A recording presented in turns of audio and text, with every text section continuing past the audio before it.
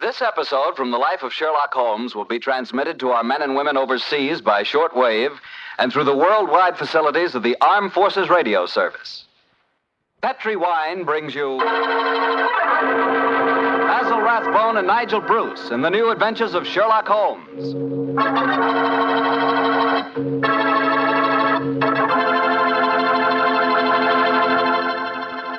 The Petri family, the family that took time to bring you good wine, invites you to spend the next half hour listening to Dr. Watson tell us another exciting adventure he shared with his old friend, that master detective, Sherlock Holmes.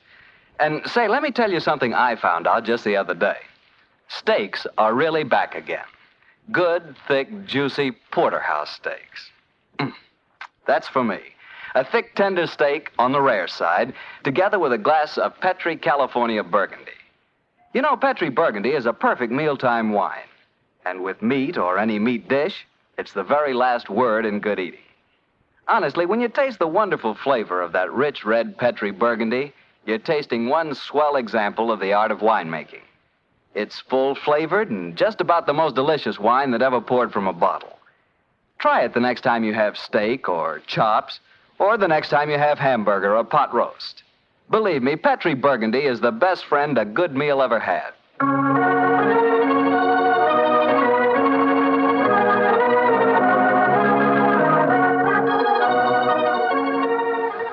And now let's look in on our good friend and host, Dr. Watson. Come in. Ah, there you are, Mr. Bartell. Evening, Doctor. Just in time to join me in a cup of coffee. Draw up your chair, young fellow, my lad. Thank you. Ah, that's it. Well, Doctor, you told us last week that tonight's new Sherlock Holmes adventure takes us to the south of France. That's right, Mr. Bartell. The south of France in the year 1900. A beautiful playground bordered by the bluest of blue seas and populated with an extraordinary cross-section of cosmopolitan Europe. Rich man, poor man, beggar man, thief. All of them attracted by that Riviera paradise.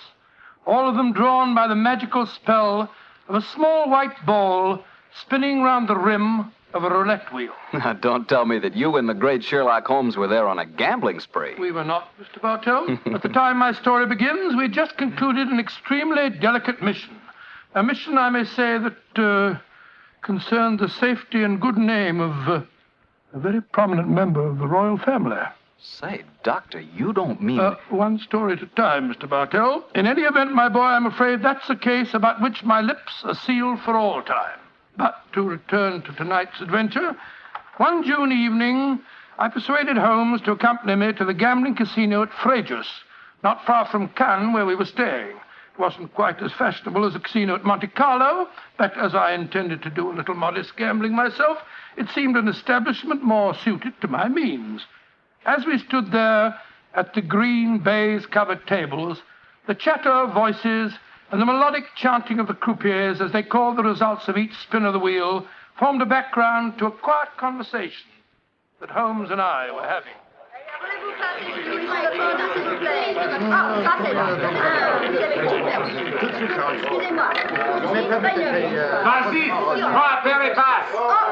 Lost again, Watson? Oh, confounded. That number 10 must come up soon. Oh, why not cut your losses, old fellow, and come for a stroll with me on the waterfront? Well, just a big wait. A couple more bets, Holmes. I have a feeling that 10 is bound to come up in a minute. Watson, I believe the blood of a gambler courses through your veins. Oh, there's no harm in taking a little flutter once in a while.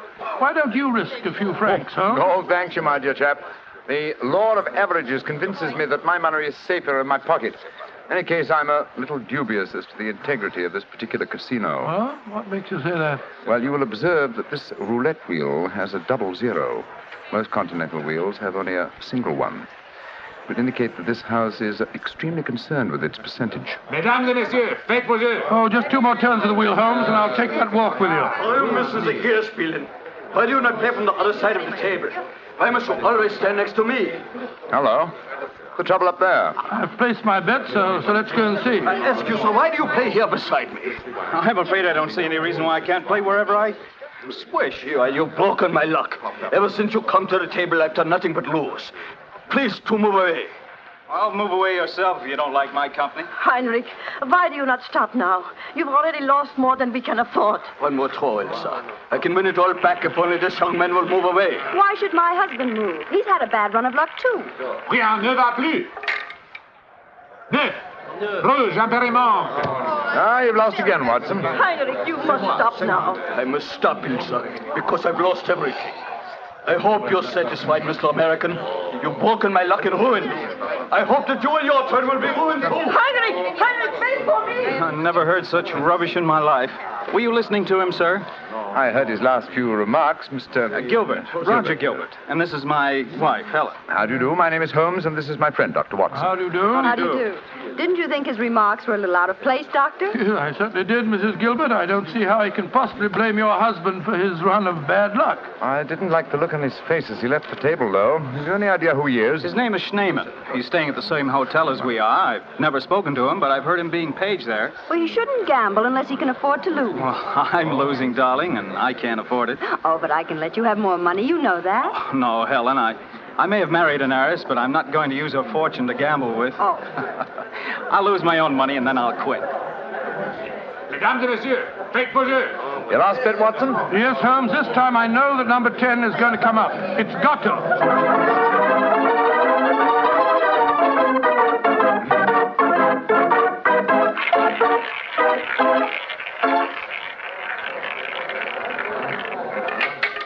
Numéro 10. Ten at last. I've lost again, darn it.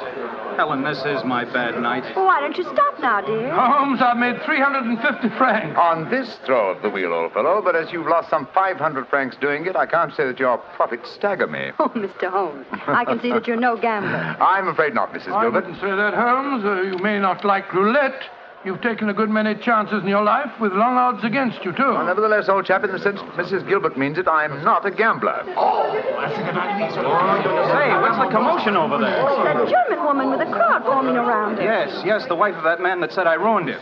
Attention, est-ce qu'il y a un docteur dans la salle? There must be trouble. He's asking for a doctor. Doctor, come along, then. Will you excuse me, please?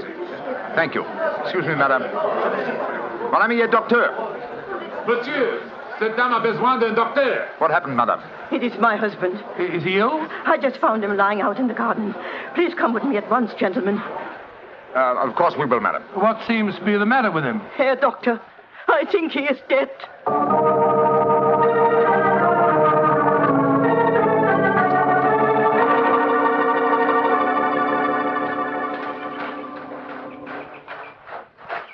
He's lying by that tree, Doctor. Please see if you can help him. Somebody else seems to be on the scene before us. Who are you, sir? I am Monsieur Chevret, director of the casino. Do any of you know this poor man? I am his wife. Is he dead? I am afraid so, madame. Let me look at him. I'm a doctor. Was your husband gambling in the casino tonight, madame? Yeah, he was. Poor Heinrich. He lose everything that we have. I'm afraid he's dead, madam. Shot through the heart. Oh, du lieber Gott. Suicide, Watson? Yeah, looks like it. Yes. Powder burns on the shirt front, revolver clutched in the right hand, fingers in a natural position. The angle of the wound settles it. Obviously self-inflicted. I missed you as you slipped out of the casino. What's wrong with him? I'm afraid he's dead, Mr. Gilbert. Yes, he committed suicide. I hope, young man, that you are satisfied. All night you brought him bad luck. He asked you to move away from him to change his luck, but no, you could not do it. Oh, Frau Schneemann, I'm terribly sorry, but I really don't see how you can blame me. I do blame you, and I also blame you, Monsieur Chevret. Me?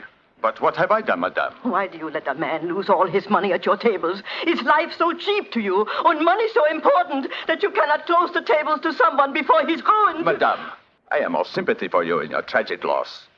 But the casino cannot be held responsible. If your husband could not afford to gamble, then he should not come here. How are we to know the financial limitations of our customers? You say that your husband lost everything you had tonight, madam. Yeah, everything. Then how do you account for this sheaf of banknotes in his breast pocket? Good Lord, must be several thousand francs, sir. Then he wasn't ruined. And his suicide, therefore, cannot be blamed on his losses at my casino, madame. How do you account for this money, Frau Schneemann? Well, I do not understand. Heinrich kept nothing from me. I know that he had not so much money on him when he started tonight. Well, why do you all look at me like that? Is it that you think? Quick, Watson, she's fainted. I've got her. Let's get her to her room. You can take her to my suite in the casino. No, let's take her to the hotel. My wife will look after her. Poor woman, she's had a dreadful shock.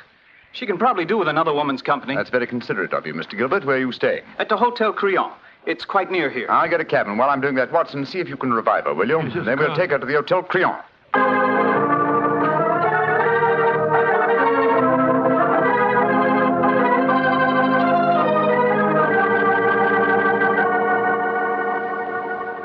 Very kind of you, Mrs. Gilbert, to let us bring the poor lady into your suite. Well, it's the least I can do, in spite of what she said about Roger bringing her husband bad luck. I'm sure she'll need your help when she wakes up, Helen. Yes, I think you'll find that she'll sleep for some hours. I gave her a strong sedative. Well, we were just about to have a drink, gentlemen. Do you care to join us? Oh, thank you, sir. Well, that'd be very nice, Mr. Gilbert. Roger was just telling me that quite a large sum of money was found on Herr Shaman's body, Mr. Holmes. Yes, Mrs. Gilbert. Several thousand francs. It's very puzzling, Holmes. Why should a man commit suicide with so much money on him? I think the answer is obvious. He didn't. What on earth do you mean? Well, the money was placed there after he had shot himself. The banknotes were in his breast pocket, if you remember, hardly the usual place to carry money, though it is the easiest pocket for someone to insert it without disturbing the body. But why on earth should someone place money on him after his suicide? To prevent the casino from getting a bad name. I've heard of it being done on several similar occasions. Gives the impression that the unfortunate victim had other motives than gambling losses to account for his suicide. Great Scott, you mean that one of the casino employees found the body lying there and slipped the money in his breast pocket before we arrived on the scene? As you know, my dear Watson, I'm not a gambling man, but I'll lay you 100 to 1. That is what happened. Well, that's a new one. Well, here are your drinks, gentlemen. Thank you. Thank you, sir. Thank you. Say, Helen, Mr. Holmes has given me a brainwave. Another one? What is it this time, Roger? Now, I've been losing very heavily tonight. Roger, I've told you, if you need money, I'll be only... But I don't. I've got a scheme for making some. I'm going to gamble again tonight after dinner. If I lose, here's what I'll do. I'll stain my shirt front with red ink, walk out in the grounds, fire a shot, and lie down as though I'm dead. I'll wait for someone to come along and stuff my pockets full of banknotes. Not a bad idea, Mr. Gilbert. I think it's a darn good one. What do you say, Mr. Holmes? It's a whimsical one at any rate.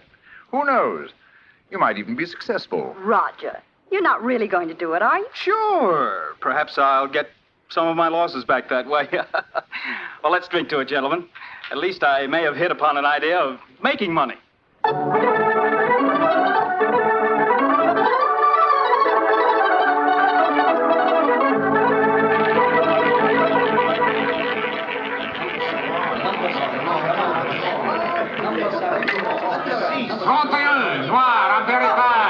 My dear Watson, you'll have to work hard at your practice when you get back to England. Your infallible system appears to be extremely fallible. And yet the fellow who told me about it said it couldn't miss. It's just a matter of doubling the stakes each time you lose, and then... my dear fellow, I've been studying your system, but I can tell you a really infallible way of making money at roulette. You can? What is it? Well, own the gambling house and operate the tables yourself. The odds would be all in your favor. Oh, what a brilliant suggestion. Own the gambling house and operate the Not gambling for tonight, Watson? It's nearly 11 o'clock. Yeah, I think so. Let's take a stroll round the other table, shall we? By the way, old fellow, the young American, Mr. Gilbert, was losing heavily again tonight. He was? I wonder if he'll try that trick that he threatened, the one with the red ink and the shot in the night. I shouldn't be at all surprised. As a matter of interest, I saw him leave the tables about half an hour ago. Here comes his wife, on the arm of Monsieur Chevry, the director of the casino. Good evening, Mrs. Gilbert. Monsieur? Bonsoir, monsieur. Hello, Mr. Holmes, Dr. Watson. Monsieur Chevry is giving me a personally conducted tour of the casino. It's quite fascinating. And it is quite fascinating for me to have so beautiful a woman on my arm, mademoiselle. I know that I am the envy of all the men in the room. Oh, stop flattering me so much. I'm not used to it. Mrs. Gilbert, how is, Frau Schneemann? She seems much better. She wakened an hour ago and insisted on going back to her own room.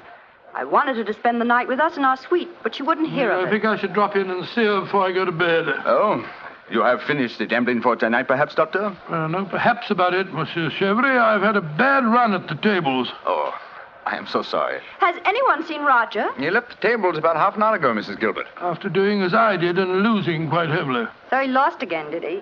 I wonder if he'll try that new system he was talking about. We were just discussing that possibility ourselves, Mrs. Gilbert. Mrs. Gilbert! Mrs. Gilbert! Frau Schneemann, you shouldn't have left your hotel, you know. It is too late to worry for me, Herr Doctor. It is for Mrs. Gilbert now that you should worry. What do you mean, madame? Well, I went back just now to where poor Heinrich died. And there, lying in the grass, I saw another body. I was too shocked to go too close. But I am quite sure that I recognized your husband, Mrs. Gilbert. Oh, Dr. Watson, she's ruined Roger's trick. He'd have taken fright and bolted by the time we get there. Possibly. Let's go at once and find out, shall we?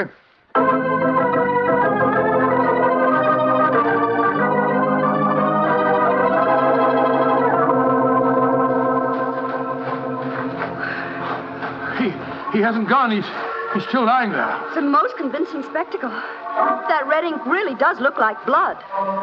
Yes. And blood sometimes looks like red ink. Mr. Gilbert. Roger, get up. The joke's spoiled. Roger! Get up! I'm afraid that's impossible, Mrs. Gilbert. He's dead.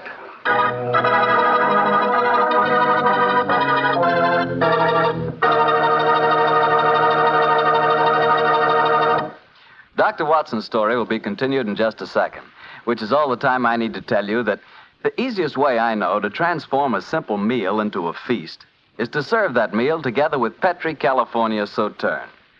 Petri Sauterne is a delicate white wine that's the perfect companion for chicken or turkey.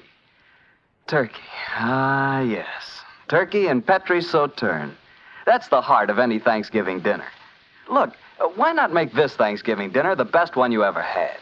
Give it the air of a banquet. Serve it with Petri Sauterne. And when you buy that Sauterne or any wine for your Thanksgiving dinner, whatever you do, look for the letters P-E-T-R-I, because a Petri wine is always a good wine. Well, Doctor, so the young American's joke turned out to be another tragedy. Yes, Mr. Bartell. The poor fellow was lying there dead, with a bullet wound in the heart and a great splash of blood staining the whiteness of his shirt front. What happened next? Monsieur Chevre, director of the casino, took the distraught widow away from the scene, while Holmes and I examined the body closely. Within a few minutes, we were joined by Inspector Ganivet of the French police. As we stood there in the moonlight, the sounds of music could be heard from the casino. It was hard to believe that two men had died in that lovely garden since the moon had risen.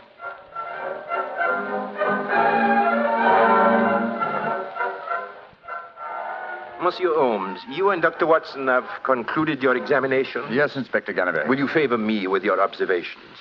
You say that you are certain that this is not another suicide? I'm sure of it, Inspector. Look at the wound. The bullet entered the body at a direct right angle, whereas a self-inflicted shot is always fired obliquely. Yes, that is so. Then you suggest that this man was shot from above as he lay on the ground pretending to be dead? I'm convinced of it. Why, Monsieur Holmes? Well, for two reasons. Though it's impossible to be sure without a laboratory test, I'm certain that beneath those blood stains are stains of red ink. Look for yourself, Inspector. Yes, indeed it does look like it. What is your other reason for being certain that this man was shot as he lay here pretending dead? Show him the banknotes, Watson. Here you are, Inspector. We found them stuffed in his breast pocket. So, banknotes with a bullet hole through the middle of them. Very illuminating.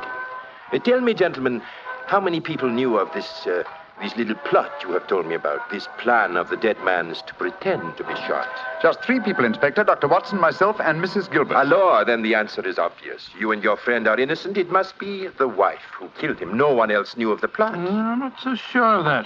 Frau Schneemann, the dead German's widow, was in the next room when Gilbert told us about his plan. She might have heard, though I could swear that she was asleep. I gave her a very strong sleeping draught. From what you have told me of her husband's suicide, she might easily have had a motive for murdering this man. Come, gentlemen. Surely it's obvious who murdered Mr. Gilbert. Who, Monsieur Holmes? It's certainly one of the 2 widows. Since there seems to be some doubt in your minds, I suggest we return to the casino. I can promise you the answer to your question within a very few minutes.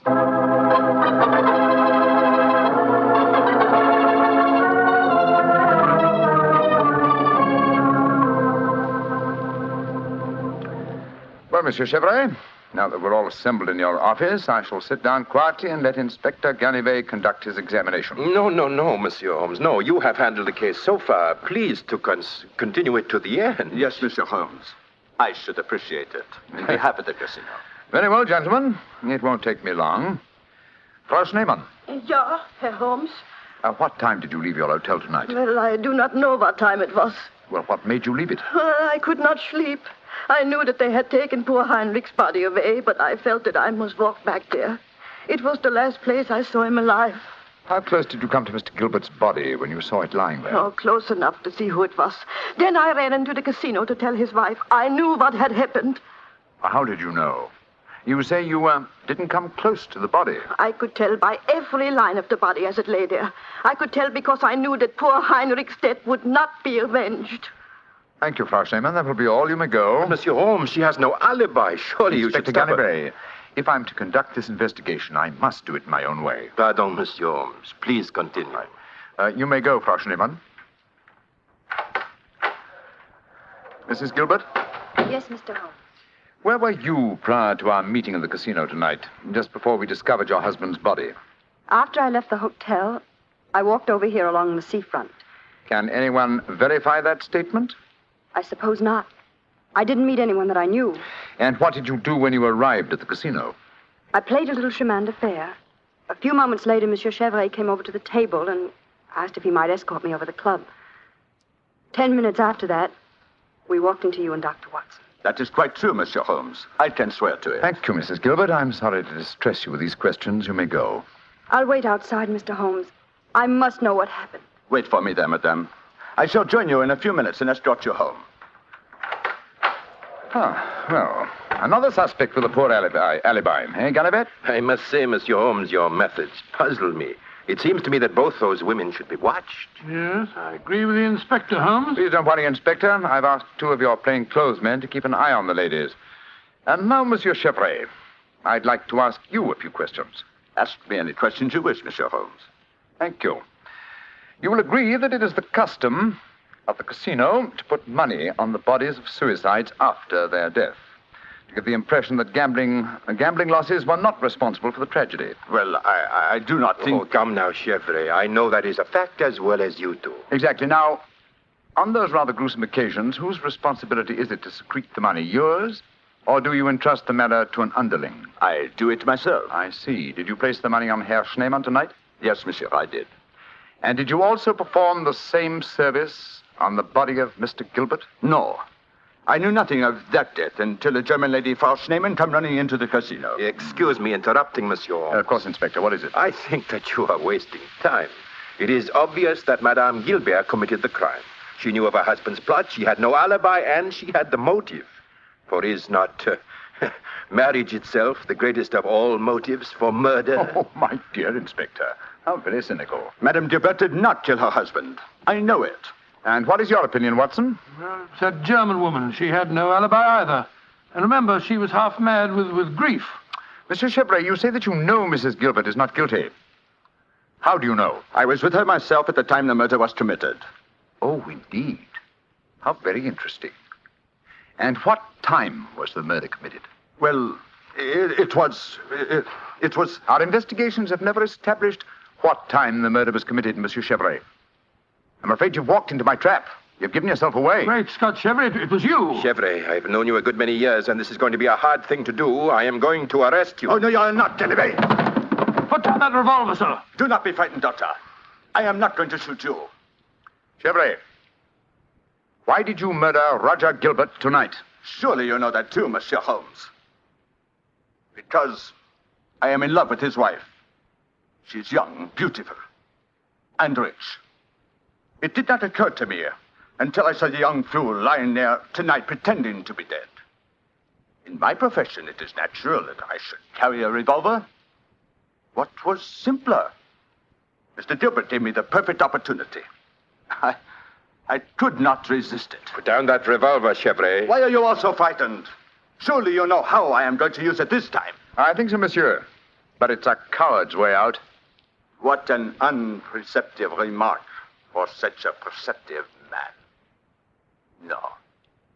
No, all my life I have been a gambler. I gambled tonight for the highest stakes of all, and I lost. No, I'm not afraid to pay for my losses. Au revoir, monsieur.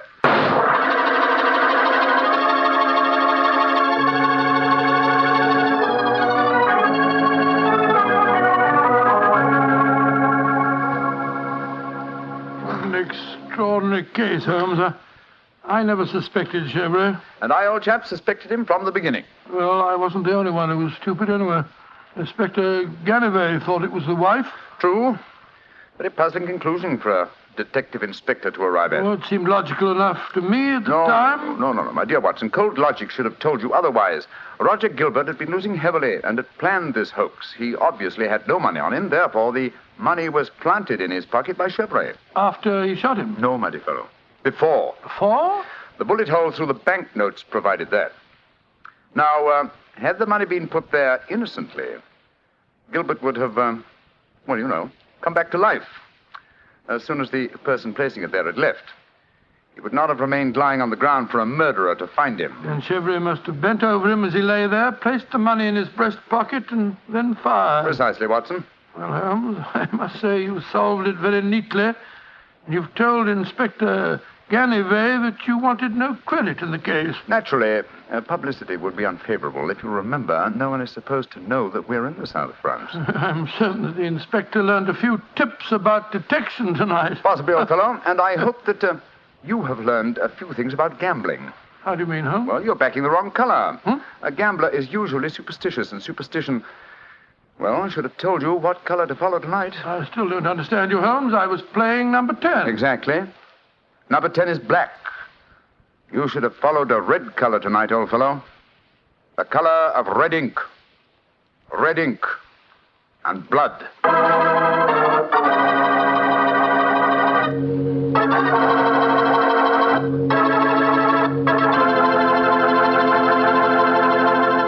Say, Doctor, that was a swell story. I didn't know you liked to play roulette. Well, I figured out a system for roulette. It's like yours. Every time you lose, you double your money and keep doubling until you win. Oh, it's a great system, Mr. Bartell. There's only one thing wrong with it. What's that? You lose, you go broke before you win. Look, take my advice. Don't gamble. You can't beat the laws of chance. But suppose I bet on a sure thing. Like what, for instance? Oh, like the fact that Petri wine is always good wine. It is, you know. Because the Petri family has been making wine for generations. They've been handing down from father to son, the art of turning luscious, sun-ripened grapes into delicious, fragrant wine. Ever since the Petri family started their business way back in the 1800s, they've been perfecting the art of winemaking. That's why Petri wine is always good wine. The Petri family took time to bring you good wine. So no matter what type wine you prefer, why not take a few seconds of your time to look for the letters P-E-T-R-I. They spell delicious wine, Petri wine. Well, Dr. Watson, what new Sherlock Holmes story are you going to tell us next week? Next week, Mr. Bartell, I'm going to tell you of a strange adventure that Sherlock Holmes and I had when we were in Stratford-on-Avon many years ago. It concerns an actor, a mysterious boating accident, and several dead butterflies. Sounds good, Doctor. I'll see you then. Oh, fine, but now, don't forget, next week we're going to broadcast our program from the Paramount Theatre in Hollywood for the Victory Loan Drive. So if any of our friends are going to be in Hollywood, we'd love to see them there. Just buy a Victory bond at any store or bank on Hollywood Boulevard, and in return, you will be given your ticket of admission. Better hurry up, though, before all the seats are gone. Let's really buy lots of those Victory bonds. Let's finish the job.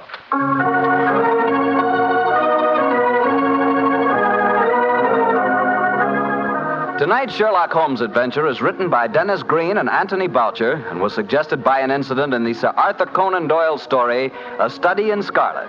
Music is by Dean Fossler. Mr. Rathbone appears through the courtesy of Metro-Goldwyn-Mayer, and Mr. Bruce through the courtesy of Universal Pictures, where they are now starring in the Sherlock Holmes series. The Petri Wine Company of San Francisco, California, invites you to tune in again next week, same time, same station. This is Harry Bartell saying goodnight for the Petri family. Sherlock Holmes comes to you from our Hollywood studio. This is the Mutual Broadcasting System.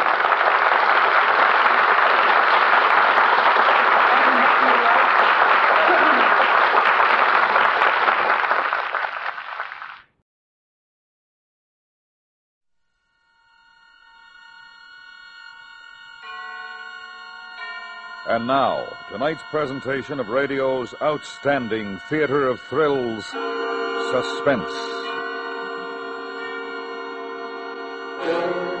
Tonight, Suspense brings you a repeat performance of one of the most controversial plays ever presented over your radio. It is called 0 Hour by Ray Bradbury. After the initial performance, a great number of letters were received. Some comments were highly complimentary, and an almost equal number were not. However, because so many of you did write asking to hear this provocative work of fiction again, we present it, and hope that those of you who have not heard it before will write us your opinion. So now, starring Miss Isa Ashdown, here is tonight's suspense play, 0 Hour.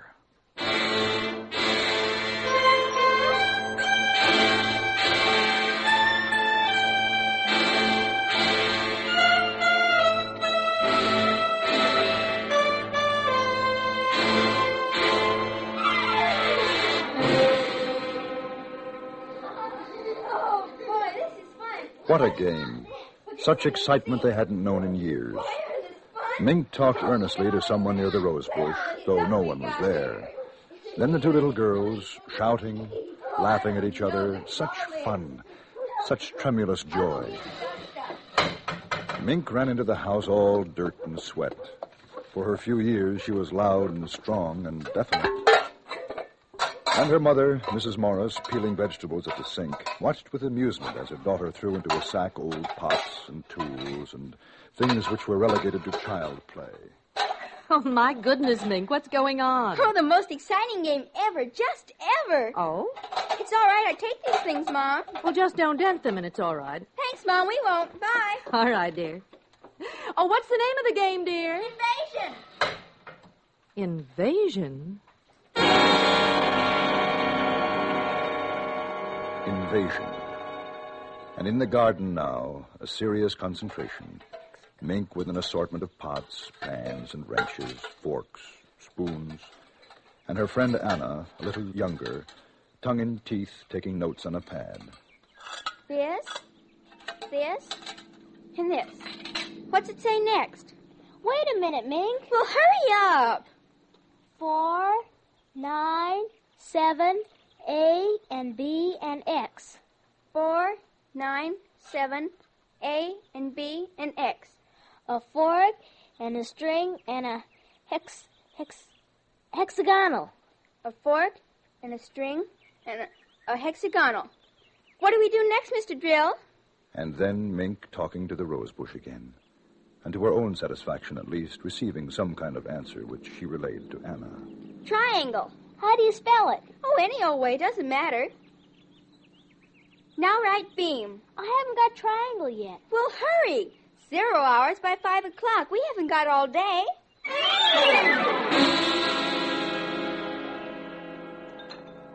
Then time out from Invasion for lunch.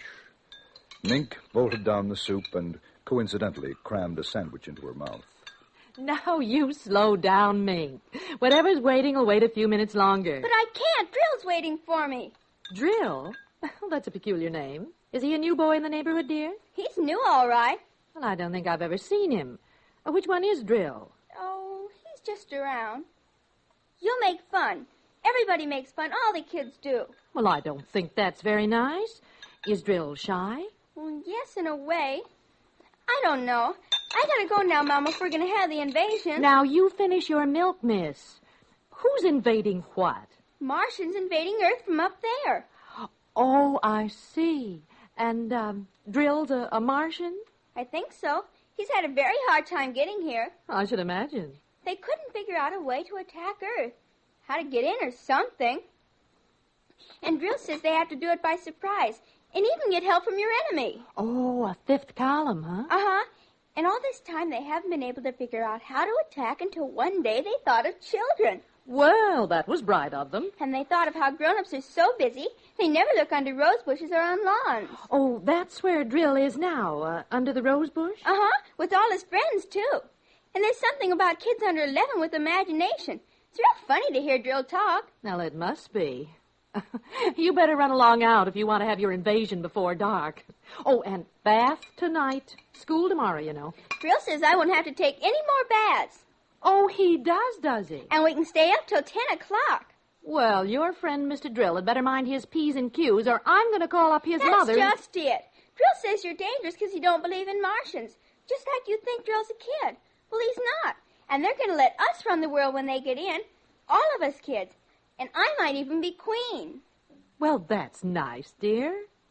Now run along. Mom? What is it, dear? Mom, when the invasion comes, we'll have to get rid of you and Daddy. But I'll be sure it won't hurt very much. Well, thanks. Thanks a lot.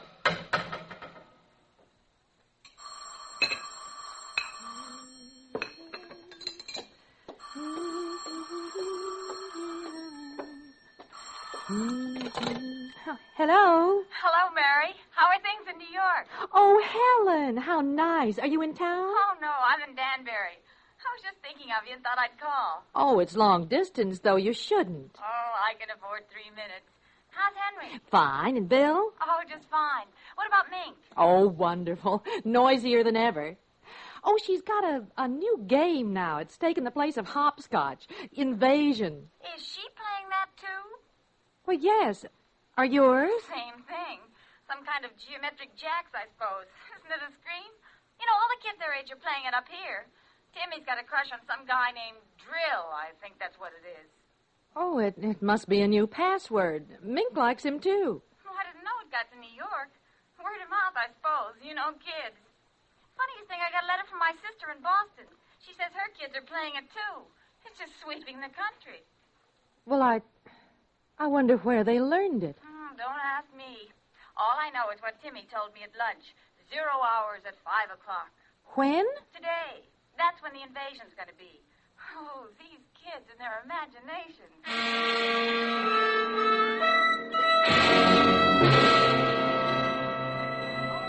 And they talked a little more. Schoolgirl friends. Casual woman talk. But Mrs. Morris was thoughtful. She was thinking of other things, of adults, of children with imagination, rose bushes, dimensions. She thought of how much she had forgotten about being a child, and she wondered about Mink and all the kids who were at that moment playing Invasion. And a kiss for Mink. I will, and to Bill and the kids. Thanks. Bye. Goodbye.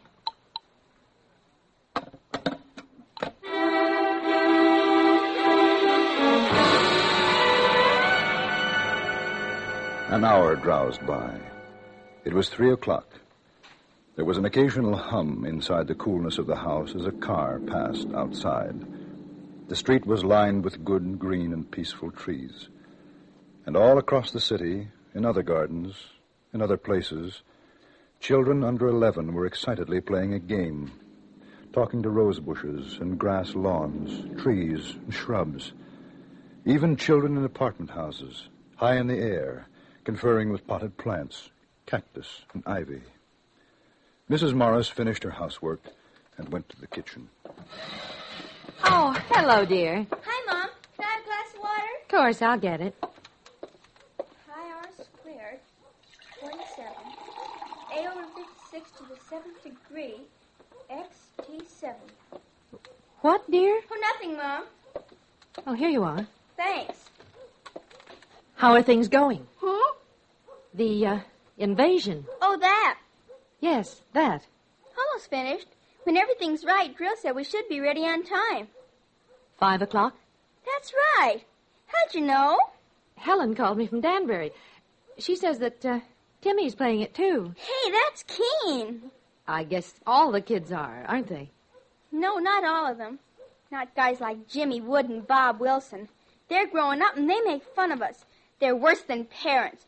They just won't believe in drill. They're so smart just because they're growing up. You'd think they'd know better. They were little only a couple years ago. Well, we'll get rid of them first. Drill says it's okay to kill them first. Mink, I don't like that kind of talk. Do you hear me? I don't like it at all. No, now, Ma. I mean it. You keep on that way and there'll be no more playing. You'll have to tell Anna to go home and you'll stay inside until bedtime. I'm sorry. Well, I should think so. Thanks for the water, Mom.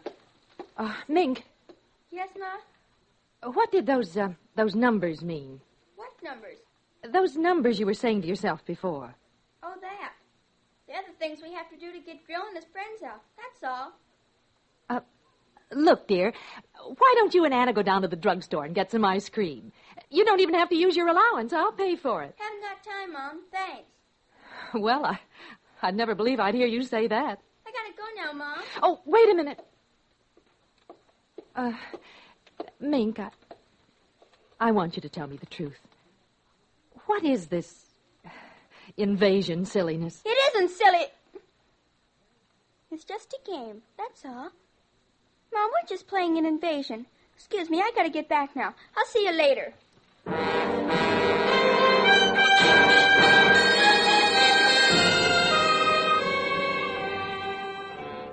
It was a game called Invasion. Mrs. Morris's little girl, Mink, was playing it. So was Mink's friend Anna, and all the other children under 11. It was called Invasion, and the 0 hour was to be at 5 o'clock. Mrs. Morris was disturbed. She wasn't sure why, but there was something about parents shutting ears and eyes to what was happening.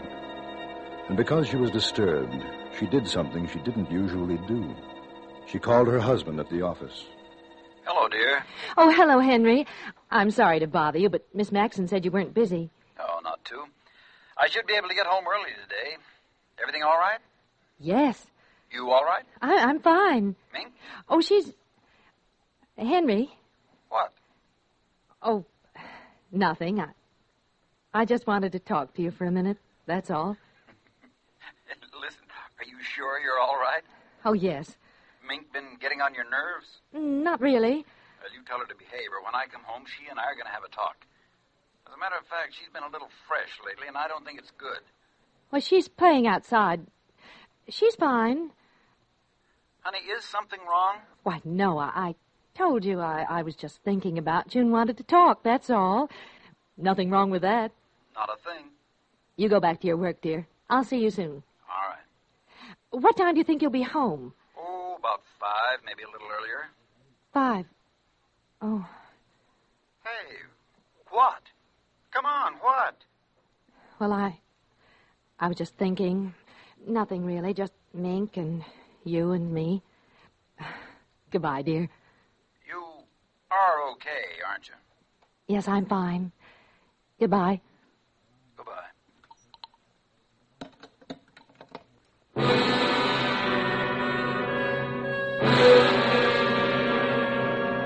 Another hour passed, and it was 4:30. The day began to wane. The sun lowered in the peaceful blue sky. Shadows lengthened on the green lawn. Outside it was quiet.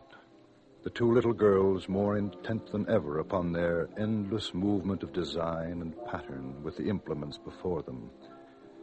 Mrs. Morris watched from the window, and she had never known Mink to have such powers of concentration.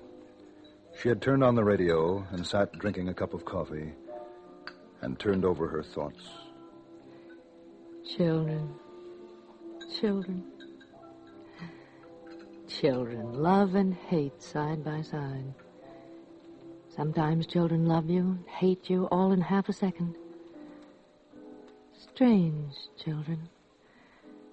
Do they ever forget or forgive the whippings and the harsh, strict words of command? I wonder. How can you forget or forgive those over and above you? Those tall, silly dictators. Those parents. Mom! Oh, what is it, dear? Have we got a piece of lead pipe and a hammer? Well, I don't know. There might be in the garage. What do you want them for? We just need them. Well, if you tell me what for, dear, maybe I can... Thanks, Mom. Is something wrong? We're stuck halfway. If we get him all the way through, it'd be easier. Then all the others could come through after him. Well, can I help? Thanks, Mom. I can fix it. You better get through, Mink. I want you to take your bath before your father comes home. All right. Now, he's coming home early. And Mink... Mink! Mink had disappeared behind the shrubs, and Mrs. Morris knew it was ridiculous to make an issue of it. Besides, what was the issue? Invasion? Drill? 0 hour? Unaccountably, a cool breeze came up, and although normally for that time of year it would have been a relief, Mrs. Morris felt a chill. She closed the window.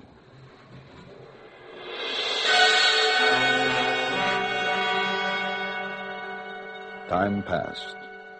A curious, waiting silence came upon the street, deepening. Then from the living room, Mrs. Morris heard...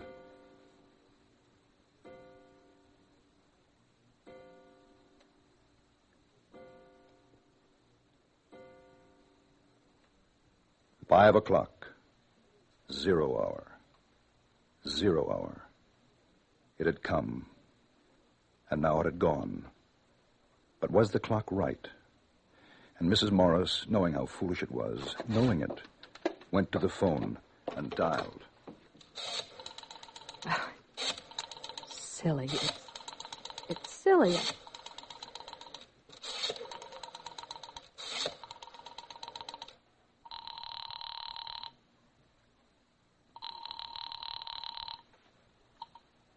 When you hear the tone, the time will be exactly 4:54 and 20 seconds.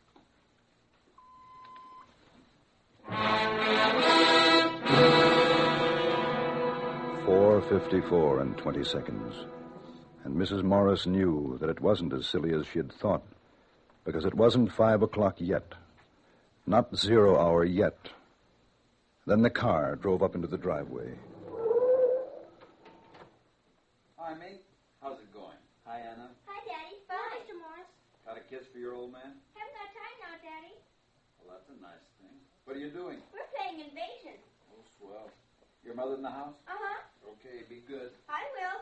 There are in a few minutes, Daddy. All right, I'll be ready.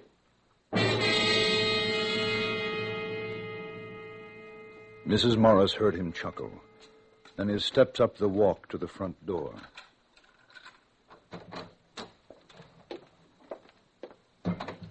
Mary? I'm in the living room, dear. Oh, hi. Our daughter didn't have time for a kiss. How about you?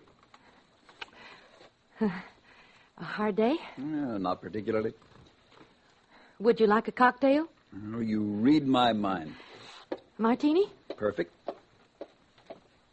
Anything exciting happened today? No. Oh, Helen called. Oh? From Danbury. I told her she was crazy, but she just felt like calling. Like you calling me this afternoon crazy, huh? Hey, what was that all about? Well, I told you. I just wanted to. Hey, incidentally, what's this new game the kids are playing? Invasion. That's a nice, depressing thought. Is she all right? Come to think of it, she looked kind of funny. She's all right. What's the time, Henry? A couple of minutes after 5. Why? No, the clock's wrong. By your watch. Oh, I've got 2 minutes, too. I'm probably slow. You got something on the stove? No, I just wondered. Honey. Hey, look at me. What's the matter? Nothing, really. No, really. Mink's been up to something. No, of course then not. What?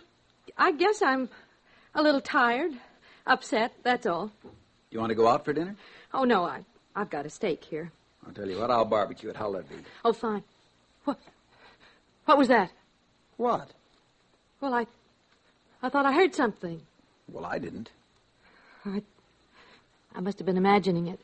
Hey, you are jumpy. Why don't you have a drink? It'll do you good. No, I don't want one. What's the time? Mary, what is this? Now, I mean it. Something's wrong, and I want to know. Oh, it's silly. It's so silly. I'm on edge, that's all. Mary. I am. I don't like this. That kid's done something, hasn't she? I'm going to get her in. No, Henry, please, Don't. She hasn't. It's nothing at all. I just... What's that? I don't know. Those kids haven't got anything dangerous out there, have they? I noticed a lot of junk lying around. I thought it was a game. She wouldn't have done it herself. They made her do it. What the devil? Oh, maybe you better go out and tell them to stop playing now. It's after 5. You tell Mink to put off the invasion until tomorrow. Tell her. It is coming from outside. What are they up to? I'd better take a look. Mink!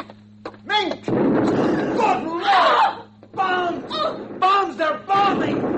No, it's upstairs. I know it is. In the attic. That's where it is. Mary! Mary, it is not up there! Mary! He ran after her, confused, not a little frightened. She seemed to know something. In the attic. That's where it is. Her mind had worked that quickly. Any excuse to get him away from the outside, to get him upstairs to the attic in time. And outside there were more explosions, and they could hear the children screaming with delight. It is not in the attic, it's outside. Mink's out there. What's the matter with you? No. I'll show you. Hurry! Get inside quick. Now we're safe until tonight. Are you crazy? Why did you throw that key away? Oh, maybe we can sneak out later. Maybe we can escape. For heaven's sake, the kid's out there. Do you want her to get killed? Oh, you don't know. You don't. We've got to stay here. We've got to. It's horrible. We've got to. You've got to stay here with me. At this point, I don't know how the devil I can get out. Where's that light? Oh, be quiet. Please, be quiet. They'll hear us. They'll find us. Henry, please. Well, who's going to answer the telephone? There's that noise again. It's in this house. Mary, what is this? Mary, what's happening? You know, now answer me. Stop it, Mary, stop it. Somebody's downstairs. Who's down there? Who? Oh, no. Oh, hush.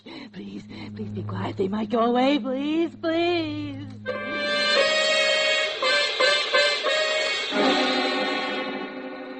And between his wife's terror and the electric humming from below, Mr. Morris felt a great fear. They trembled together in silence in the attic. Mr. and Mrs. Morris, parents of a little girl. Then they heard steps coming up the stairs, and a voice. Mommy, Daddy, where are you? And a queer, cold light became visible under the door crack. A strange odor and the alien sound of eagerness in Mink's voice was almost more than they could bear. Each wanted to scream. Mommy, Daddy. And another sound. And the attic lock melted. Mink, with bright little eyes and tousled hair, peered inside. And behind her, tall, wavering blue shadows. Frightful shadows.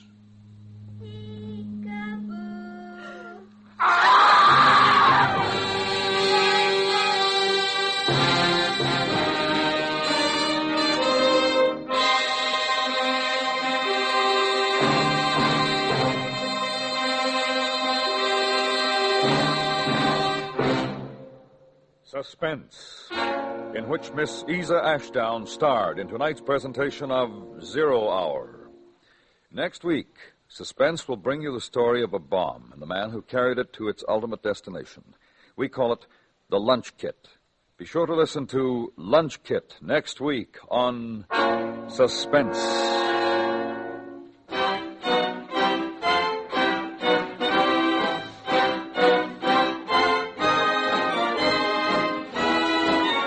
Suspense is produced and directed by Anthony Ellis. Tonight's script was written by Ray Bradbury and adapted by Mr. Ellis.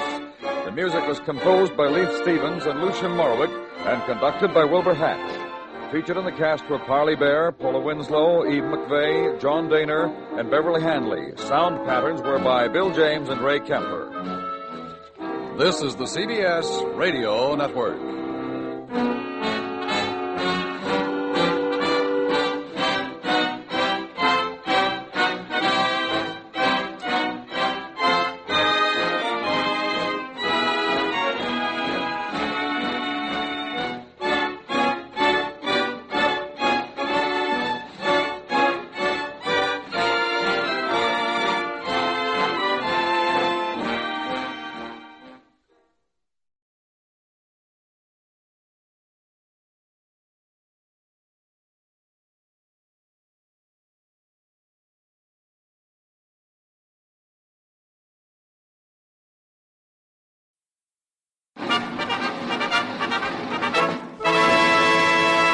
From Hollywood, California, the Lux Radio Theater presents James Cagney, Ralph Bellamy, and Stuart Irwin in Ceiling Zero.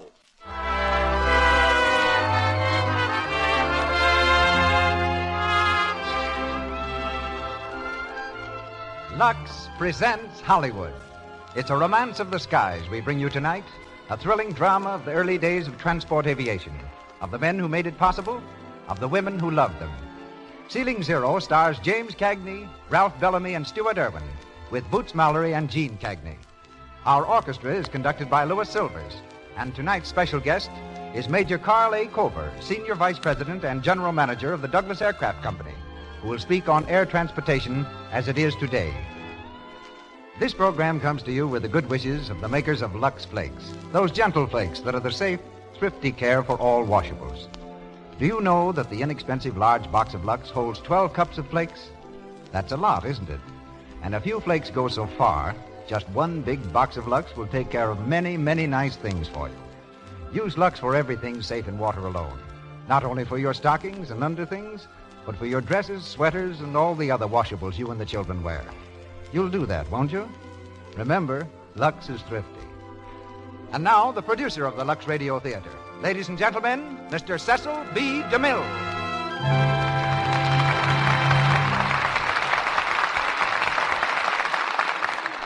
Greetings from Hollywood, ladies and gentlemen. James Cagney's career has been as checkered as it has been innocent and upright. To work his way through school, he was an office boy for the New York Sun, a page boy at the public library, a package wrapper at Wanamaker's, and a Wall Street runner. Since stardom overtook him, Mr. Cagney has contrasted his two-fisted roles with a private life in which he reads good poetry, plays the piano, sings, and dances. Between pictures, he can be found tilling his acres at Martha's Vineyard off Cape Cod. There, the red-headed bantam of the screen is a country gentleman, restoring antiques, raising chickens, goats, and vegetables, running a tractor, petting his horse, which he slightly distrusts, and never raising a hand except in self-defense. Appearing through the courtesy of Warner Brothers, his new picture is The Oklahoma Kid. And tonight, as he did on the screen, he plays Dizzy Davis in Ceiling Zero. Ralph Bellamy is here directly from the sound stages of Columbia Studio, where he's starring in Blind Alley. Like Mr. Cagney, he's a long-distance agriculturist whose favorite pastime is making his Connecticut farm pay. He's one of the best-known actors in America, where he spent 9 years touring with 15 different stock companies, playing a total of 375 characters. We hear him shortly as Jake Lee. Also from the screencast comes Stuart Irwin in the part of Tex Clark, and Boots Mallory plays Tommy Thomas. New to Hollywood is James Cagney's sister, Jean, who makes her radio bow tonight as Lou Clark. We're ready now for the takeoff, as the Lux Radio Theater presents James Cagney, Ralph Bellamy, and Stuart Irwin in Ceiling Zero.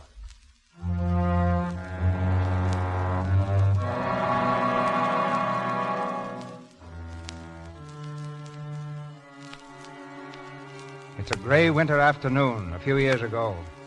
At Newark Airport, a dense fog smothers field and sky, wrapping the buildings in a blanket of ghostly white. In the operations office of the Federal Airlines, the radio engineer sits at the control panel, his voice droning on endlessly. Federal Airlines Newark calling Davis in plane 22. Calling Davis in plane 22. Davis, why don't you answer Newark? Federal Airlines calling Davis in plane 22. At his side stands Jake Lee, the division superintendent. Jake Lee knows about fogs after 8,000 hours in the air, and now his face is creased with worry. Somewhere in the swirling mist, a plane is lost. Why don't you answer Newark? You sure you're transmitting? Well, Texas Clark picked me up 5 minutes ago, and if he can hear us, Davis ought to be able to. Let me at that thing. Calling Davis. Davis, acknowledge this message. Report your position and altitude to Newark at once. Nothing doing, Mr. Lee. Call him every 5 minutes. Notify the pilots in the air by radio and all eastern ground stations by teletype. Yes, sir. I hope he's not down. Don't worry about Davis. He could fly here in a balloon. Hello, Newark. This is Texas Clark in plane 4. Hang out a lantern or a couple of candles. I'm coming in. Tell him okay. Okay. Texas Clark in plane 4. Come in. Hey, Jake. What do you want? Mr. Stone just came in. He wants to see you. Okay, go to work on that, Buzz. Yes, sir. Calling Davis. Newark. Calling Davis in plane 22. Calling Davis. Hello, Al. How's our sterling vice president? Hello, Jake. Doc said you wanted to see me. Important? In a way. It's about Dizzy Davis, Jake. I hear you can't reach him. He'll be all right. He wasn't all right yesterday when he was forced down to Cleveland. Who asked for him to be transferred here? You? Yeah, why? Well, he's not even here yet, and he's up to his old tricks already. That forced landing yesterday was a fake. How do you know? Report from Cleveland by phone. When the mechanics reached the ship, they found nothing wrong except the left magneto wire had been pulled loose. Pulled loose? Of course, and Davis did it himself. Mechanics say he drove back to the plane with a limousine load of cuties, thanked the boys, kissed the girls goodbye, and got into the air. 24 hours late. That's your story. Why don't you wait and hear what Dizzy has to say? Oh, he'll spin a good yarn, all right. He always does. Jake, I'm telling you, Dizzy Davis is a menace and a liability, and... Now just sit down there and relax, Al. I want to make a speech. All right, shoot. Who made the first night hop over the Alleghenies? Dizzy Davis. Who kept yelling for radio until you mugs finally spent some money on it? Dizzy Davis. Before then, it was standard practice for an aviator to stick his head out of the window in the morning and say, "Aha, it's raining." Hop right back into bed. I know. I was one of them. I don't care how good he was 5 years ago, Jake. I'm talking about now. Hey, Jake. Come in, Tex. Hey, was that Dizzy Davis you were calling? Yeah. You mean he's coming back here? If he ever gets in. Dizzy Davis. Boy, the three of us back together again. We haven't heard from him yet. He ought to be... Hello, Newark. Dizzy Davis in plane 22. There he is. Come on. Hello, Newark. What's the matter with you guys? Look out, Buzz. Hello, Davis. Go ahead. Was that Jake? Hiya, Jake. I'm 90 miles west of Newark. Altitude 2,000, temperature 58. Visibility unlimited. Oh, how I miss you, dear old pal of mine. Hiya, Jakey, baby. Radio regulation number 3. Pilots will refrain from all personal conversation while in flight. Okay, Toots, I can read. Goodbye. Speak of the devil. Devil is right. Listen, Al. Dizzy, Tex Clark, and myself are the only old-timers left in this line. We were together during the war. I taught him to fly. That's pure sentiment, Jake. We're in business, and the wartime pilots who can't fit today's standards are through. All right, but get this. I hire and fire the pilots for this division. As long as I have a job, Dizzy Davis will have one. Okay, Jake. Only the next slip Dizzy makes, out he goes. Even if you go with him. Thanks. I'll remember that.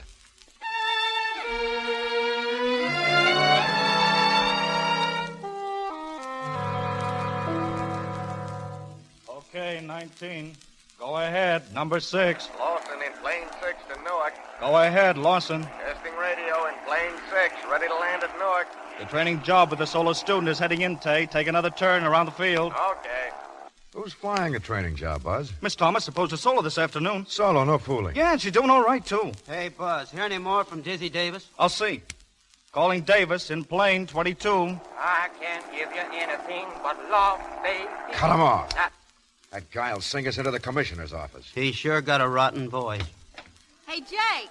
Well, look who's here. Hey, you mug, I've flown alone for the first time. Jake, I've soloed. Mug, is that any way for an air stewardess to address her boss? Oh, Jake, don't be so dignified. Give us a kiss, will you? Cut it out. There's the boyfriend. Hey, Tay. Hello, Tommy. Your trip okay, Lawson? Oh, fine, Mr. Lee. Hey, listen, I soloed. I made it just like that. Atta girl. Were you scared? Well, kinda. Gee, it was sort of like falling in love and going to church and having your first cocktail all at once. There's no doubt about it. You've just soloed. Dinner tonight, Tay? Oh, not tonight, honey. I got another trip to take out. Gibson 22 calling Newark. Boys, I'm almost home. I can smell the meadows. Okay, 22. Don't be so businesslike, Buzz. I'm trying to tell you I'm landing in Newark. Never mind the fatted calf. Making love to Thermidor at Mama Junie. Okay, 22. Shut up. Here I come, Jake. Yeah! Hey, Jakey. Can I come in upside down? What? No! Oh, come on, Jakey, be a sport. Let me come in upside down. Now, listen, Dizzy, I said no. I don't want any fooling around. Here I come. Look at me, Jakey. How's it? He's doing it, Jake. He's going into a roll. Dizzy, cut it. Straighten out, you hear? I can't give you anything but love, baby. Dizzy, cut it out. I can smell the dandelions on the field, Jakey. Don't worry, here I go. If I don't come out of this roll, I'll... Dizzy, listen, Dizzy! There he goes. Oh, he's okay, Jake. I ought to break his neck. Boy, can that man fly. Those sparrows just tucked their heads under their wings and fell right off the telephone Check wire. him in, Buzz. I'll go out and say hello. Come on. Hey, you egg. America, I love you. Dizzy. You old... Tex! Hey, cut it Jake, out. you old sweetheart. Look, Jake, he's got a new dimple. Been having a facelifted, Dizzy? Sure, that's better than going a paunch like Tex. Oh, now lay off. I'm building that up for a rainy day. Looks like Noah's Ark already. Well, same old joint. Come on, I'm starved. Wait a minute, fella. Are you Dizzy Davis? In person, why? I'm Joe Allen, Inspector, Bureau of Air Commerce. Oh, well. How are you, Joe? That was a very fancy landing, Davis. The next one like it'll draw you a suspension. You government guys are always wrong. There isn't going to be any next time. Cut it out, Dizzy. This is serious. Let's see your pilot's license. There you are, brother. You'll note my application for renewal has gone in. I see you've applied for a waiver for physical defect. What is it? Skippy Pump, 6 years old. How is Washington on us old cripples these days? Tough. You write a nice hand, Joe. I suppose you're going to put in a rap. I've got my job to do, but I'm no stool pigeon. You get my notice about inspecting, Jake? We're all ready for you, Joe. Good. See you later. As lucky as ever, Diz. Say, let's go over to the office. Come on. Well, Jake, how's Mary? Fine. She'll be over to pick me up pretty soon. Swell. How's your matrimony, Texas? Still moaning along? Yep. On a clear day, I can hear her in Cleveland. Go on in, Dizzy. Hello, Dizzy. Hiya, Buzz. Hey, Tommy, come here. You want to meet a real pilot? Around here? I'd be delighted. This is Dizzy Davis. How are you? And Dizzy, this is Tommy Thomas. Well. How are you? What was that name again? Tommy Thomas. Well, I'm certainly glad to meet you. You an aviator, Tommy? No, not yet. I'm just a stewardess. Tex is teaching me to fly, though. Yep, I'm her daddy. Gee, your landing was a honey, Davis. I wish I could fly like that. Well, maybe I could give you a lesson or two. Would you really? Right now, I can't think of anything I'd rather do. Oh, Mr. Lee. Yeah, Tay? Number 11's inspected. I'm ready to take off. Right. Oh, here, I want you to meet somebody. Pilot Davis, Pilot Lawson. All right. Oh, welcome back to Newark. Lawson's my right-hand man. Been developing this new de-icer to keep ice from forming on the ships. Go over the records with him when you get a chance. Yeah, sure. How about tomorrow? Tomorrow? Well, now, wait a minute. I've got to see what my engagements are. Tommy, what are we doing tomorrow? I mean, what are you doing tomorrow? I don't know yet. Why not ask me the day after tomorrow, and I'll tell you all about it. Come along, Terry. I'll walk down the ship with you. Thanks, honey. Oh! Hey! Did I get the brush, or is she always like that? I never thought I'd live to see the day. Dizzy was a good guy when he had it, huh, Jake? Well, the old Meister isn't licked yet. That was routine number 1. Wait till you hear routine number 2. It's never failed yet. Well, now that you're here, where are you going to stay, Dizzy? Oh, Tex asked me to stay at his place. Huh? Well, didn't you? Yeah, sure, but, Well, what?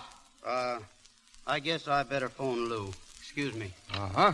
So you got to phone the little woman, huh? If it was up to her, I'd sleep in jail. Oh, no. Why so worried, Tex? Don't you ever wear the pants in your little home? Well, you know darn well I do. Tell her I won't be there much. I've got that roving insomnia. Hello, Lou. This is Tex, your husband. Now, listen, honey. Dizzy's here. Yeah.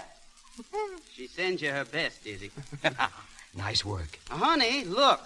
I thought until he gets settled permanent that we might put him up. Be firm, Texas. You're the man of the house. Huh? Well, you could move the puppies off the sleeping porch. Oh, no, Texas. That wouldn't be fair. Well, how about a cot in the hall? No, I don't expect him to sleep with us. Why not? Well, there's still a sofa in the living room. You're doing fine. Oh, well, why didn't you tell me your mother was coming? Well, that settles that. Okay, honey. Bye, dear. Gee, Dizzy, I'm sorry, but my mother-in-law is... Oh, forget it. Say, is that Lawson warming up? Yeah, why? Oh, nothing. How long will he be gone? Back tomorrow. That makes it perfect. Jake, can I come in? Oh, sure. Come in, Mike.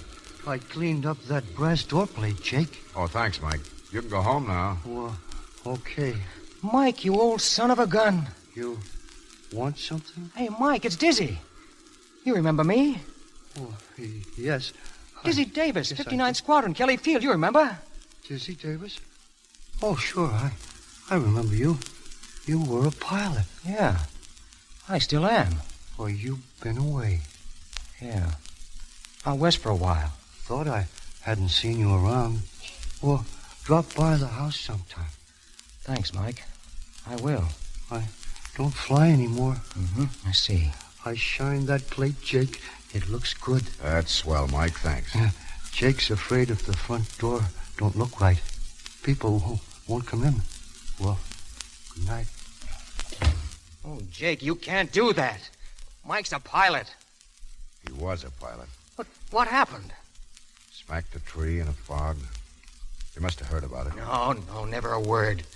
Mike Owen shining spittoons. He doesn't do that very well. He's got a wife and 2 kids. We couldn't let him starve. Tex. Yeah? Tex, here's a few bucks. Have Lou get Mike's kids something, will you? Well, Jake, what do you say we go someplace for chow and a few snorts? How about Mama Jeannie's? Still open? Sure. Good. I'll be back in a minute. What's your idea? I got to see Miss Thomas. Routine number 2. It has yet to fail.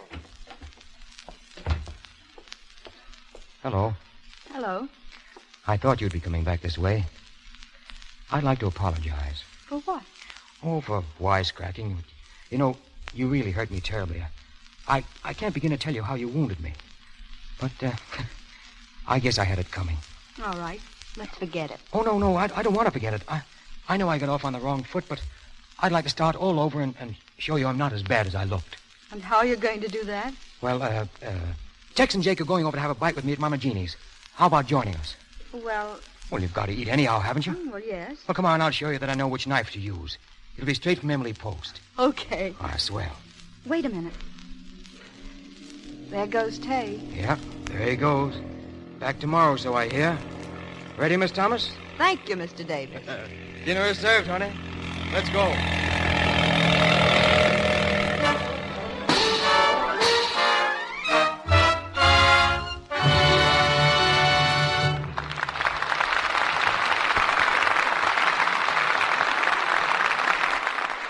The curtain falls on the first act of Ceiling Zero, starring James Cagney, Ralph Bellamy, and Stuart Irwin. During this brief intermission, we bring you our favorite family, the Brownings. It's evening, and the family are in the living room. As the scene opens, 14-year-old Midge is dancing about the room in a series of fantastic swing steps. I'm just a jitterbug, a little jitterbug. Boy, does that music send me. I'm in the groove. Midgie, calm down a little. Why all the excitement? I'm practicing for the jam session at school, Mother. We're having a contest for the best dancer. It takes more than dancing to win that contest, Midge. Why, Dot, what do you mean? Zippy, zippy, zum, little run, little run. Stocking runs won't take any prizes, Midgie. Oh, my gosh, have I got another run? Yes, and it's a beauty. Zip clear down your leg when you were shagging just now. Oh, dear, what am I going to do about these awful runs? Oh, Midge, it's so simple. If you'll only remember to lux your stockings every night, that'll cut down on those runs. Look, Midge, why don't you make a little sign, Lux Stockings Tonight, and put it up on the bathroom mirror? Then you'll be sure to remember. Dot, that's a grand idea. I'll do it right now. Smooth-fitting stockings without a sign of a run. They help any girl to be a winner. And it's easy to have nice-looking stockings when you give them regular Lux care. Why? Because Lux saves elasticity, that live, springy quality in your stockings. When your stockings are nice and elastic, they give instead of breaking easily under strain. And that's exactly what you want, isn't it? So Lux your stockings every night. It takes only a moment. Do your under things at the same time. Regular Lux care keeps them fresh and dainty, new-looking longer. Buy the generous large-size box of Lux Flakes. And now, Mr. DeMille. Ceiling Zero, starring James Cagney, Ralph Bellamy, and Stuart Irwin, with Boots Mallory and Gene Cagney.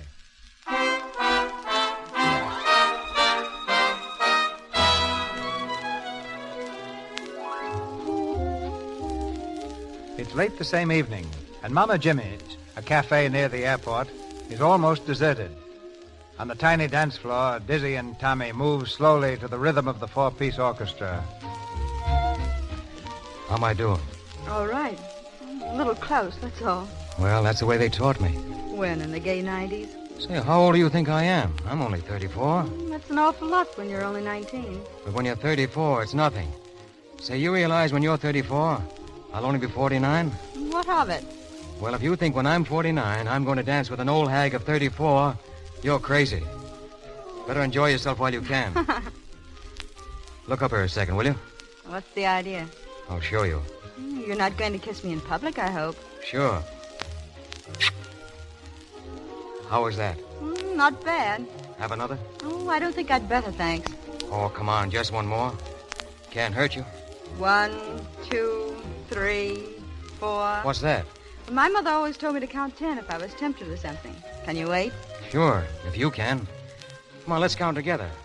1, 2, 3, 4. 4. Hey, 5. how about dancing this one with your boss? Okay, Jake. Beat it, Dizzy. You can keep Mary company. Yeah, sure. You got up at the count of 5, Tommy. That means there was no knockout. Well, stay on your feet, and you may get a draw. Hiya, Mary. Sit down. Say, you better watch that husband of yours, Mary. Look at him dancing around with that nice young girl. Ought to be ashamed of himself, the old reprobate. What about you? Who, me? Well, I'm not old. Uh-huh. Look, Dizzy, I don't want to preach, but Tommy's only 19. Well, what of it? Nothing. Only when you're 19, it's so easy to fall for a dashing aviator and get your heart broken into tiny pieces. I remember reading about a case like that. Oh, you do, huh? But she turned out all right, didn't she? I mean, the girl you were reading about? She turned out fine. Because right after that, she met a swell guy named Jake Lee. And she married him. She's had 4 of the happiest years in her life. You see, her husband didn't ask her any questions about what happened before. Mm-hmm. Suppose he had asked her. I think she'd have told him, without mentioning any names. Wouldn't make things any better to break up a lifelong friendship, would it? No, guess not. Pull over, Slug. That's my wife. Sure. Hey, where's Tommy? She wanted to make a phone call. We better head for home soon, Mary. I'm ready. Not me. I've got some counting to do. What are you talking about? Hey, Mr. Davis. Yeah, Mama Jeannie? Oh, that dinner was swell. That's so good. Say, you know that girl who was here? Yeah? Where is she? Well, she's to tell you she's to take a taxi. What? Sure, she's to go home. Home? Well, that's fine. That's great. Hey, Mama, Yeah? what are you doing tonight?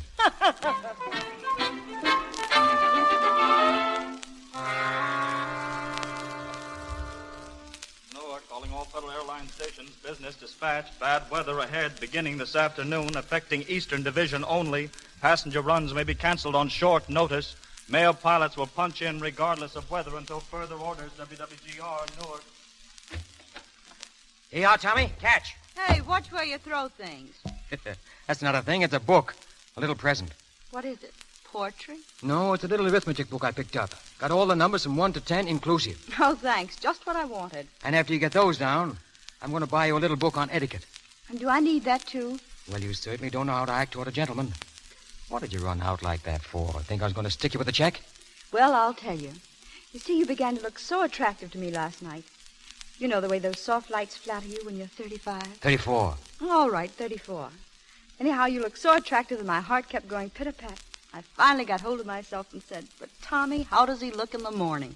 So I thought I'd wait until morning. And now? And now I you know. Yes. Will you let me in on it? How do I look in the morning? Not a very good shave. Oh, the quiet Rudy toot and the razzmatazz. Well, how about teaching you some stunts this afternoon? Oh, gee, that'd be swell. Only one thing would be sweeter. Tonight you have dinner with me. But you're scheduled to go to Cleveland this afternoon. I can fix that. I'll get Tex to take my run. Jake won't stand for that. Now, you just leave that to me. I'll see Tex now. It's in the bag, honey. It's in the bag. Hiya, Dizzy. Hiya, Tex. How's the old... Hey, what's the matter? Dizzy. Dizzy, what is it? Oh, it's nothing. Huh? I'll be all right in a minute. What is it? That bum ticker of yours? Yeah. Too much last night, huh? Yeah. You're getting old and you can't take it. Yes, Tex. I guess you're right. Say, you can't go to Cleveland feeling like that. Oh, it's all right. I've done it before, and I can do it again. How would it look getting sick the minute I came? Oh, well, what do you care how it looks? Now, listen, Diz. Don't you worry about your run. I'll take it. No, And you can take mine this weekend. No, Tex. I've got no right to do that to you. Why not, now? Lou'll be sore. Yeah, I didn't think of that. Well, let her be sore. I'm taking your run tonight. Oh, gee, Tex. That's swell.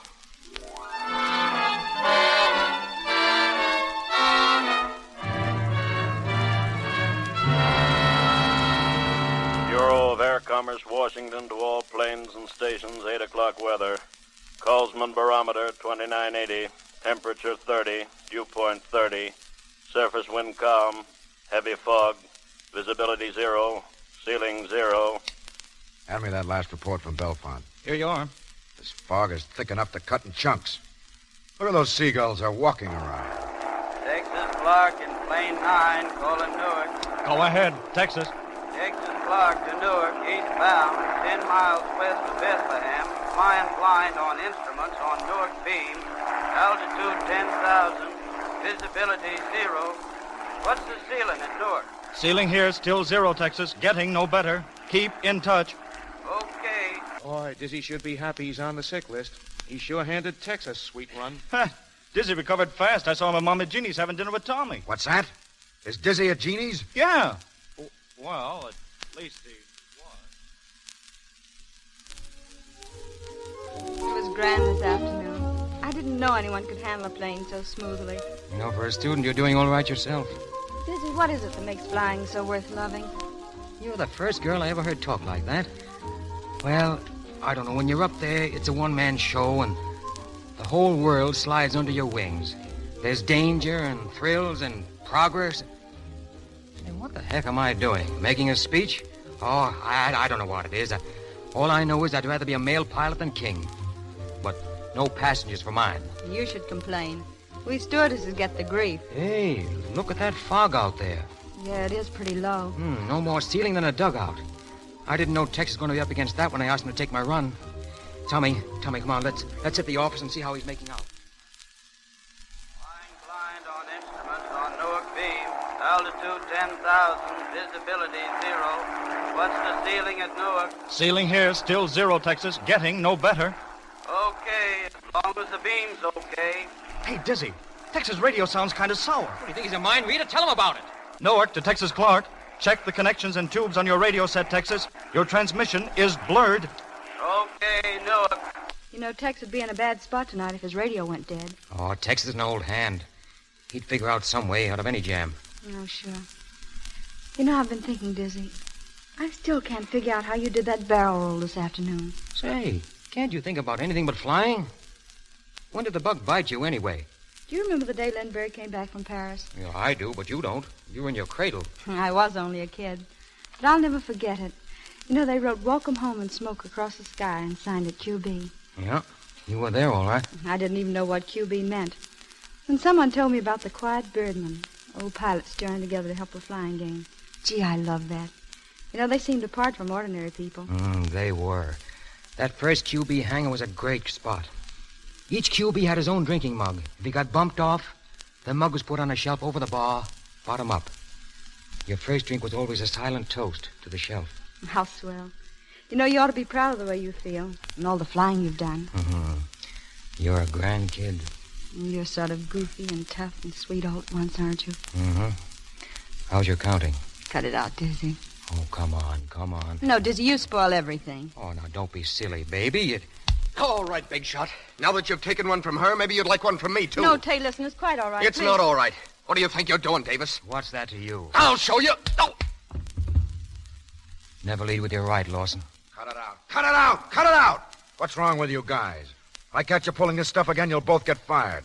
The least you can do is settle your snarls away from here. I'm at your service anytime, Davis. That's fine. Remember to have my suit pressed in the morning. Go on, Tay. Tommy, you go with him. Why don't you grow up, Dizzy, and let those kids alone? Got a cigarette? She's not your kind. She's not for you. Why don't you let her decide that for herself? Newark, calling Texas Clark and number 9. We're ready to check your transmitter. Go ahead, Texas. Newark, calling Texas Clark and number 9. Go ahead, Texas. Doesn't he answer? No, sir. His last report came in garbled. I told him to check his set. Try him every couple of minutes. Notify all stations by teletype number 9 not reporting. Yes, sir. Radio must be dead. Jake, I want you to know that I didn't swap with Tex just to hand him a tough one. Forget it. Jake, is Tex in the air in this? Yep. On his way home, Mike. It was a night like this. I was coming home.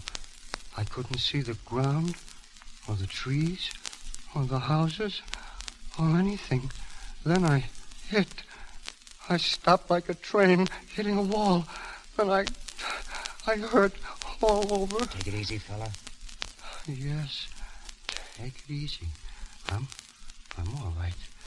I shined that brass plate, Jake. It looks real pretty. Forget it, Mike. Run along home. I guess I'd better. The wife might be worrying. She still thinks I'm flying. Buzz, put that outside radio transmitter on the window ledge. Yes, sir. Tex will never get in here without radio unless he finds a hole. A hole? In that mud? Solid overcast, 15,000 feet thick. No use worrying till he begins to look for the field. Yeah, then we'll pray him down.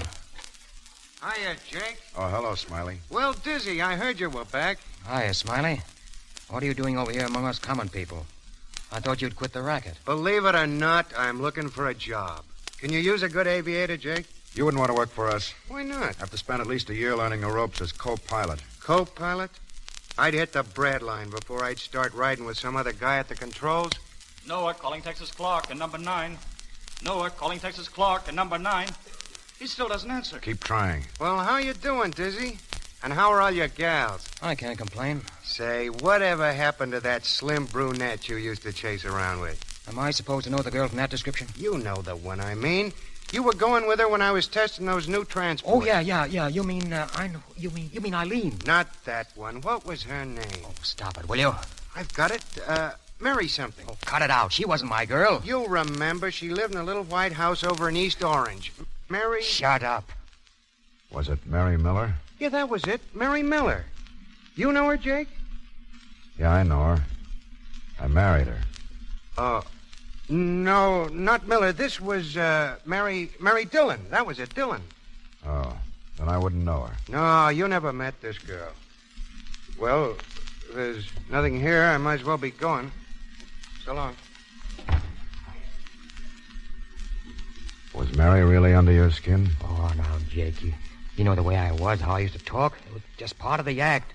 Mary and I just clowned around, and then you came along and she found out what a foul ball I was. If your reputation wasn't so cockeyed, you'd be easier to believe. Oh, wait till Tex gets in here. He and I were living together, and he knows everybody I went around with. He'll smooth this out in no time. Yeah? Try Tex, Buzz. Newark, calling Texas Clark, and number 9. Nope, he still doesn't answer. Say, he ought to be here any second. If he's on time. Doc, field lights. Yes, sir. Texas Clark and number 9 to Newark. There he is. Still flying blind on the Newark beam near in the field. Give me the surface wind and the Colesman barometer reading. I'm coming in. Surface wind calm, Colesman barometer 2988, ceiling 0. Newark, answer 9. I want to set my altimeter. I can't land without it. When I get on the ground, I'm going to wrap this radio around Buzz's neck. The beam's fading out. I can't hear. Newark to Texas Clark, come in.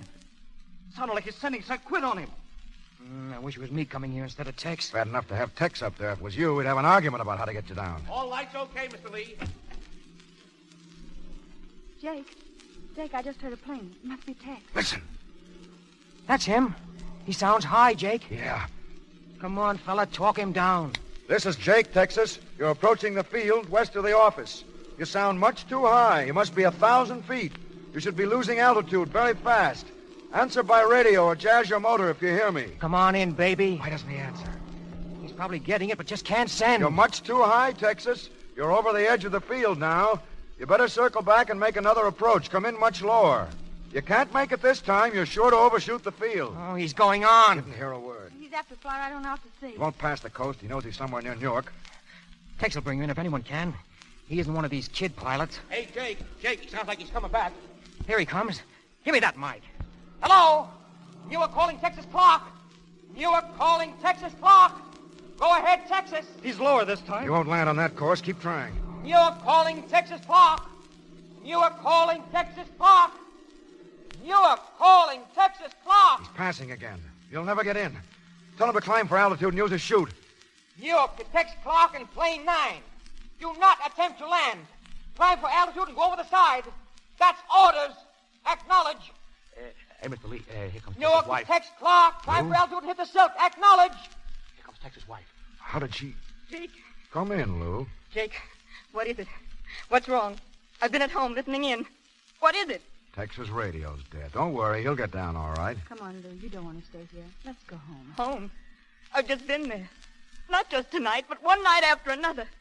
Sitting over the radio, alone, wondering whether Tex will ever come home or not. I know, darling, but please, come along. Oh, I've been through it so often. Sitting there, going crazy, waiting for the telephone to ring. Jake, what are you going to do? Can't you do something? We tried to tell him to use his chute, Lou.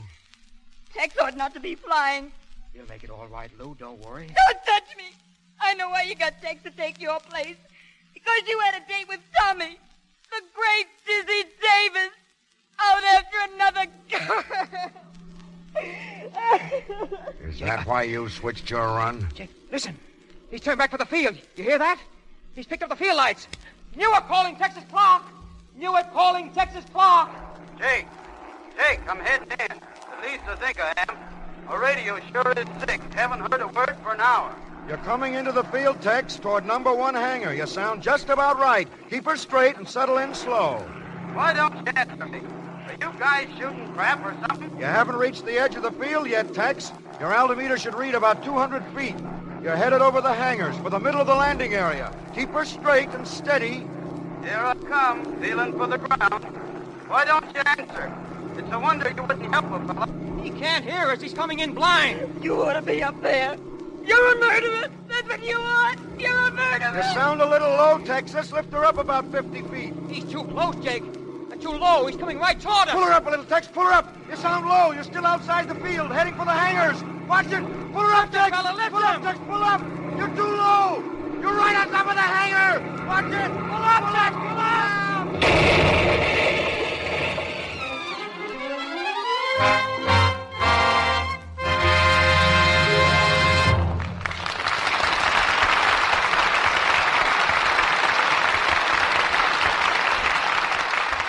Pause for station identification. This is the Columbia Broadcasting System.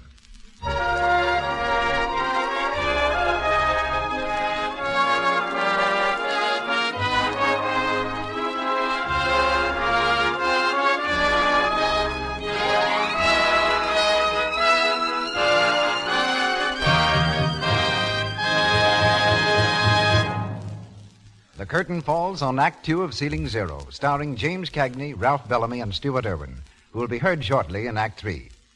In just a moment, Mr. DeMille introduces our guest. But first, I'd like to say a word about our product, Lux Flakes. Have you ever figured out how thrifty Lux really is? How much it can do for you? It's amazing how far a penny's worth of Lux will go. Listen to this.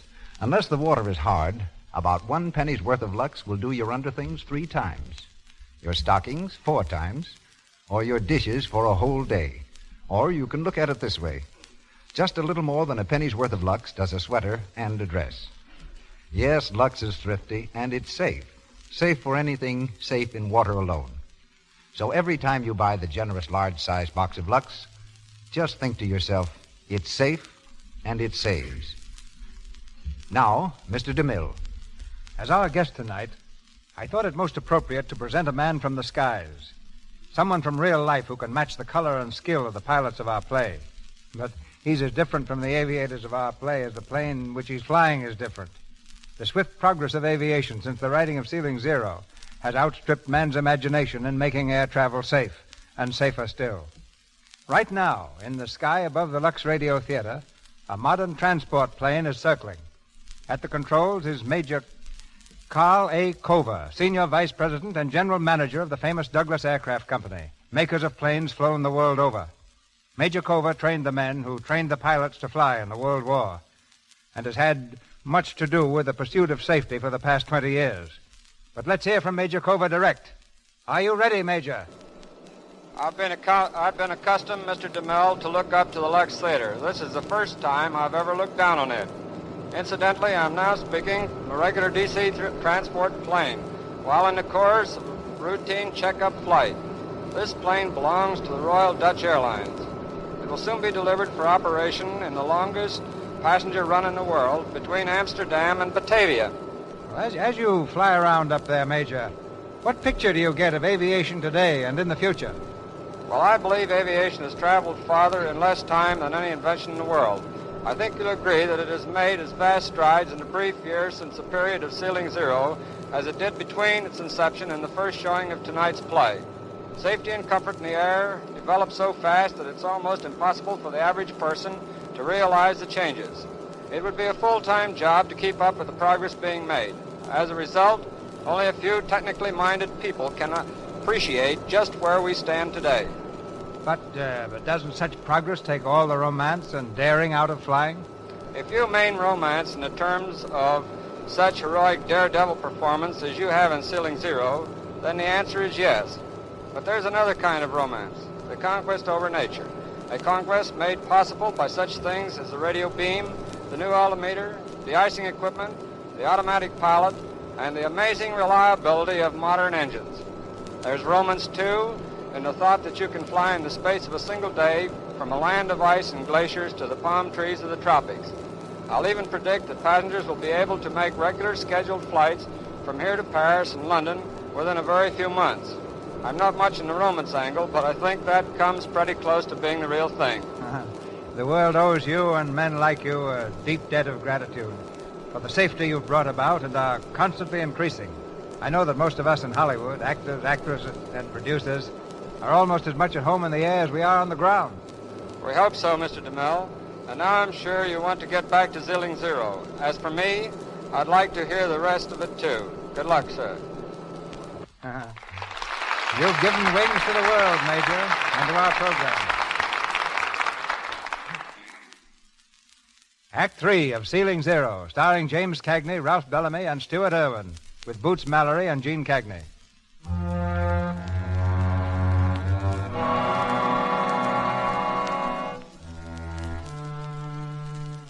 Pulled from the wreckage of the mail plane, Texas Clark was rushed to the hospital to linger for hours between life and death. In the anteroom, Tex's wife, Lou, numb by the tragedy, waits for word from the operating room. Mary is with her, and Dizzy Davis. Lou, I know it sounds silly to say you're sorry. It's always too late. But I am sorry, Lou. At the bottom of my heart. I know. Lou... Don't worry. I'm not going to shout. I don't think I can ever shout again. I don't want to hurt you, Dizzy. That won't help Tex. But you're no good. You never have been any good. Everyone you touch, you hurt. Jake helped you. Got you sent back here. And what do? You've already hurt Tay and Tommy. And if you stay here, you will hurt Mary. Lou, so help me. You can't help it, Dizzy. You're just no good. No good. Dizzy. She doesn't know what she's saying, Dizzy. Oh, yes. Yes, she does. And she's right. I'm poison, absolute poison, even to my friends. Not to Jake, Dizzy. Oh, to him, too. Smiley Johnson spilled the beans about us. What did Jake say? He doesn't know whether to believe him or not. Then I've got to tell him, Dizzy. Yeah, I guess you do. Only wait till this is over, will you? Goodbye, Mary. I'm going back to the office. Phone me if anything happens, huh? Goodbye, Dizzy.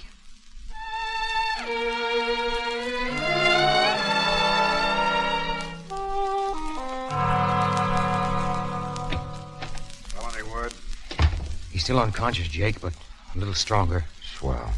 Jake, suppose Tex should die. You weren't to blame for the crash. After Tex took the run, the show was all his. That's easy for you to say. You're not in the picture. Lou named it. It's murder. Forget it. He's going to pull through. Get well. But you got to learn to play the rules, Dizzy. I know. Jake, listen. I've got a lot of corners, but there's one guy I've always been on the level with, and that's you. Jake, I'd cut my heart out for you.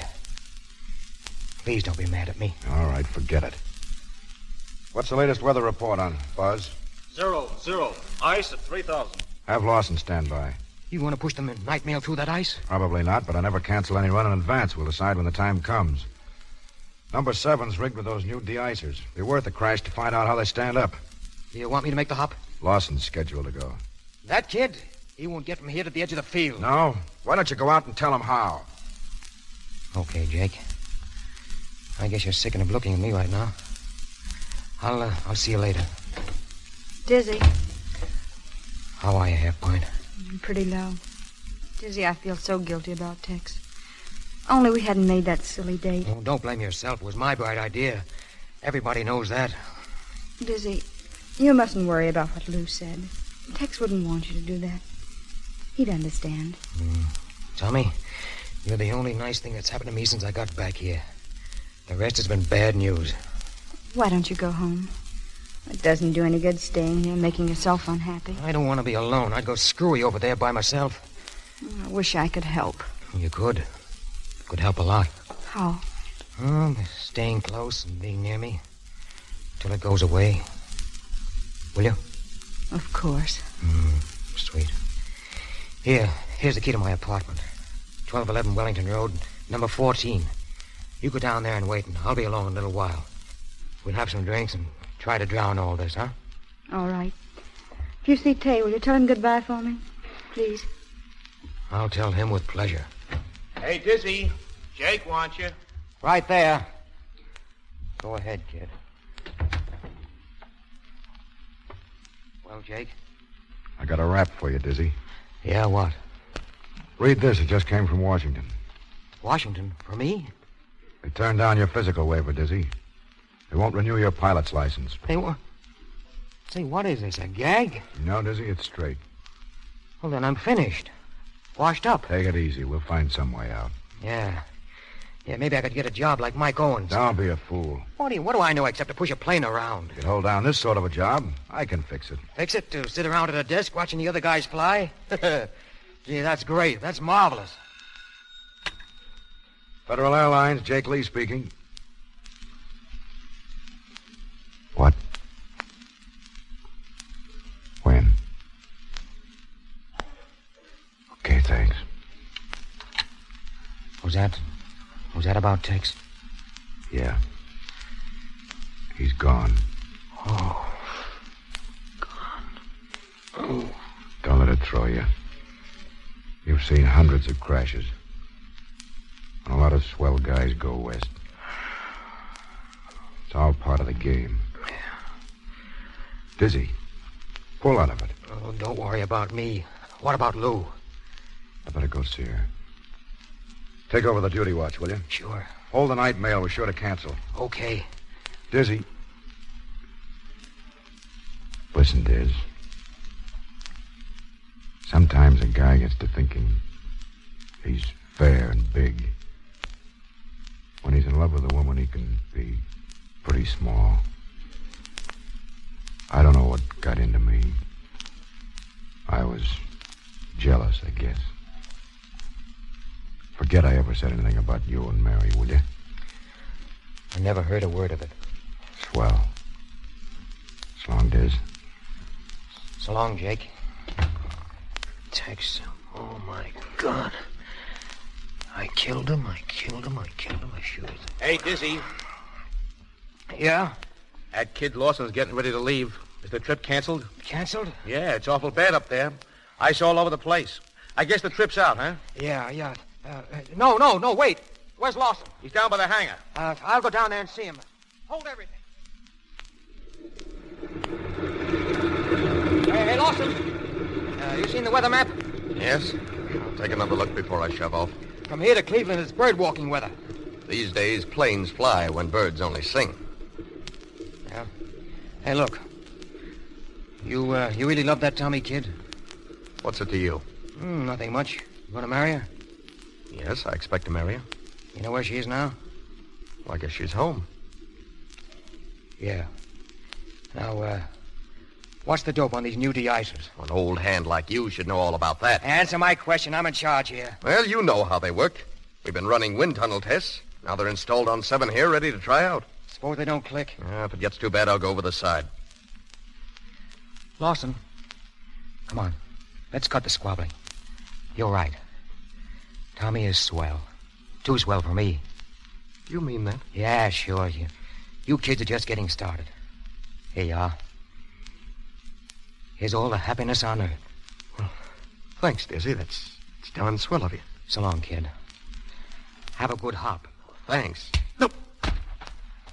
Now, stay asleep until I get back. Hey, Doc. Yep. This kid Lawson is sick. What? Yeah, he just fainted.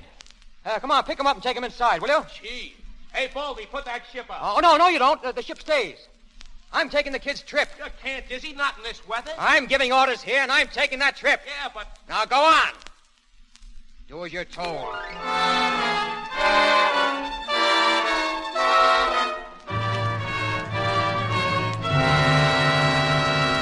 What'd you let him go out for? Why didn't you hold him? I couldn't help it, Jake. Shut up. Told me to... Dizzy Davis and 7 to Newark. Altitude 3,000 feet.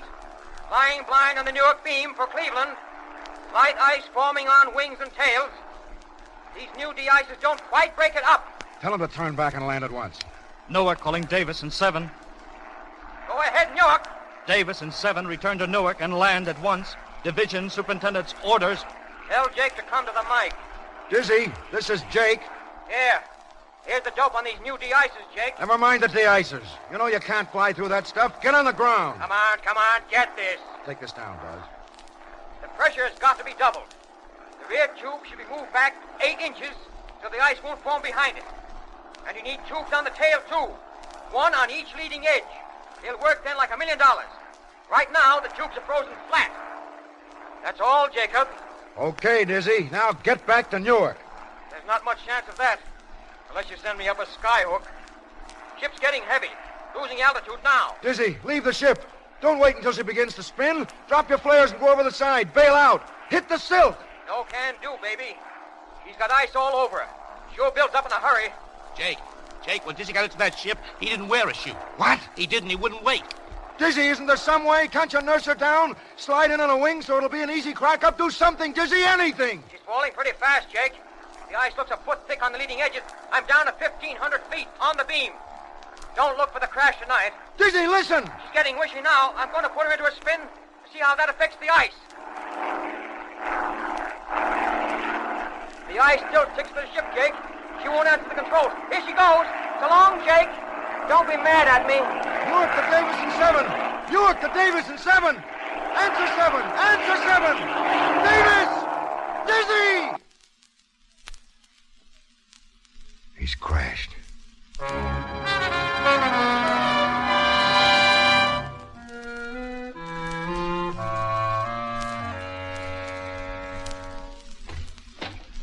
We got the call, Jake.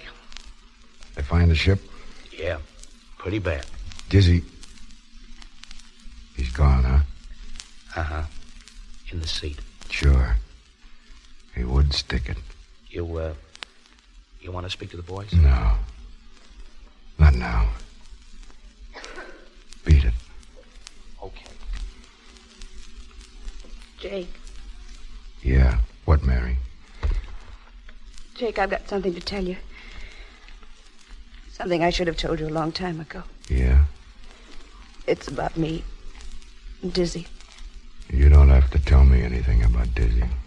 He was all right. And what about me? The only thing that keeps me from proposing to you all over again is that we're already married. Oh, darling. It's okay, honey. It's okay. Lawson? Yes, sir? Here are Dizzy's notes about the de-icers. That's your next job. Remember, a swell guy made it easy for you. Yes, sir. Well, what are you standing around for? Doc, start the crash truck rolling. Yes, sir. Buzz, get a weather report. Notify all stations of the crash and tell them we're holding up trips for a better report. Tell Baldy to see that the ships are ready for every run on tomorrow's schedule. Yes, sir. Snap it. We're running an airline. Yes, sir.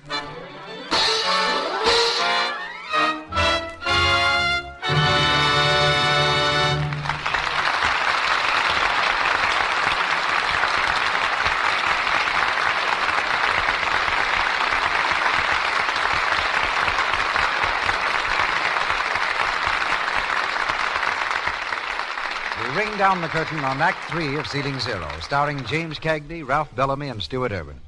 In just a moment, Mr. DeMille will bring back our stars to talk to you personally. But first, here's a bit of news for housewives. I read in the paper the other day that a housewife washes about an acre of dishes every year. Imagine all those dishes laid out over more than 43,000 square feet of ground. That's an acre of dishes. And it takes a good many hours to wash all those dishes. Yes, it does. It means your hands spend a lot of time in the dishpan. And if you're using a harsh soap for your dishes, your hands are apt to suffer. Harsh soaps with harmful alkali are likely to dry the natural oils in your skin. That's why your hands chap and get red and coarse. You don't want that to happen to your hands, do you? So won't you remember this? Lux Flakes are kind to your hands. They're mild. They have no harmful alkali, nothing to dry your skin and roughen your hands. No, indeed. Lux helps your hands stay smooth and young-looking. And that's pretty nice, isn't it? Having hands that are lovely to look at and thrilling to hold. Every woman wants them. Remember, Lux is fast, it's gentle, and it's thrifty. Yes, unless the water's very hard, it takes only about a penny's worth of Lux to do a day's dishes. Be sure to buy the generous big box of Lux Flakes. Mr. DeMille.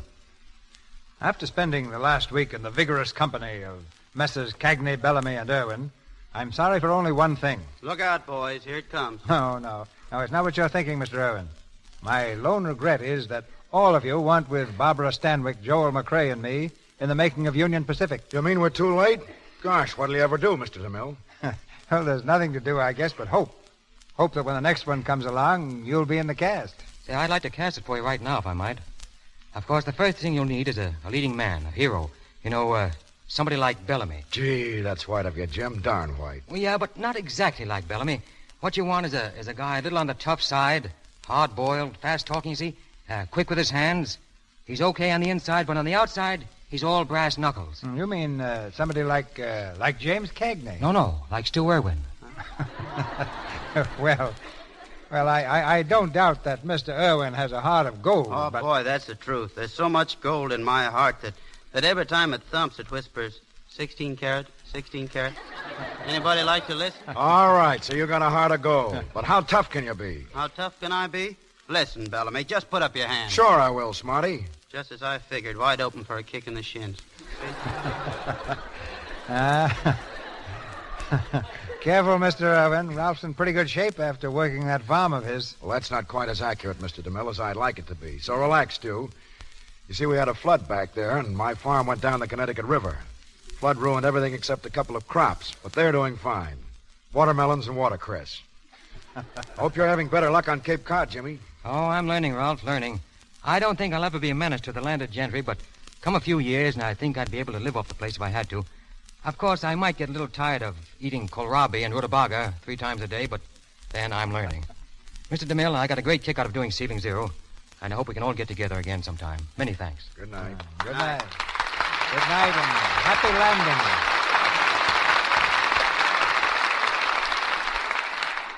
In a moment, ladies and gentlemen, Mr. DeMille brings news of next Monday's program. Be sure to listen to the new Lux daytime radio program, The Life and Love of Dr. Susan, the story of a courageous woman in search of her destiny.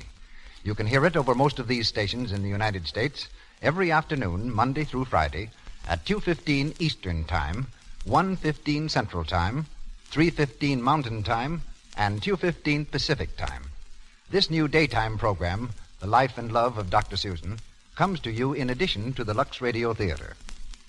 Assisting in Ceiling Zero were James Bush as Buzz Gordon, Mary Lansing as Mary Lee, Martha Wentworth as Mama Jeannie, Edward Marr as Doc Wilson, Lou Merrill as Alan Jones, Joseph Duval as Joe Allen, Frank Nelson as Tay Lawson, Ross Forrester as Mike Owen, and John Gibson as Smiley Johnson.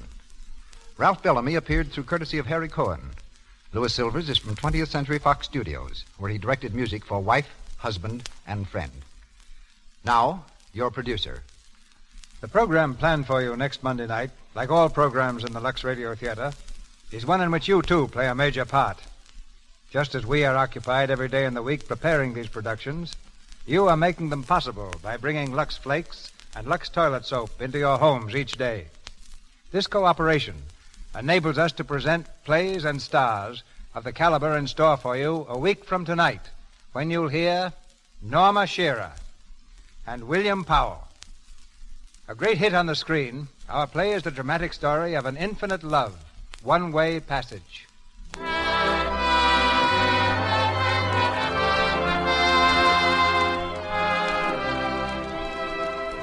Our sponsors, the makers of Lux Flakes, join me in inviting you to be with us again next Monday night when the Lux Radio Theater presents Norma Shearer and William Powell in One-Way Passage.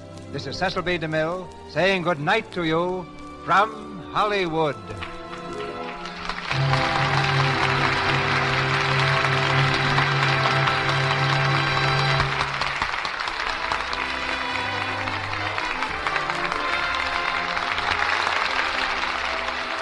Your announcer has been Melville Ruick. This is the Columbia Broadcasting System.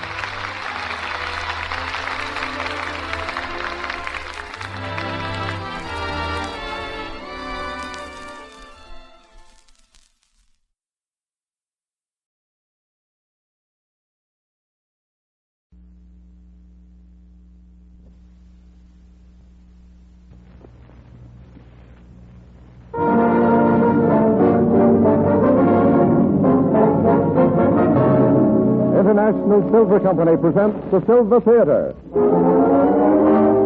Starring Helen Hayes in Crossroads for Two, an original two-part story by today's Lewis and Hubble Robinson, adapted for Silver Theater by True Boardman and directed by Conrad Nagel. Brought to you in behalf of two of the greatest names in silverware, International Sterling, world-famous soldered silver, and 1847 Rogers Brothers, America's finest silver plate.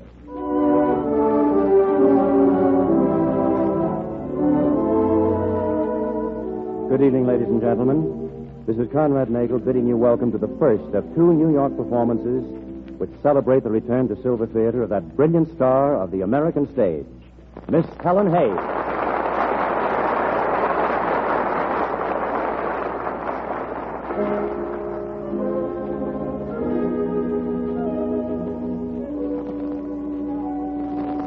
And now our play is about to begin. The house lights dim, the silver curtain rises on Act One of the two-part drama Crossroads for Two, starring Helen Hayes as Brenda Mason, with Carlton Young as Steve Carr and Roberto Bomberg as Pablo.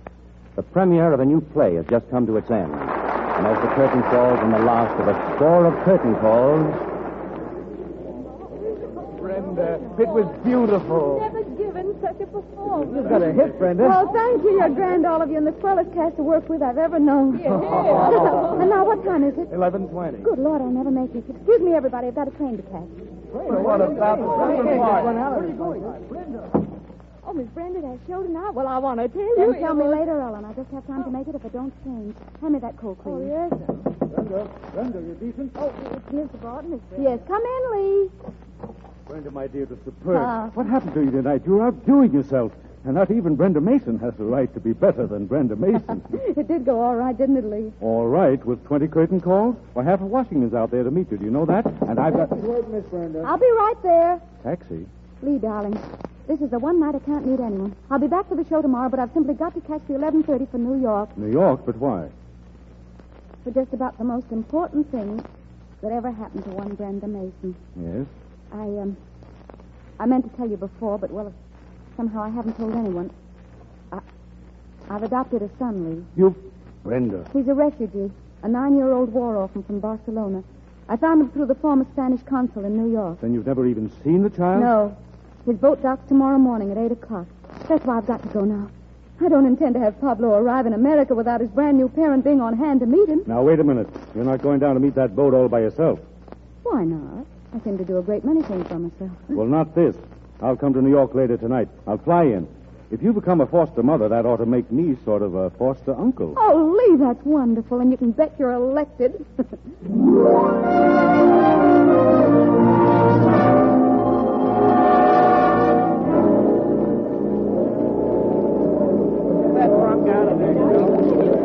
Why is it that... What did you say? I said, why is it that... What? I said, why is it that the last 10 minutes of a ship's arrival is always 4 hours long? It's because...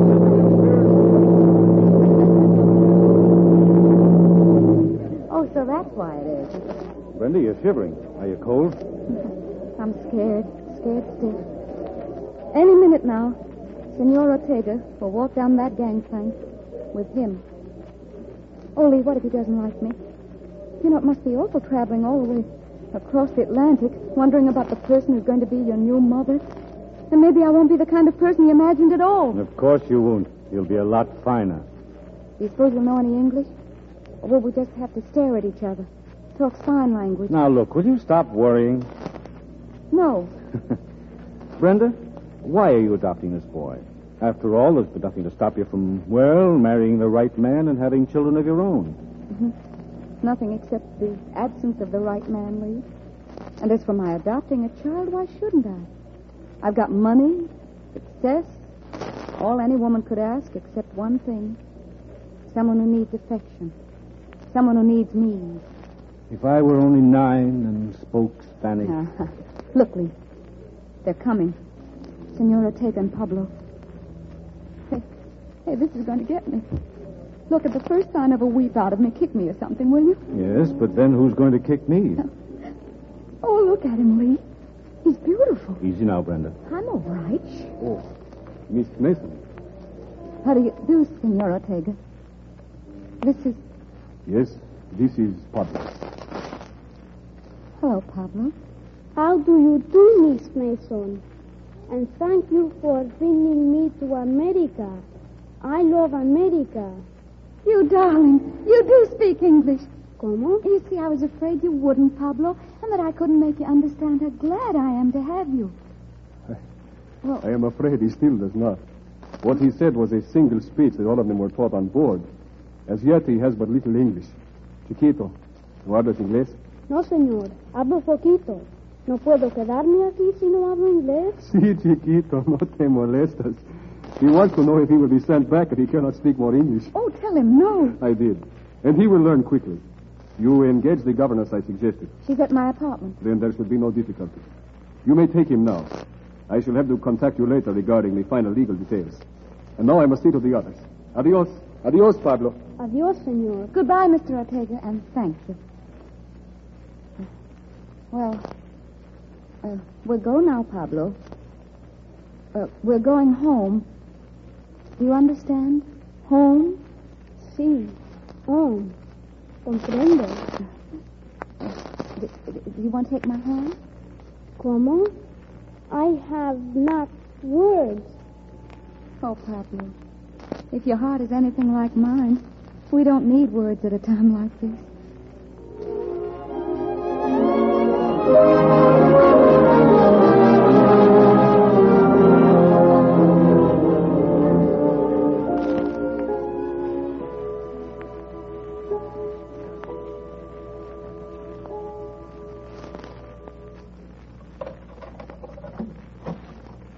This is it, Pablo.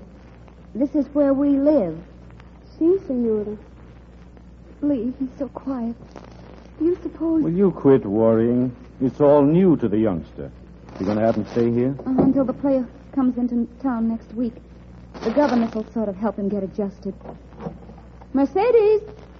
I'd like to take him down to Washington, Yes, but... Miss Mason. Mercedes, this is our Pablo. Oh, bienvenido, Pablo. Gracias, señorita. Me alegro. Pero tengo miedo que la señorita está enfadada porque no hablo inglés. He says he thinks you're angry because he doesn't speak English. Oh, but he mustn't think that. Pablo, come here. It doesn't matter, Pablo. Tell him that. No importa que no habla. And I'm the foolish one because I'm grown up and I can't speak his language. Oh, Pablo, darling, I don't care. Mercedes, why does he turn away from me? Spanish children are often so Miss Mason. It's nothing.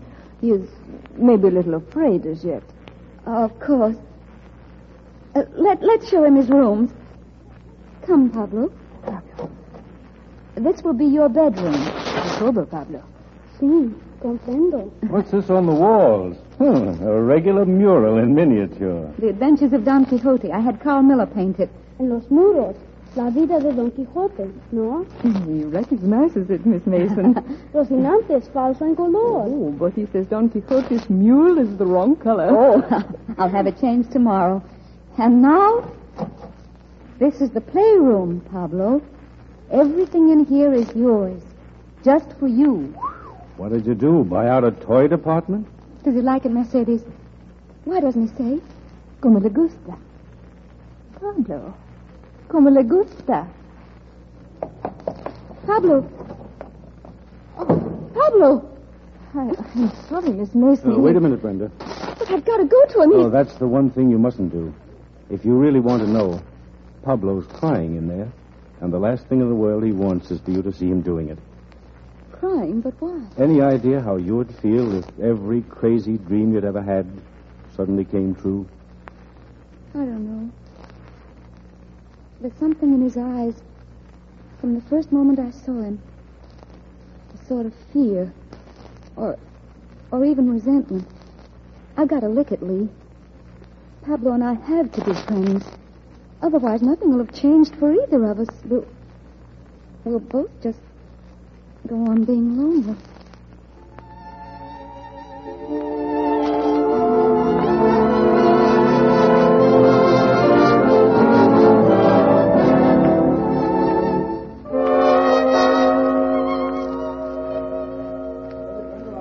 show, sell-out business or not, unless you start taking care of yourself. You're on the go all day, every day with Pablo. The zoo, the circus, the fair, Spanish lessons. You can't do that and play a strenuous part every night. It won't do, But Brenda. it's working, Lee. That look in his eyes, it's nearly gone. I think he's beginning to be really happy, Lee. Really and truly whole kit and caboodle happy. Why, that son of mine will actually break out laughing one of these fine days. You mark my words. But Brenda, listen. Can't talk now. I have to go home to him. Good night. Señor, díganoslo otra vez. Oh, sí, señor, nos divierta mucho. Pues, otra vez soy yo el nuevo Don Quixote y les digo mis aventuras más recientes. El asno mío soy yo mí mismo. De esta manera. ¡Hijo! ¡Hijo! Senorita Mason. Mercedes, what's the meaning of this? Pablo should have been in bed and asleep hours ago. It's my fault, Miss Mason. I came here 3 times today to find you, and the last time I decided to stay until you came home. Pablo went to bed once, but he got up again to keep me company. Well, that was very considerate of you. Well, as a matter of fact, it was. From what he tells me, it's about time the kid did something he wants for a change. Really? Who are you? I'm Stephen Carr. Look, the señor. He brings to me esta medal. What is it? A medal. The Distinguished Award for Valor of the Spanish government. It was of my father. You knew Pablo's father? We flew together in Spain. You flew? Oh. Oh, I see. Here, Pablo, here's the medal. It's very fine. Tell her what it says. El murió porque los En hombres... inglés. She speaks not Spanish. It says, he died because men cannot live in chains. See, for the liberty it is good to die. Right, Pablo. Please don't talk to him like that. Mercedes, you'd better take Pablo back to bed now. Sí, señorita. Good night, Pablo. Good night. Buenas noches, señor. Buenas noches, Pablo. Mr. Carr, I believe you've accomplished whatever you came for. And now... You don't like me very much, do you? Why? Because I made Pablo laugh? How many times have you heard him laugh, Miss Mason? I wish you... You wish I'd go, I know. But first you should know this. I was with Pablo's father when he died. He made me promise to find the kid and adopt him. Adopt? Well, that's very interesting, Mr. Carr. But Pablo happens to be mine, and I wouldn't think of giving him up. Besides, I don't know anything at all about you.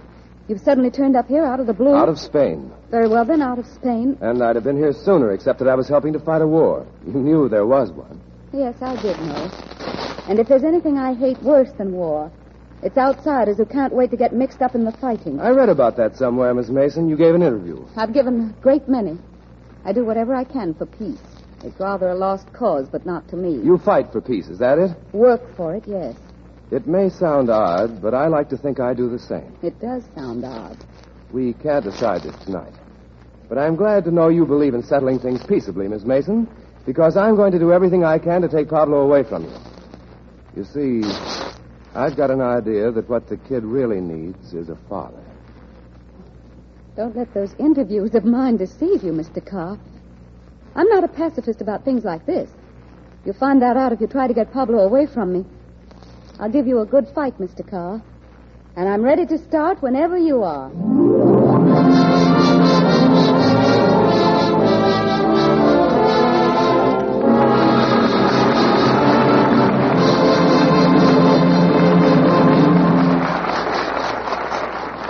And so the curtain falls on Act 1 of Crossroads for Two. Before it rises on the second act, the act that will bring an answer to one of Brenda Mason's most pressing questions. I'd like to answer a question that was asked over 200 years ago. Mr. Shakespeare wanted to know what's in a name, remember? Well, we could tell him that names do mean something. They have associations. Those of you who are familiar with Rachmaninoff's prelude in C-sharp minor or Richard Wagner's famous prelude to Lohengrin will agree that the name prelude is rich in beautiful associations. In the past, it's made musical history. And in the present, it's making silver history. For ever since its creation in the early spring, this newest of international sterling's solid silver patterns has been winning first place in the hearts of women who seek perfection in all its forms. And this is why. Prelude, ladies and gentlemen, is a pattern that in a very special way expresses the new romantic mood of today. Its lines are soft and rhythmic, and the cluster of roses which forms the prelude ornament has an indefinable charm, a richness and elegance that will make your entertaining memorable. Yes, Prelude is exquisite as a fantasy, and yet it has, too, the enduring beauty of the truly genuine. For Prelude is sterling silver, solid silver through and through, that will enrich not only your own life, but become a precious heirloom to your children's children. So remember that name, Prelude, the most sought-after pattern in solid silver today.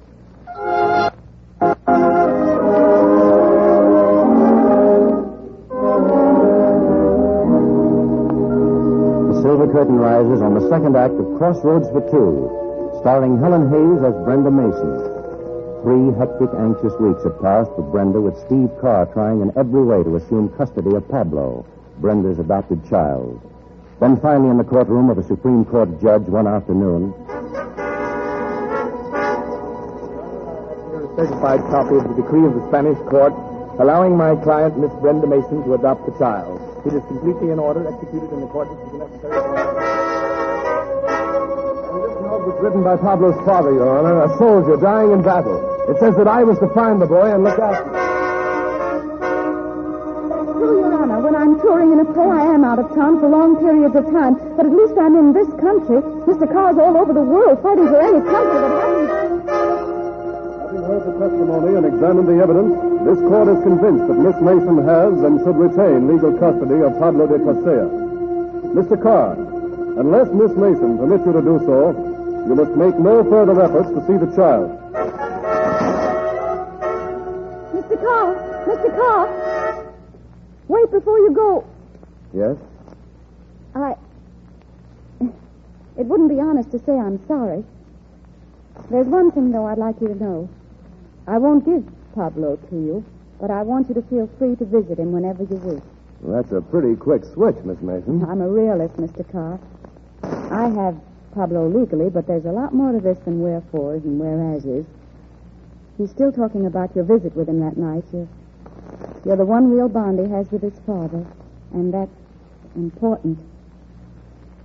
And, Mr. Carr, I have a farm upstate. I'm going there this weekend with Pablo and the Bartons. I'd like you to come, too, if you will. Well, that's very decent of you under the circumstances. Then you'll come? I think you might like it. It's quite a change. There's even a cow. A cow? Oh, when you put it on that basis, when you lure me with a cow, well, that sells me, Miss Mason. I'll be there, and thank you.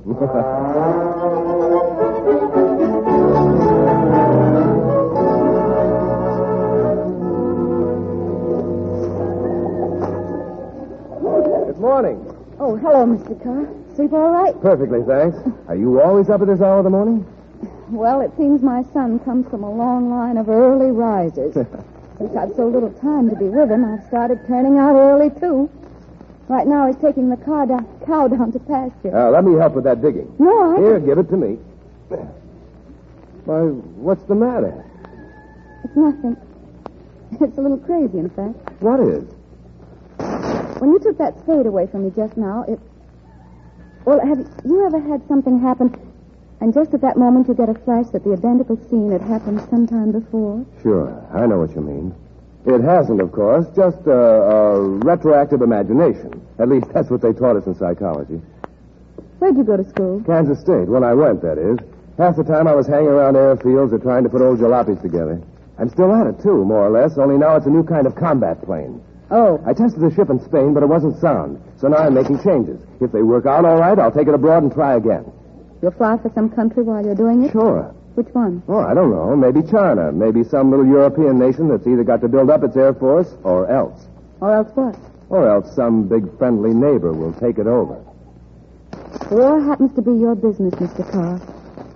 Please don't make it Pablo's. You think I would? Why not? You seem to enjoy fighting other people's wars. And you're not satisfied with the planes they already had to kill people. You're devoting your life to perfecting a better one. You've pretty well made up your mind about me, haven't you? Yes. As it happens, my own father was killed in the World War.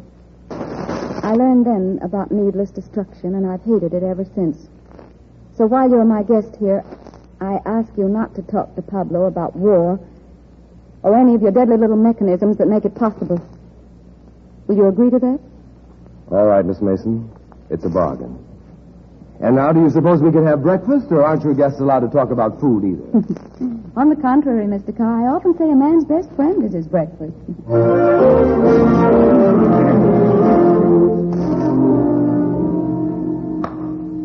Now, Pablo, here's one of those dilemmas that faces every croquet player. You can either try for the wicket or hit Miss Mason's ball. I think the wicket, no? Well, you'll have to figure out your own strategy, Pablo. But, of course, if you did hit Miss Mason's ball, you'd have 2 chances to make the wicket, and then you could hit her again right after you went through. And that, I suppose, is letting him plan his own strategy. It'll make a man out of him. Now, put your foot on the ball, Pablo, and smack it into the woods. Oh, Mr. Carr, you think of everything.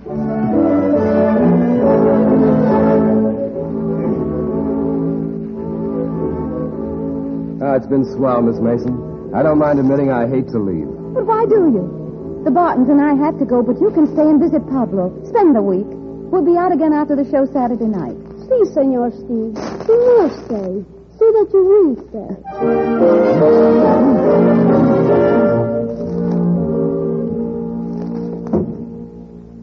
Hello there, still up? Miss Mason, I thought you were going to stay in town on show night. Couldn't do it. A week at a stretch is too long away from that young caballero of mine. Think I'll start commuting. Good. He's been missing you. Has he really? You're not just saying that. No, of course not. Why wouldn't he miss you? Then you don't still think I'm a complete bust as a parent? No, I don't. I guess I was wrong about that, Brenda. Thanks, Steve. Good night. See you in the morning.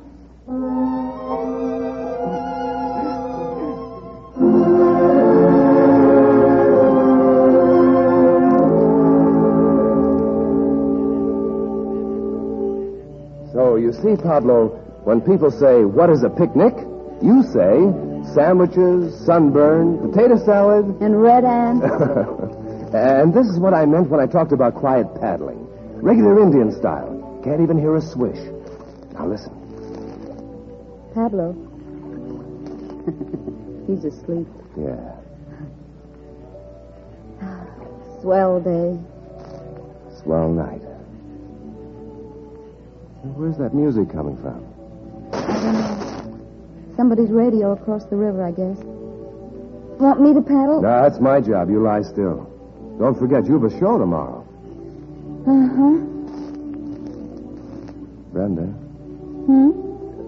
what are you thinking? I wasn't really.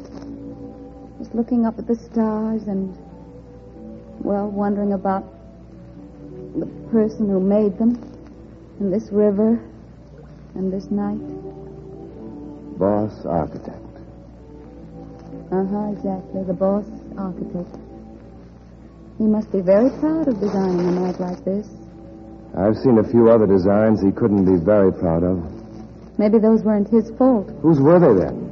No, I'm afraid even the boss architect makes a lot of mistakes.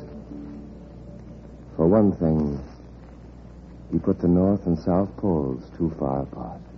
The North and South... Oh, did he, Steve? Didn't he? I'm not so sure. Oh, Brenda. Senor Steve? Oh, Pablo. We are near to home yet? Already, perhaps? Yes, son. We are near to home yet already, perhaps.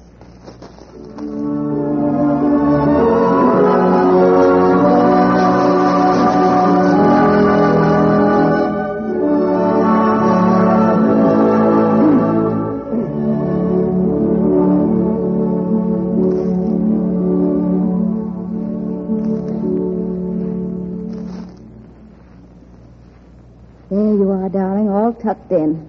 Warm enough? Sí, I'm enough warm. Buenas noches, mamma mia. Mamma mia. Pablo, you never called me that before. Steve, he said to me that I should now call you so. Good night, Pablo. Buenas noches. And sleep tight, darling. Sí, very tight will I sleep. Come on, Steve. Yeah. Oh, I'm nearly forgetting. My plane, Steve. The little aeroplane you gave to me. I can have it to sleep with me, no? A plane? It is there, Steve, by the window. You see, Mamma Mia? Why, it's a lovely toy, Pablo. A transport plane. No. It is like the one that Senor Steve and my father, they're flying to shoot down the enemy. But it is better, faster. Oh. Mama. Brenda. Senor Steve. You stay here, Pablo. Brenda. Don't say anything. Just let me alone. Look, Brenda, I broke the promise I made you, I know that. But it was unavoidable. I've been working nights out in the barn on some small models of my plane. Pablo found them yesterday and begged for one. After all, what harm does it do? It does a great deal of harm. Pablo doesn't see that plane as a toy or a model. It's the real thing to him. And it brings back all the memories I'm trying to make him forget. And you think you can? I know I can. But not if you keep all of it alive for him. Not if you keep reminding him of Spain, of his father. His father who went up in the air to kill men, but who got killed himself instead. I suppose you'd like to train Pablo to fly, too, so he can shoot down some other man, or a dozen men. And you could train him. Who better? It's your trade, your living. It's your life. Brenda, listen to me. No, I don't want to ever listen to you again. All right. Have it your way, then. Your prim, proper, pacifist way. And lock Pablo up somewhere so he'll never read a newspaper or hear a radio. That way he won't know what's really happening in the world. And he'll think you're grand when you make your little speeches for peace with all the rest of the talkers who do nothing. I'm beyond that now, Brenda. I've seen people killed. Women and children, animals too. And it made me mad, fighting mad. So I'm trying to do something about it. That's my job, a man's job. And it's about time I got back to it. I agree with that. It's more than time you left here. There's a train in half an hour. That's fine. Brenda. Goodbye, Steve. And I'd rather you didn't see Pablo again. You needn't worry. I won't. Goodbye. Oh, Steve. Mamma Mia, Senor Steve. He's going away? Yes, Pablo, Senor Steve. He has some business to attend to. He will not even say adios? No, he won't even say adios. Mamma Mia, you cry. I'm sorry, Pablo. Because of Senor Steve you cry? No, Pablo. Just because the boss architect made the North and the South Poles so far apart.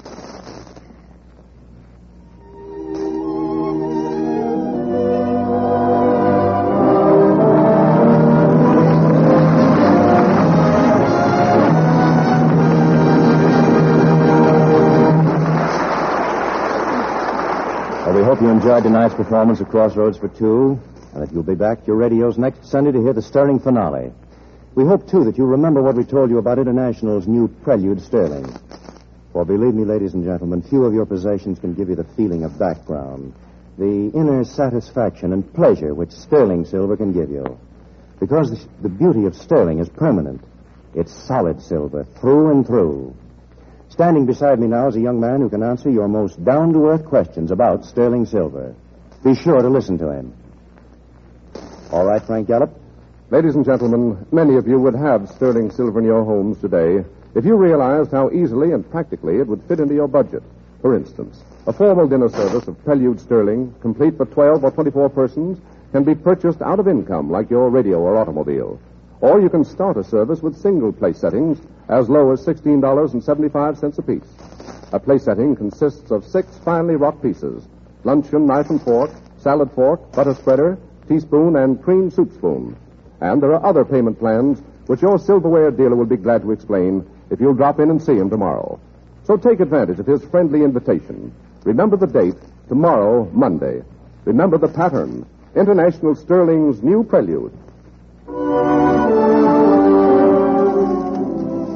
Next week, ladies and gentlemen, Helen Hayes, Carlton Young, and Roberto Bomberg will bring you the moving finale of our two-part drama, Crossroads for Two. Next week also will mark the last of these Silver Theater broadcasts for this season. So be sure to be with us, won't you? In the meantime, remember, if you want solid silver, you want International Sterling. If you want silver plate, you want 1847 Rogers Brothers, both proudly created by International Silver Company. Original music on tonight's show was scored and conducted by Mark Warno. This is the Columbia Broadcasting System.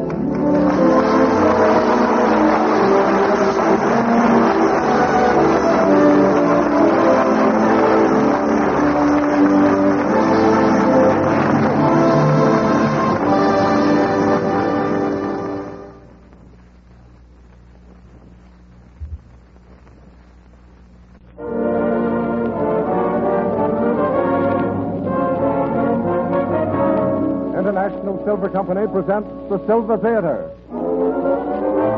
Starring Helen Hayes in Crossroads for Two, an original two-part story by Therese Lewis and Hubble Robinson, adapted for Silver Theater by True Boardman and directed by Conrad Nagel. Brought to you in behalf of two of the greatest names in silverware, International Sterling, world-famous solid silver, and 1847 Rogers Brothers, America's finest silver plate.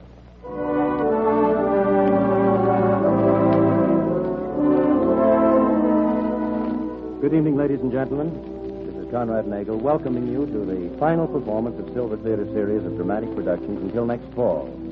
And tonight, as last week, we are happy to have with us that truly distinguished actress, Helen Hayes.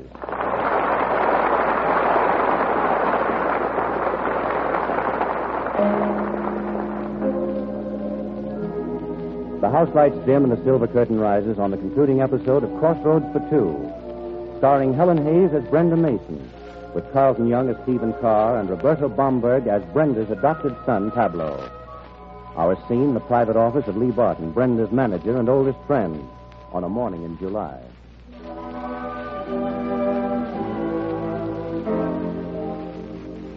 I'm not trying to argue you out of anything, Brenda. I'm all for taking the play on this European tour, and I want you in it to guarantee the investment. Only, why must we rush things so? I want to keep working, Lee. I don't like not having anything to do. It's 10 whole days since the show closed, and you're bored already. Oh, no, that isn't it. I love my days with Pablo, and not having to rush away from him every evening, but, golly, after he goes to bed, then I just want to keep working. Well, no, why don't you be sensible and go over to the farm for a couple of weeks? Oh, that's no good. It's worse up there. Gives me the creep. But you've hardly seen the place since... Well, that is... Since Steve went away. That's what you were going to say, wasn't it, Lee? Well, why shouldn't you? Why shouldn't you talk about Steve? Pablo and I do often. Well, I think it's a shame you've let Steve spoil the farm for you. That's my fault, not his. He made the place so pleasant by being there last spring that now when he isn't, it just doesn't seem as attractive. It isn't any more serious than that. No. Well, all right, Brenda. I'll do whatever you say. Then we'll go to London, eat Yorkshire pudding, and maybe even play before the King and Queen. Excuse me. Yes? The London call, Mr. Barton. Mr. Connors. Oh, yes, put him on. Hello? Mr. Lee Barton? Yes? London calling. One moment, please. That's Connors, Brenda. Hello. Hello, Frank. Lee, old man. How are you? Oh, fine, Frank, fine. Never better. Well, it's all set. The whole European tour. Open on London the 20th. What about Brenda? Oh, Brenda's definitely decided. She's right here with me now. Put her on, will you? Of course. Brenda. Hello, Frank. Brenda, I'm delighted you're coming over. London needs a good play and a good actress. I bow, Mr. Connors. All the way across the Atlantic, I bow. I mean it. I say, Brenda, I read about your adopting a child. Spanish, isn't Yes, a war orphan. I'll bring him along. Be sure to do that. Frank, what about the war situation? Oh, nothing to worry about. Nothing at all. Everybody's too scared of everybody else over here to make a move. Well, that checks with what I've been hearing. As a matter of fact, the situation may stay as it is for years. And then you'll be so old, you'll have to make your London debut in a character part. All right, Frank. You want to talk to Lee again? No need. No details. Goodbye, Brenda. Have a good crossing. There you are, Lee. In fact, there we both are. Now, grab your hat and come along. Where to? Today's Pablo's birthday, and he's certainly not going to celebrate it without having his foster uncle on hand. Oh, but why didn't you tell me? Because I was afraid you'd go out and buy him something thoroughly impractical. But we'll stop off on the way home and you can get him a nice pair of sticks.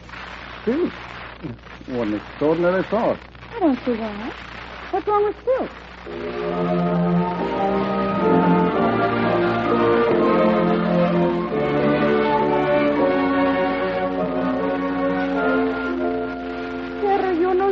¿Cómo se llama, chiquito? Pues no importa. Es maravilloso. Oh, Pablo. Hello there. Mamma mia, Senor Lee. Look what I have. Hey, what in the world? What's a Chinese rickshaw? See, and this is mine for my birthday. What? Sí, mamma mia. From Senor Steve. Steve is here? Oh, no, Miss Mason. This rickshaw was sent to Pablo by Senor Carl from China. From China? Steve's in China, but how do you know? Oh, there was a note that came with the present, senorita, from Chongqing. See, it is weird. Look, I can read it. To Pablo, for whom this is a great day, from Steve. Oh, and there was something more to it. Something more? For you, Mamma Mia. Look, and on this too there is a note. Yes. For Pablo's mother, to whom this is perhaps an even greater day. Oh, it's a present for you, Brenda. You not open it, Mamma? Yes. Yes, of course. Please. Oh, it is a little doll. Some kind of Chinese goddess, isn't it? Yes. Carved in jade. Oh, Lee, have you ever seen anything so... Mamma, you do not like what Senor Stevie sent to you? Oh, yes, Pablo. Of course I like it. Pablo, don't you want to practice running that rickshaw of yours outside? Si, come, Mercedes. Careful, Pablo, be careful of the door now. First I ride you, then it is the turn for me. Bueno. From now on, I think I will have a first day every week. A first as I am in favor. In China. He said he might go there. Sending Pablo a rickshaw, crazy. Brenda. Huh? Are you sure you're being wise about Steve? Steve's gone, Lee. Out of my life and Pablo's. Well, only because you sent him away. A pacifist and a militarist aren't a very happy combination. But Brenda... Steve works at war. The idea of that, the sound of it, offends me. Oh, I know it's natural for him to talk about his job just as it's natural for me to talk about the theater. But I can't have him telling Pablo about his beautiful, shiny, new pursuit things. Pablo's father was killed in one of them. I don't want the same thing to happen to Pablo. I don't want him to know any more about war than he knows already. That's one of the reasons why I took him, to give him a chance to forget it. Well, I never thought it was the actual fighting that appealed to Steve so much as testing that new plane of his. But that's even less admirable as I see it. Developing a bigger and better fighting machine that'll kill more men faster. Oh, Steve and I had this all out, Lee. He said we were both like the North and South Poles, with a world between us. And he was right. I still know he was right. Hear that? What? The airmail flies over twice a day. You can imagine what a help that's been. I wonder if you're the wisest woman I ever knew, or even more confused than the rest of us. I wonder, too. If you ever figure it out, you might let me know. Come on, Lee, let's find Pablo. I want to ride in a rickshaw. Third performance of the distinguished American actress Brenda Mason. In this, Miss Mason's first London appearance, she more than justified the high esteem in which she is held by her countrymen. And all Paris will agree that one does not need to speak Miss Brenda Mason's language to appreciate the quality of her artistry. It is to be regretted that Miss Mason and her company ought to appear for so short a time in Rome. It is a good play. The first Playhouse. Madame Brenda Mason is an American. Nevertheless, she is an actress. Her play should be seen.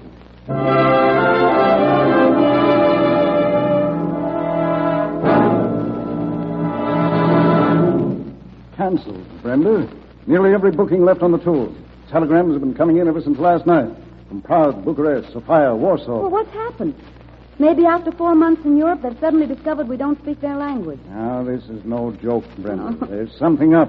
All kinds of things are rumored. Ultimatums, threats. Oh, Lee, we've felt that sort of undercurrent ever since we came over. Yes, but this is different.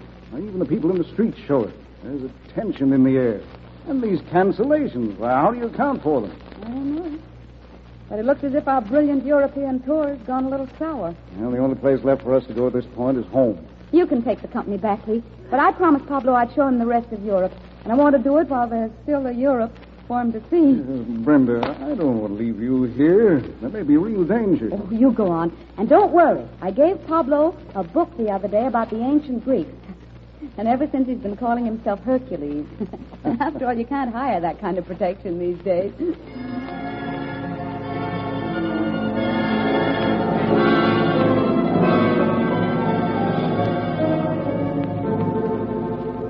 The Balkans. Why do they call them the Balkans, Mamma Mia? Why, because... Darling, I'm afraid you've got me. I ought to know, but if I ever did, I've forgotten. We go on to some other country soon, Oh, no? Pablo, there must be a dervish inside of you. Don't you like it here? Oh, see, it is a nice little country. But there are others, I would say. Miss Mason. Miss Mason. Mercedes, what on earth? ¿Qué pasa, Mercedes? Oh, it has happened. They talk of war. Now it comes. Mercedes, what's happened? Tell me. The ultimatum. For weeks they have feared of it. Now, early this morning it has come. The ultimatum. They're going to fight, no? Be quiet, Pablo. Wait. Hello? This is Miss Mason. What's this talk about an ultimatum? 3 hours? And what'll happen if... Oh, yes, I see. Thank you. Oh, wait. Will you give me the address of the American consulate? Oh, thanks very much. What happens, Mama? What is it? I'm going to find out. You stay here with Mercedes, Pablo. I'll be right back.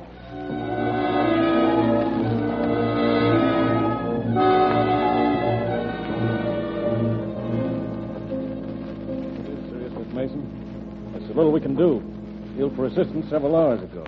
We sent out a list of the prominent Americans. Carrick, another telegram, sir. Oh, thank you. Of course. Yes. Just I expected. Listen, Miss Mason. Declared impossible, send planes, evacuate citizens in immediate crisis. State Department sending warning to powers concerned against endangering American lives. Meanwhile, take all precautions. Good luck. From Paris, our last and strongest hope. But that means we're caught in here. We can't get out. I'm afraid so. Government here has declared a state of emergency. Closed the frontier and grounded all the planes. And no one's going to do anything about it? Why?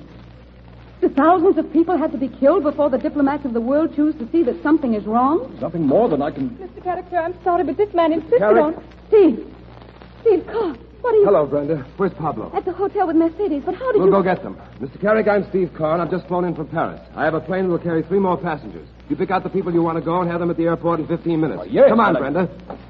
Steve. Oh, Steve, how did you know? Your activities have a way of getting into newspapers, you know, and they have newspapers in Paris. But what are you doing in Europe? I thought you were in China. I sent the plans of my pursuit plane to Washington, and they've been approved. I was on my way home, and... Brenda, what's your hotel? The Ritz, just down the street. Now You! Hold on there. You there. Do you want me, officer? Your name is Stephen Carr? That's right. You're the pilot of the plane that landed a few moments ago at the National Airport? I am. You will come with me to military headquarters. You're under arrest.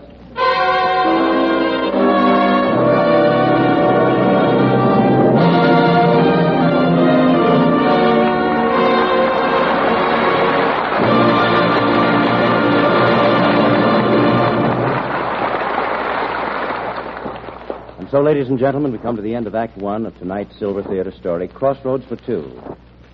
You know, for many weeks during these brief intermissions, it's been a pleasure and a privilege for me to tell you of the beauty and quality of 1847 Rogers Brothers silver plate. And you know that this extraordinary craftsmanship is not a new development with this distinguished house, but goes back almost a century. For even in the beginning, 1847 Rogers Brothers designs had the fine upswinging grace of Connecticut's own birches, the patient fidelity to detail that characterizes the true artist in silver. And because this loyalty to the highest ideals had endured through the years, the name of 1847 Rogers Brothers today is admittedly the most precious in silver plate. So if you've never owned 1847 Rogers Brothers silver plate, why not see how gloriously beautiful it is by accepting this friendly invitation? Ladies and gentlemen, tomorrow, Monday, let your silverware dealer show you a complete service of 1847 Rogers Brothers silver plate in the Lovelace pattern. For this is the exquisite Pierce pattern, whose sterling-like detail is winning praise from women everywhere. A design of wedding ring orange blossom inspiration with graceful tapering lines and beautiful proportions. And you can now get 62 pieces of this thrillingly lovely silver plate for only $59.75. That's a saving of more than $14 over open stock price. Your silverware dealer will be delighted to show it to you and to explain on what easy, convenient payment terms you can own silver plate from the proudest house in America. America's finest silver plate. 1847 Rogers Brothers silver plate.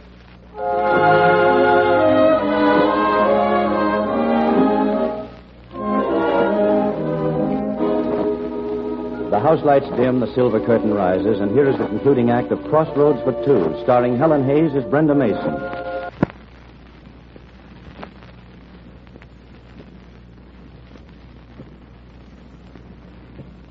A nation of southern Europe besieged. The disaster of attack by land, by air, an impending reality. And in the office of the Commander of Military Affairs... You may consider yourself at liberty, Mr. Carr. You're fighting for this country with foolhardy at this time, but certainly not a criminal action. Criminal action? Trying to get your own countrymen out of a war zone? However, while I can take no action concerning the flight you have made into this country, I can prevent you from leaving it. But, Commander, you must Mr. realize... Carr, this country is virtually surrounded by hostile forces. Forces mobilized, ready, and, I think, anxious to move. Yours is a foreign plane of the bombing type. That's true. A bomber's the only ship I could get on short notice that was big enough. But it's unmarked. There are the enemy anti-aircraft gunners at our borders. How are they to know the plane is not our own, leaving the capital with a cargo of bombs instead of your countrymen? We'll take that risk. But we will not. One shot fired at the border may be the spark to set off the conflagration. Mr. Carr, I'm sorry. You cannot leave the capital. The interview is ended. Thanks for all your help. You're welcome. Good day. Oh, Steve. Steve, what happened? Is it all right? Sure. Everything's swell. And you're not under arrest. Whatever gave you that idea? The commander just heard I was here and wanted to offer me a job. He's heard about me, my flying for Spain with the Chinese. After all, those things get around. Steve, why are you lying? Don't you suppose I know this is a mess? Now, come on, tell me the truth. I'm a big girl now. All right. The truth is we can't leave. They won't let us. Not until the government makes up its mind one way or the other about the ultimatum. But, Steve, is there a choice? Sure. They can surrender and receive the so-called protection of their nice, friendly neighbor, or they can fight that same friendly neighbor and be outnumbered 6-1. A swell choice. But the rest of the world, surely they won't just stand by. I've got a hunch that the rest of the world is going to be looking the other way when this little grab takes place. They'll be too busy over a peace conference. You haven't changed, have you, Steve? In fact, nothing's changed. You're still quite convinced that there's no argument like a gun, and the bigger the gun, the stronger the argument. That's not a bad way to put it. Certainly a couple of million guns would carry a lot of weight in this country right now. And sanity. There's no place for that, of course. These countries couldn't get together and settle whatever their dispute may be without sacrificing countless lives. You wouldn't approve of that. Sure I would. If I lived in Utopia, I'd be all for it. But I don't, Brenda. Won't you realize... Stop it. Oh, don't you see? It's our old argument all over again. Just as hopeless, just as futile as ever. And how can I fight with you when you come all the way over from Paris to... Steve, it seems our wars have crossed at last. Let's call a truce. Okay. It's a deal. We'll have lunch together. All right. But before we do, I'd like to stop at the hotel and see that Pablo and Mercedes are all right. Of course. And tell them to make for the cellar if there's any sign of trouble. Oh. I'll check at the airfield and see that they're not manhandling that plane. We'll meet in the dining room at the Ritz in half an hour. But, Steve, we're forgetting the ultimatum. Sure we are. Why not? There isn't anything we can do about that. And if this country ceases to exist at 3 o'clock this afternoon, I want to tell my grandchildren that I spent the last 3 hours of its history having lunch with America's most beautiful and talented actress. Just for that, I'll buy your lunch. After all, I couldn't disappoint your grandchildren.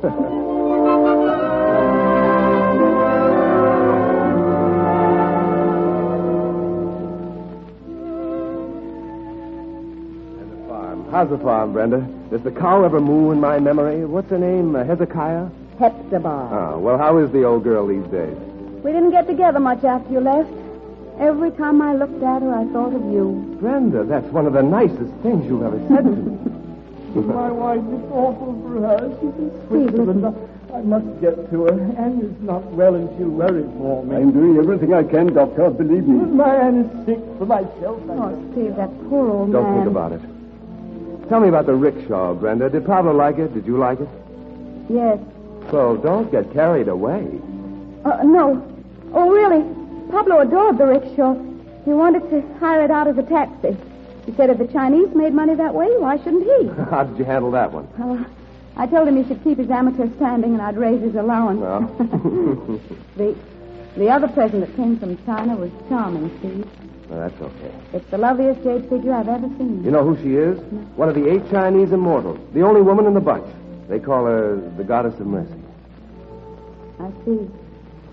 And Brenda. Pardon me, sir. There'll be something else? No, thanks. But look, waiter. Yes, sir? See if you can find out what's happened to the musicians. They're dying on us. Tell them to play up. Very well, sir. Karoli, play up there. Oh, I fear their heart is not in it, sir. Like everyone else, they're afraid. The other patrons think only of what may happen. They look at maps and listen to the radio reports. But you and the lady, you only laugh. Some of the others, they say to me that you're crazy. But I tell them no, you're only Americans. Oh. I suppose that amounts to about the same thing, doesn't it? Yes, madam. Often I believe so. And now, sir, if you have further needs, one of the other waiters will serve you. I have permission to leave so that I may be home by 3, and I must stop for gas masks for my wife and daughter on the way. Good day, madame. Thank you, sir. He thinks of gas masks while you tell me about the goddess of mercy.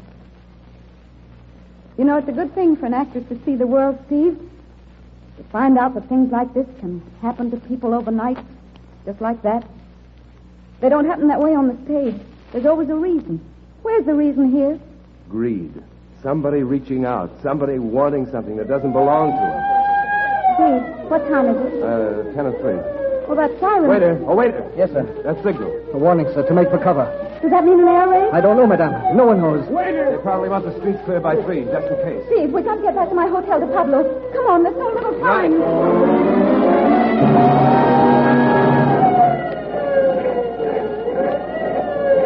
We'll have to walk, Brenda, all the cabs. I know. We just down this block and across the square.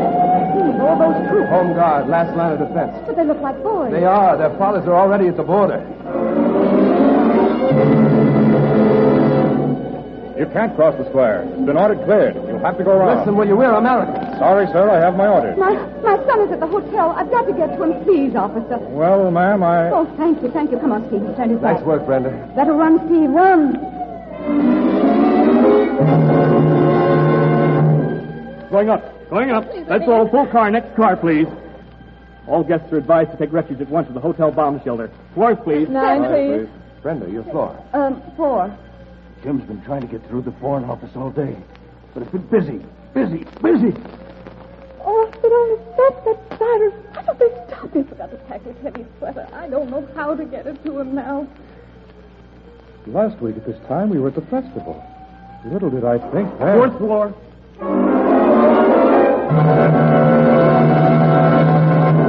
Mercedes! Pablo! See, they're not here. Perhaps... Miss Mason. Oh, yes? At last you were here. Your son and his governess are in the bomb shelter in the cellar. Oh, thank heaven. And you, Miss Mason? Later, but thank you. Yes. Brenda, perhaps you'd better go down. Steve, listen. The siren. It stopped. Yeah. Everything's suddenly so quiet. What do you suppose? Steve, it must be nearly...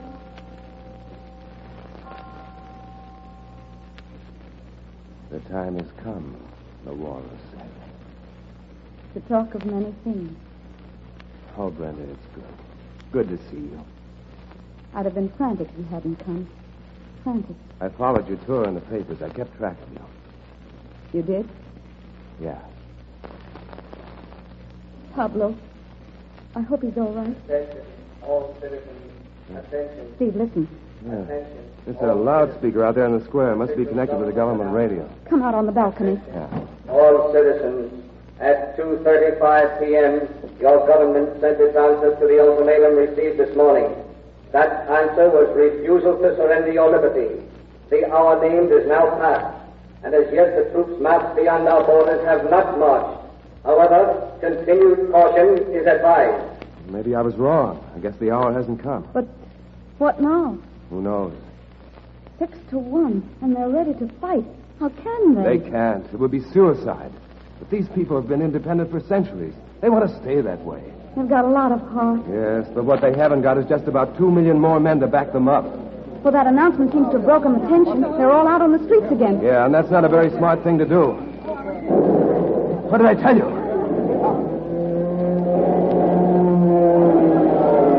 Oh, Steve! Brenda, inside, quick. Oh,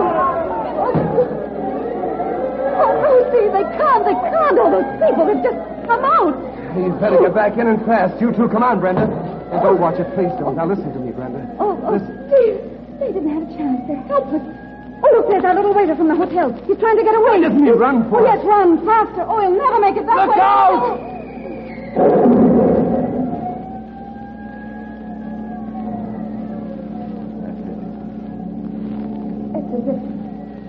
As if he never was.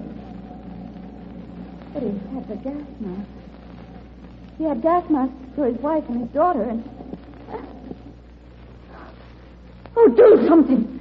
Why don't you do something? You can't just stand there. There's nothing anyone can do now. It's all over. The planes are going back. This is just a sample of what they can expect if they try to resist. But how can they resist? Look at that square. They'll give in. There's nothing else to do. Steve, it could happen anywhere. What we saw out there. It could happen in New York. It could, Steve. It could. No, Brenda. Don't think of New York like that. Think of it as it is, as it must always be. Fifth Avenue on a sunny day. The hurdy-gurdy man, shoeshine boys, carriages in front of the plaza. I want to go back, Steve. I want to go home. You will. We may even get out tonight, as soon as the other troops march in. Steve, you've seen all this happen many times? No, not many. But often enough so that I couldn't forget it. Brenda, do you remember shouting at me a moment ago, telling me to do something? Oh, yes, it seemed so terrible that no one was. You got mad. Well, it's always made me mad, too. That's why I've been flying and fighting these last years, working on my plane. You thought I wanted to kill people. Well, I didn't. I only wanted to prevent people being killed. I want peace, too, Brenda. But I know the world as it is today. And the only way to be sure of peace in such a world is to make defense so strong that no one dares make war. I never believed that. But after today, Brenda, how can you help it? Would this have happened if they'd been able to protect themselves?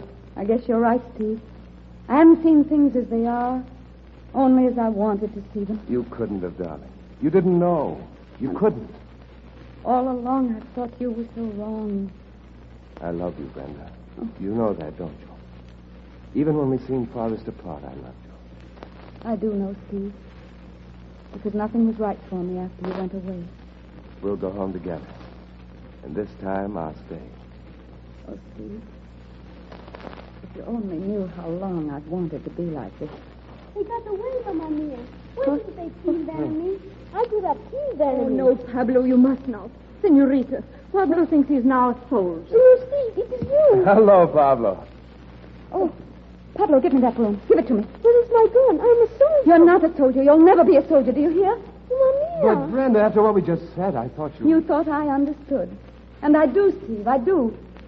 I know we've got to be strong, ready and prepared to fight, if we must fight. But because that's true for us, for our generation, must it also be true for Pablo and his? I don't know, Brenda. I'd like to think things might change, but... They must, Steve. I'll face reality with you from now on. But that doesn't mean I'm going to stop hoping and working for something better. I see now that it's stupid to deny today. But we have tomorrow. It's the only hope there is, Steve. And it's our job to fulfill the promise of a different tomorrow.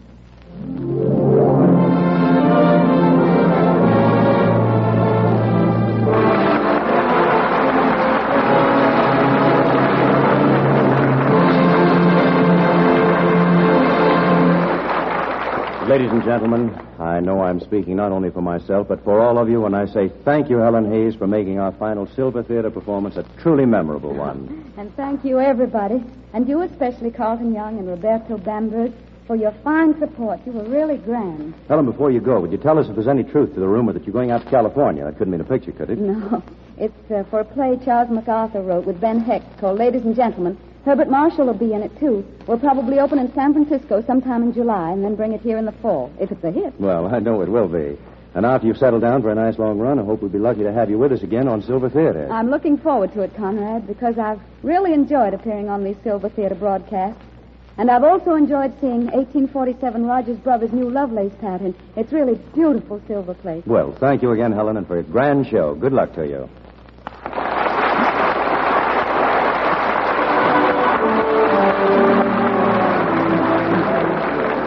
Well, ladies and gentlemen, since this is the last Silver Theater broadcast this season, I think I'd like to say a word myself before we ring down that final curtain. Our little company here and in Hollywood has enjoyed bringing these programs to you each Sunday, and we hope that as you think back over them, you'll remember them with real pleasure, and that you, as well as we, will be a little sorry that they're all over for the season. We hope also that you'll remember the two great names that made our Sunday half hours together possible.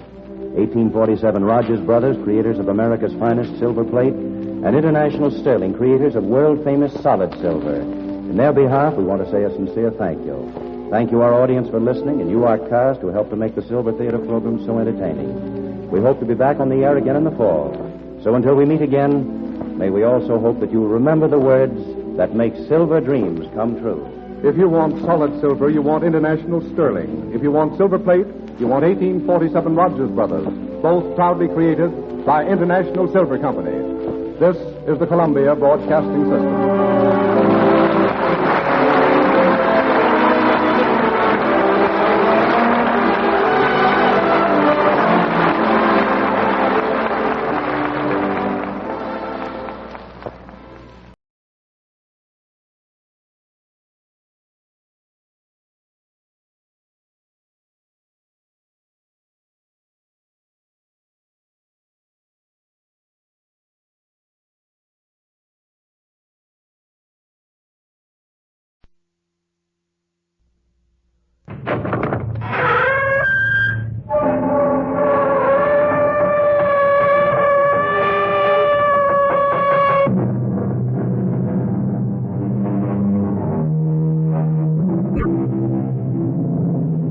Come in. Welcome. I'm E.G. Marshall. Once again, it's open house here on your dial for mystery and suspense and the excitement of the unknown. They say, whom the gods would destroy, they first make mad. Yes, they do say that. But these days, it would be quite possible to take the opposing view.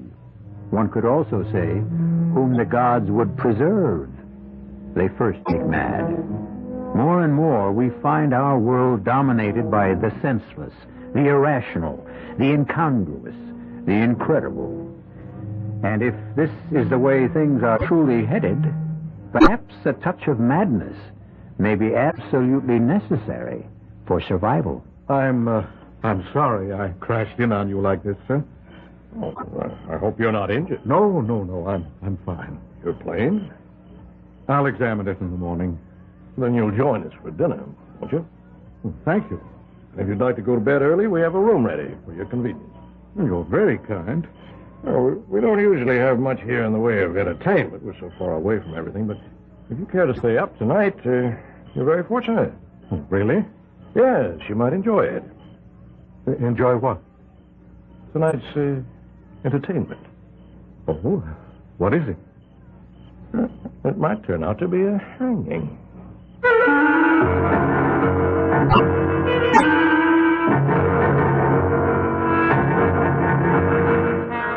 Our mystery drama, A Scaffold for Two, was written especially for the Mystery Theater by Sam Dan and stars John Beale and Bret Morrison.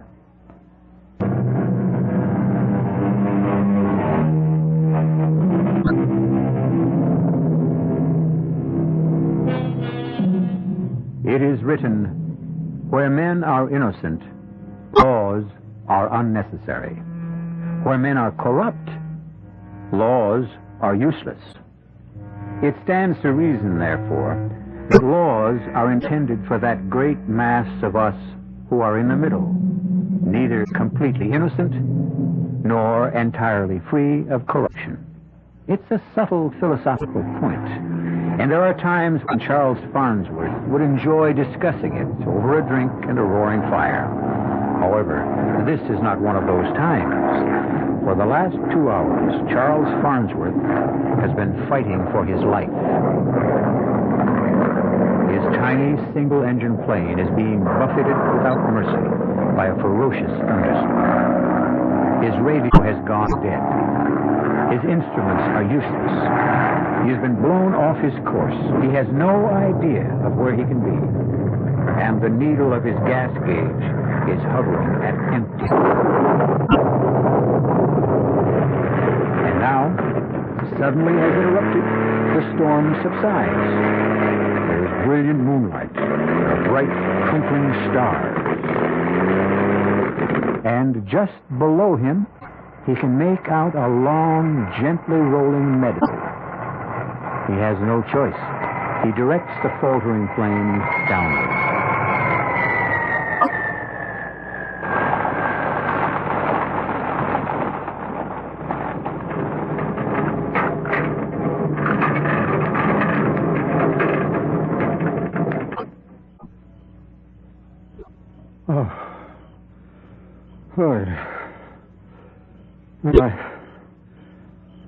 Yes, I'm all right.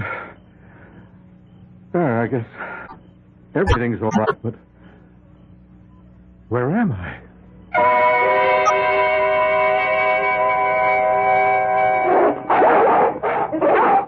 Easy, boy. Okay. All right. Who's that out there? Oh, sir. I need help. Down, Alexander. Down, Cedar. Be quiet. Quiet! Now, sir. Move this way. Very slowly. That's fine. I assure you, sir, there's no need of that rifle. Far enough. Now, sir. What are you doing on this island? Is this an island? I didn't even know How'd you get here? I was driven off course by the storm. What storm? Well, it ended a few miles north of here, or south of here, or even east or west. I couldn't tell you. I was forced down in a meadow, but... You all right, sir? Oh, yeah, I'm fine. And your plane? It seems to be okay. I need gasoline. Oh, you alone? Yes, sir, all alone. I see. I wonder if I may impose upon your hospitality. It's yours, sir. Thank you. Step this way, won't you? My name is Bennett. Franklin Bennett. Welcome to Bennett's Island. My name is Charles Farnsworth. Oh, you're just in time for dinner, Mr. Farnsworth.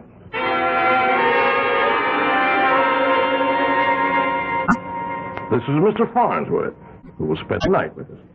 My daughter, Mayetta. How do you do? What is your sign, Mr. Farnsworth? Sign? Well, Taurus, I think. Mayetta. But it's vital, Father.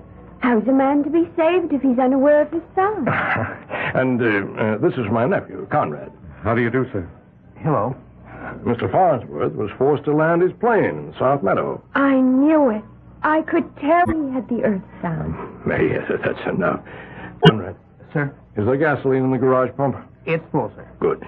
In that case, we can have Mr. Farnsworth up and away tomorrow morning. May I set another place at the table, please, for Mr. Farnsworth? Yes, Daddy. Conrad, you'll serve. Yes, Uncle Frank. Mix yourself, whatever you like. Everything's on the sideboard. Excuse me. Frank Bennett here. Oh, yes, Wayne. Yes, it's this evening, as we agreed. Midnight, officially. But get here before that. Good. I'll see you then. Oh, you all right there, Mr. Farnsworth? Oh, yes, just fine. I'm afraid you'll have to excuse me. For what, Mr. Bennett? Well, I can offer you dinner and a bed, but regrettably I'll be unable to entertain you. Oh, that's quite all right. No, it's not all right. I realize I shall be remiss in my duties as a host. But I have a previous engagement.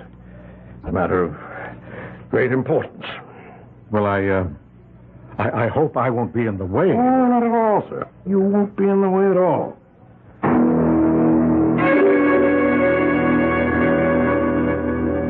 Well, if everyone's had enough, Conrad, Mayetta, clear the table.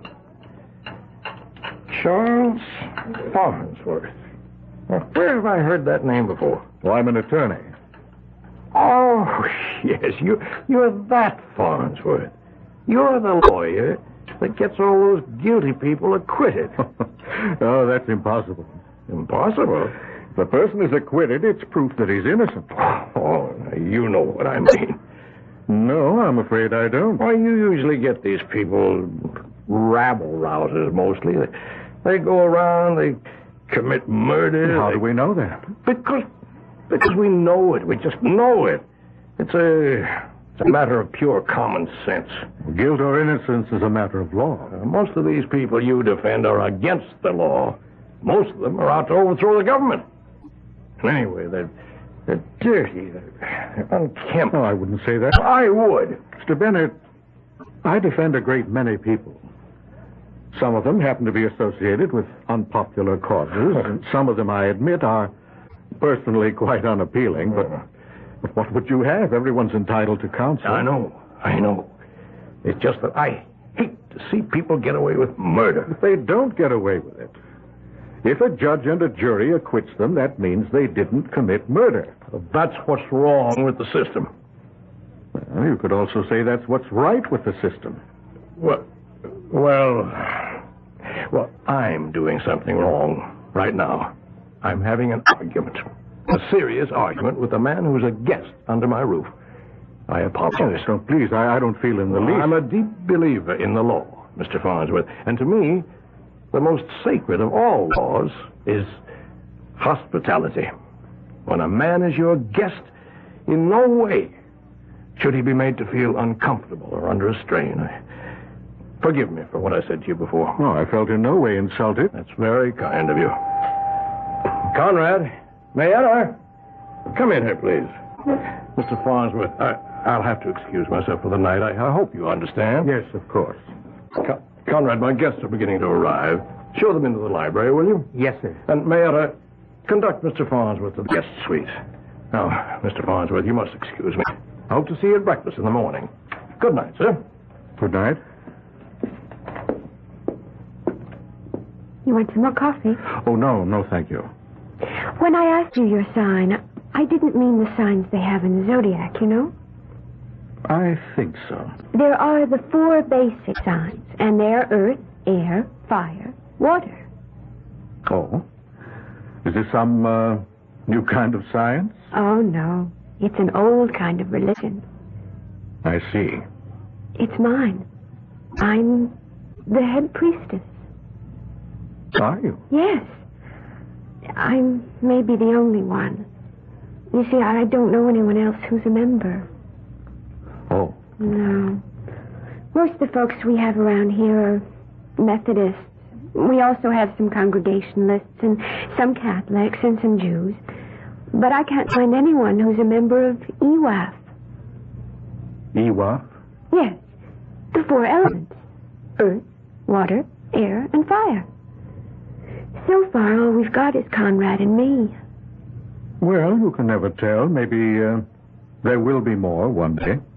Oh, it's very nice of you to say that. Most people just laugh at me. I'm sure they don't mean any harm. I don't mind. You're a very nice person. You're not at all like most of the people who come to see Daddy. Why do you say that? Because you're a perfect example of the balanced EWAF. I see now. You don't have any son. You have all 4 of them. Oh, is that good? Oh, that's perfect. You're in heavenly balance. Your fire and water, your earth and air, they don't fight each other. They work together in harmony. Didn't anyone ever tell you that before? No, not that I can recall. Well, as I was saying, most of the folks who come to see Daddy are unbalanced. They're usually too much of one thing. Now, Daddy himself, he's too much fire. And poor cousin Conrad, he's mostly earth. Earth? Yes. You know, it's like he's just there. Well, Daddy said to show you to the guest suite. Yes, I believe so. Now? I suppose now's as good a time as any. Your father, as I understand, has other guests. Yes. If we weren't on the island, you could go to a movie in town. I think I'll just turn in. All right. Come with me. Well, this is quite a place you have here. Daddy built it for Mother. Daddy fought in France during the war, and that's where he met Mother. She was French, you know. And he built her this chateau. That's what they called them in France. I can see. It's lovely. This is your suite. I can only say it's magnificent. You'll find everything you need. You have your private bath through there, pajamas and a robe in the closet. Thank you very much, Mayetta. That's all right. I rarely meet a person who's in full balance. Good night. Look, if you're not sleepy, you could come with me later and watch. That is, if you'll promise to be very quiet. Oh? What is there to watch? Well, I'm not supposed to see it either. I'm not even supposed to know about it. Know about what? Or the hanging. The what? The hanging. You know, when they hang a person. We're going to have one here, tonight.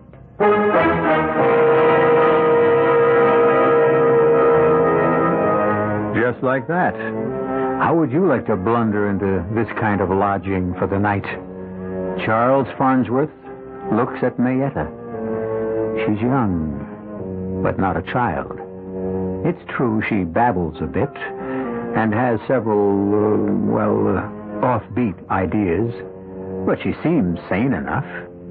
What's this about a hanging? Well, you'll just have to wait until I return shortly with Act Two.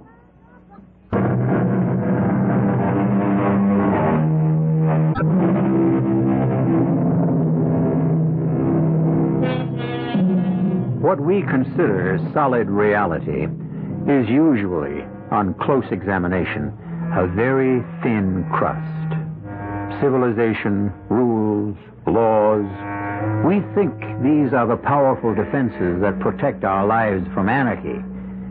We rarely consider how quickly, how easily, all the laws and rules can suddenly be suspended. Now, just a minute, Mayetta. Do you mean to tell me somebody's going to be hanged here? Oh, yes. Yes, indeed. But who? How? Why? Well, who, that I don't know yet. But how? Well, they use a rope, you know, and a scaffold. But why? Well, they're holding a trial. Daddy summoned all those people here for a trial. But what kind of a trial? I'm not sure I know. But the idea of a trial is to hang someone. No. The idea of a trial is to find out. But they've already got the scaffold built. How do you know? Because I've seen it. You've seen it? Yes. But how can they hold a trial? This isn't a court of law. That's Daddy's business. I would never question him about anything like that. Mayetta, do you realize what you're telling me? What did I tell you?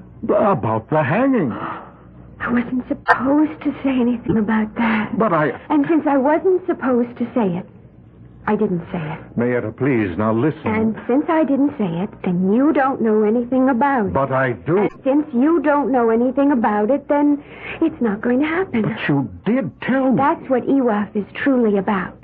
What you don't know about does not exist. But you specifically said someone is going to be hanged here tonight. I said it before I realized I shouldn't have said it. So no. I will unsay it, and it won't happen. Mayetta, this is... I don't know what to think. That's why I like you, Mr. Farnsworth. You don't know what to think. Other people, unbalanced people, they know what to think. And they think I'm crazy, but I'm not. All squared away, I see. Is everything satisfactory? Yes. I've been having a most intriguing conversation with your daughter. Oh? Well, she takes after her mother. Her mother was French, and they like to talk in riddles, you know. Do they? Oh, yes. Mr. Bennett, I feel I must discuss this matter with you. Oh? What matter? Mr. Bennett, do you intend to hang somebody tonight? I realize as I said it just how that must sound, but Why do you ask? Well, why is unimportant. May I have your answer? Now, whatever could have given you such an idea? Well, your daughter mentioned it. Oh.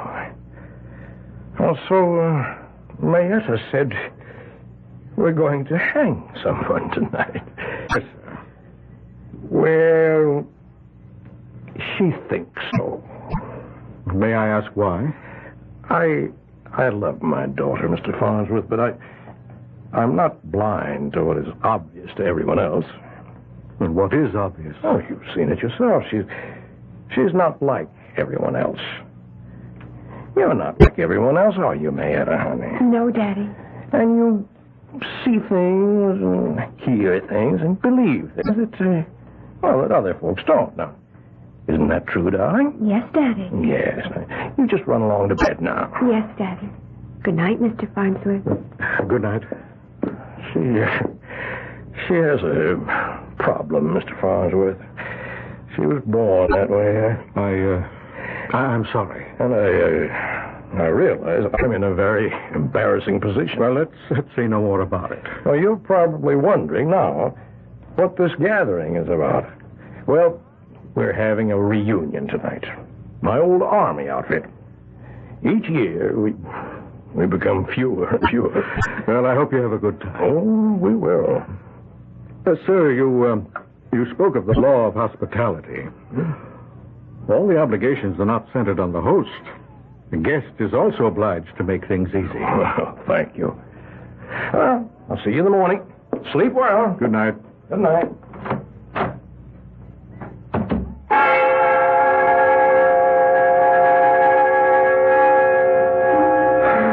I was exhausted. It had been quite a day. I thought I'd sleep the moment my head touched the pillow, but for some reason I was wide awake. I kept wondering why sleep was eluding me so completely. Of course, I knew. I knew there was something mysterious going on in this house. Something was wrong. Maybe it wasn't as deadly as Mayetta had claimed. But I felt certain it wasn't as innocent as her father had asserted. And I also knew that I wasn't going to rest until I found out. And so I fought it no longer. I got out of bed and dressed myself. And I walked quietly to the door. And I turned the handle. And that's when I discovered that it was locked. Locked from the outside. I walked to the window. And I discovered that I couldn't open it. It was a large casement window made up of many small panes. And as I examined them closely, I discovered that they were made of very heavy, leaded, apparently unbreakable glass. And now I knew with crystal clarity I was a prisoner. In the distance, I could hear the sound of approaching cars and men's voices. Something was about to happen. But if it were only an army reunion, why was I locked in this room? And then I heard it. A key was being inserted in the lock. And I could hear it turn. And the door opened slowly. Was someone coming after me? Who? And for what reason? Mr. Farnsworth. Mayetta? You just have to help. What is it? Why have I been locked in here? They're going to have a hanging. But I thought you said... That's before I knew who it was going to be. Well, who is it going to be? Cousin Conrad. Conrad? But why? Because they're holding a trial for him. I have to keep asking why. Because they held one over at Maple City 6 months ago. Conrad was tried? What for? Murder. Murder? Whom did he kill? Cousin Bertram. And you see, the jury said he was innocent. Well, then what's this trial about? Daddy didn't like the verdict, so he's holding a trial to get a different one. We have to do something, but what? Well, I was thinking you could take Cousin Conrad away from here. How? In your airplane. Take off at night from that field? They'll hang him. Gas. I need gas. We've got plenty of gasoline in the garage. Where's Conrad? He's waiting for the trial to start. Then we'd better hurry.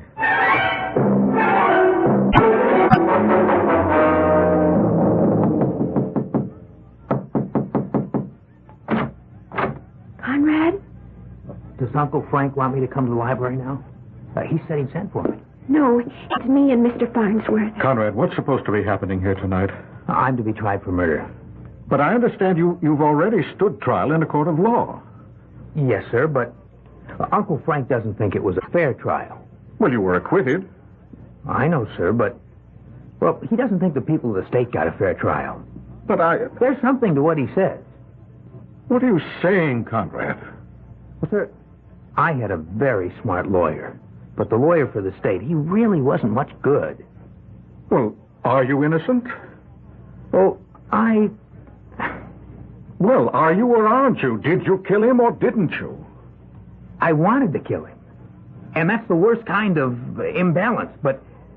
Well, that's really the worst kind of all. That's right, because that's when all of your signs are just completely out of control. No, but there's a difference between wanting to kill and killing. Is there? I wanted him dead. I wished him dead, and he died. All right. Why did you wish him dead? Well, sir, because Uncle Frank wanted him to marry Cousin Mayetta. Oh, and you were jealous? Oh, no, jealousy. No, that's not it. That's against our religion. Well, what were you? Sir, I knew he would be mean to her. Just tell me this. How did Cousin Bertram die? Poison. He was poisoned. And if I may maintain my sanity, I would assume that you were accused of the crime. Now, is that it? Yes. How was he poisoned? Well, someone put poison into his iced tea. You see, we were all sitting around drinking iced tea. Who is all? Let's see, me, Mayetta, Cousin Bertram, and Uncle Frank. We'd better hurry. They'll be looking for Cousin Conrad soon. I'll go see if the coast is clear. Well, you see, sir, Cousin Bertram was sipping on his drink. And suddenly he fell forward dead. And they accused you of putting the poison in the drink. Well, did you? Probably. But please, Conrad, I have to know. Well, you see, sir, I did direct poisoned thoughts against him. But you can't kill a man with poisoned thoughts. Now, that's not true. You and me, what are we? We better get out of here. But I'll take my punishment. But Cousin Mayetta, well, she says she doesn't like the way people look after they've been hanged, sir. They're still in the library. Come. No, wait. Just 1 minute. What is it, Mr. Farnsworth? Look, you realize what you two have said to me about a hanging. It's unbelievable. But that doesn't mean that it isn't true. Do you want proof? Well, it would help. We're headed that way anyhow. It's just in back of the garage. What is? Proof. We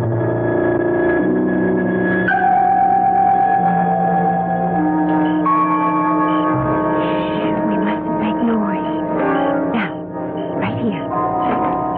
See? Some of Daddy's friends were here this afternoon. They put it together. I can't believe it's a scaffold. Yes, sir. See, there's the platform, and you walk up those steps, and they've already got the rope hanging from that crossbar. I heard Daddy say that was made out of mahogany. And you stand on a trapdoor. No, that's enough. Now, hurry, let's get the gasoline. I'm going to fly you out of here, Conrad. One moment, please, Mr. Farnsworth. Daddy! My associate's here, and as you can see, we're armed. Mr. Bennett, I intend to take Conrad to my plane. Now, if you want to stop me, you'll have to shoot. That's exactly what I'm prepared to do, Mr. Farnsworth.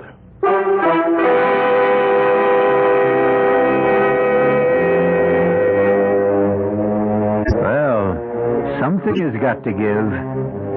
We already know enough about both men to realize that each is a person to be taken seriously. What we have here is the old story about the irresistible force and the immovable object. I shall return shortly with Act 3.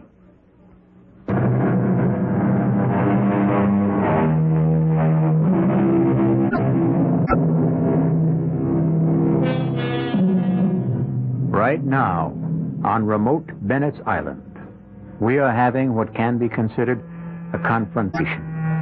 On one side, we have 12 men with guns.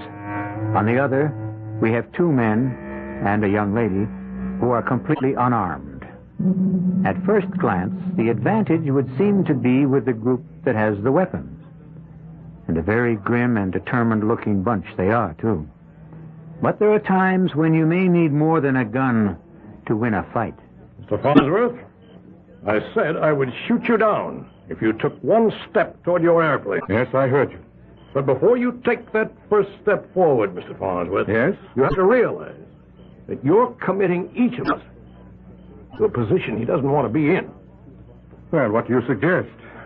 Let's discuss it. You intend to hold a lynching. I don't see what's negotiable. It's a trial. You can't do it. This is to be a real trial. What he had before was just a farce. The law of this country has clear procedures for trials. You're obviously interfering with his civil rights.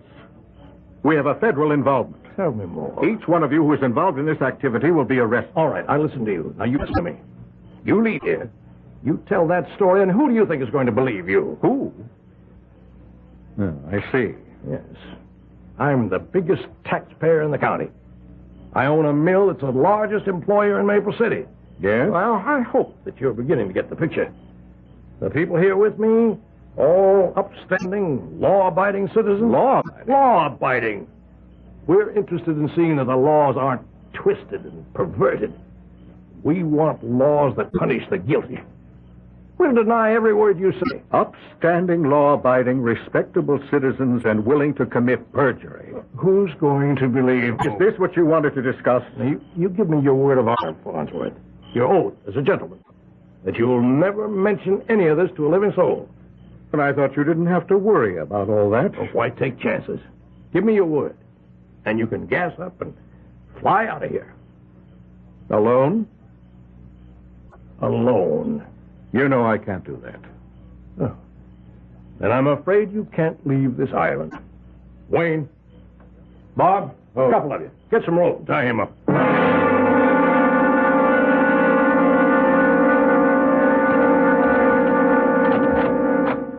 Mr. Farnsworth. Well? I want you to understand my position. Yes, I understand it. I just don't agree. Well, it's a little complicated. This whole business has become more complicated than I guess most of us bargained for. What business? The redressers of injustice. The redressers of injustice? Yes, that's the name of our organization. We felt, a group of us felt, that there were people who were getting away with murder, and so we decided... You decided to take the law into your own hands? Yes. Where it would be safe. Where it would be honored. Mr. Bennett, we really have nothing to discuss. Just a minute. Tell me why you want to lynch your nephew, Conrad. I said you didn't understand, and obviously you don't. I love that boy. Huh. And you have a remarkable way of showing it. Listen, we formed this organization, as I said. And this is the second time we've met. Oh. So that scaffold has been used before. Yes, it has. You remember reading about a man who murdered a farmer and his wife and their 4 children, just murdered them for no reason. You remember that, don't you? Yes, I think so. Well, everybody knew he did it. He was seen there. He even bragged about it later on. And he was tried. And he was freed, finally. And you know why? No. Because of some legal mumbo-jumbo. Come, Mr. Bennett, I'm sure you can do better than that. It all had to do with the fact that he wasn't arrested properly. That his confession hadn't been obtained properly. Nonsense like that. Well, it's hardly nonsense. He killed 6 people in cold blood. And a court of law said, go free. And therefore you took the law into your own hands. Yes, we did. And before you say another word, let me ask you if you remember that man's name. No. It was Wayne. George Wayne. And his cousin, Gordon Wayne, is a member of this committee. That should prove something. Well, it proves that some of the greatest crimes can be committed in the name of sincerity. Mr. Farnsworth, I need your help. My help? Yes. Let me tell you the situation here. You see, we started something that looked very good in the beginning. You know. Yes, I know. But now, some of the gentlemen, well, I guess it's like everything else. People lose interest, change their minds, and then there's you. Me? Yes. What to do about you? Unless we kill you. And there's not an awful lot of stomach for that. We're not just murderers, you know. Well, you do have a good opinion of yourselves. We're law-abiding citizens, and we want to protect... Yes, I know. You said it so often. You actually believe it. Now, the reason we're trying my nephew, Conrad... Yes? Well, I admit that there was no love lost between Conrad and Bertram. And Conrad could have done it. Actually, he had the motive. They were both in love with my daughter, Mesa. And Conrad was going to lose out. You're sure of this? She seems quite fond of him. Well, I had decided in Bertram's favor. And that was the end of that. Oh, why had you favored Bertram? You mean it's not obvious? How could Conrad take care of her? He's I may just as well say it. He's as crazy as she is. But Bertram was sane. Practical. True, he did have a heart condition, but with care you can live with those things forever. Well, Conrad may have had a motive, but that doesn't mean he was guilty. Well, what happened was he was acquitted at the trial. And A lot of people kicked up a fuss. Yes? Well, they said it was my wealth, my influence that got him off. Pardon me if I enjoy this irony. Well, was your wealth and influence a factor? Never. But you know how it is. When a rich man's relative gets a murder charge, people talk. There's discontent. Yes, I see. And I had helped organize this organization. Oh, yes, the redressers of injustice. Yes, the redressers held a meeting and demanded action. Now, what could I say? It would look as if I were trying to make an exception out of Conrad. And Gordon Wayne, he said that if the redressers could try his cousin, they could try my nephew. Well, you're in quite a position there. I tell you, I wish I were out of it. Finished and done with the whole thing. And so do most of the others. But Gordon Wayne demands that if... Well, I can see his point. And so you will sacrifice Conrad? Oh, no. He's going to get a fair trial. Why do you say that? Because you're going to represent him. But I can't. I can't legitimize a lynching session. Please, Mr. Farnsworth, don't give me all that law. Just find us a way out.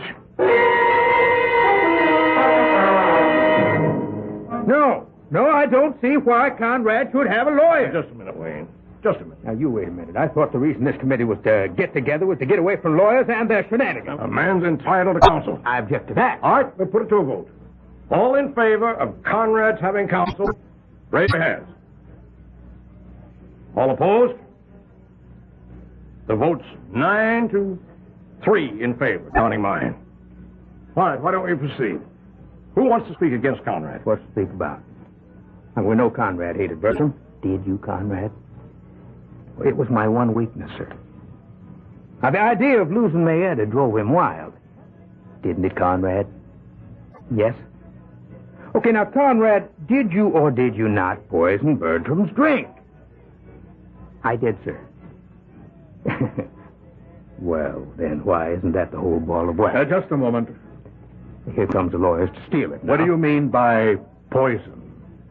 I poisoned him. Do you mean you poisoned him with a drug or a chemical of some sort? I understand a heavy dose of poison was found in his system. Did you administer it? Yes, sir. How? Does that matter? For crying out loud, the man admits he did it. How, Conrad? Well, my poison thoughts toward him, sir. It turned into actual poison. Did you at any time place into his glass a pill, a powder, a liquid, a substance of any sort? Did you? No. I can do that. How did the poison get into Bertram's glass? Conrad, put it there. How? When? Where? Now, where did the iced tea come from? The kitchen. Bertram said, I'd like some iced tea. We were all sitting out on the patio. Yes, and I said, I'll tell the cook to make some. And Bertram said, nobody makes better iced tea than I do. And he went inside. And a couple of minutes later, he called for Mayetta to come in and help him serve. We heard all this at the trial. But it is important, Mr. Wayne. So Mayetta went inside and came back carrying the tray. She set it down, and Bertram set a glass in front of everyone's place. And then what happened? Well, there was a sound of an explosion from the rear of the house. So we ran back to see what it was. Who ran back? All of us. In any particular order? I remember. Uncle Frank first. Yes, and then Conrad, and then Bertram and Mayetta. And what was the explosion? Oh, the cook's little boy.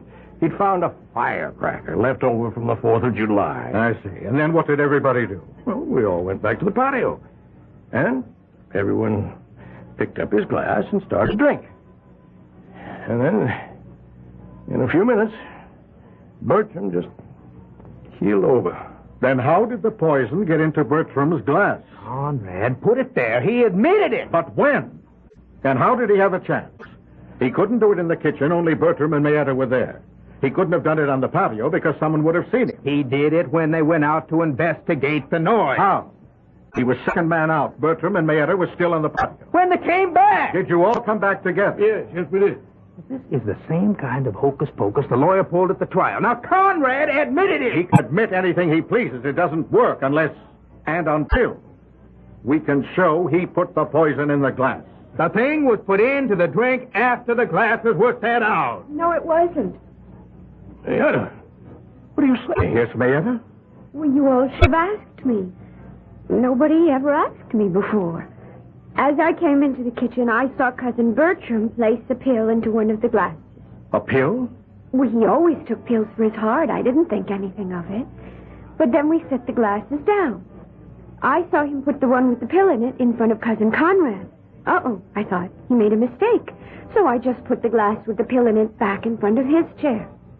You changed the glasses? Oh, yes. I was going to call it to his attention, but everybody started to run to the back of the house, so I just changed them myself. But, Mayetta, that was not a pill. That was the poison that killed him. Oh, no. No, Conrad is right. The poison that killed him was Conrad's mean and unbalanced thoughts. But Conrad has atoned. He's balanced now. Mayetta, why would Bertram want to kill Conrad? Oh, Bertram. Bertram was unbalanced. Everyone knew that. He was so angry because I told him I could never marry him as long as Conrad was alive. What? We love each other so much. Gentlemen, the defense rests.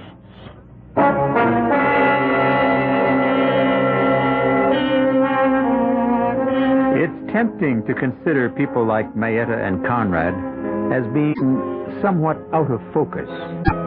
But how clear, how sharp are your motivations and mine?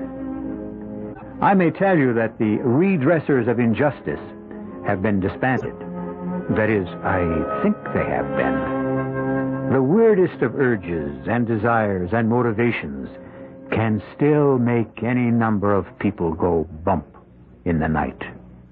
Be sure of nothing, except that I shall be back in a few moments.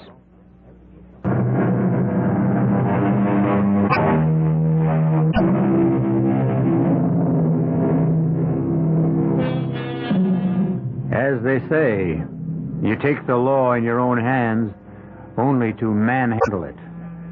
We hope Mr. Bennett has learned his lesson, as have Mr. Wayne and the rest of the redressers of injustice. Mr. Farnsworth won what he considers his most important case, but it's a secret between him and us, since he doesn't talk about it in public. You'll learn a great many more fascinating secrets when you visit with us again. Our cast included John Beale, Bret Morrison, Denise Alexander, and Casey Kasem. The entire production was under the direction of Hyman Brown. This is E.G. Marshall inviting you to return to our Mystery Theater for another adventure in the macabre. Until next time, pleasant dreams.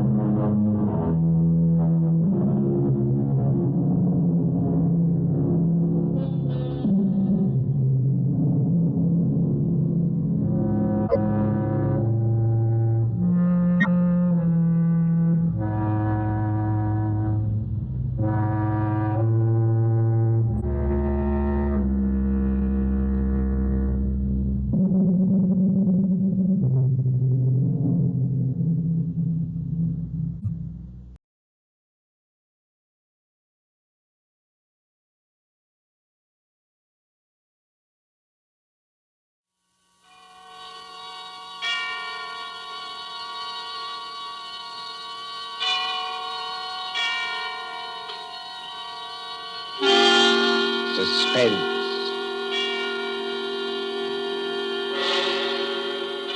Tonight, Columbia brings you as guest star Hollywood's genial character actor, Stuart Irwin. The story is by the author of The Thin Man and the Maltese Falcon, Dashiell Hammett, one of America's acknowledged masters of the art of suspense. Suspense is compounded of mystery and intrigue and dangerous adventure. In this series are stories calculated to intrigue you, to stir your nerves, to offer you a precarious situation, and then withhold the solution until the last possible moment. Tonight, for instance, Stuart Irwin plays for us a pleasant, easygoing assistant chief of police in a small town who, to everyone's surprise, was instrumental in solving a murder. We trust that with this tale we shall keep you in suspense. For Suspense tonight, CBS presents Stuart Irwin in Two Sharp Knives by Dashiell Hammett.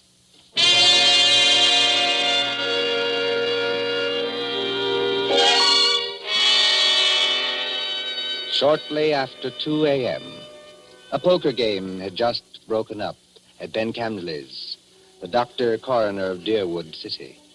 Scott Henderson, Deerwood's chief of police, and Wally Shane, his assistant, were standing outside. Where are we heading for, Scott? Let's walk across the street, Wally. Railroad station. Gee, aren't you afraid of the excitement, Chief? Don't you think that watching the 211 come in is apt to be too much for your blood pressure? Well, if it is, Wally, you can always carry on. You've been a pretty good imitation of an assistant to me for some time now. Yeah? Yeah. If anything happens to me, you'd be the chief. Don't worry. It won't be any harder for you to fool the public as chief. Hi, Elmer. Howdy, Scott. Hi, hello, Wally. Kind of late for you boys to be around, ain't it? No, I don't know. We sort of figured we'd put the town to bed tonight. How's the 211? On time? Right on the nose. She ought to be blowing for the bend in just about 3 seconds now. Yep. What'd I tell you? It's her now.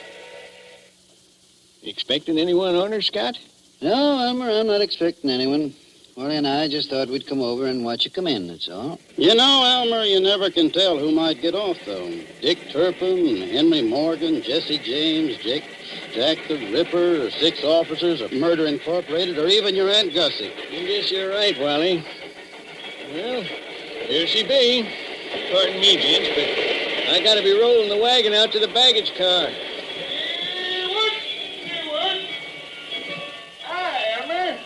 How's it going? Well, can't complain. Can't complain, Cap. Well, maybe you can't, Elmer, but I sure can if you hold us up with that freight there. You got much more? Nope. This is the last piece now. There you are, Cap. All done. Okay. See you tomorrow, Elmer.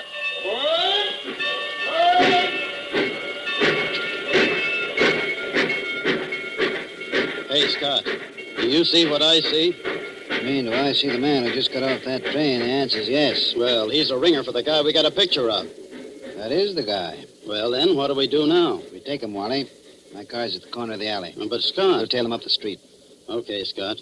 There he goes now, over toward the taxi stand. Come on. Let's follow him.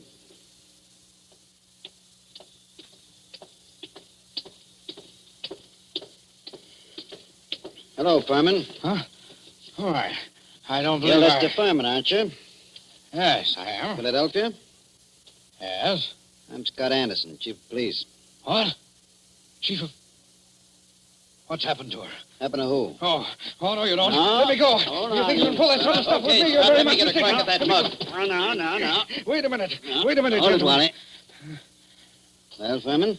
Well, I'm sorry. For a moment there, I thought you weren't really a policeman. Thanks.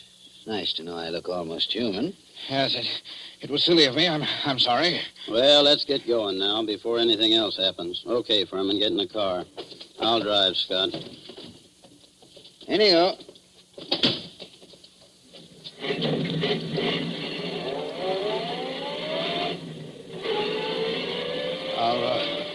Are you taking me to police headquarters? That's right. What for?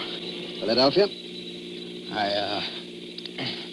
I don't think I understand. You understand that you're wanted in Philadelphia for murder, don't you? Murder? Why, that's ridiculous. Who told you that? Well, it's a cinch he didn't make it up. But wait, there must be Take some it easy mistake. now. Just wait till we get down to headquarters. And I'll show you what I mean.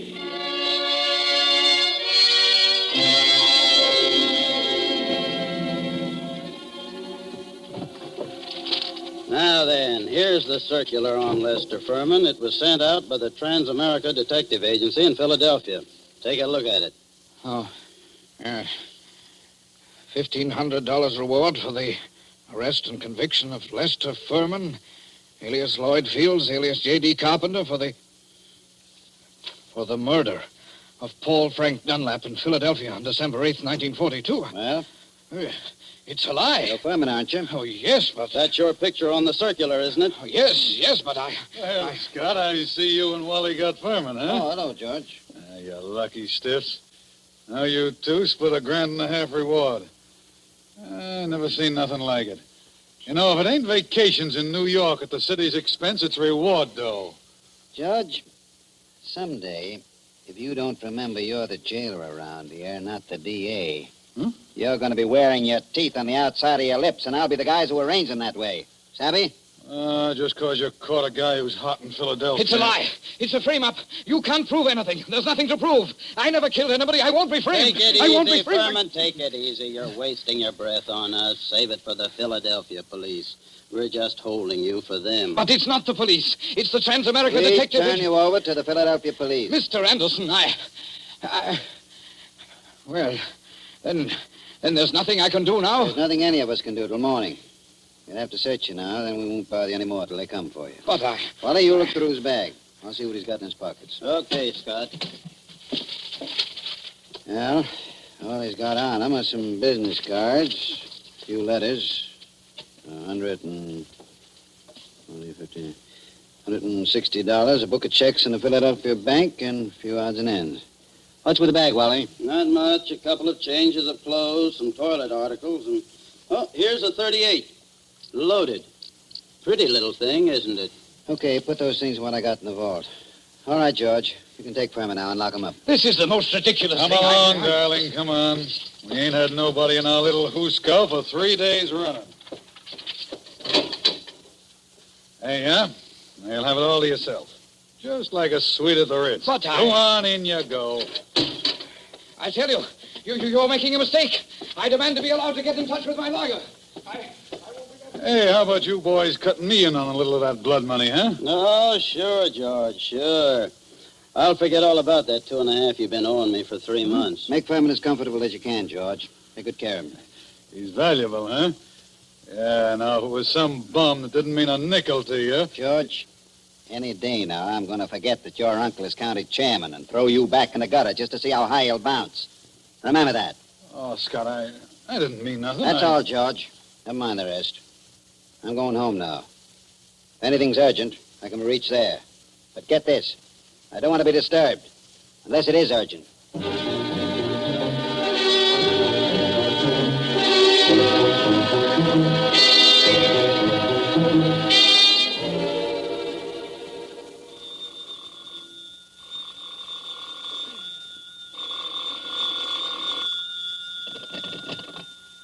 Hello. Scott, this is Wally. Yeah, Wally, what time is it? It's 5 after 6 in the morning, and you'd better come right down, Scott. That fella Furman's hung himself. What? Furman hung himself? Yep, by his belt from a window bar. Deader than a mackerel. I'll be right in, Wally. Phone Doc Camsley and tell him I'll pick him up on my way down. No doctor's going to do Furman any good, Scott. Well, it won't hurt to have him looked at. You'd better phone the chronic court at Douglasville, too, and file a routine report. Already did that. And what's more, hold on to your seat. The DA's on his way over, in person. The DA? Yeah. I'll be there before you hang up, Wally.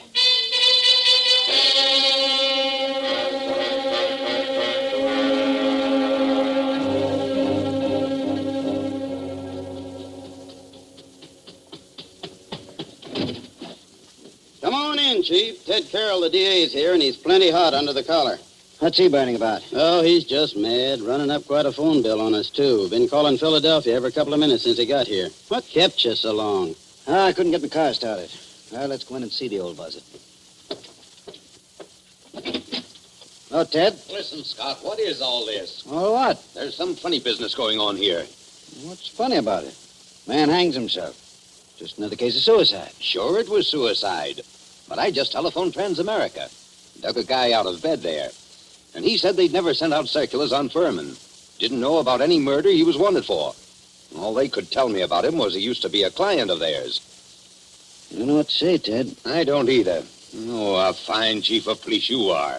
What on earth kept you so long? Car store. Came as quick as I could. Makes you so crabby, Ted. Nothing. I guess it's just the district attorney and Now, come, gentlemen. Nobody'd know you two are staunch admirers of each other. Okay, Wally. Tell me, what do you make of it? Well, there's plenty wrong, Scott. First, that Trans-America thing. They never sent out circulars about Furman. And now, get this. I talked to the Philly police just before you came in. There wasn't even any Paul Frank Dunlap murdered. There wasn't? No. What did you get out of Furman before you let him hang himself? But he was innocent. Didn't you grill him? Didn't you find out what he was doing in town? Wally, didn't you? What for? He admitted he was Furman. The description fitted him. The photograph was him. The Trans-America Detective Agency is supposed to be on the level, ain't it? Philadelphia wanted Furman. We didn't. But Scott... I sure, Ted. If I'd have known he was going to hang himself.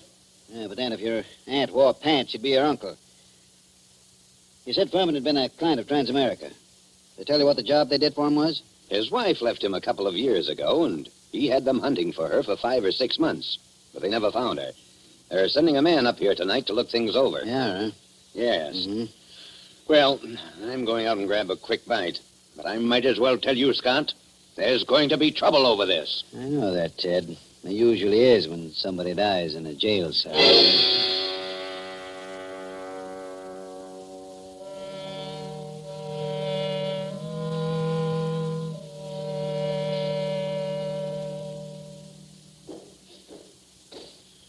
Well, so what's become of that 1,500 fish now, huh, Scott? What happened there last night, George? Nothing. Furman hung himself. Did you find him? Uh-huh. Wally took a look in here to see how things was before he went off duty, and he found him. You're asleep, I suppose. Well, I was catching a nap, I guess, but everybody does that sometimes, Scott. Even Wally sometimes when he comes in off his beat between rounds. Yeah, but I always wake up when the phone rings or anything. Oh, sure. Well, suppose I had been awake. You can't hear a guy hanging himself, can you? Did Doc Campbell say how long Furman had been dead? He done it about 5 o'clock, he said he guessed. Oh, you want to look at the remains, Scott? They're over at Fritz's undertaking parlor. Not now.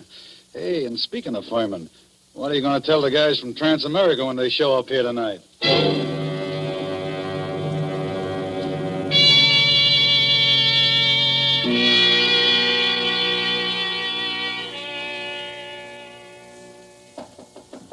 Come in. Oh, they told me I'd find you here. You're Chief Anderson, aren't you? Yes, that's right. I'm Carl Riesing, Assistant Manager of the Trans-America Detective Agency in Philadelphia. This is Mr. Wheelock, who was Lester Furman's personal attorney. Glad to know you, Mr. Riesing. How do you do, Mr. Wheelock? How do you do? I know you gentlemen are already in possession of most of the details concerning Mr. Furman from the time he arrived in Deerwood until the time of his death. But perhaps you don't know that the police of most towns in our corner of the state have also received copies of this same reward circular. Take a look at it. Oh. I must say this circular is an excellent forgery. You're sure it's a forgery, Mr. Riesing? Oh, yes, there's no doubt about it. But it's an excellent forgery. Tell me, Mr. Wheelock, was Mr. Furman a native Philadelphian? Oh, my, yes. He was a well-known, respectable, and prosperous citizen of Philadelphia. Married, I believe? In 1934, he married a 22-year-old girl named Ethel Bryan, daughter of a Philadelphia family. And the Furmans had a child? Isn't that right, Mr. Wheelock? Yes, born in 1936, but the child lived only a few months. Mr. Furman's wife disappeared after the child's death. What year was it that she disappeared? Mr. Riesing should remember that. His agency worked on the matter. Oh, I remember it well. Mrs. Furman disappeared in 1937. We never heard anything of her again, although Furman spent a lot of money trying to locate her. What did she look like, Mr. Riesing? In just a moment. I have a picture of her right here in my briefcase. Here it is. Quite pretty, isn't she? If you care for that type. I see what you mean, Mr. Wheelock. But she's attractive as that. Judging by this photo, I'd say that she was a small-featured, pretty blonde, with a weak mouth and large, somewhat staring eyes. Oh, that's an accurate enough description, all right. If you don't mind, I'd like to have a copy made of that photograph, Mr. Riesing. Oh, you can keep that one if you like. It's one that we had made up at Trans-America. Her description's on the back. Thanks. Did Furman ever divorce her? No, sir. He was a lot in love with her, and he seemed to think that the child's dying made her a little screwy so that she didn't know what she was doing. That's right, isn't it, Mr. Wheelock? That is my belief, Mr. Riesing. You said Furman had money, Mr. Wheelock. About how much did he have? And who gets it?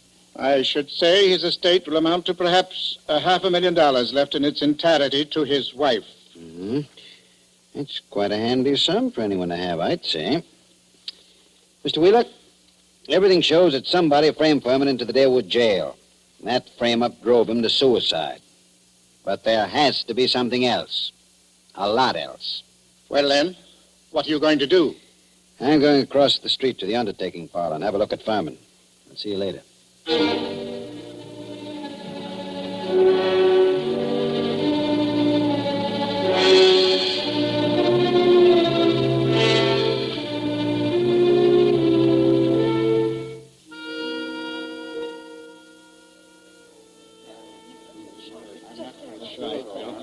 Hello, Doc.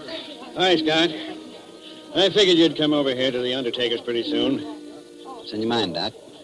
Let's get out of this crowd. I want to tell you something. I just got rid of 2 guards in my office. Let's go back there. Suits me. 2 of those bruises showed, Scott. What bruises? Furman. Well, up under the hair, there were 2 bruises. Why didn't you tell me? I'm telling you now, Scott. You weren't here when I made my examination. This is the first time I've seen you since then. Why didn't you spill the stuff about Furman's bruises when you were testifying at the inquest, Ben? I'm a friend of yours. Do I want to put you in a spot where people can say you drove this champ to suicide by third-degreeing him too rough? Ah, you're nuts. How bad was Furman's head? Well, Scott, that didn't kill him, if that's what you mean. There's nothing the matter with his skull. Just a couple of bruises nobody had noticed, and unless they parted the hair. I thought you ought to know, though. Well, thanks, Ben. Yes, who is it? This is Fritz, the undertaker. Listen, Scott, there's a couple of ladies over here that want to take a look at Furman. Is it all right? Who are they? I don't know them. Strangers. What do they want to see him for? I don't know. Wait a minute. Can't I please see him? Why do you want to see him?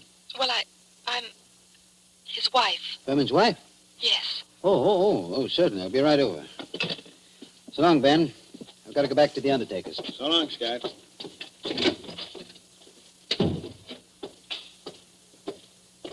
Hey, Scott.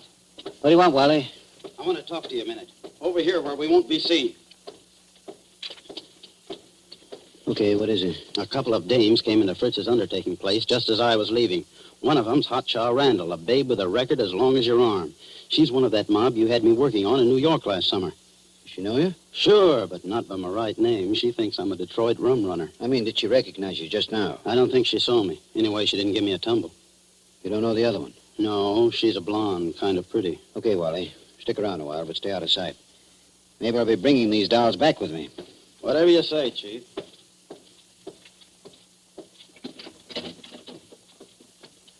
Oh, there you are, Scott. I wondered when you were coming. This is Mrs. Furman, and this is Mrs. Crowder. How do you do? Hiya, Chief. They just saw the body. Mrs. Crowder, I thought your name was Randall. What do you care, Chief? I'm not hurting your town any. Don't call me Chief. You city slickers, I'm the town whittler. Thank you for letting me see him. It's all right, Mrs. Furman. But I'll have to ask you and your friends some questions. So if you'll just come across the street to headquarters, we'll get on with the routine.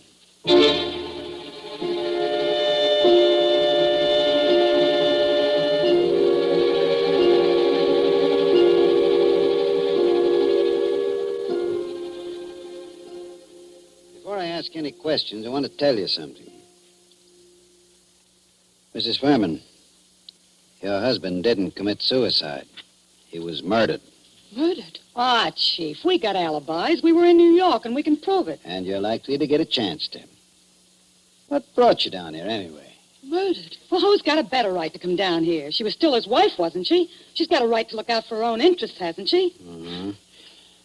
It reminds me of something. Excuse me a second. I've got to make a phone call in the next room.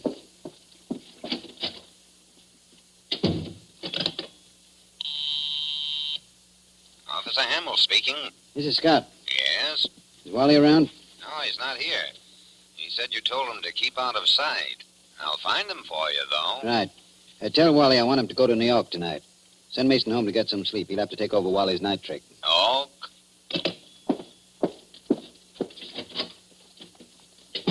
Mr. Mr. Anderson, do you think I had anything to do with with his death? I don't know, Mrs. Furman. I know he was killed. I also know he left you something like $500,000. Wow. Dollars? Dollars. All right, Chief. Let's stop clowning. The kid here didn't have a thing to do with whatever you think happened. No? No. We read about Lester Furman committing suicide in yesterday morning's paper, and about there being something funny about it. And I persuaded her she ought to come down to deal Mr. with Anderson, I wouldn't have done anything to hurt Lester. I left him because I wanted to leave him. I wouldn't have done anything to hurt him for money or anything else. Had I wanted money from him, I would only have had to ask him for it. That's the truth, Chief. For years I've been telling Ethel she was a chump not to tap him. But she never would. I wouldn't have hurt him. Why'd you leave him then? Oh, I don't know how to say it. The way we lived wasn't the way I wanted to live. I wanted... Oh, I don't know what. Anyway, after the baby died, I couldn't stand it anymore. Excuse me. Hello? Oh, yeah, Hammer? You gave Wally the message? Yes, I want him to go to New York tonight. Okay, where is he? Home? He is home, huh? Okay, thanks. Mrs. Furman, this circular that got your husband in the jail. Did you ever see that picture before? No.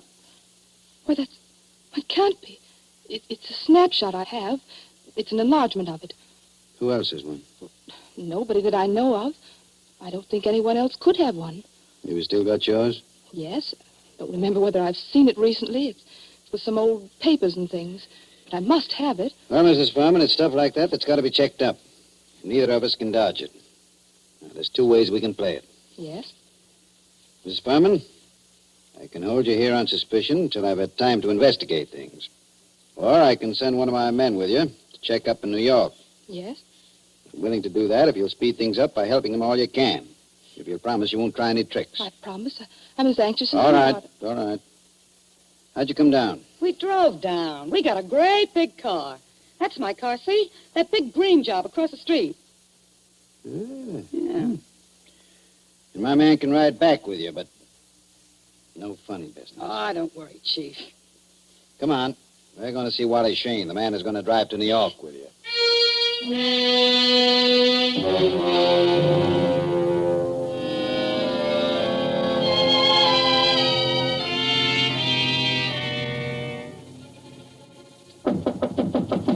Wally?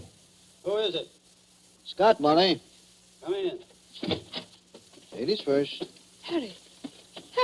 Ethel. No, you don't. No, you don't. No use reaching with that gun, Wally. Already got you covered. I guess you win, Scott. Yeah, I guess you do.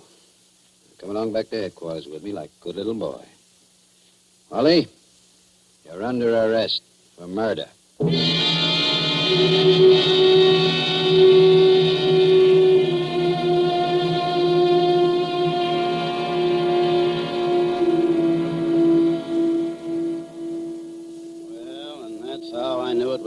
Scott, the minute I saw those two dames going into Fritz's. Then when I was ducking out of sight, I ran into you, and I was afraid you'd take me over there with you, so I had to tell you one of them knew me. Figured you'd want to keep me under cover for a little while anyhow. Long enough for me to get out of town. Why didn't you get out, Wally? Well, I dropped in home to pick up a couple of things before I scram, and that phone call of Hamill's catches me, and I fall for it. You see, Scott, I figured you're not on to me yet and are going to send me back to New York to see what dope I can get out of the dames. Well, you fooled me, brother. I'd have thought you'd fall for that. Then you didn't just stumble into all this accidentally, did you? No, I didn't, Wally.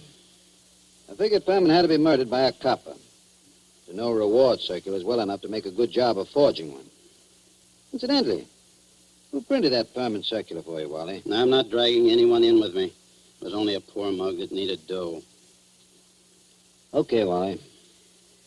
You see, I knew only a copper would be sure enough of the routine to know how things would be handled.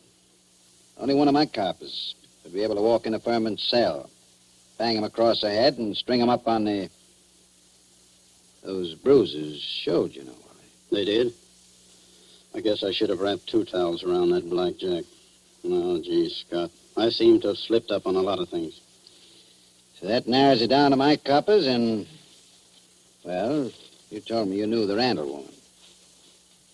There it was. Only I figured you were working with him. What got you like this, Wally? Same thing that gets most saps into jams, a yen for easy dough. And I was in New York, see, Scott, working that Dutton job for you, palling around with big-shot racketeers, passing for one of them, and... Yes? Well, I got to figuring that my work takes more brains than theirs, and they're taking in big money, and I'm working for coffee and cakes. That kind of stuff gets you, Scott. Anyway, it got me. Mm-hmm. Then I ran into this Ethel Furman, and she goes for me like a house afire. I liked her, too, see, so that's dandy. But one night she tells me about how much dough her husband's got and how he feels about her, and I get to thinking... Thinking what? I think she's nuts enough about me to marry me. So I get to thinking, suppose he died and left her his role. Mm-hmm.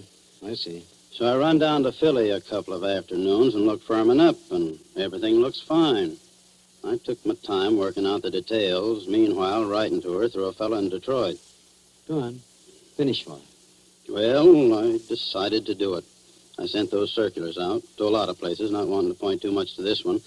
And then when I was ready, I phoned Furman, telling him to come to Deerwood Hotel that night. And sometime before the next night, he'd hear from his wife, Ethel. I knew he'd fall for any trap that was baited with her. Only I guess I'm not as sharp as I thought I was, Scott. Maybe you are, Wally. Maybe you are. That doesn't always help.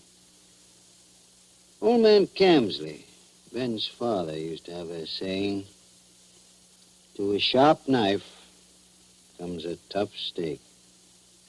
Well, sorry you did it, Wally. I always liked you. I know you did, Scott. I was counting on that.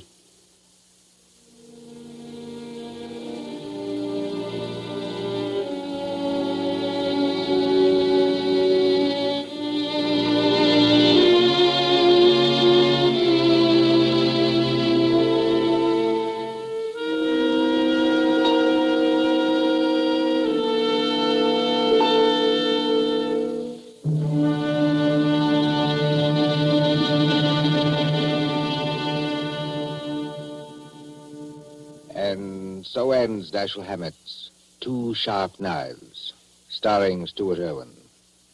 Tonight's story of Suspense. Columbia presents these tales of mystery and intrigue and dangerous adventure for your relaxation and enjoyment. Next week, Suspense will not be heard because of a special holiday broadcast. Columbia's review of the events of the year, 12 crowded months, which has been scheduled. On the following Tuesday, January 5th, there'll be another in this series. Same hour, 9:30 Eastern Wartime. William Spear, the producer, John Dietz, the director, and Bernard Herrmann, the composer-conductor, are collaborators on Suspense. This is the Columbia Broadcasting System.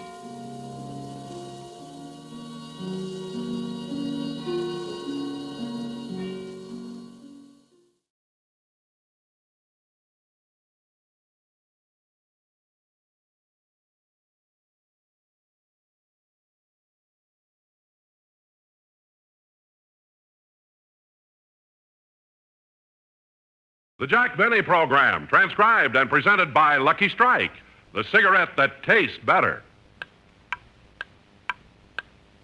Light up a lucky. It's light up time. Be happy, go lucky. It's light up time.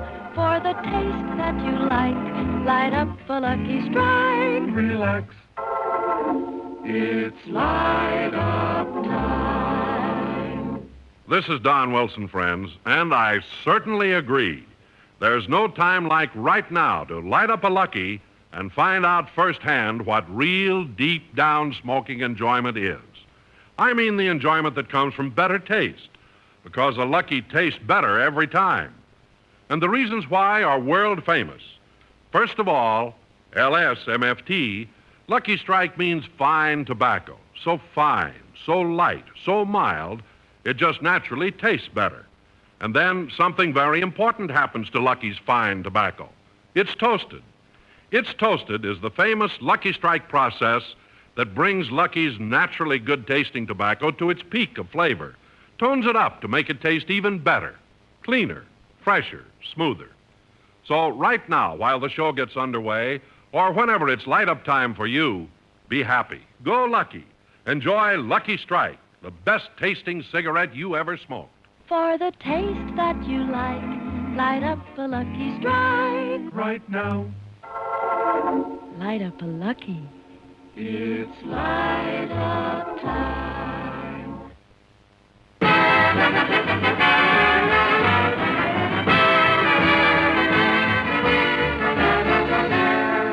The Lucky Strike program starring Jack Benny with Mary Livingston, Rochester, Dennis Day, Bob Crosby, and yours truly, Don Wilson.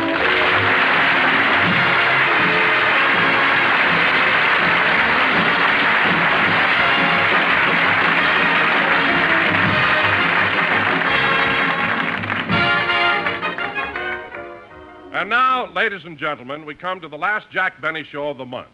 It's also the last program of the current series, and as a matter of fact, it's the last show of the season. So now I bring you a man I thought wouldn't last, Jack Benny.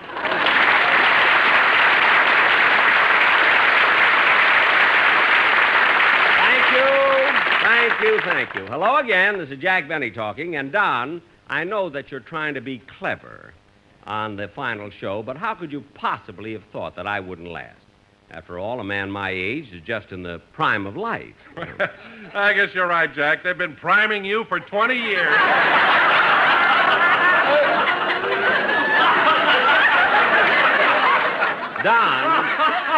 Don, George Global. CinemaScope stomach. Now, Don, control yourself. But, you know, you may be right. After all, nobody can last forever. You're sure working on it, Bub. Well, I see we have another candidate for the unemployment insurance. You better watch it, sister. Jack's right, Mary. He deserves a little more respect from us. After all, he's one of the pioneers in the broadcasting business. You're darn right. Why, when I did my first program, there were hardly any radios in the country. And darn few people. Darn few people. Plenty of people when I started. They may have had feathers in their hair, but they were people. Mary, if I were Jackie Gleason, you know what I'd say? One of these days, pow, back to the May Company. If you were Jackie Gleason, I wouldn't have to go back.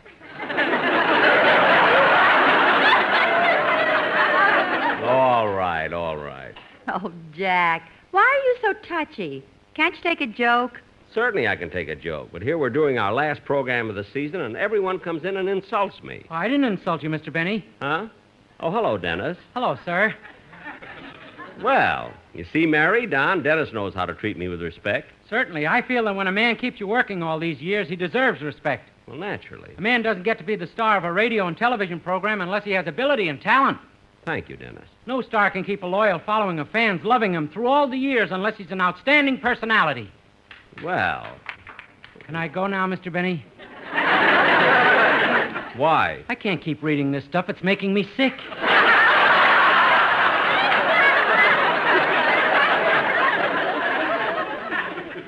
Why did I have to let him go on? Why didn't I stop him when I was ahead? I should have stopped him earlier, like in 1946. Oh, well, it's the last show of the season. I won't be seeing him for quite a while. Oh, say, that reminds me, Dennis. What are you going to do this summer? Well, Don, I'm going to visit my uncle in Las Vegas. I didn't know you had an uncle in Las Vegas, Dennis. Yes, he's married and has a lovely wife and 3 slot machines. Gee, Dennis, I envy you going to Las Vegas. I'd like to go there, but it's so expensive. What do you mean expensive? Last time I was there, I got a room for $2 a day. $2? Must have been an awfully small room. Well, yes, it wasn't too large. As a matter of fact, it didn't even have a bath. Jack, do you mean to say that you stayed at a place without a bath? I didn't need one, Don. They cleaned me before I got to my room.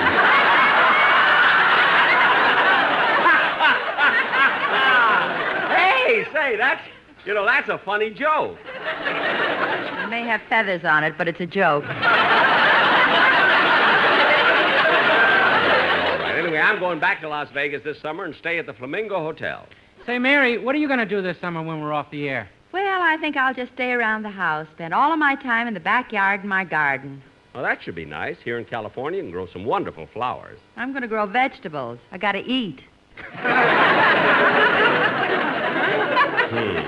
Say, Mary, that's smart, growing your own vegetables. Where'd you get the idea? From the present Jack gave me last Christmas. What did he give you, Mary? 100 pounds of Vigoro.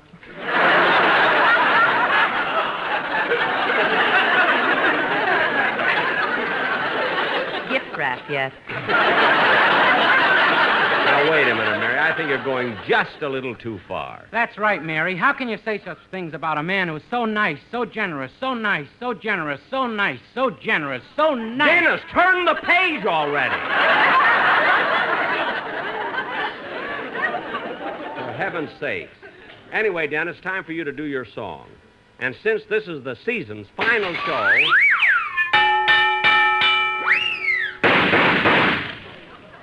Jack, I think the sound man is trying to get your attention.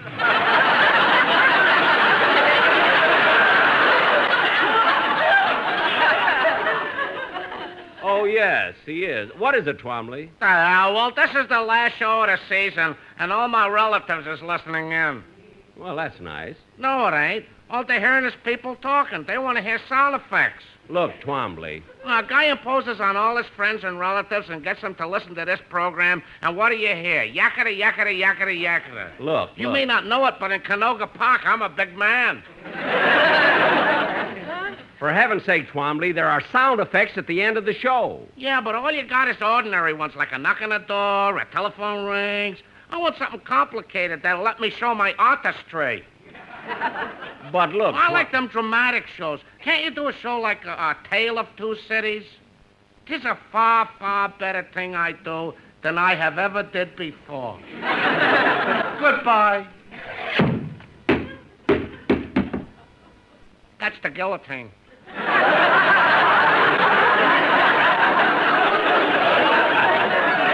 Look, Twombly, we're doing a radio show, and you'll come in with your sound effects only when you hear your cue. So just keep quiet and listen. Yes, sir. Now, where were we? Oh, yes, come on, Dennis. Let's hear your song.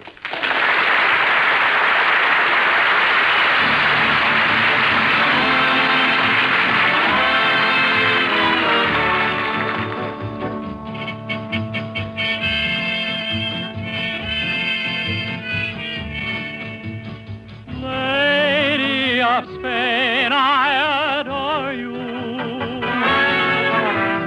Right from the night I first saw you, my heart has been yearning for you. What else could any heart do? Lady of Spain, I'm appealing. Why should my lips be concealing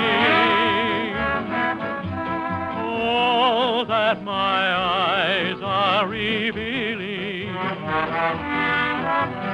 Lady of Spain, I love you.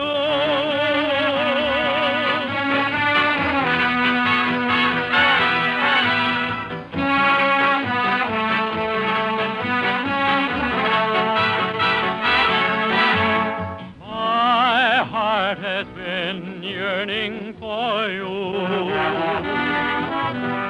What else could any heart do? Lady of Spain, I'm appealing. Why should my lips be concealing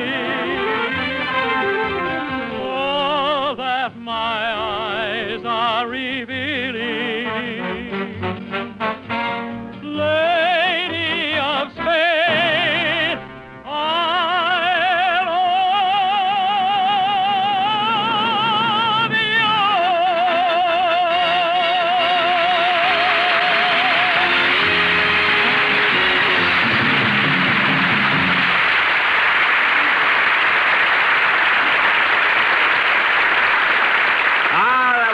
good, Dennis. Oh, say, Malin Merrick.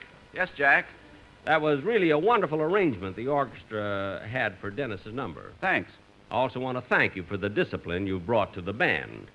I've noticed during the last few weeks, right up to tonight's final program, the boys have been behaving much better. And they all... What was that? Remley fell off his stool. Couldn't quite make it to the end of the season.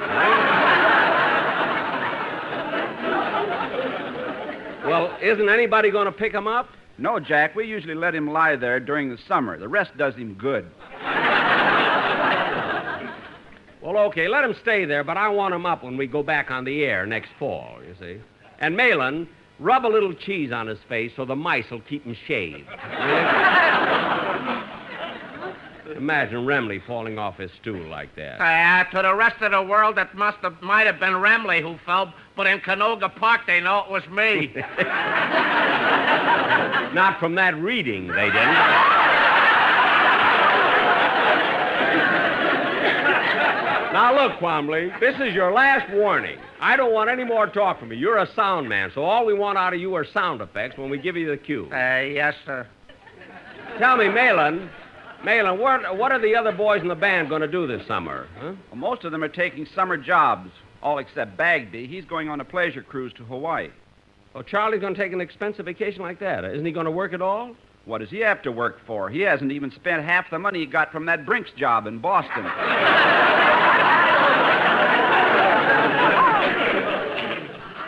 Malin, how can you say a thing like that about Bagby on the air, even in jest? Now the police will come and get him. Twombly, stop that! And what are you bowing for? Right now, they're applauding in Canoga Park. Look, I don't want any more of your silly talk and sound effects. You just give us the sound effects on the right cue, and that's all. Yes, sir. Say, Jack. Yes, Malin. Since this is our last program, the boys in the band chipped in and bought you a little gift, and they selected Sammy the drummer to make the presentation. Come over here, Sammy.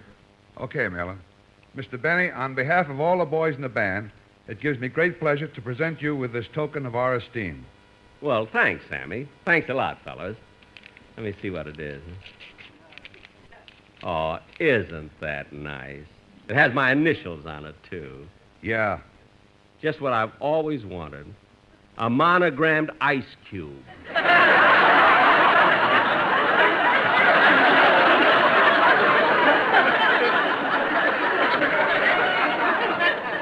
Gee, thanks, fellas. And remember, at the start of next season, don't call me. I'll call you. Just wait. I think we better get on with the program. I want to leave early so I can get a quick start. Who can that be? Come in. Hello, Mr. Benny. Why, Mr. Kitzel.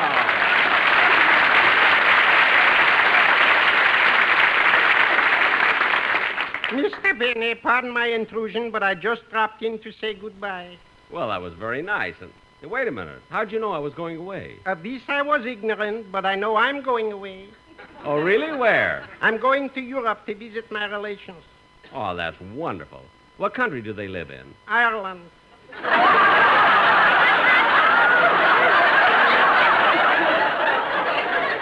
Ireland? Yeah. Gosh, Mr. Kitzel, I never knew you were of Irish descent. Just on my mother's side. Full-blooded, I'm not.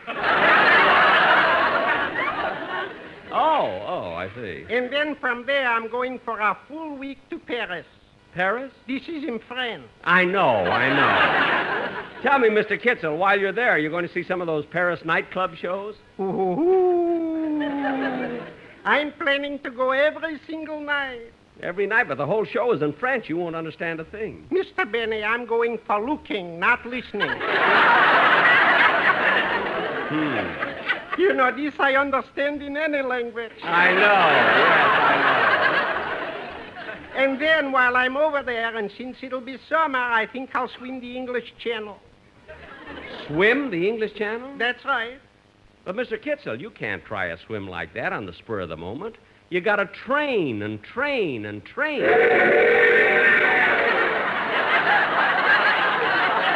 Keep now living on track 5 for Anaheim, Sosa, and Cook. Now, Twombly, cut that out. Amonga.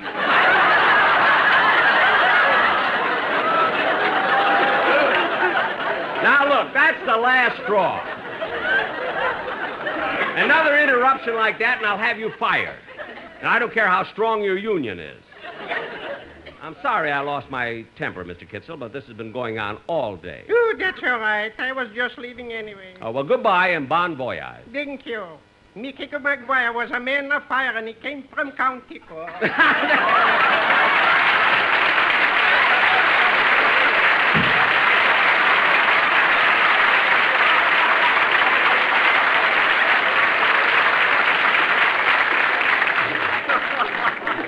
Now, kids.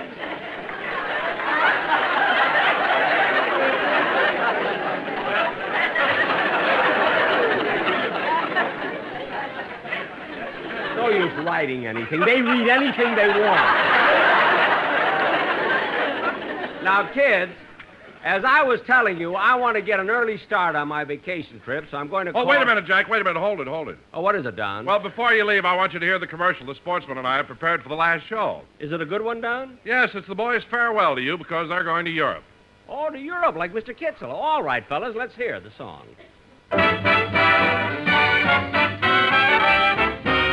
Bye-bye, Benny. We'll miss you, Mr. Benny. Dry that tear from your eye. When we're in London, we'll try not to walk in the fog. It's almost as bad as our own L.A. smog. Bye-bye, Benny.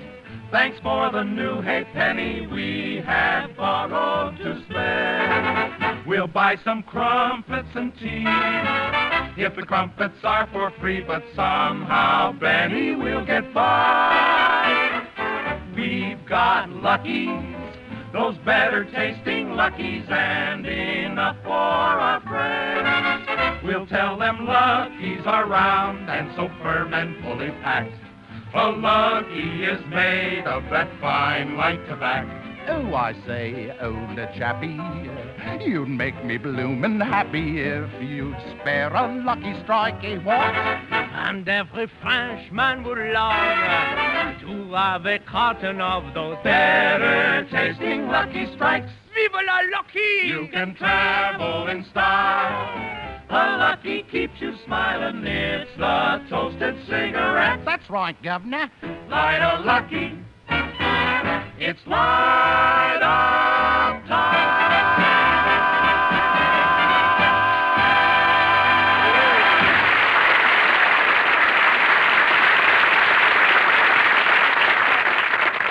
Don, I must compliment you and the boys on that commercial. It was really swell. Well, thanks very much, Jack. I'm glad you liked it. Yeah, but don't you think it would have been even better if I had accompanied the boys on my violin? No. Don, why not? Well, Jack, I don't like you playing your violin during the commercial because we sell cigarettes. What's that got to do with it? People can't smoke when they're holding their noses. Well, another witticism from my chubby little chum. I suppose you thought that was funny, too, eh, Don? Yes, I did, Jack.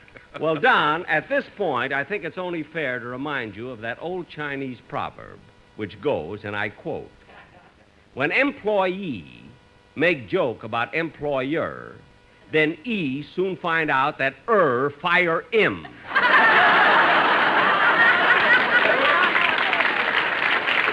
So watch it, kiddo. Dennis, what are you laughing at? I just got it. People can't smoke when they're holding their noses. Dennis, you're an idiot. Only on my father's side. Full-blooded, I'm not. All right. Now, everybody keep quiet. I want to call up and have my car sent around to the front of the studio so I can get right home. Say, Mabel. What is it, Gertrude? Mr. Benny's line is flashing. Yes, Mr. Benny. Yeah, I'll tell him. Goodbye. So what does he want? He wants I should call the parking lot to let them know he's leaving soon so they can get his car ready. Well, ain't he an eager beaver? What's he in such a hurry about to get his car? He always does that. It takes 15 minutes to get the boiler hot. You know, Gertrude, I don't understand him. He's such a big star. Why does he drive around in such an old jalopy? Well, that's because he's so sentimental. Oh, he loves the car? No, he loves money. I know that, but I can't understand why he keeps saving all the time. Hasn't he heard that famous expression, you can't take it with you? He's heard it all right. But he thinks he's worked out a system to get around it. Well, how? He had a tailor sew pockets in his skin.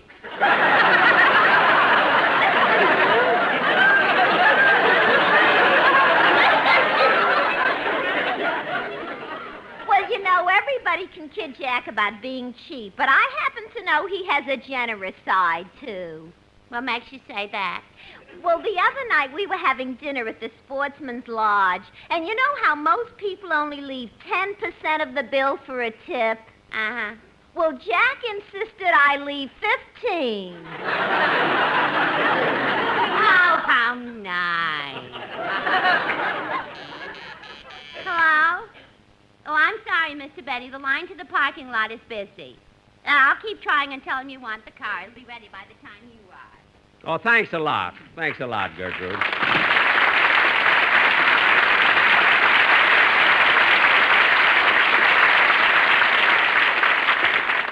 Well, kids, the program is nearly over, and it looks like we've come to the end of another season. At a time like this... Hello? Hello, Mr. Benny. This is Rochester.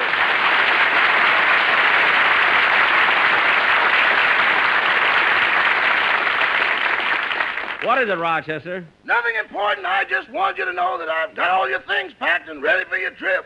Good. You put in all that stuff in my medicine chest? Yes, sir. I packed your nerve tonic, stomach tonic, liver tonic, blood tonic, and tonic tonic. Tonic tonic? What have I got that for? In case any of the other tonics feel run down, that's what they take. Well, Rochester, did you pack my new gray suit? No, sir, it's dirty. I'm going to send it to the cleaners. But I want to wear it tomorrow in Las Vegas. But, boss, that gray suit doesn't give enough contrast with your golden curly locks. Well, Rochester, what can I do? I don't have any other new suit. I know, but you got other locks. Well, all right. Now tell me, Mr. Benny, do you want me to pack your brown spiked shoes or your two-tone spiked shoes? I don't want any spiked shoes. I'm not going to play golf in Las Vegas. I know, but if you win something, you'll want to get out fast.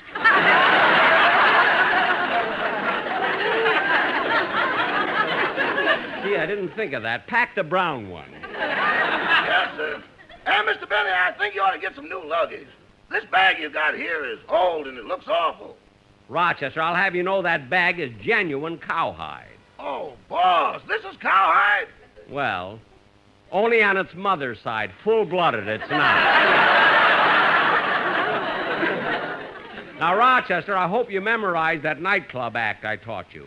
As your agent, I've arranged for an audition for you at the Flamingo, and I think I can get you booked in there. I know, and I appreciate it. Only, Only what? well, I read that contract I've got with you. What about it? Ain't I supposed to get the 90%? Rochester, I'm putting the rest of that money away for you to use as a nest egg. Well, push the hen off. I'm hungry.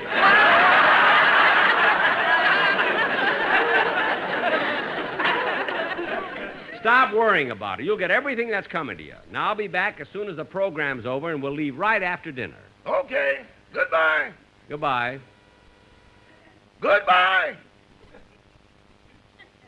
Goodbye. Goodbye. For heaven's sakes, Twombly, hang up the phone. You told me you didn't want no more sound effects. Well, of all the silly, go ahead and play, Malin.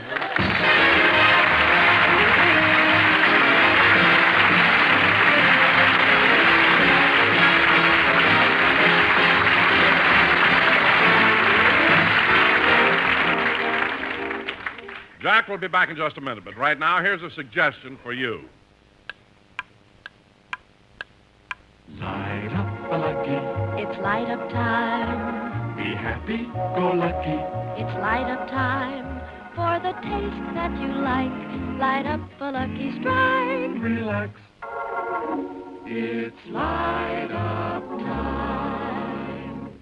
That's a grand idea for a pleasant Sunday evening at home, or any time at all when you want to enjoy a really great cigarette. Just lean back and light up a Lucky, because every Lucky you light is sure to give you better taste. And here's why. First, Luckies are made of fine tobacco. Lucky Strike means fine tobacco. Light, mild, naturally good-tasting tobacco. And then that tobacco is toasted. It's toasted is the famous Lucky Strike process that tones up Lucky's fine tobacco, brings it to its peak of flavor, makes it taste even better, cleaner, fresher, smoother. So right now, friends, or any time at all when it's light-up time for you, make it a Lucky, the best-tasting cigarette you ever smoked. Light up a Lucky. It's light-up time. Be happy-go-lucky. It's light-up time for the taste that you like. Light up a Lucky Strike. Right now. Light up a Lucky. It's light-up time.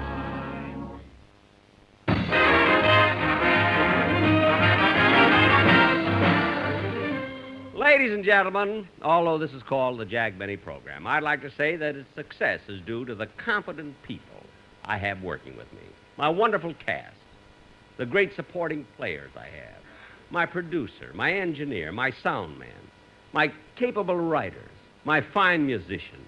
How can you read that stuff? Doesn't it make you sick? Good night, folks. See you in the fall.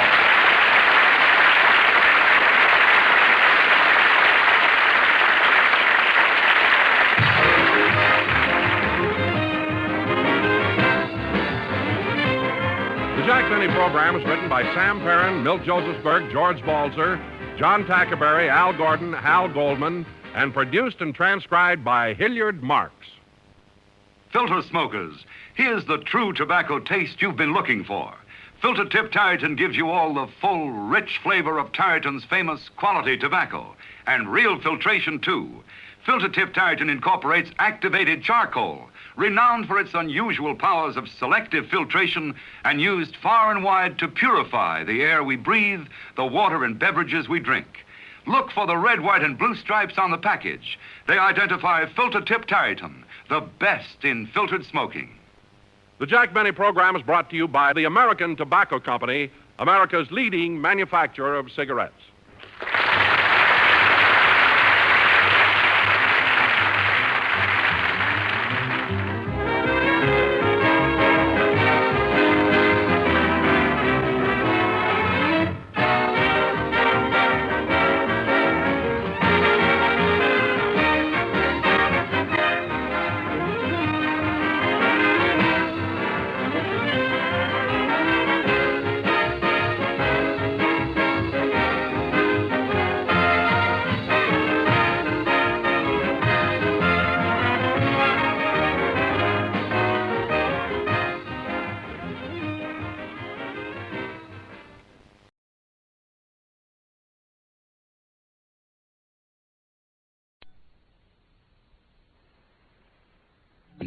The Adventures of Sherlock Holmes.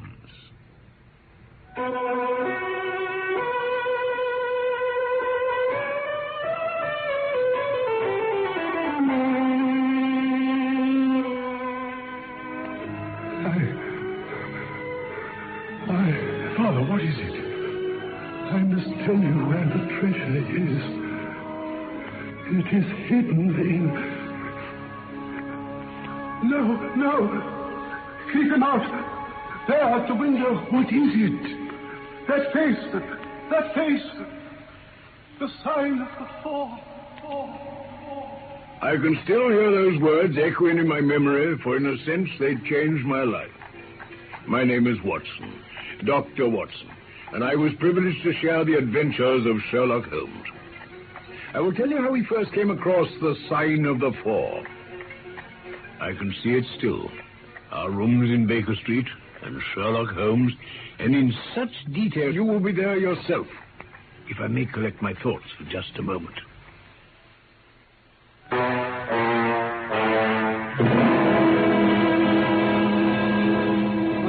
rebels at stagnation, Watson. Give me the most abstruse cryptogram or the most intricate analysis, and I'm in my own proper atmosphere. But I abhor the dull routine of existence. That's why I've chosen my own particular profession. Or rather, created it, for I'm the only one in the world. You're the only unofficial detective? The only unofficial consulting detective. The work itself is my highest reward. But, Watson, you've had some experience of my methods at work. I was never so struck by anything in my life. I even embodied the experience in a small brochure with the somewhat fantastic title of Study in Scarlet. I read it.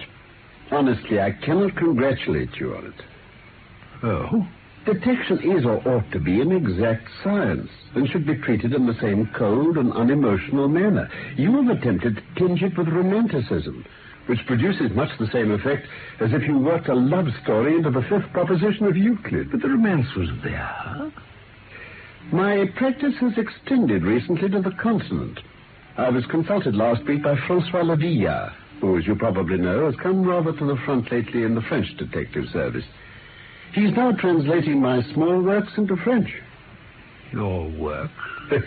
Yes. I've been guilty of several monographs.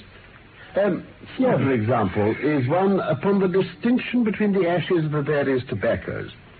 In it, I enumerate 140 forms of cigar, cigarette, and pipe tobacco. 140? Here is my monograph upon the tracing of footsteps, with some remarks upon the uses of plaster of Paris as a preserver of impressions. But I weary with my hobby. No, not at all. But you were speaking just now of observation and deduction. Surely the one, to some extent, implies the other. By no means. Observation shows me that you've been to the Wigmore Street post office this morning. But deduction lets me know that when there you dispatched a telegram. Observation tells me that you have a little reddish mold adhering to your instep. Now, just opposite the Wigmore Street post office, they've taken up the pavement and thrown up some earth which lies in such a way that it's difficult to avoid treading in it on entering.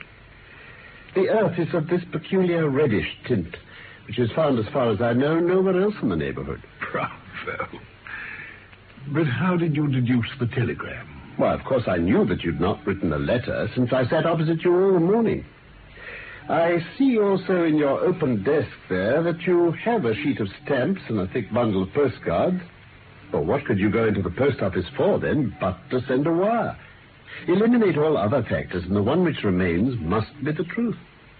Dear me.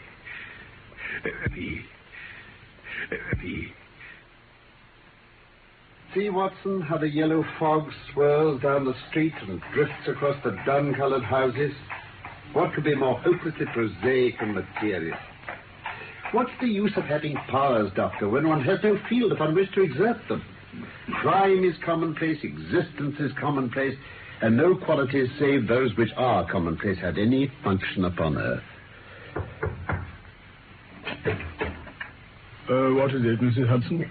A young lady for Mr. Holmes, sir. I have no appointments. Here's her card, sir.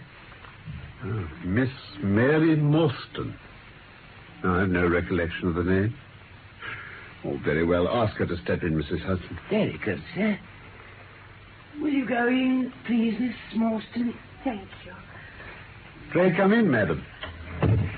It's good of you to see me, Mr. Holmes. This is my friend and colleague, Dr. Watson. How do you do, Doctor? How do you do, Miss Morstan? Will you take the basket chair? Thank you. I've come to you, Mr. Holmes, because you once enabled my employer, Mrs. Cecil Forrester, to unravel a little domestic complication. She was much impressed by your kindness and skill. Mrs. Cecil Forrester.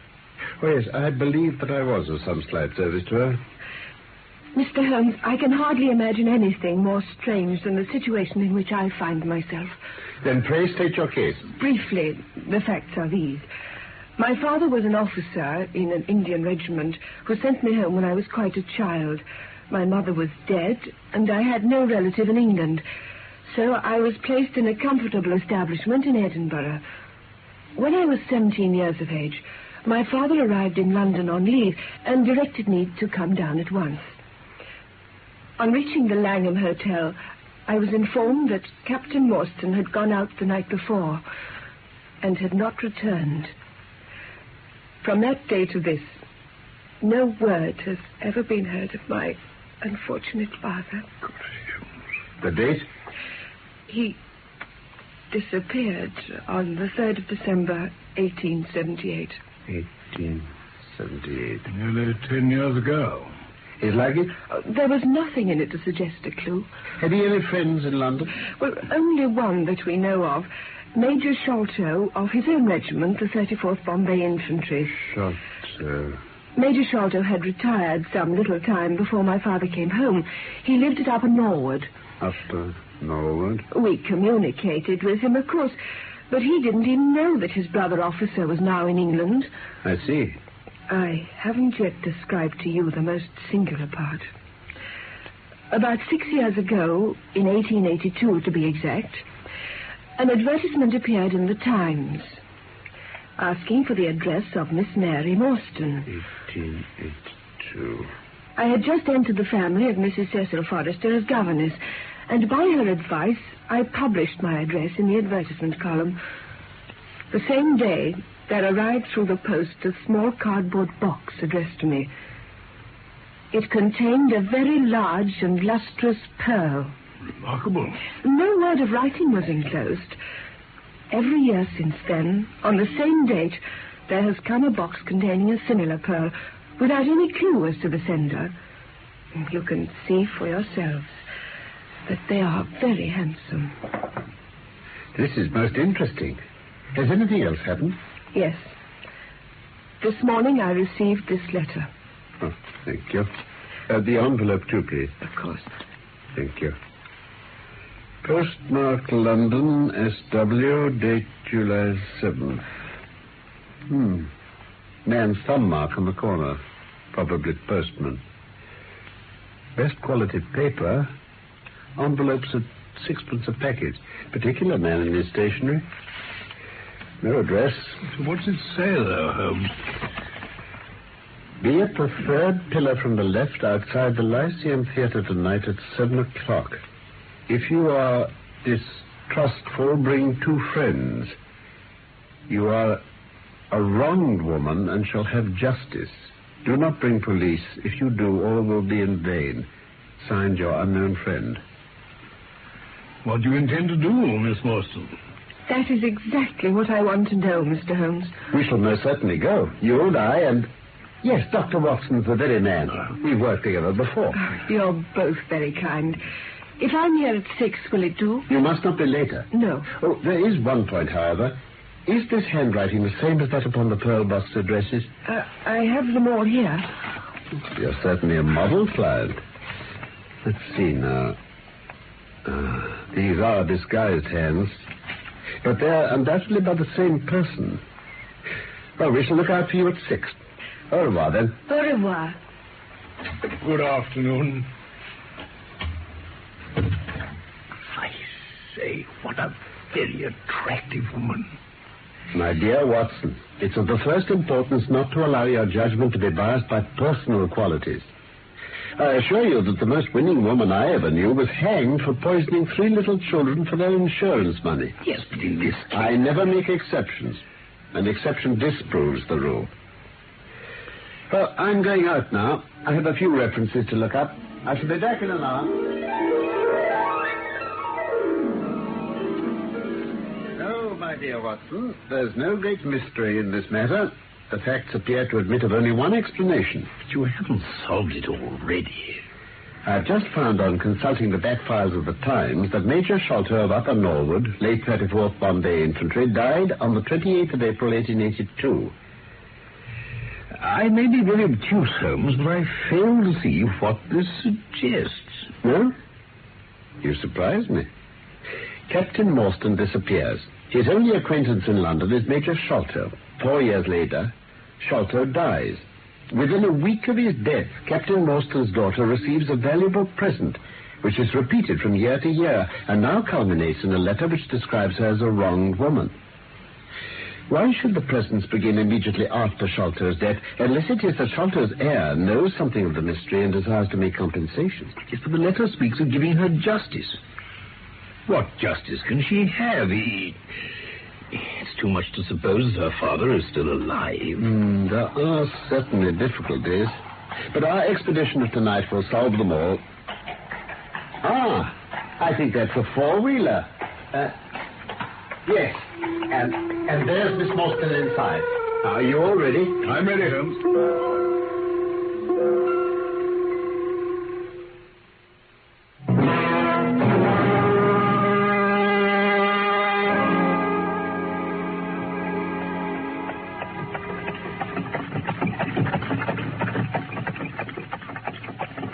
Yes, Major Sholto was a very particular friend of Papa's. They were in command of the convict guard on the Andaman Islands. The Andamans, eh? By the way, Mr. Holmes, a curious paper was found in Papa's desk. I don't suppose it's of the slightest importance, but I thought you might care to see it. Oh, thank you. Seems to be a plan for part of a large building. At one point, here, you see, there's a small cross done in red ink. In the left-hand corner, there's a curious hieroglyphic like 4 crosses in a line with their arms touching.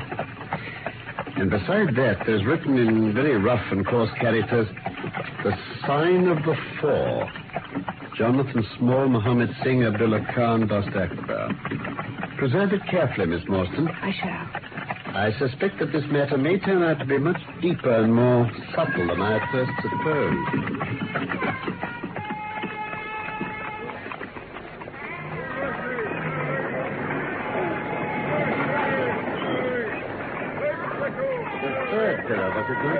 That's right. This one. And I fancy this is our man. Are you the party who have come with Miss Morstan? I am Miss Morrison, and these 2 gentlemen are my friends. I was to ask you to give me your word, miss, that neither of your companions is a policeman. I give you my word. Thank you, miss. If you'll follow me, the cab's over here.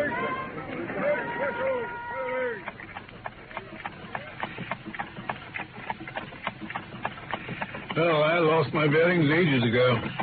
Wandsworth Road. I don't know how you'll do it, Holmes. Stockport Place.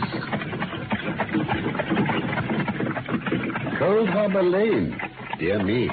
Our quest doesn't appear to be taking us to very fashionable regions.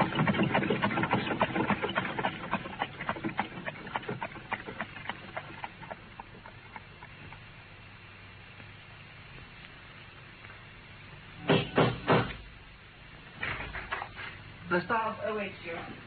Show them his bit, Kippugar. Show them straight into me. You are coming this way, please.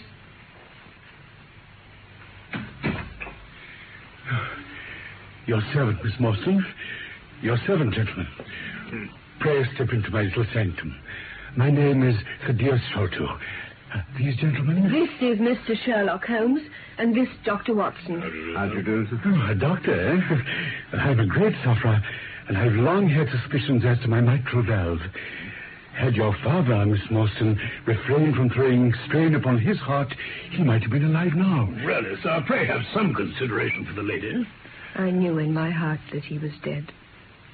Miss Morstan, I can give you every information, and what is more, I can do you justice. And I will, whatever Brother Bartholomew may say. But let us have no outsiders, no police or officials. Whatever you may choose to say will go no further. Thank you. Mr. Sholto, it's getting late, and I should like the interview to be as short as possible. Well, at the best, it must take some time, for we shall certainly have to go to Norwood and see Brother Bartholomew. He's very angry with me for taking the course which has seemed right to me. Norwood, then wouldn't it be as well to start at once? Well, I must prepare you by laying the facts before you. Then pray do so, sir. My father, Major John Sholto, retired from the Indian Army some 11 years ago and came to Pondicherry Lodge, Upper Norwood, with a considerable sum of money, a large collection of valuable curiosities, and a staff of native servants. My twin brother Bartholomew and I were the only children. I very well remember the sensation which was caused by the disappearance of Captain Morrison. We read the details in the papers, but never for an instant did we suspect that my father had the whole secret hidden in his breast. We did know, however, that some mystery overhung our father. Early in 1882, my father received a letter from India, which was a great shock to him. From that day, he sickened to his death. Towards the end of April, we were informed that he wished to make a last communication to us.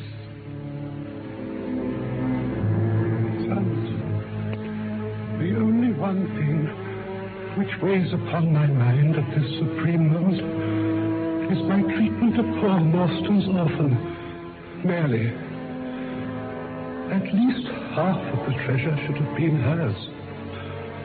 You, my sons, will give her a fair share of the Algora treasure. Father, when we were in India, Morrison and I, through a remarkable chain of circumstances, came into possession of a considerable treasure. I brought it over to England, and on the night of Morrison's arrival, he came straight here to claim his share. We had a difference of opinion. Morrison sprang out of his chair, and then he suddenly pressed his hand to his side and fell backwards. I found, to my horror, that he was dead. Good God. I was still stooping over him when I saw my servant, Bellamy, in the doorway. Do not fear, Saab, he said. No one need know that you have killed him. I did not kill him, said I. Bellamy shook his head and smiled.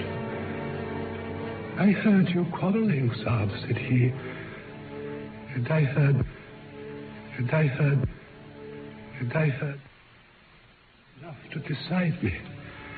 If my own servant couldn't believe my innocence, how could I hope to make it good before 12 foolish tradesmen in the jury box?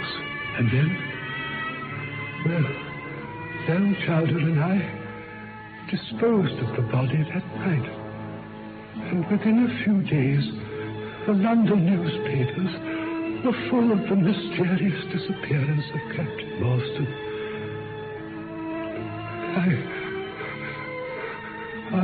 Father, what is it? I must tell you where the treasure is. It is hidden in... No! Keep him out! There, at the window. What is it? That face! The sign of the four.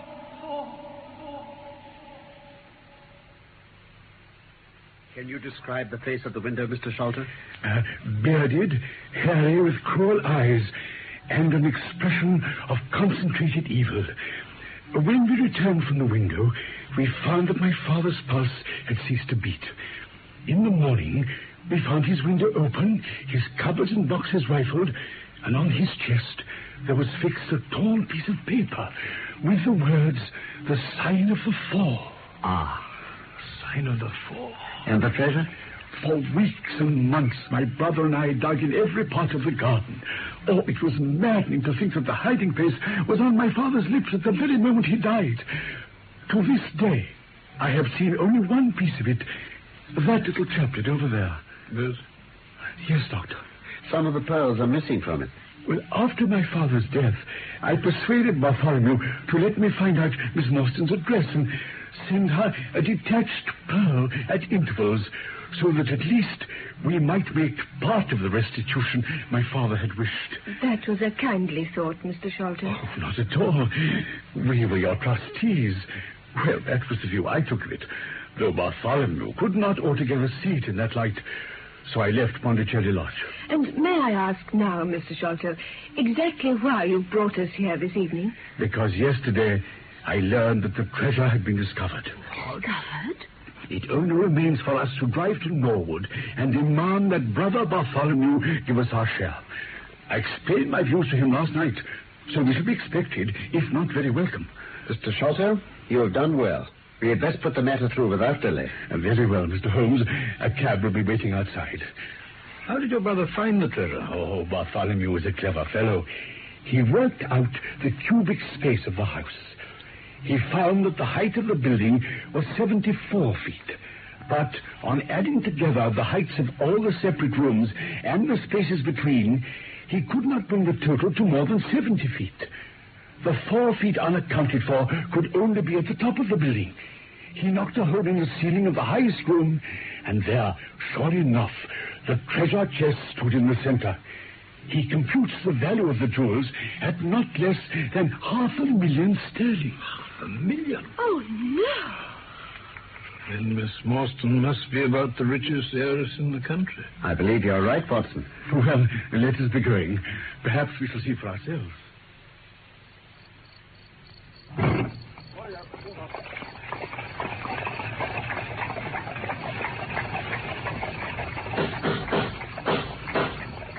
is there? It's I, McMurdo. Sure you know my knock by this time. Oh, aye.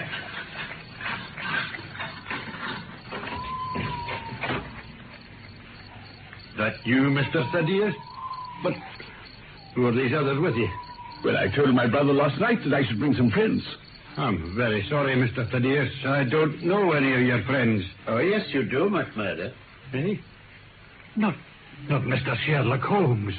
In you come, sir, in you come. You and your friends. Very sorry, Mr. Thaddeus, but Master's orders are very strict. Oh, well, come along then. We've wasted enough time. If you'll just follow me, ma'am and gents, I'll light the way up to the house with my lantern. I can't understand it. I distinctly told Bartholomew that we should be here. And yet there's no light in his window. I see the glint of a light in that little window beside the door. Ah, that's the housekeeper's room. That is where old Mrs. Burnstone sits.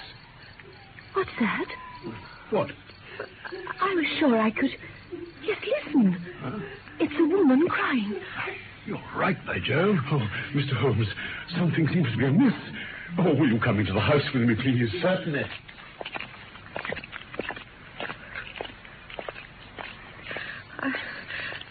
I think I'm a little afraid. Nothing to fear, Miss Morstan, I assure you. Would you care to take my hand? I do... Oh, yes. Thank you, Dr. Watson. There. Better now? Much better. Miss Morstan, I feel we should follow them.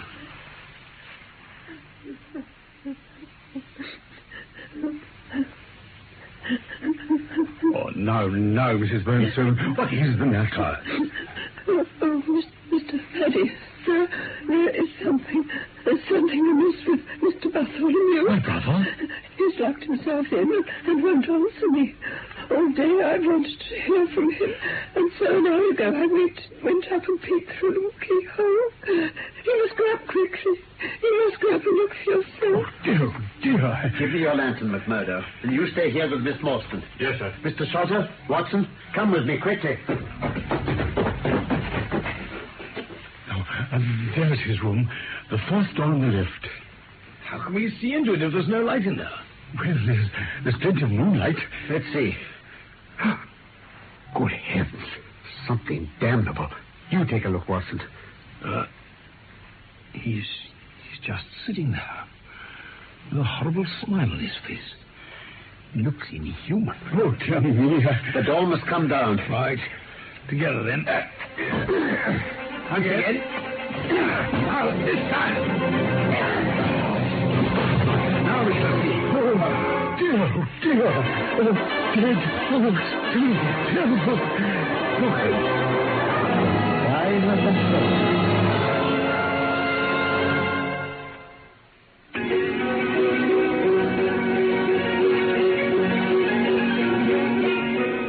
The Sign of the Four is one of the Sherlock Holmes stories by Sir Arthur Conan Doyle.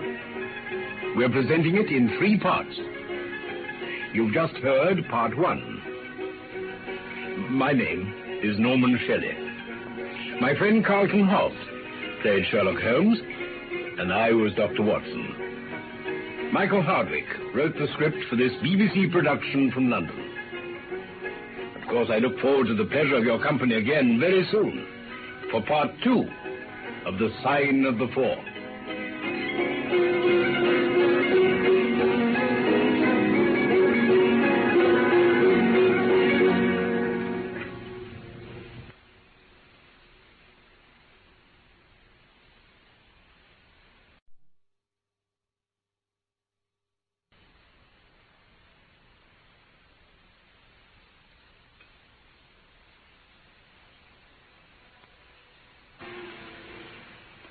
He's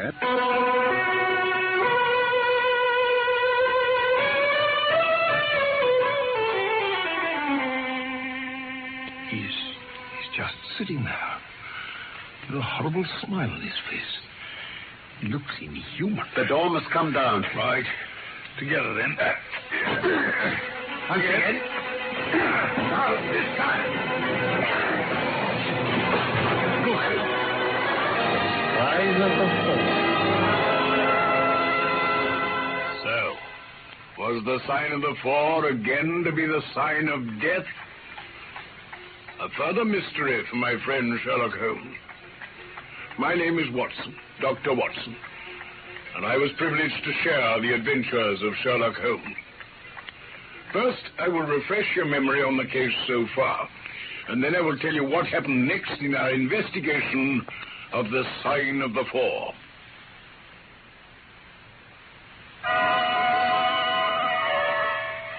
Sherlock Holmes, the first I most suitably attractive young lady, Miss Mary Morrison.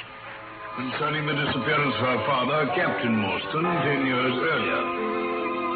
Each year since then, she had been receiving through the post a single large pearl. And now the anonymous sender had expressed a wish to meet her. We accompanied her to the rendezvous and heard from an eccentric fellow, Thaddeus Sholto, how his father and Captain Morrison had gained a fabulous treasure, which had disappeared after both their deaths. Now it had been rediscovered by his brother, Bartholomew Sholto, whom we were to visit to claim Miss Morrison's rightful share. Arriving at Bartholomew's house, we found him sitting in a chair, a horrible smile on his face, and quite dead. Oh, what on earth does it all mean, Mr. Holmes? It means murder. Murder? Ah, just as I expected. Look here, Watson. Stuck in the skin just above his ear. A long, dark thorn. Be careful. He's poisoned. Poisoned?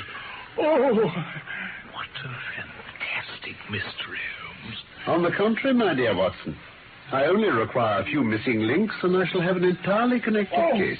Oh! Mr. Sholto, what is it? The treasure!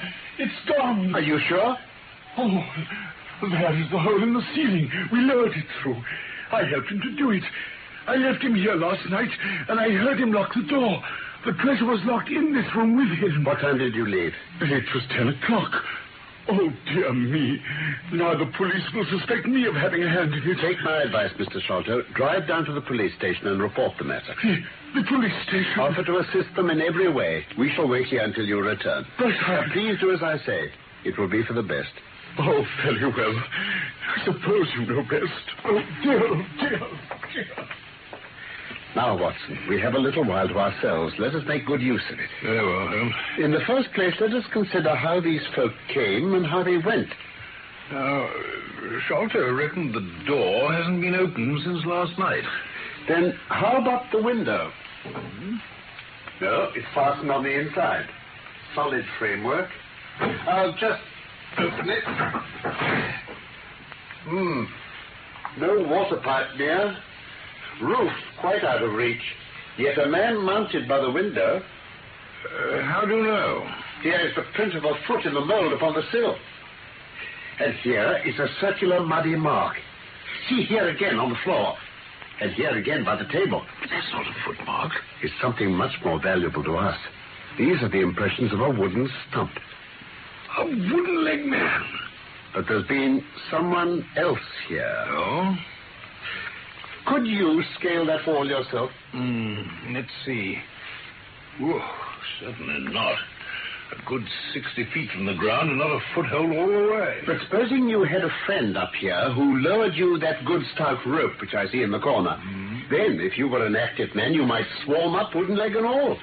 Of course, you'd depart in the same fashion, and your ally would draw up the rope, shut the window, secure it from the inside, and depart in the way that he originally came.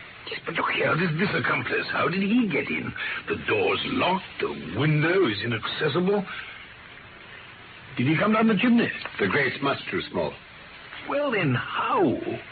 My dear Watson, How often have I said to you that when you have eliminated the impossible, whatever remains, however improbable, must be the truth? He didn't come through the door, the window, or the chimney. He couldn't have been concealed in the room, as there is no concealment possible. Then where did he come from? Through the hole in the roof. Of course he did. Now, if you will have the kindness to hold the lamp for me, we shall now extend our researches to the secret room above where the treasure was found. Can you manage to get up? I fancy I can just get up. On this rafter. Good. Now I'm coming up, too. 10 minutes? Here you are, you see. Oh, there's a trap door leading out onto the roof. I fancy I can press it back. Yes. And the roof slopes at a gentle angle. This is how he got in, then. Now, let's see if we can find some other traces of this queer individual. It doesn't look as though this place has been entered for years. Found dust. But even dust has its uses. Look at these footprints. As clear as we could wish. But these are the prints of a child's naked foot. Holmes, a child has done this horrid thing. Come along, Watson. There's nothing more to be learned here.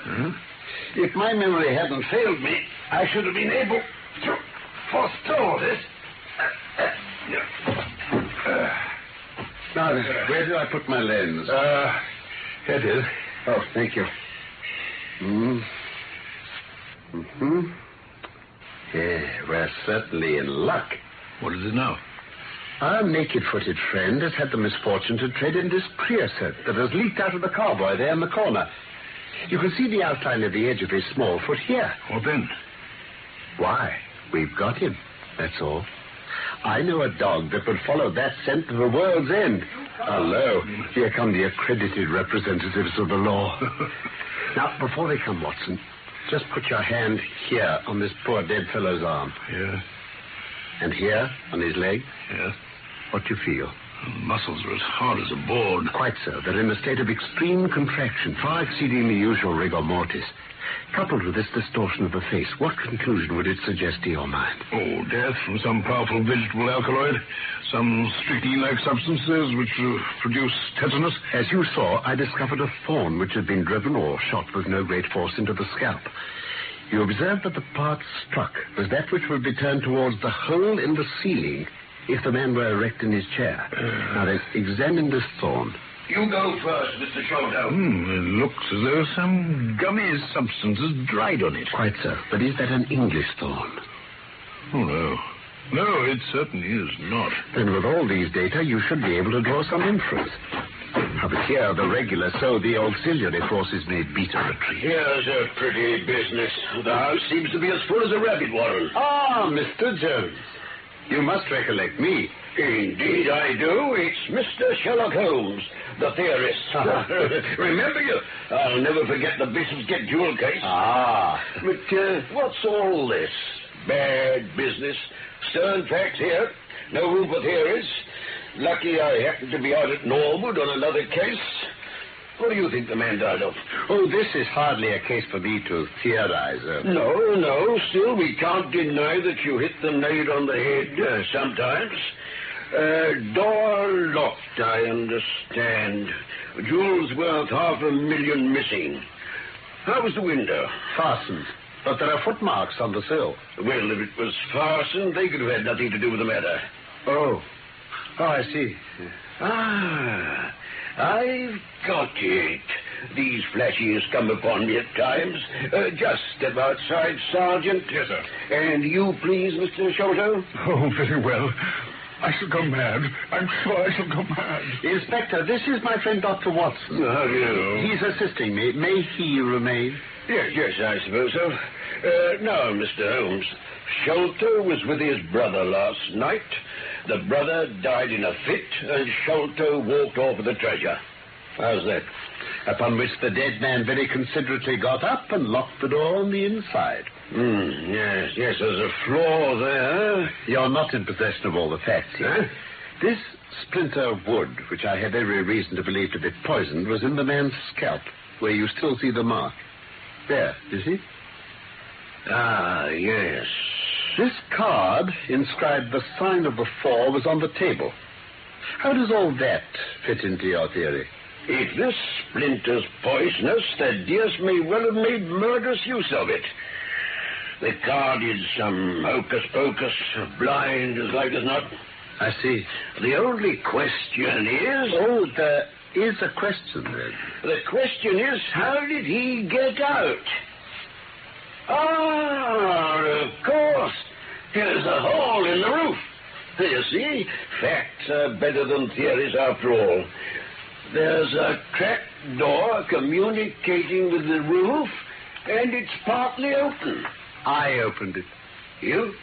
Oh, well, no matter. It shows how our gentleman got away. Sergeant! Yes, sir? Ask Mr. Sholto to step this way. Yes, sir.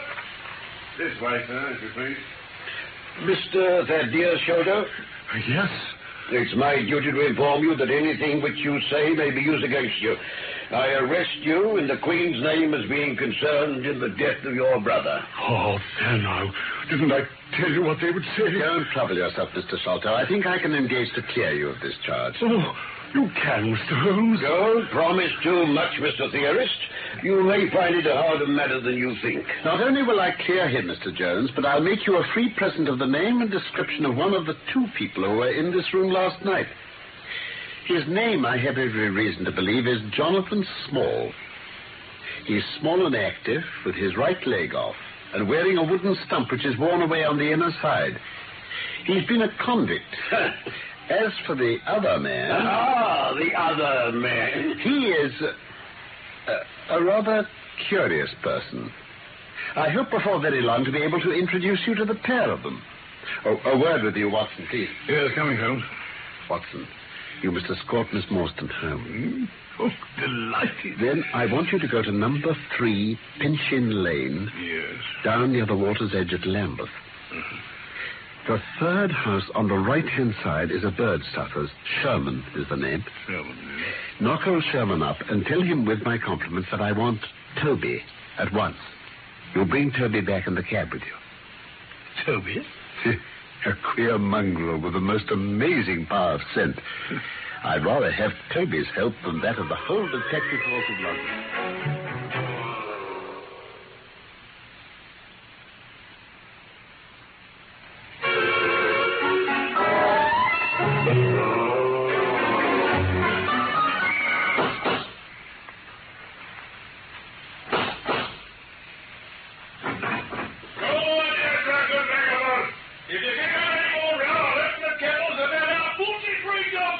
But I want a dog. I won't be arguing with now. Stand clear.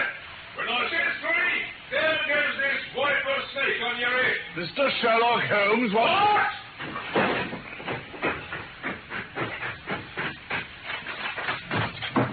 A friend of Mr. Sherlock is always welcome.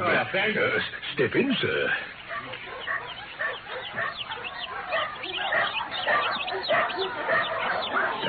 Just keep clear of the badger, sir. He bites. Now, sir, what was it Mr. Sherlock Holmes wanted? He wanted a dog of yours. Ah, that would be Toby. Yes, Toby was then. Toby lives at number 7 on the left here. Thank you. Well, Mr. Sherman, I'm much obliged. Go on, Toby. You're a good fellow.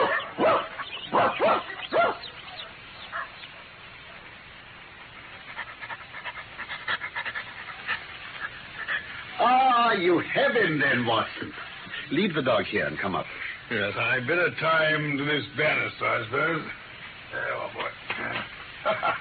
Unprepossessing brute, isn't he? Ah, Toby and I understand one another. Oh, Sergeant, lend me your bullseye, please. Certainly, sir. Thank you. Now then, I must kick off my boots and socks. Watson. Yeah? Just carry them for me, will you, please? Where to, Holmes? I'm going to do a little climbing. Oh, yes, and I must dip my handkerchief into this creosote. There. That'll do. Now, come up through the hole in the ceiling with me for a moment.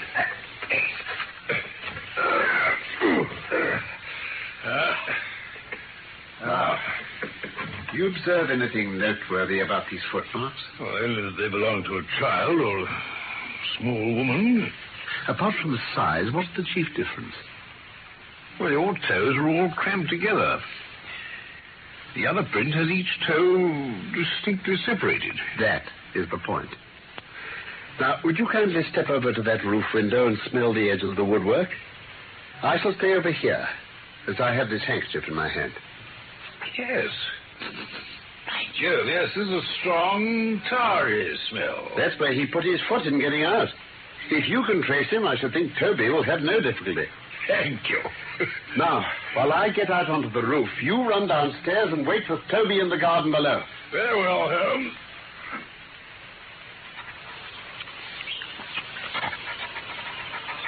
That you, Watson? Yes, Holmes. Have you got the dogs? Well, I let him loose. This water pipe feels pretty firm, so Yeah, goes. No, careful, Holmes. Oh, do be careful. Oh, well done. My boots and stockings, if you please. There you are. Thank you. It was easy to follow his course across the roof. No? Oh, yes. Tiles were loosened the whole way, and... Oh, yes. In his hurry, he dropped this. Some sort of a pouch made out of beads. Anything inside? Ah, some more of those thorns. They're hellish things. Now, Watson, will your legs stand a 6-mile trudge? Certainly. Then here you are, doggy. What? Good old Toby. Smell it, Toby, smell it. What's that you're showing you, Holmes? A handkerchief with a creosote on it. And watch him go. What? Come on, Watson. He's going to set us a stiff pace.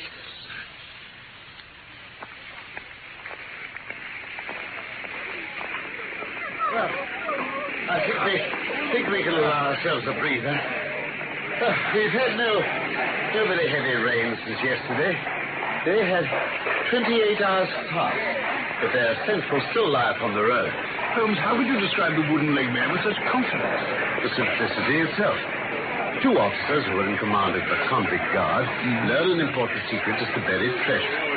A map drawn for them by an Englishman named Jonathan Small. Jonathan Small? You remember we saw the name on the chart Miss Morstan showed us. Oh, that's right, yes. Small had signed it on behalf of himself and his associates. A sign of the four, as he somewhat dramatically called it. Ah, yes. Well, aided by this chart, the officers, or one of them, gets the treasure and brings it to England.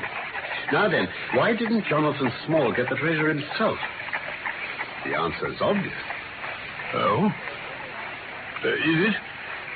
You haven't a pistol with you, have you? No, I have my stick.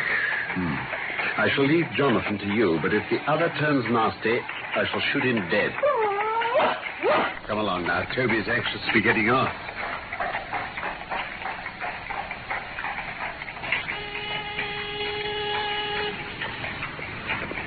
Well, he's baffled again. There's nothing but the river from here. Yes, but out of luck. They've taken to a boat. Stolen it? No. These fellows are sharper than I expected. Daddy! Daddy! Oh, what, Mom? You come back to me, Walt. Come back to youngin. If your father comes home and finds him like that, he let us hear about it. Oh, dear little chap. A fine child, Mrs. Smith. Lord bless you, sir, he is that. Here, how do you know my name? The signboard over your door. Mordecai Smith. Oh, that. Away, is he? I wanted to speak to Mr. Smith. He's been away since yesterday morning, sir. But if it was about a boat, sir, maybe I could serve as well. I see from the board that he has a steam launch. That's what I'd like to have. Right, bless you, sir. It's in the steam launch that is gone. That's what puzzles me. I know the rate more cooler now than would take it to about Woolwich and back. He might have bought some at a wharf downriver. He might, sir, but it weren't his way. Many a time I've heard him go on about the prices they charge for a few odd bags. Besides, I don't like that wooden-legged man with his ugly face and outlandish talk. A wooden-legged man? I roused him up yesterday night, I did. Oh, then I'm unlucky, Mrs. Smith. Oh. I wanted a steam launch, and I've heard good reports of the let me see. What is her name? The Aurora, sir. Ah, yes, of course, yes. She's not an old green launch with a yellow line, very broad on the beam. No, indeed. She's as trim a little thing as any on the river, black with 2 red streaks. Ah, yes. Well, I hope you'll soon hear from Mr. Smith. I'm going down the river. If I should see anything of the Aurora, I shall let him know that you're uneasy. A black funnel, you say? No, sir. Black with a white band. Oh, of course, yes. It was the sides which were black. Well, good morning, Mrs. Smith. Good morning, sir.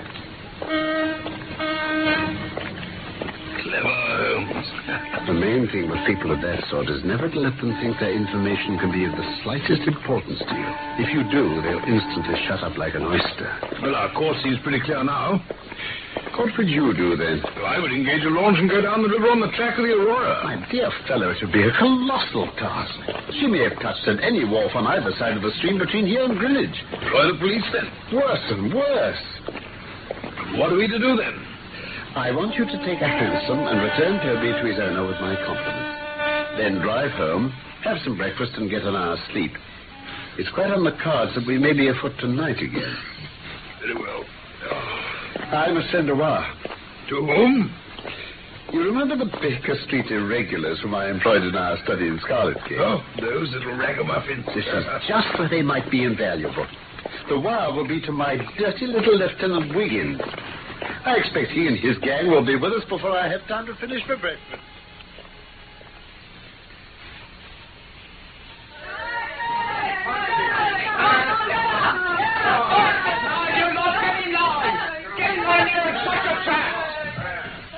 In future, they can report to you, Wiggins, and you to me.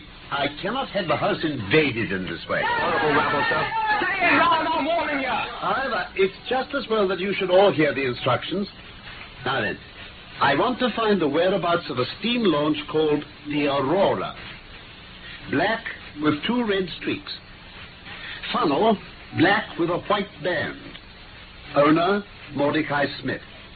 She's downriver somewhere. Is that clear? Yes, Governor. The old scale of pay and a guinea to the boy who finds the boat. Thank you, Governor. Oh, here's a day in advance. Now, off you go. Oh, thank you, Governor. Come on, you lot, all out. And quiet down that bay there. Come on, all of you. Horrible rabble, all right. If the launch is above water, they'll find her. In the meanwhile, we can do nothing. You going to bed, Holmes? No, I'm not tired. I never remember feeling tired by work, though idleness exhausts me completely. No, I'm going to think over this queer business to which our fair client has introduced us. Wooden-legged men are not so common, but I should think the other men must be absolutely unique. Oh, that other man again. Diminutive footmarks, toes never fettered by boots, naked feet, great agility, small poisoned darts. Now, what do you make of all this? Perhaps he's one of those Indians who associated with Jonathan Small. Hardly that. Some Indians are small men, but none could have left such marks as that. Now, let's consult the gazetteer. Now, then, what have we here? Antananarivo's too far. Andes, no. Andaman Islands, situated 340 miles to the north of Sumatra in the Bay of Bengal. A moist climate, coral reef, sharks, convict barracks. The Aborigines of the Andaman Islands may perhaps claim the distinction of being the smallest race upon this earth. The average height is rather below 4 feet. They're a fierce, morose, and intractable people, though capable of forming most devoted friendships. Now then, listen to this. Their feet and hands are remarkably small. They have always been a terror to shipwrecked crews, braining the survivors with their stone-headed clubs or shooting them with their poisoned darts. Amiable fellow. Watson, you look done. Why not lie down there on the sofa and see if I can put you to sleep? Oh, well, Holmes. I don't mind admitting I could do with a few winks.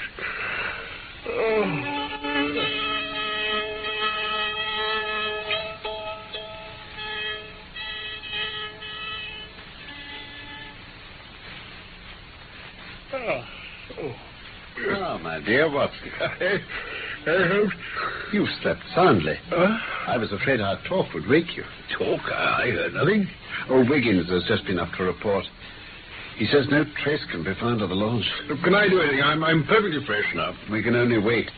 If we go ourselves, the message might come in our absence, and that would cause delay. Yes, but... Well, you can do what you will, Watson, but I must remain on guard. Well, then I shall run over to Campbell and call on Mrs. Cecil Forrester. She asked me to yesterday. On Mrs. Cecil Forrester? I see. Well, of course, on Miss Morstan, too. They were anxious to hear what's happened. I understand. I wouldn't tell them too much, though.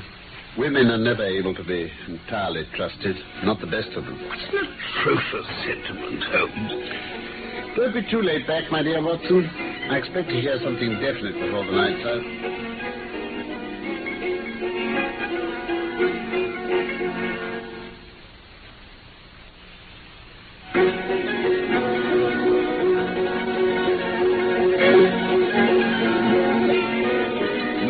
The Four was one of the Sherlock Holmes stories by Sir Arthur Conan Doyle.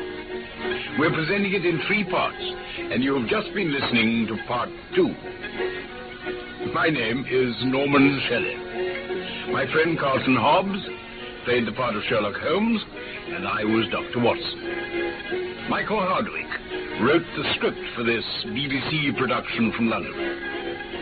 And, of course, I look forward to the pleasure of your company again very soon, for the 3rd and last part of The Sign of the Fall.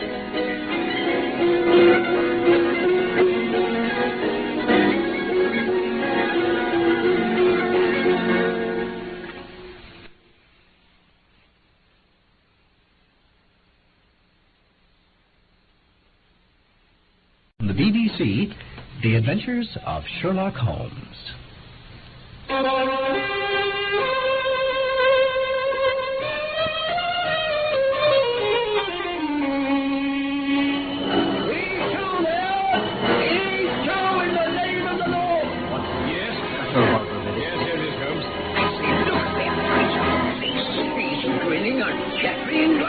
You're ready to part. He raises his hand. I'm ready, Holmes.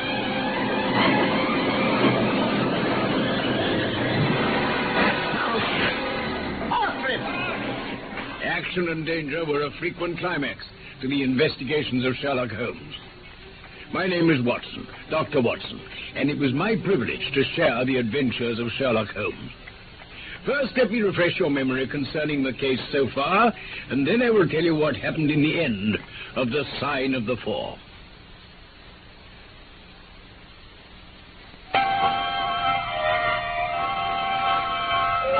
Sherlock Holmes and I were upon the track of Jonathan Small, the one-legged ex-convict responsible for the theft of the Agra treasure, which we were endeavoring to recover on behalf of our charming young client, Miss Mary Morstan.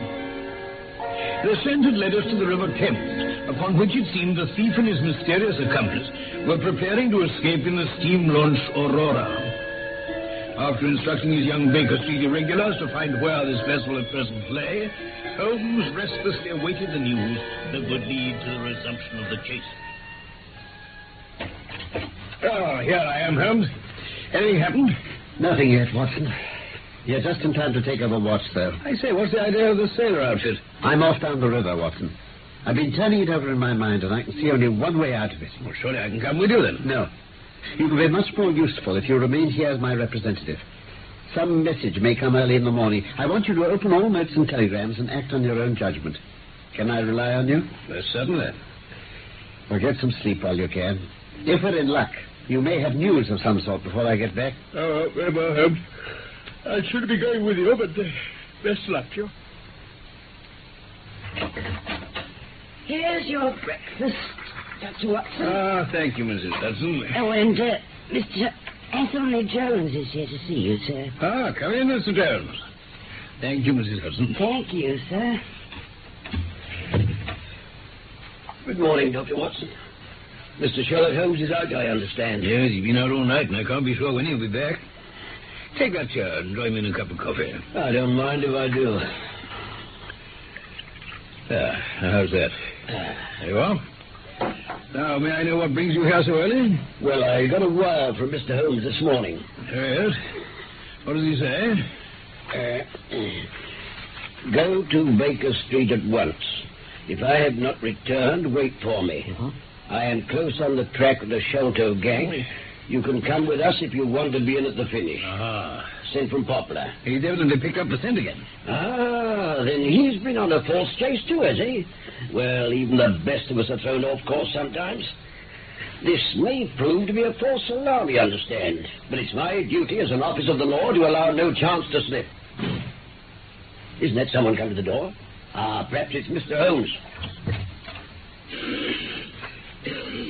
I say, who are you, my man? What do you mean coming in like... Is Mr. Sherlock Holmes here? No, but I'm acting for him. If you've a message for him, you can tell it to me. It was to himself I was to tell it. I tell you, I am acting for him. Was it about Mordecai Smith's boat? Yes. I knows well where it is, and I knows where the men he's after are. And I knows where the treasure is. Look here, my man. It was to Mr. Sherlock Holmes I was to tell it. Well, then you must wait for him. No. I ain't going to lose a whole day to please no one. Wait a bit, my friend. You have important information, and you're staying here whether you like it or not. All right. I think you might offer me some coffee, though. Really? I thought my disguise was pretty good, but I hardly expected it would stand that test. You rogue. You would have made a rare actor. Those weak legs of yours would be worth, £10 a week on the stage. But I thought I knew the glint of your eye, though. Oh, did you, Jones? Well, it's nice to get these whiskers and things off for a while. I've been working in that get-up all day. You see, a good many of the criminal classes begin to know me. Especially since our friend Watson here took to publishing some of my cases. So I can only go on the warpath under some simple disguise like this. You got my wire, Jones? That was what brought me here. Here's a coffee, Holmes. Thank you. And how's your case prospered, Inspector? I've had to release 2 of my prisoners, and there's no evidence against the other 2. Never mind. We shall give you 2 hours in the place of them. But you must put yourself under my orders. Oh, now, look here. You are welcome to all the official credit, but you must act on the lines that I point out. I shall want a fast police boat to be at the Westminster Stairs at 7 o'clock this evening. Well, that's easily managed. Good. Then I shall want 2 good men in case of resistance. There'll be 2 or 3 in the boat.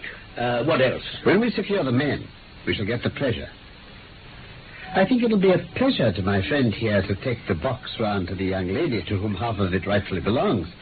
Let her be the first to open it. Eh, Watson? It will be a great pleasure to me, Holmes.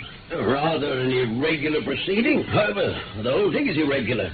I suppose we must wink at it. Exactly. The treasure must be handed over to the authorities afterwards, until after the official investigation. Certainly. Is there anything else?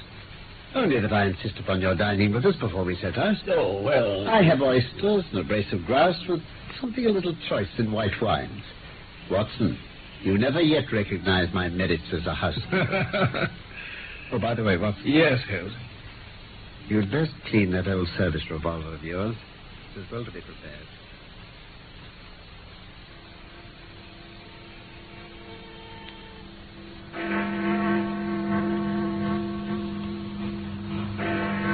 Tidy-looking craft. Is there anything to mark her as a police boat? Well, yes, that green lamp on the side. Then take it off. Oh. All right. You can tell them to cast off now. Right. Cast off? Yes, sir. Where to? To the tower. Tell them to stop opposite Jacobson's yard. Opposite Jacobson's yard. All right, sir.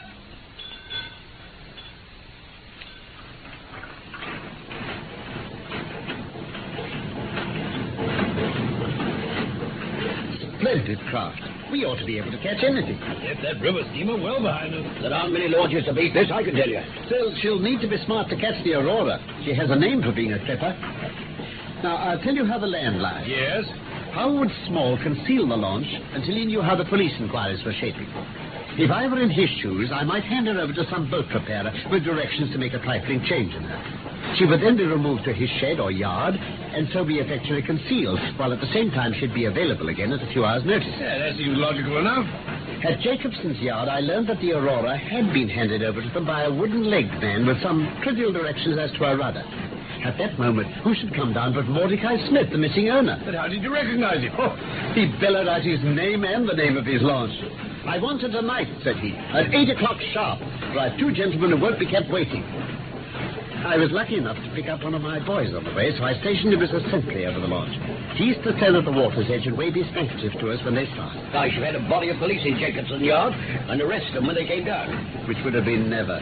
Eh? This man Small is a pretty shrewd fellow. If anything made him suspicious, he'd lie snug for another week. If you might have stuck to Mordecai Smith, Holmes, he would have led you to their hiding place. I think it's 100 to 1 against Smith knowing where they live. Why should he ask questions? Well, there's Jacobson's Yard anyway. Where those masts are standing up. Yes, I see. Yes. Yes, I can see my sentry through these night glasses. There's no sign of a handkerchief yet. Suppose we go downstream a short way and lie in wait for them. It's 10 to 1 that they'll go downstream, but we can't be certain. It'll be a clear night and plenty of moon. Now, we must stay where we are. Will you give instructions, please? Very well, as you say. Look, Watson. See how the folks swarm over yonder in the gaslight? Yes, they're coming from work in the yard. Dirty-looking rascal.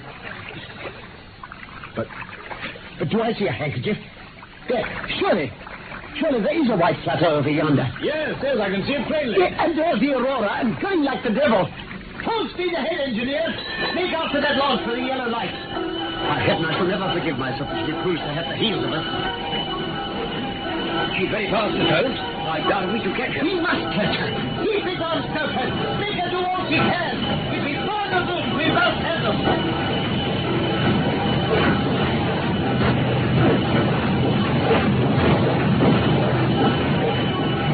Hold it on, men. Hold it on. Get every pound of speed you can. We're gaining a little. I'm sure we should be up with her in a very few minutes. Confound it. That's not going on here. It's blundering straight in between. The Aurora will gain good 200 yards while we're dodging run. We must have more speed. Hold it on, men. Keep it up.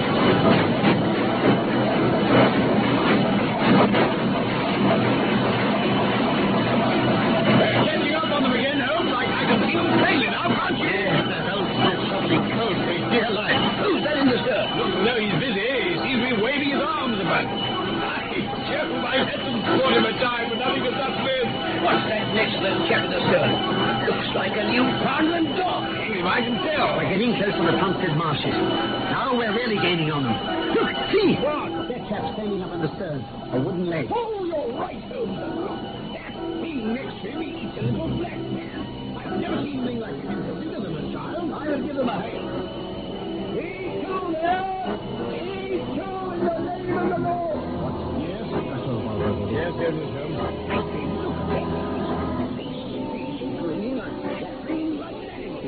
I'm ready, Holmes.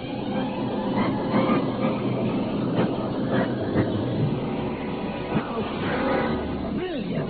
You've got him. Straight over to the river. He's gone. Straight down. He's a goner for sure. Keep after the launch.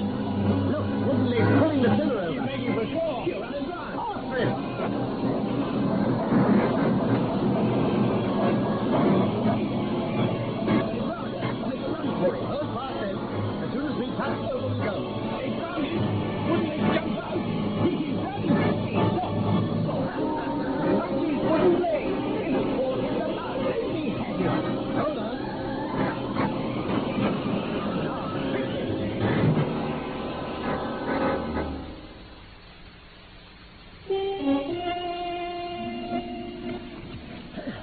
Mr. Jonathan Small, I fancy.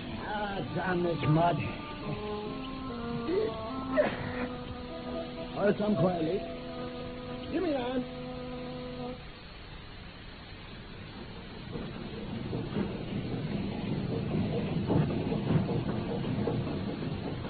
Well, Jonathan Small, I'm sorry that it's come to this. And so am I, Mr. Holmes. But I don't believe I can swing for the job. I give you my word, I never raised a finger against Mr. Sholto. It was that little Helen Tonga who shot one of his darts into him. You're under the charge of Inspector Ethelned Jones of Scotland Yard. He's going to bring you up to my rooms, and I shall ask you for a true account of the matter. If you make a clean breast of it, I may be of use to you. No, I shall never fear. I think I can prove that the poison acted so quickly that the man was dead before ever you reached the room. Maybe he was, sir. You seem to know as much as if he'd been there. Pity we didn't take that alive, but there was no choice. All's well that ends well. We'll be at Vauxhall Bridge presently. Dr. Watson. Yes, Inspector? I shall land you with the treasure box. It's most irregular, but an agreement's an agreement. And you shall take it round to the young lady yourself. You, where's the key? At the bottom of the river. We've had work enough already through you. Well, Doctor, Miss Morrison might at least see her box. Bring it into Baker Street as soon as you can. Greatest of pleasure,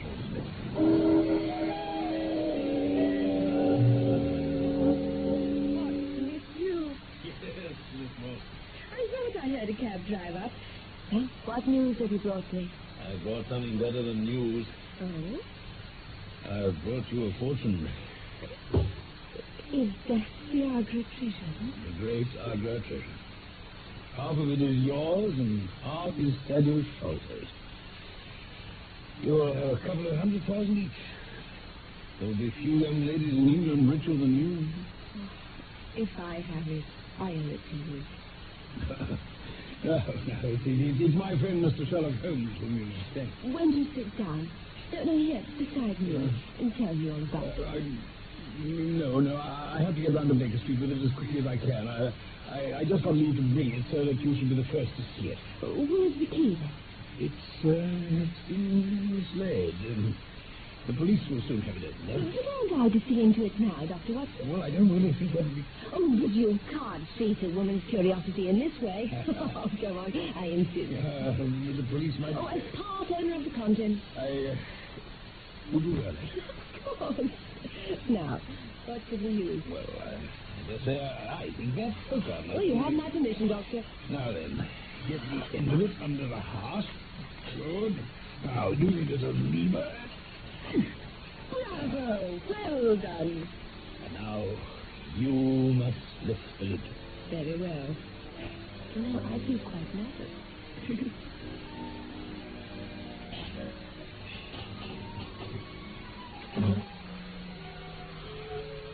It's empty. Thank God. Why did you say that? Because it puts you within my reach. Because I love you, Mary, as truly as ever a man loved a woman. Because this treasure, these riches, sealed my lips. Now that they're gone, I can tell you how I love you. That's why I said, thank God. Then I say, thank God, too, John. Whoever has lost a treasure this night, I know that I have gained one.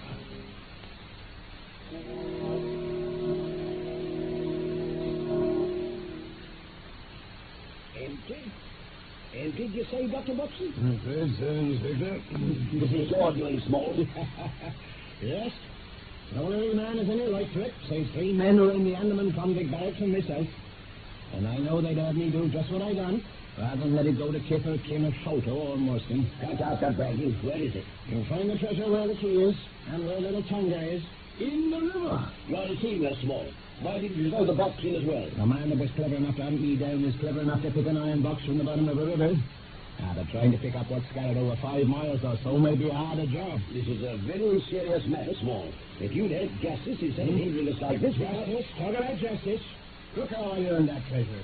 20 long years in that fever-ridden swamp, chained up all night, bullied by every native guard who left to take it out of a white man. You forget that we know nothing of all this. Until we've heard your story, we cannot tell how far justice may originally have been on your side. Well, that's true, Mr. Holmes. Now, you've been very fair-spoken to me. If you want to hear my story, I'd no wish to hold it back. If you please. Keep it short. I shall want it in full when we get to the station. Very well. Well, it begins when I was 18, and soldiering in India with the 3rd Bat. A crocodile in the Ganges nipped off my right leg. With this piece of timber strapped to my stump, I was useless for anything active. But lucky for me, I got a good job as overseer on an indigo plantation. And that was all right till the mutiny. I got into Agra just before the siege closed it off. Well, to cut a long story short... That's right. Get on with it. I joined up with 3 Indians. and Major Abdullah Khan, Muhammad Singh, and Dos Akbar in a bit of a plot to get some treasure off a refugee merchant. Mind, it wasn't none of my idea. No, of course not. They couldn't work it without me, and they put it to me at the point of a knife. Join them, or get them in. Well, I killed the merchant. I never touched him, mind. I hid the body in the fort. Well, there was no use dividing the treasure while we were under siege, so he had that too. I drew 4 plans of where it was, and we put the sign of the 4 of us at the bottom and swore that we should each always act for all. Leave out the fine sentiments. Well, the mutiny was broken, and we thought we were safe. But the merchant's body was found, and somehow we were suspected. We were brought to trial. We all got penal servitude for life. Wasn't the treasure found then? Not a word of it came out at the trial. But there we were, shipped off to the Andamans to serve our time and work a fortune we couldn't touch. Well, after a few years, I was put to dispensing for the surgeon. They gave me a little hut next to his quarters. Now, some of the officers used to come and play cards with him in the evenings. There was Major Sholto and Captain Morrison and some others. Well, I used to overhear them talking, and it pretty soon struck me that Major Sholto was falling in for some pretty big losses. That was it. And one evening I heard him say, "It's all up, Morrison. I'm a ruined man." So when the captain had walked off to his quarters, I nipped out and asked the Major if I could have his advice. "What about?" says he. "Oh, well, sir," I said, "I happen to know where $500,000 in hidden treasure lies. And I thought if I told the proper authorities, it might get my sentence shortened for me." Get on with it. I could see him think it over, like. Well, the upshot of it is that he comes back next day with Captain Morrison and a little, what you might call, unofficial proposition. You mean to say that Mind, I didn't betray my friends. We held a little meeting, the 3 Indians and the 2 officers and me, and it was decided Major Sholto would go to Agra and recover the treasure. Then he'd send a small yacht provisioned for a voyage. The Indians and I would get away in it. Captain Morrison would apply for leave to go to Agra, and we'd all meet there for a final share out of the treasure. Say it this way, Small, if this is a yarn you're spinning, I've never heard the like of it before. What do you say, Mr. Holmes? I fancy we're hearing the truth. And you can guess what happened next. That villain Sholto went off to Agra, but he never came back. No yacht to fetch us, nothing. Well, what else did you expect? An officer's word, sir. Where 4 convicts could keep faith with each other, then you might have thought that... let's hear the rest of it. Well, from that day I lived only to escape and track down Sholto. But it was weary years before my time came. One day, a little Andaman Islander was picked up in the woods, sick nearly to death with fever. He was venomous as a young snake. But as I nursed him round, he took quite a fancy to me. Was this Tonga? That's right, sir. He was a fine boatman, and he owned a big, roomy canoe. He didn't need much talking into getting me away from that place. Well, we got to Singapore. From there, we wandered about the world until we reached England 3 or 4 years ago. I earned our living showing Tonga off at fairs as a cannibal. He used to eat raw meat and do a war dance. I was staunch and true with little Tonga. Don't say enough about him. Get back to Sholto. It wasn't long before I found where he lived. But I was too late. We went to his place and looked through the window of his room. He was lying in bed with his sons at either side of him. Even as we watched him, he died. Well, I got into the room that night. I searched his papers, but there wasn't a line about where the treasure might be. And before I left, I thought of my poor Indian friends still back there in the Andamans. I wanted to leave our mark behind, so I scrawled down the sign of the 4 of us on a piece of paper, and I pinned it on him. Oh, that explains that then, Holmes. Yeah. Pray continue, Small. Well, after a while, I heard that the treasure had been found at the top of Ponded Cherry Lodge. Well, I couldn't hope to get up there, not with this leg, so I brought Tonga with me, with a long rope wound round his waist. He could climb like a cat. But as ill luck would have it, Bartholomew Sholto was still in the room when Tonga got in. Little devil killed him with his blowpipe. Thought he'd done something very clever until I gave it to him with the rope's end. Anyway, there was nothing else to do but lower the jewels down, leave the sign of the 4 on the table, and get away as quick as we could. And there you are, gentlemen. I told it all. And every word the truth, I swear. A fitting wind-up to an extremely interesting case. There's nothing that told you to me in the latter part, except that you brought your own rope. That I didn't know. By the way, I had hoped that Tonga had lost all his dart, yet he managed to shoot one at us in the boat. I have it here. I didn't see you find that, Holmes. You'll examine your hat when you have a moment, my dear Watson. I managed to pick it out without your noticing. Well, sir, he did lose them all, except the one he had in the blowpipe ready, you see. Ah, of course. Well, Mr. Holmes, you're a man to be humored, but duty is duty.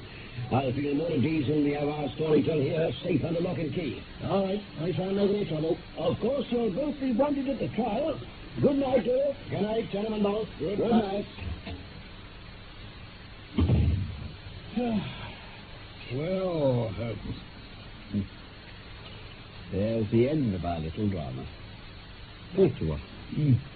Well, good help. And to you. I'm afraid it may be the last chance I shall have of studying your methods, Holmes. Oh? Why, sir? Miss Morrison has done me the honor to accept me as a prospective husband. I feared as much. I really cannot congratulate you. Any reason to be dissatisfied with my choice? Oh, not at all. I think she's one of the most charming young ladies I've ever met.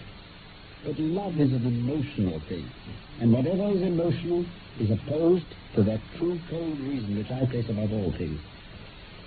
I should never marry myself lest I bias my judgment. I trust my judgment may survive the ordeal. You're weary, Holmes. Yes. The reaction is already upon me. I shall be as limp as a rag for a week. Strange how terms of what in another man I should call laziness alternate with your fits of splendid energy and vigor. Yes. Remind me the makings of a very fine loafer. And also of a pretty surprise, actually.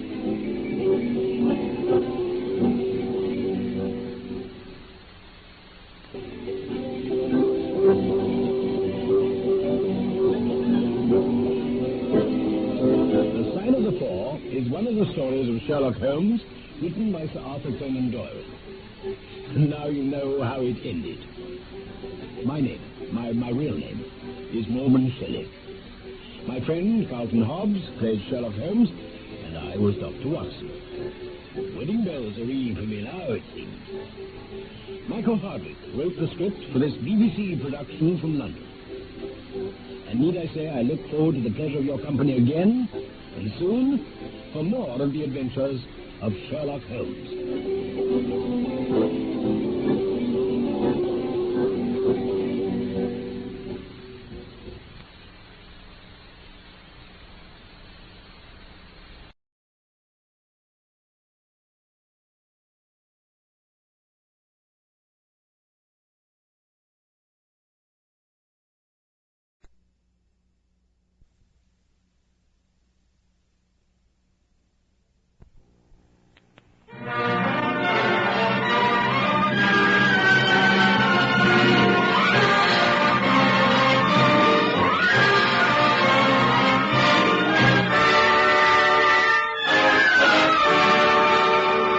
From the NBC University Theater, a first radio production of the most challenging novel of 1949, George Orwell's 1984. Our star, Mr. David Niven.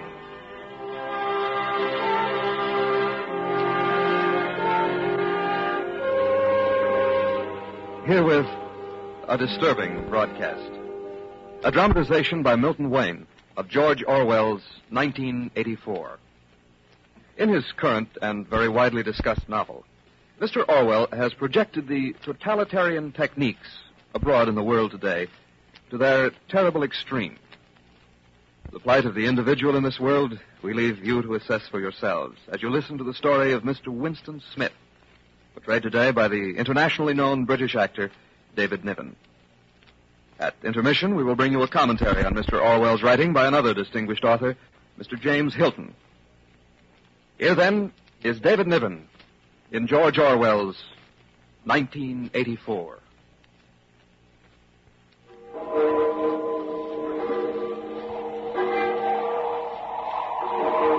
The clocks of London are striking 13.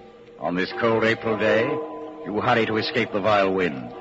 You slip quickly through the glass doors of Victory Mansions, though not quickly enough to prevent a swirl of gritty dust from entering along with you. The hallway smells of boiled cabbage and old rag mats. At one end of it, an enormous colored poster with a man's face more than 3 feet wide. The face, a ruggedly handsome 45 with a heavy black mustache. Big Brother is watching you. What's that? Oh, no need to jump like that, Mr. Smith. I was just reading off what it says on that poster. Oh, of course. It's 7 flights up to your flat. It's slow going for you, Winston Smith. Frail and underweight and 39 and tormented by a varicose ulcer above your right ankle.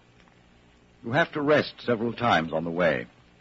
On each landing, the poster with the enormous face looks down on you. And the eyes follow you. Big Brother is watching you. Everywhere, from every wall, from every building. Big Brother is watching you.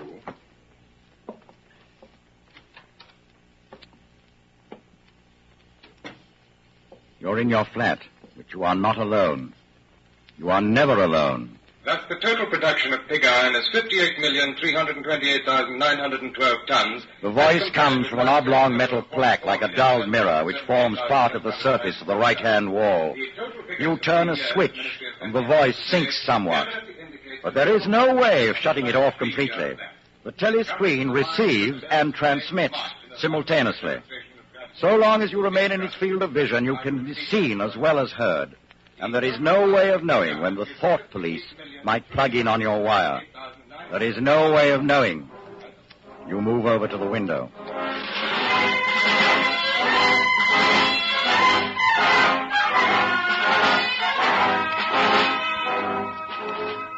War is peace.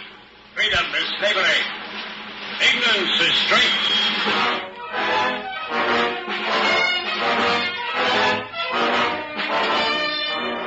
You stand at your window and you look down. You think with a vague distaste. This is London. This, the chief city of Airstrip 1. The third most populous of the provinces of Oceania. Was it always like this? Always these rotting houses, their windows patched with cardboard, their roofs with corrugated iron, their crazy garden walls sagging in all directions? Was it always? When I was a child... I can't remember. I can't remember. I never can. You turn quickly from the window, and you go to the table in the small alcove where you are cut off from being seen by the telescreen. Quickly you take the secretly bought notebook, the archaic pen point and holder out of the drawer. What you are about to do can mean death. It's not illegal to keep a diary. Nothing is illegal since there are no more laws. But if the thought police find out, it's death. Or at least 25 years in a forced labor camp. You ink the pen, and you falter for just a second. A tremor goes through you. I must start. I must mark the paper. April 4th, 1984. But how do I know? How can I be certain that is 1984? No, it must be. I'm fairly sure that I'm 39. I believe I was born in 1944 or 45. But it's never possible nowadays to pin down any date within a year or two. But what difference does it make? How can I speak to the future? If it's like the present, no one will listen. If it's different, how will they understand the things happening now? I mustn't think about it. I must begin now. April 4th. Last night to the flicks, all war films. One of a ship full of refugees being bombed somewhere in the Mediterranean. Audience much amused by a shot of a helicopter firing at a man swimming away. He was full of holes. The sea round him turned pink. Audience shouting with laughter when he sank. And then you saw a lifeboat full of children with a helicopter over it. You write on, wildly ridding your mind of painful memory. But as you write, another memory comes clear in your mind. It happened during the 2 minutes hate period at the ministry that very morning. After the chant of loyalty to Big Brother, Winston Smith noticed O'Brien, the big man wearing glasses and the black overalls of the powerful inner party. That morning, O'Brien had turned, and his eyes had met Winston's. And Winston knew that O'Brien was thinking the same thing as himself.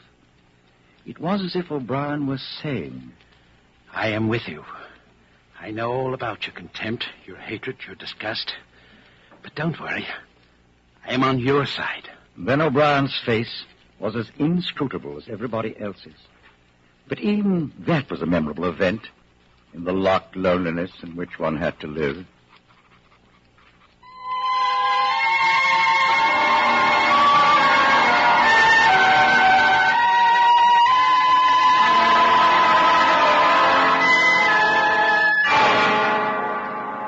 Down with Big Brother. Down with Big Brother. I'll fill the page with it or the whole book. Makes no difference now. The thought police will get me just the same. Even if I never put the pen to paper, I have committed thought crime. And for that, they're bound to get you. Sooner or later, but they'll get you. Always, during the night, you simply disappear. Your name removed from the registers. Every record of you wiped out. You were abolished, annihilated, vaporized. They'll shoot me in the back. I don't care. Down with Big Brother. They always shoot you in the back of the neck. I don't care. Down with Big Brother. Already? You sit still. Maybe they'll go away. The worst thing would be to delay. You get up, and you move heavily toward the door. Oh, comrade, do you think you could come across and have a look at our kitchen sink?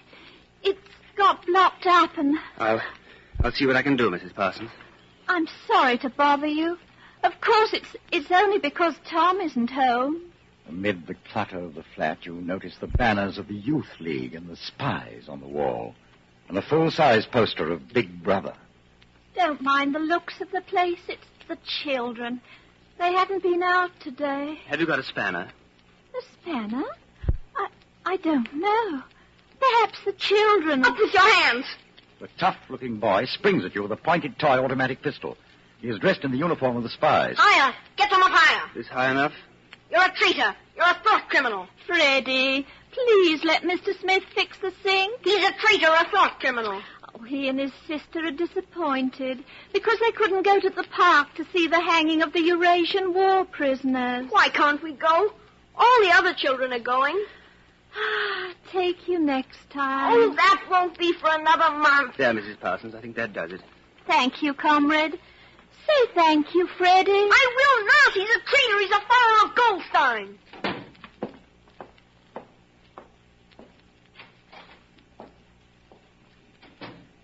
You go to the window.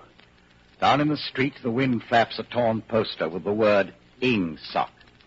You stand watching it. The three sacred principles of Ingsoc.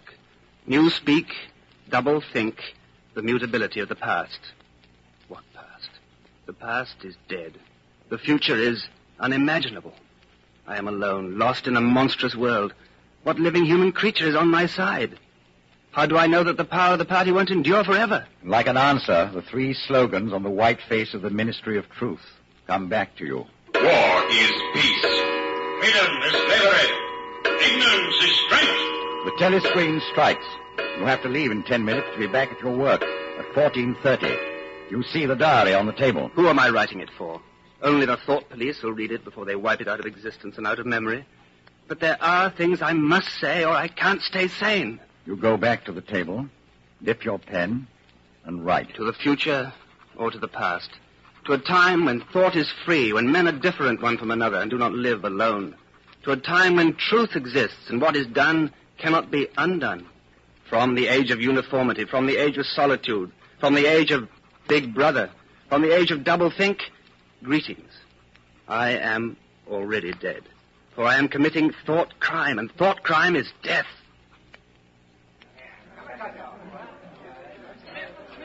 You're just the man I was looking for. Well, what can I do for you, Simon? Tell me, have you got any razor blades? Not one. I've been using the same for 6 weeks. Keep the line moving. Next, please. Did you go and see the prisoners hanged yesterday? I was working. I'll see it on the flicks, I suppose. A very inadequate substitute. It was a good hanging, Smith.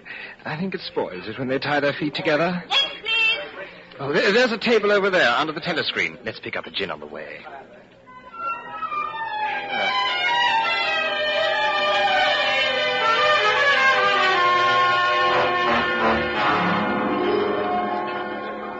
Simon, how's that dictionary of newspeak getting on? Slowly. I'm on the adjectives. It's fascinating. I must do quite a job inventing new words. Oh, that's not our chief job at all. We're destroying words. What sense is there in having a whole string of useless, vague words like excellent and splendid and all the rest of them? Plus good covers the meaning, or double plus good if you want something stronger still.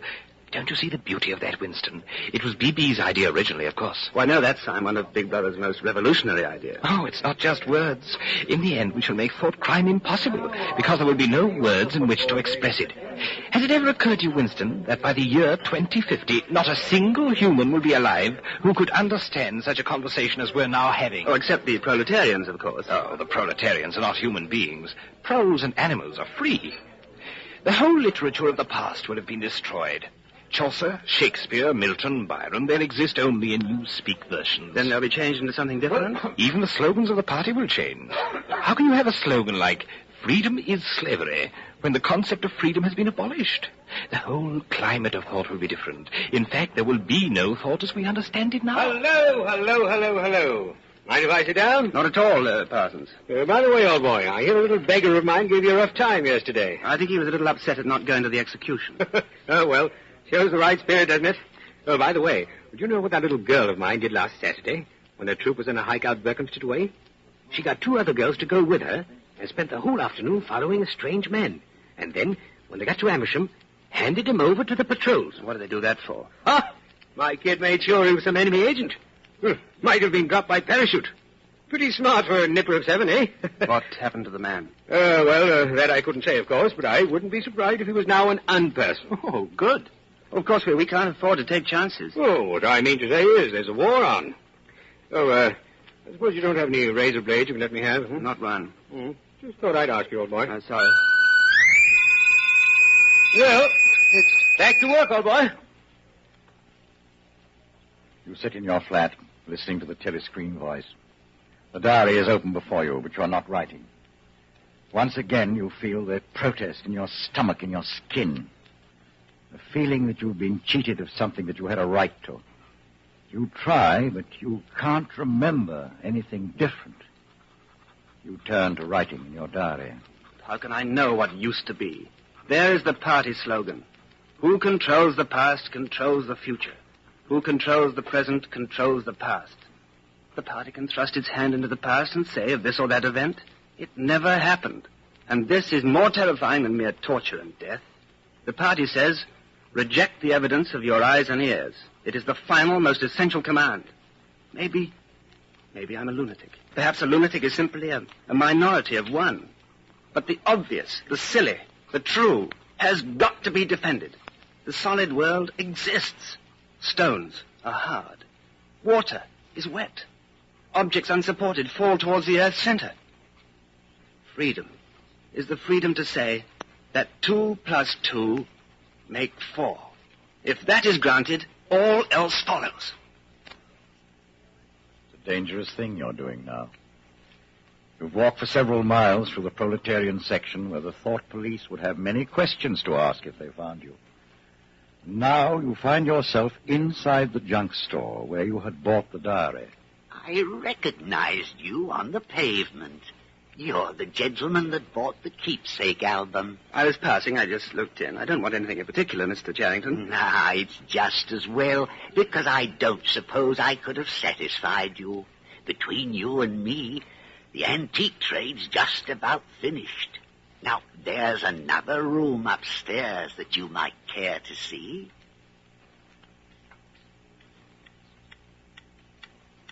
You lived here at one time? Until my wife died. Now, don't you think this is a quiet, cozy room? There's no telescreen. I never had one of those things. Now, if you happen to be interested in old prints, here, sir. The frame's fixed to the wall, but I could unscrew it for you, I dare say. I know that building, Mr. Charrington. It's a ruin now. It's in the middle of the street outside the Palace of Justice. That's right, sir. It was a church at one time. St. Clement's Dane, its name was. Oranges and lemons, say the bells of St. Clement's. What's that? Oh, that was a rhyme we had when I was a little boy. A full 60 years ago. How does it go on? I don't remember, but I do know how it ended up. Here comes a candle to light you to bed. Here comes a chopper to chop off your head. It was a kind of dance, and when they came to, here comes a chopper to chop off your head, they brought their arms down and caught you. It was just the names of churches. All the London churches were in it. All the principal ones, that is. I never knew it had been a church. Oh, there's lots of them left, really, though they've been put to other uses. How did the rhyme go?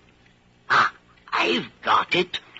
You owe me 3 farthings, say the bells of St. Martin's. There now.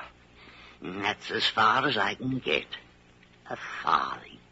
That was a small copper coin. Looked something like a cent. Where was St. Martin's? That's still standing in Victoria Square. It's the building where they have the models of the rock bonnets and the floating fortresses and the pictures of enemy atrocities. St. Martin's in the Fields, it used to be called. You leave, Mr. Charrington. You should never have come back here without knowing if the old man could be trusted. You start down the street. You'll come back to buy the engraving of St. Clement's Dane and carry it home hidden under the jacket of your overalls. And you'll even drag the rest of the poem out of Mr. Charrington's memory. Oranges and lemons, say the bells of St. Clement. You owe me 3 farthings, say the... Suddenly, your heart turns to ice. A figure in blue overalls is coming toward you. A dark-haired girl in her 20s. The narrow scarlet sash of the Junior Anti-Sex League is wound around her waist. You know her, but you've never spoken to her. She looks straight into your face, and then walks on quickly as though she hadn't seen you. For a few seconds, you're too paralyzed to move. Then you turn and walk heavily away. It's at night they come for you. Always at night. The proper thing is to kill yourself before they get you. And they'll get you. Once you've succumbed to thought crime, you're dead.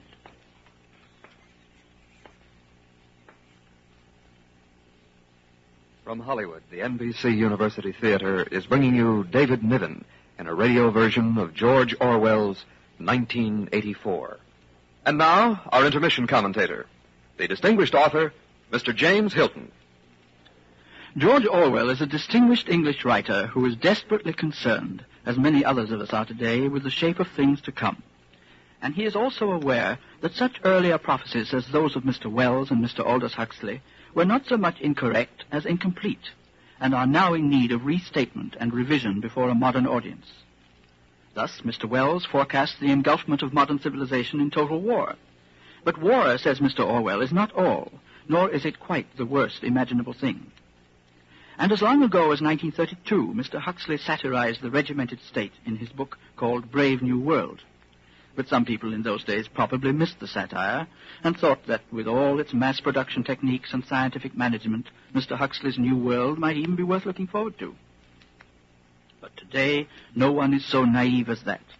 Indeed, the crisis of our civilization is in some danger of becoming a cliché for after-dinner speakers. Mr. Orwell, however, is the first writer to warn us in the form of fictional satire what might conceivably happen if all the worst features that exist anywhere in our modern world were to prevail over all the others, and if, in addition, all these worst features were to spread all over the earth. Since the story is told with nightmarish detail and inexorable logic, the commentator can perhaps serve best by a few mild warnings of his own. First, that despite any easy assumptions that might readily and even excusably occur to both listener and reader, Mr. Orwell's satire does not bear exclusively against any one country. Certain early symptoms of that breakdown of the human soul which he forecasts are diagnosable in all countries today. And most of us also, to a greater or less extent, are already victims of certain types of doublethink. And it would be a useful private exercise to examine near home for such instances as well as to recognize them more spectacularly in other parts of the world. Personally, I find Mr. Orwell's picture horrible and timely and fascinating. It will probably take its place among the memorable works of its kind, both for its technical virtuosity and for a sort of intellectual passion that pervades it throughout. Mr. Orwell is, as we say, burned up about the state of the world, but the fuel of that fire is not only in the world, but in his own mind. And this is what makes the satirist at all times and in all ages.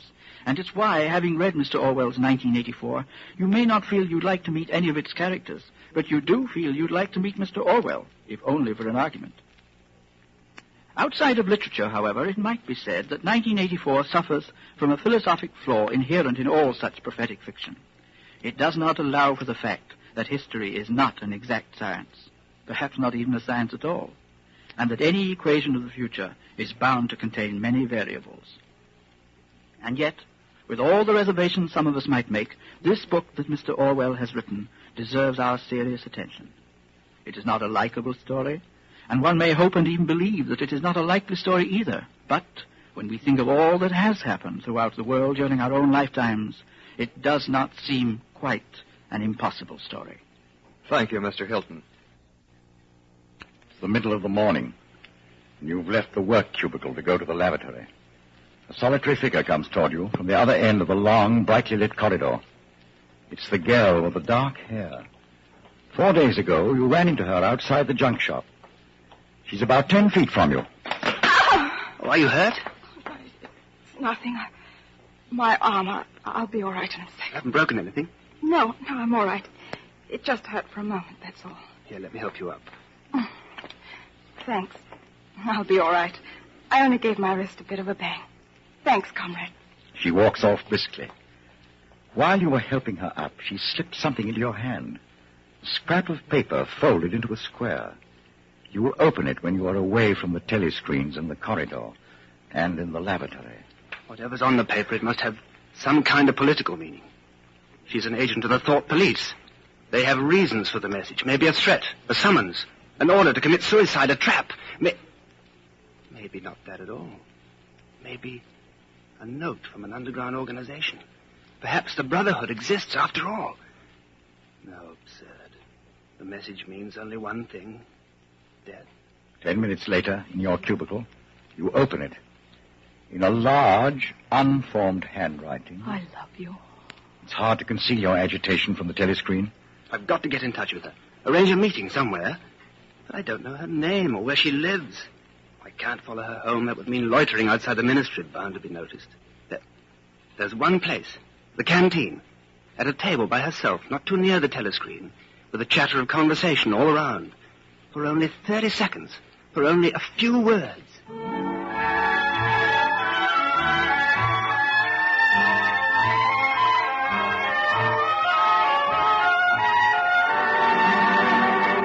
A week goes by.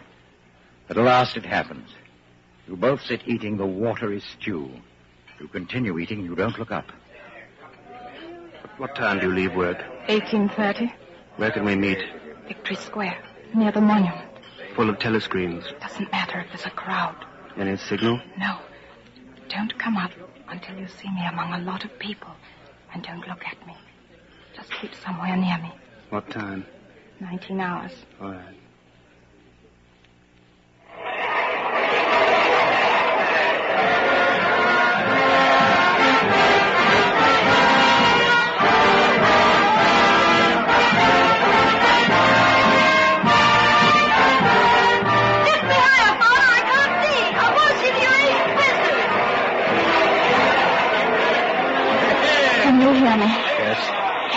Sunday afternoon or... Yes. Then listen carefully. Go to Paddington Station. Take train 14 to Fenchurch. Turn left outside the station and you'll come to a gate with a top bar missing. Go across that field to a track between bushes. Stay on that until you come to a dead tree with moss on it. Can you remember that? Yes. You turn left, then right, then left again, and the gate's got no top bar. Yes, what time? About 15. You may have to wait. I'll get there by another way. Are you sure you remember everything? Yes. Then get away from me as quick as you can.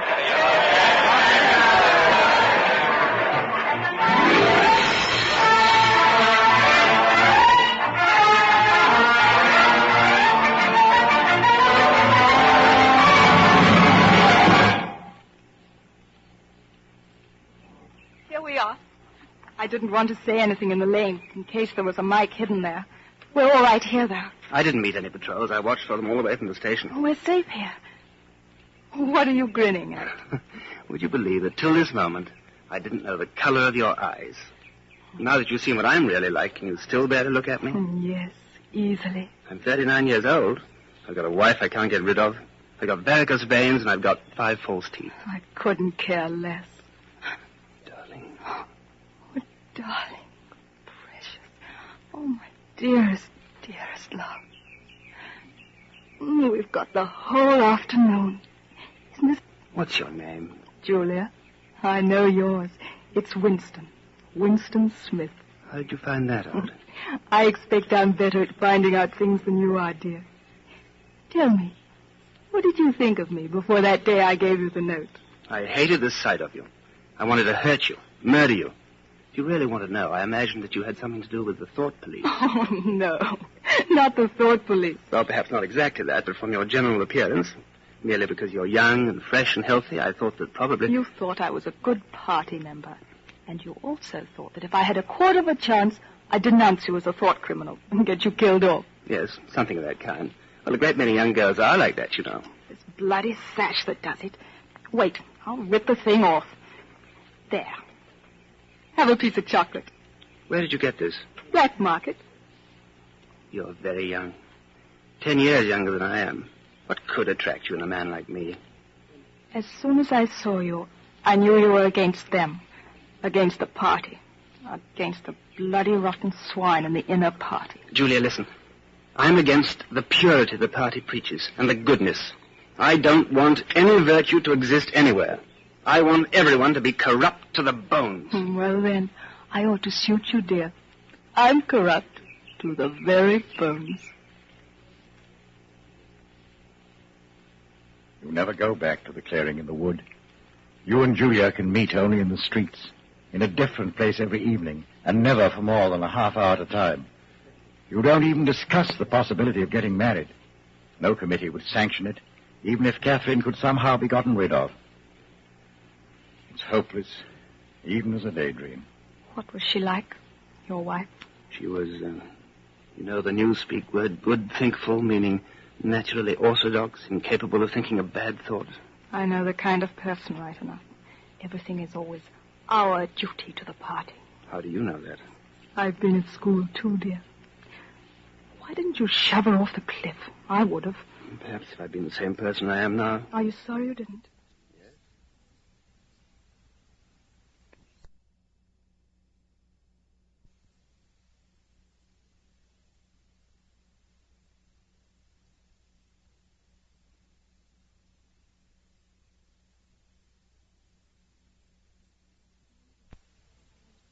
I am now. Are you sorry you didn't?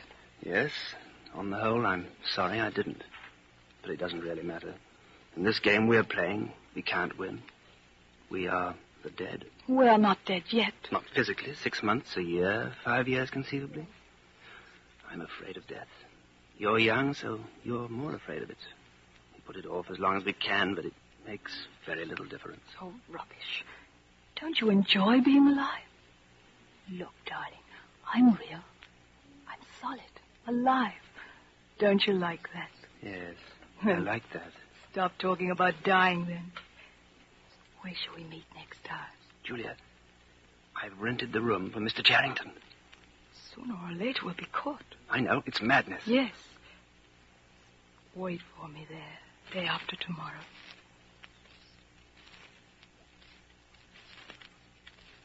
Wait. Just let me show you what I've brought. Look here.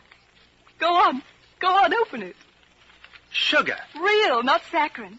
And here, a loaf of white bread. But look, this is the one I'm really proud of. Coffee. Real coffee. There's a whole kilo here. Well, how'd you manage to get hold of all these things? Oh, it's all in a party stuff. And look, I've got a little packet of tea, too. Real tea, not blackberry leaves. There's been a lot of tea about lately. They captured India or something. But listen, dear, I want you to turn your back on me for a bit. And don't turn around till I tell you. You can turn around now. Well? Beautiful. I've never seen a woman of the party with cosmetics on her face. And scent, too. Yes, dear. And scent, too. And do you know what I'm going to do next? I'm going to get hold of a real woman's frock and silk stockings and high heels. Oh, darling, in this room, I'm going to be a woman. Not a party comrade. A woman.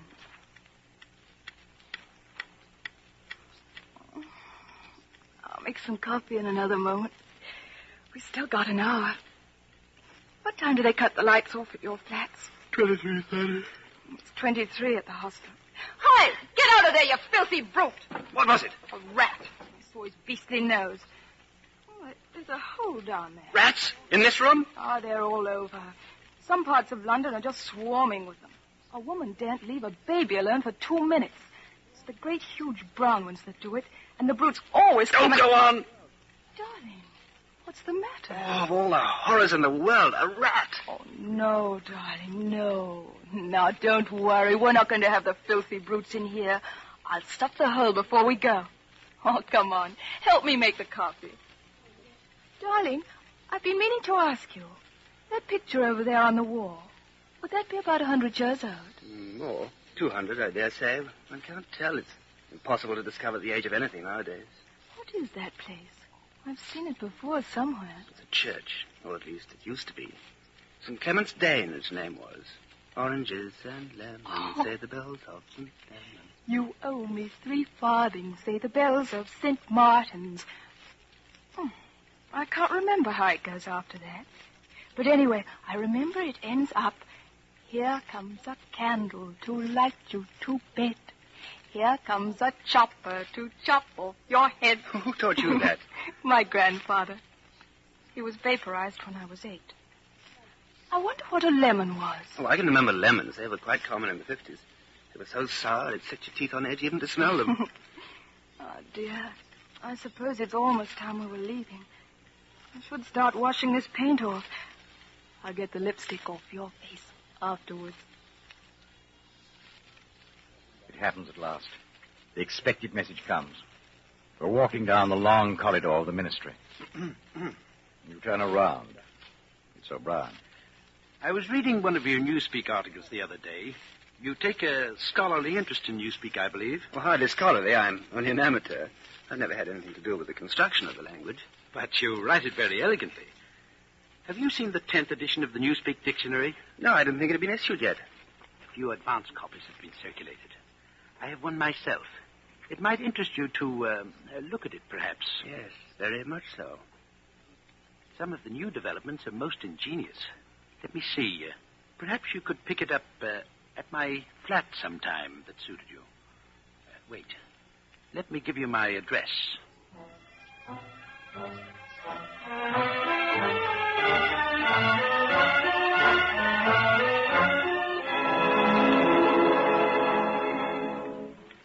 Julia, darling, it was like a message, as if O'Brien was saying, if you ever want to see me, this is where I can be found. But he's an important member of the inner party, dear.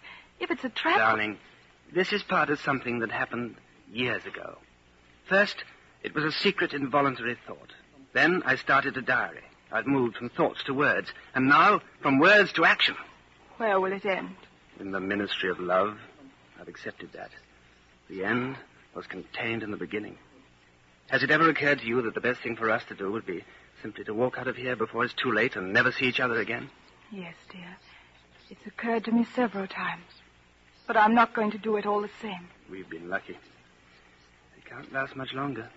What you do, I'm going to do. We may be together for another 6 months, a year. There's no knowing. At the end, we're certain to be apart.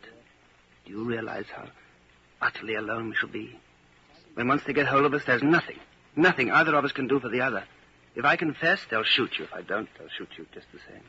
Neither of us will even know whether the other is alive or dead. The one thing that matters is that we shouldn't betray one another. Although even that can't make the slightest difference. Everybody always confesses. You can't help it. They torture you. I don't mean confessing. Confession is not betrayal. What you say or do doesn't matter. Only feelings matter. If they could mean you, that would be the real betrayal. They can't do that. They can make you say anything, but they can't make you believe it. They can't get inside of you. No, that's quite true. They can't get inside you. If you can feel that staying human is worthwhile, even when it can't have any result whatever, then you've beaten them. Darling, whenever it is you go to O'Brien, I'm going with you.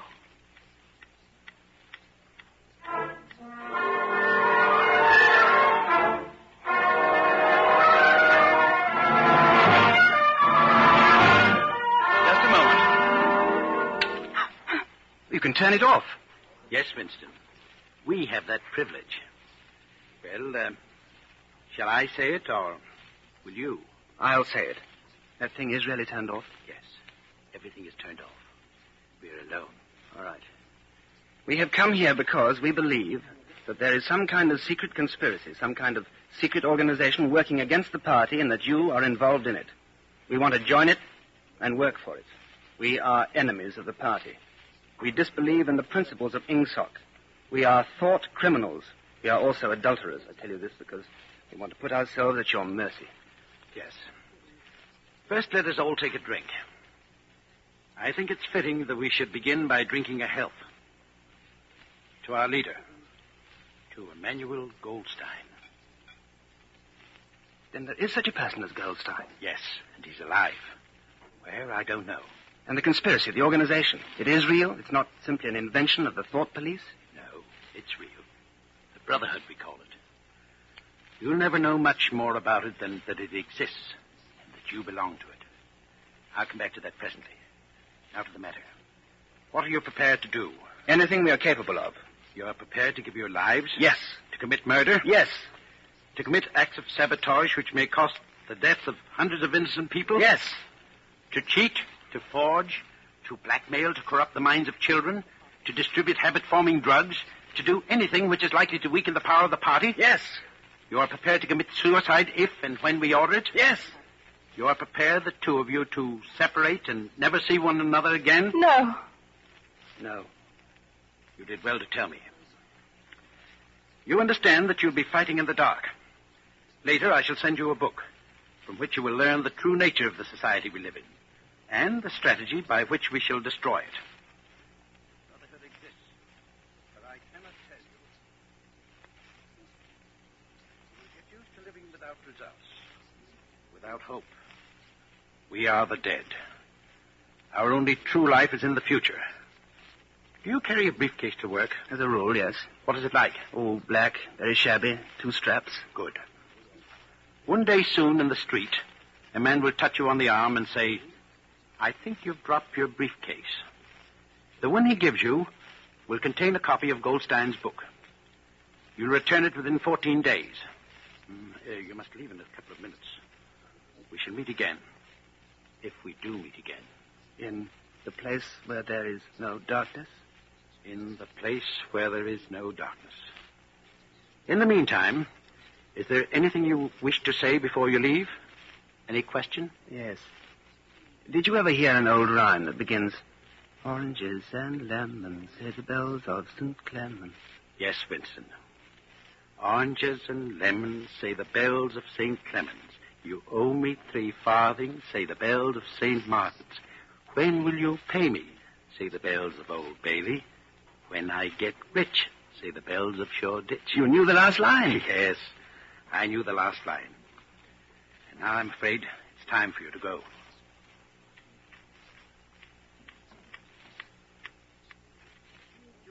I've got the book. We must read it. You too, all members of the Brotherhood, have to read it. You read it aloud. That's the best way. Then you can explain it to me as you go.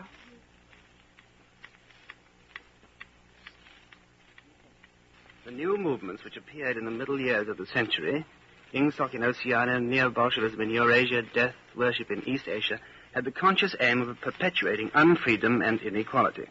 The new movements grew out of the old ones and tended to family loyalty. Even the names of the 4 ministries exhibit an impudence in their deliberate reversal of the facts. The Ministry of Peace concerns itself with war. The Ministry of Truth with lies. The Ministry of Love with torture. The Ministry of Plenty with starvation. These contradictions are not accidental. They are deliberate exercises in double think. For it is only by reconciling contradictions that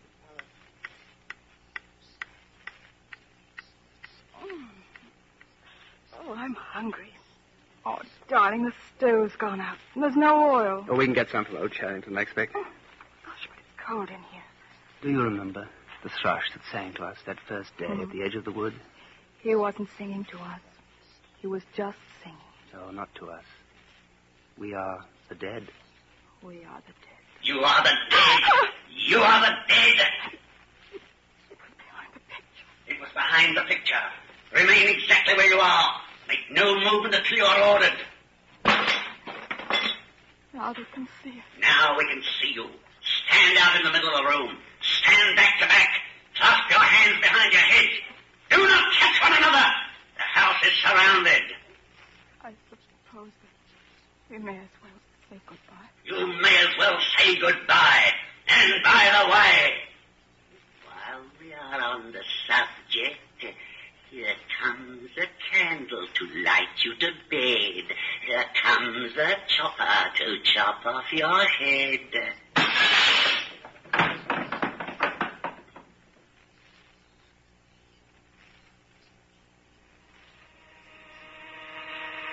You don't know where you are.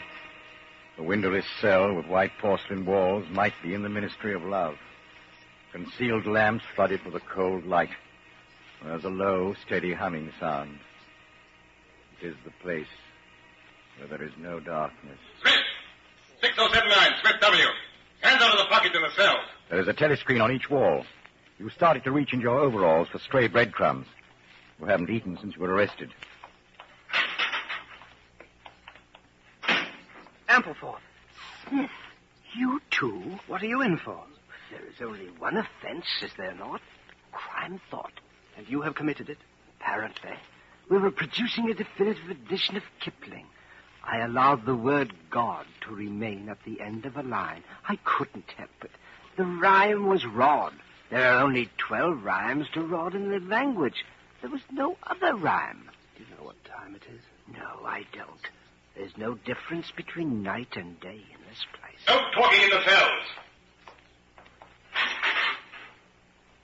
Ampleforth, room 101. Time passes. Your hunger grows.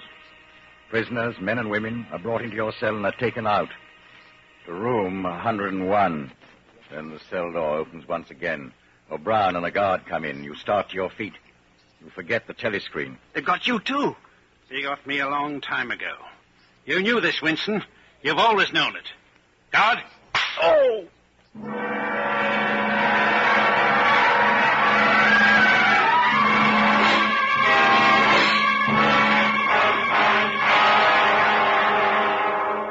With that blow, the nightmare starts, and you confess to anything and everything. The confessions are a formality. The torture is real. And it goes on and on and on and on. Now you're lying strapped to a table. You can't move. There's a strong light falling in your face. O'Brien is standing at your side. On the other side, a man in a white coat holding a hypodermic syringe. I told you that we met here again. Yes, would oh! That's only a sample of what I can do by turning this dial. Remember that. If you lie to me, you will cry out with pain instantly. Do you understand that? Yes. I'm taking trouble with you, Winston, because you are worth trouble. You suffer from a defective memory. Fortunately, it is curable. There's a party slogan dealing with the control of the past. Repeat it, if you please. Who controls the past controls the future. Who controls the present controls the past. Good. Is it your opinion, Winston, that the past has any real existence? No. Then where does the past exist, if at all? In records, it's written down in the mind, in human memories. But we, the party, control all records, and we control all memories. Then we control the past, do we not? But how can you stop people remembering things? How can you control memory? You've not controlled mine. On the contrary, you have not controlled it. That is what has brought you here. Do you remember writing in your diary, freedom is the freedom to say that 2 plus 2 make 4? How many fingers am I holding up, Winston? 4. And if the party says that it's not 4, but 5, then how many? 4. How many fingers, Winston? 4. How many fingers, Winston? 4. What else can I say? 4. How many fingers, Winston? 4. Stop it! Stop it! 4. How many fingers, Winston? 5. You're lying. You still think there are 4. How many, please? 4, 5, 4, anything you like. Stop it! Stop the pain! Stop! You're a slow learner, Winston. How can I help it? How can I help seeing what's in front of my eyes? 2 and 2 are 4. Sometimes, Winston. Sometimes they are 5 or 3 or all of them at once. You must try harder. It's not easy to become sane. It's not easy.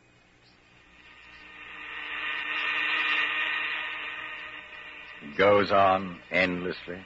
The questions, the drugs, the questions, the torture machines. Endlessly. Do you know where you are, Winston? I don't know. I can guess. In the Ministry of Love. Do you know how long you've been here? I don't know. I think it's months. And why do you imagine we bring people to this place? To make them confess. No, that's not the reason. Try again. To punish them? No. To cure you. To make you sane. The party is not interested in the overt act. The thought is all we care about. We do not merely destroy our enemies, we change them. What happens to you here is forever. Even if we choose to let you live out the natural term of your life, you can never escape from us. Holton, set the machine for 2,000. Yes, comrade. This time it won't hurt you, Winston. Keep your eyes fixed on mine. Now, how many fingers am I holding? 5. Do you see 5? Yes. You see now that it's at any rate possible. Yes. Before we bring the session to an end, you can ask me a few questions if you choose. The machine is switched off. What is your first question? What have you done with Julia?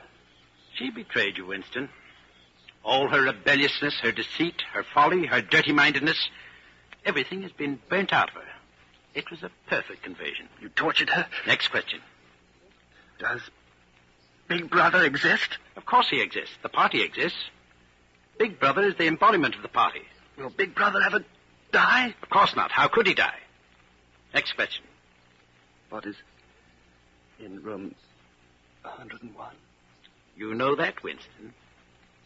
Everyone knows what's in room 101. Holton, the hypodermic.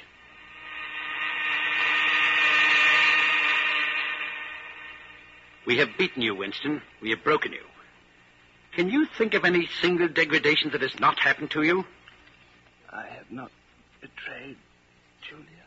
No, that is perfectly true. You have not betrayed Julia. Tell me, how soon will they shoot me? It might be a long time. You're a difficult case. But don't give up hope. Everyone is cured sooner or later. In the end, we shall shoot you.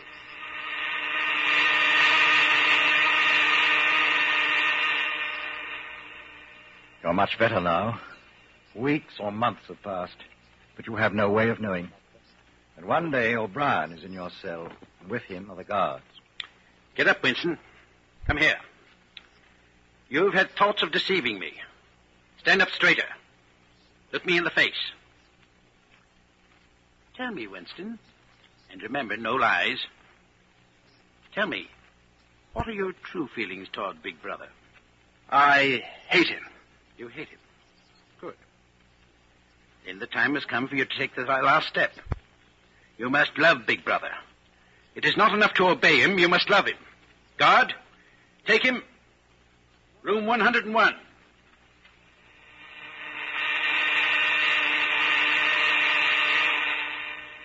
You're strapped upright in a chair, so tightly that you can move nothing, not even your head.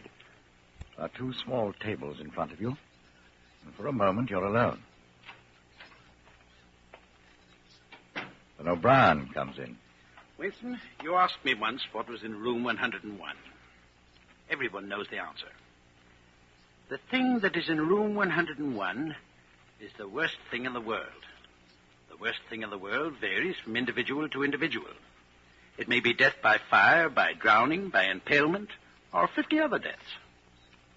In your case, it happens to be rats. Here. I placed the cage on the table so you can see them. Well, you can't do that. You couldn't. It's impossible, O'Brien. You know this isn't necessary. What do you want me to do? For everyone, there is something unendurable.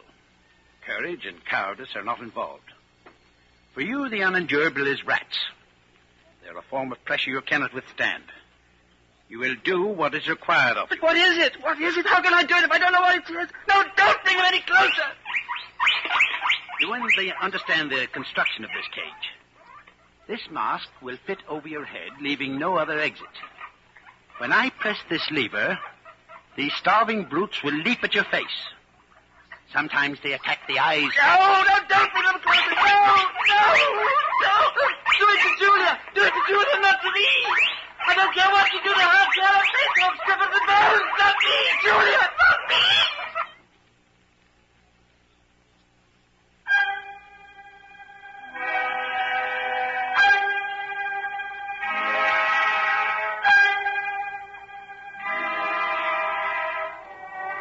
It is the lonely hour of 15.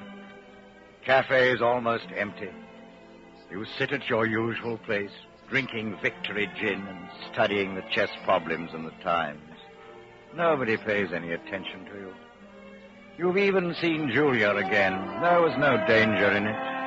On a cold, biting March day, you had come across her in the park. I betrayed you. I betrayed you. Sometimes they threaten you with something you can't even think about. Then you don't care.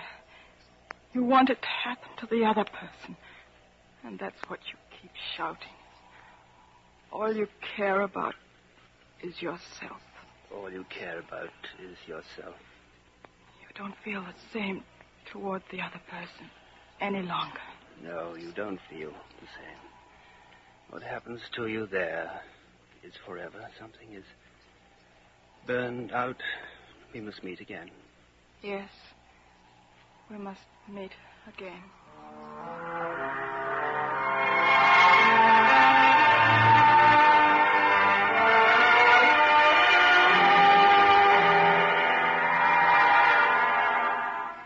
Now in the dust on the cafe table, your finger traces unconsciously 2 plus 2 equal 5. And on the wall, Big Brother gazes down at you from a poster. You gaze up at the enormous face. 40 years it has taken you to learn what kind of smile is hidden beneath the dark moustache. Oh, cruel, needless misunderstanding. Oh, stubborn, self-willed exile from the loving breast. 2 gin-soaked tears trickle down the sides of your nose. It's all right. Everything is all right. The struggle is finished. You have won the victory over yourself.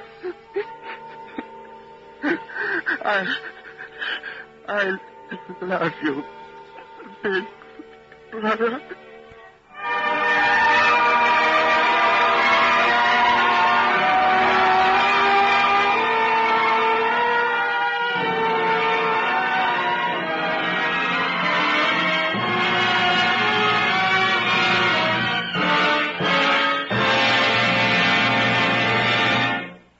You have been listening to 1984, an NBC University Theater production of the novel by George Orwell, starring David Niven.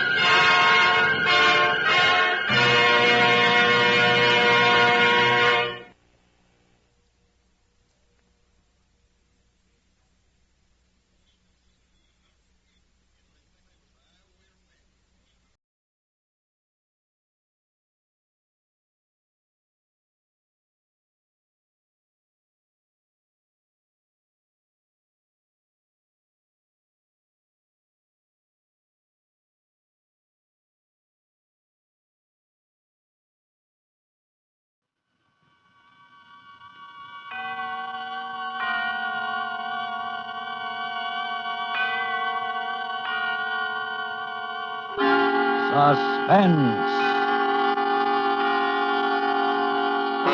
Autolite and its 96,000 dealers present Mr. Dan Daly in 6 Feet Under, a suspense play produced and edited by William Spear.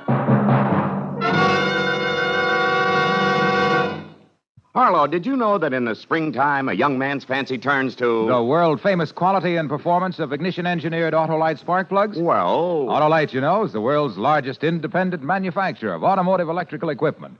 And when you come right down to it, who knows more about the best spark plugs for your car than Autolite ignition engineers? The men who design coils, distributors, and all the other important parts that go to make up the complete automotive electrical system.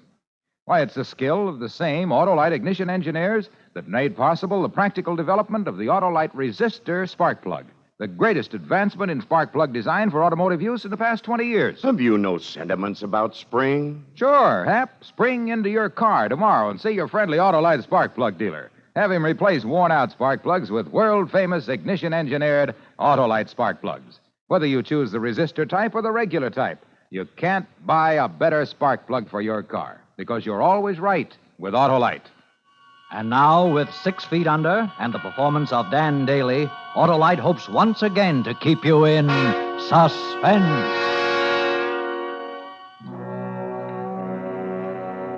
You'll never know what it's like down there.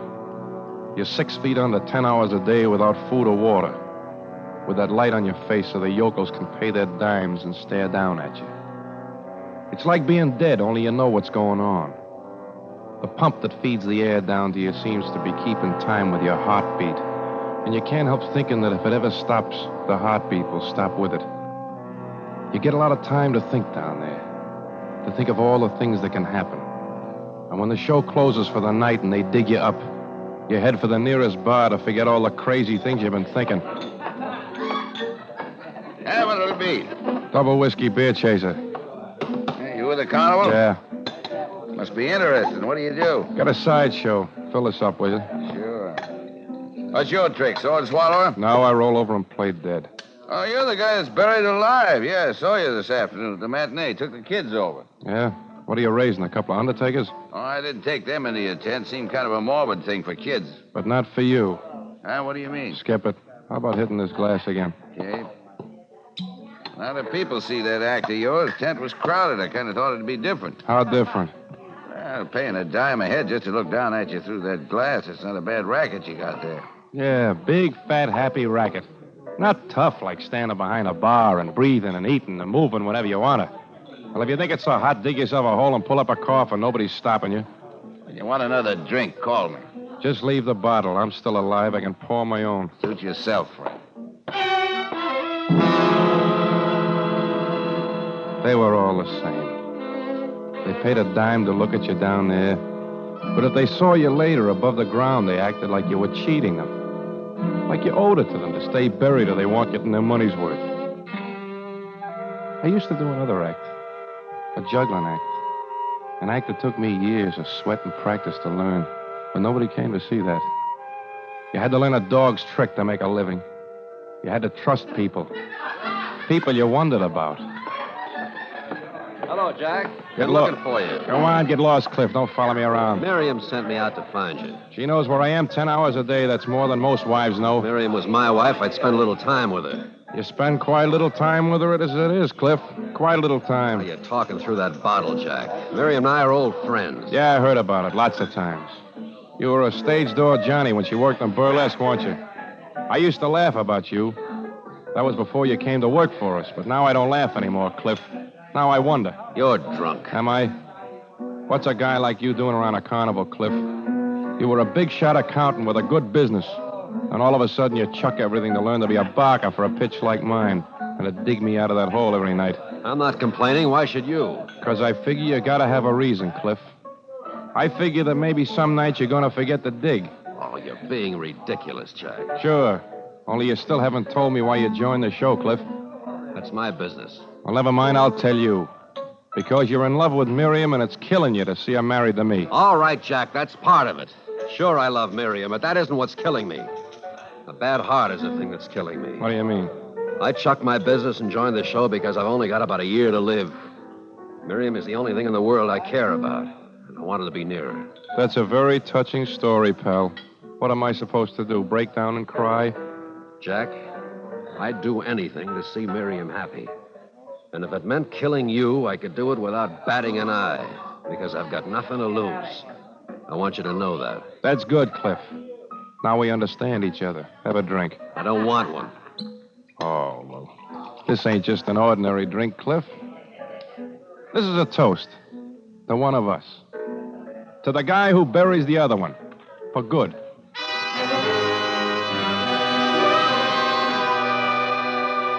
It was a fool thing to do. A mistake. Because he'd play his cards closer now. If I told him to pack up and get out, he might take Miriam with him. And I was crazy about Miriam. Something was wrong between us, but I was still crazy about her. I had to know I had to wait and find out if he could take her from me. And that meant I had to keep him around. And every day he'd have me helpless down there in that hole like a baby. I didn't want to drink anymore. I went back to the tent and tried to sleep, but I kept having that same dream over and over again. Not a picture dream, but a dream in sound. The sound of that air pump that kept me alive down there. It got slower and slower, and then it stopped. And I woke up choking. I jumped out of bed. Jack! Yeah.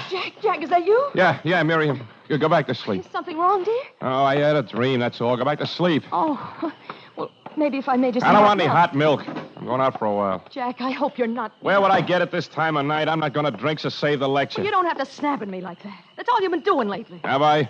Well, nobody's died from it so far. I don't get you at all. Don't you?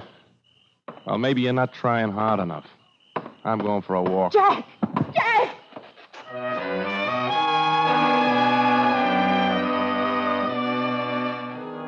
I walked around the grounds. The moon was doing trick things with the shadows around the tents and the pitch signs along the midway. I loved it. A cheap two-bit carnival, but I loved it. When Miriam and I were first married, I used to dream about owning the works someday. Yeah, I was going to do big things. Clean up with the juggling act, then write the Becker brothers and offer to buy them out. The Ferris wheel, the rides, the whole show. I was going to own the world.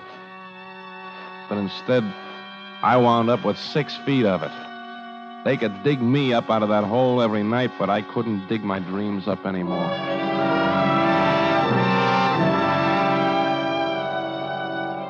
Finally, I went back to my own tent and slept until showtime. Miriam was gone when I woke up, so I walked over to our pitch.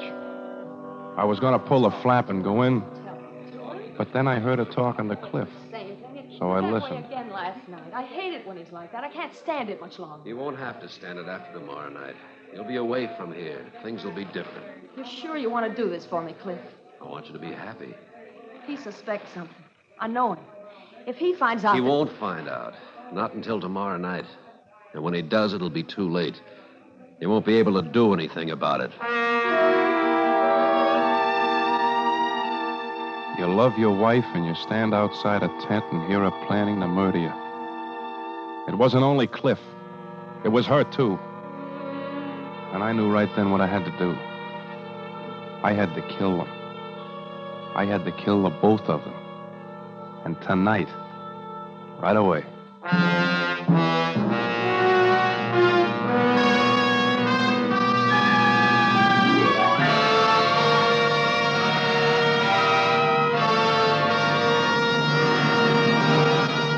Autolite is bringing you Dan Daly in 6 Feet Under.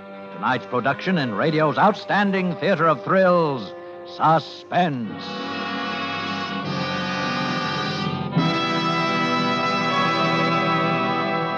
Say, Hap, who knows more about law than a lawyer? You sure got me this time, Harlow. Well, then, who knows more about the best spark plug for your car than Autolite Ignition Engineers? The men who designed the complete electrical system for many makes of America's finest cars.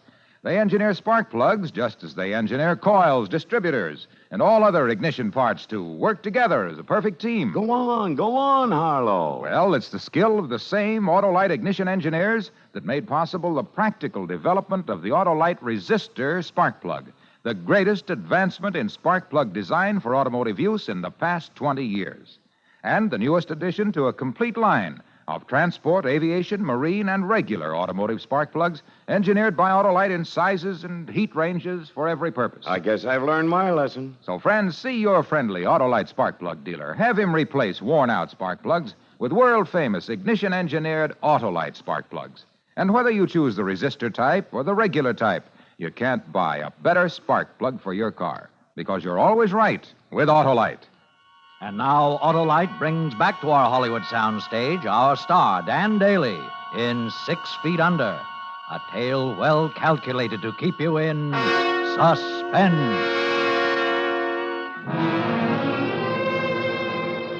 Now I knew. It wasn't only Cliff, it was Miriam, too. It was like getting hit in the stomach when you didn't expect it. You love your wife and you stand outside a tent and hear her planning to murder you. I walked around the grounds in a daze. I tried to tell myself that I was wrong, but your own ears can't lie to you. Jack! Hey, Jack! Oh, hello, Bonnie. I've been screaming my head off at you. You hypnotized or something? Sorry, Bonnie, I was thinking. Oh, call for Cliff on the phone in the office wagon. You want to take it for him? All right.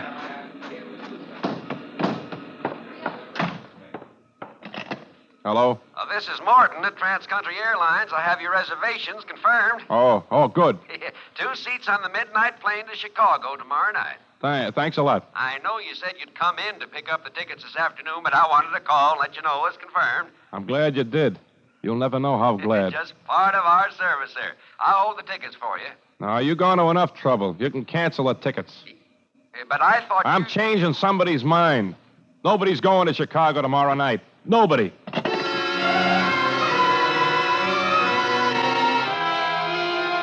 When you see something coming and you know it's too late to stop it, you get calm.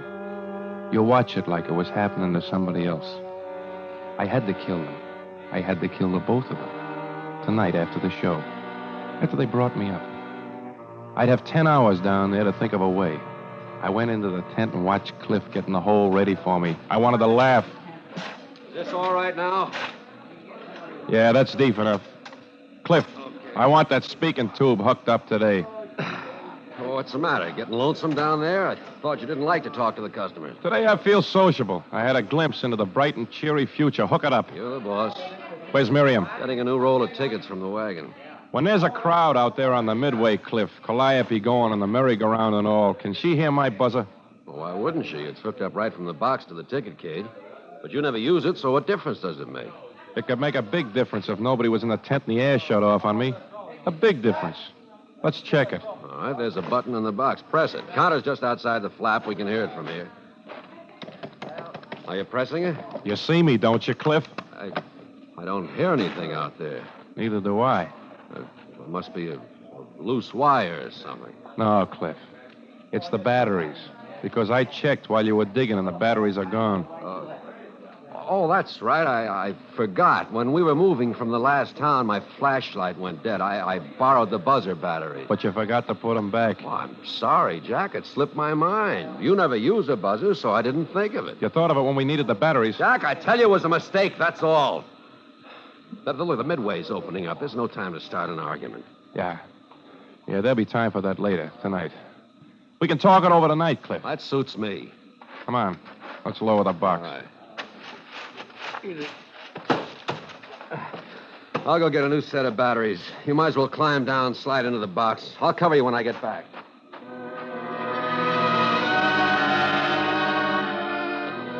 I lit a cigarette. My hands were wet and shaking. Suppose he didn't wait until tomorrow night. Suppose this was it. I couldn't tip my hand by refusing to go down, but I had to make sure I'd come up again. Just this once. He'd be gone a couple of minutes, long enough. I ducked out of the tent and across the Midway to the pitch of old Anna, the fortune teller. Oh! Why are you so jumpy about, Annie? You act like you've been seeing ghosts. I was communing with other world. Save that for the suckers. I want you to do something for me. I want you to promise, and I don't want you to forget. Is it evil thing? No, Anna, it isn't evil. When we shut down at night, I want you to come over to the tent, that's all. I want you to hang around there until Cliff digs me up, understand? Beware of lower world, Jack. Evil things lurk there. Promise me, Anna. I promise. But let me read your fortune in the cards. It only takes a minute. There's no time. Besides, you read them for me on the train the other night. Was there something there you didn't tell me? Are you trying to frighten me with a sucker pitch? There was evil. The death cards were around you. They were all around you. Shut up, you old fool. Just come over to the tent tonight. That's all I want from you. That's all.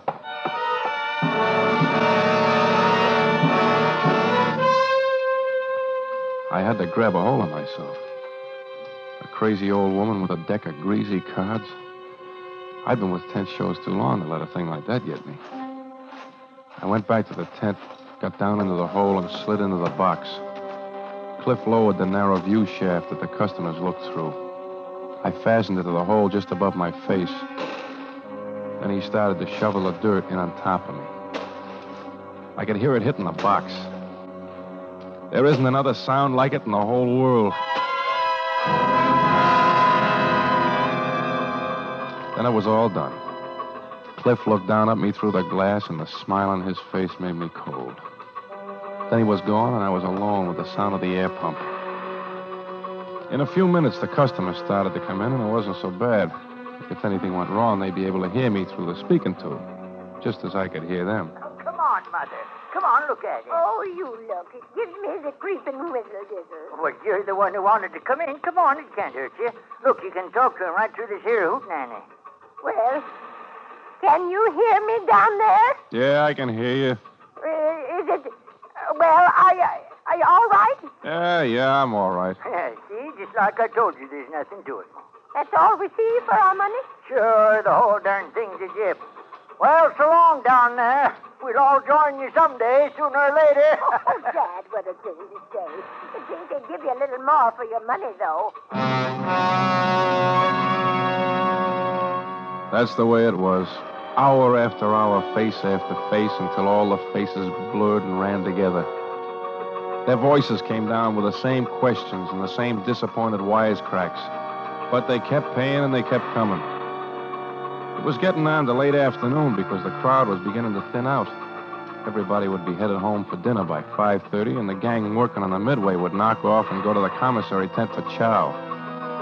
At 6:30, the crowd would drift back again. The big crowd with the men home from work.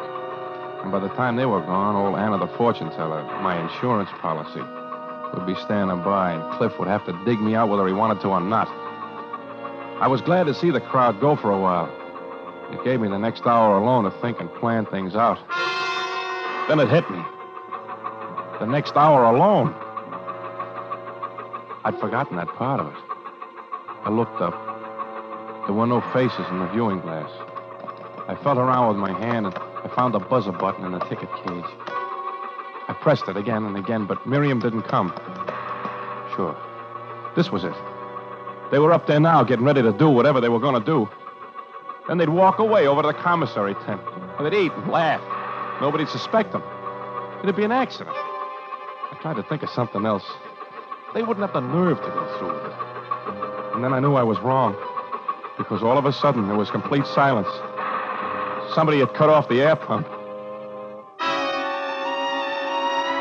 I twisted and turned, and I pushed against the lid of the box like a madman. But it didn't budge. There was more than a ton of earth on top of me. The pressure on my chest increased, and I couldn't breathe. Flashes of red and blue color were whirling around in my head. I looked up, gasping for air. And there was a face staring down at me. A child's face. See my baby turtle, mister? What are you doing down there, mister? Kid, get somebody quick. Go outside and get some help. I'm smothering. Don't just stare at me. Call somebody. You hear me? Stop looking at me. Get somebody. He kept staring at me, his eyes wide and frightened. He moved his mouth once, but he was frozen with fear. And all of a sudden, his face was gone. He was gone. I made one last hopeless try at the lid, and then suddenly I didn't care anymore. I relaxed. All the colors in the world exploded in my head. Then they all ran together. There was a roaring sound, and everything went black.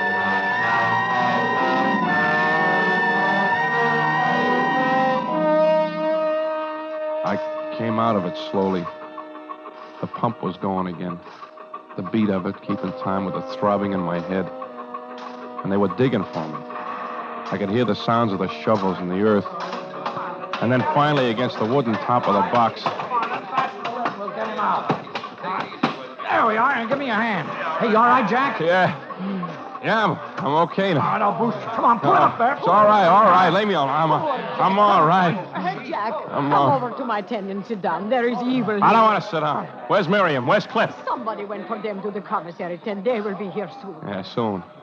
But it wouldn't have been soon enough. Lucky thing I spotted that kid running out of here. He's been sneaking into shows. He saw the air pump motor out and back and turned it off while he was fooling around with it. You figure that's the way it happened, huh? Honey, what's the matter here?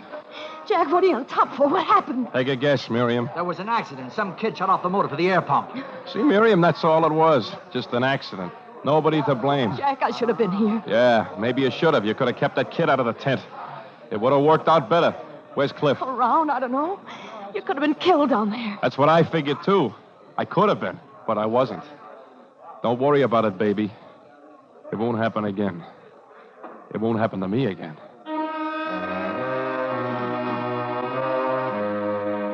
It was my game now. I was up walking and breathing. It was my game. I played the tender husband. I wasn't going to show her my cards now. That came later. When she calmed down, I kissed her. Then I went looking for my last answer.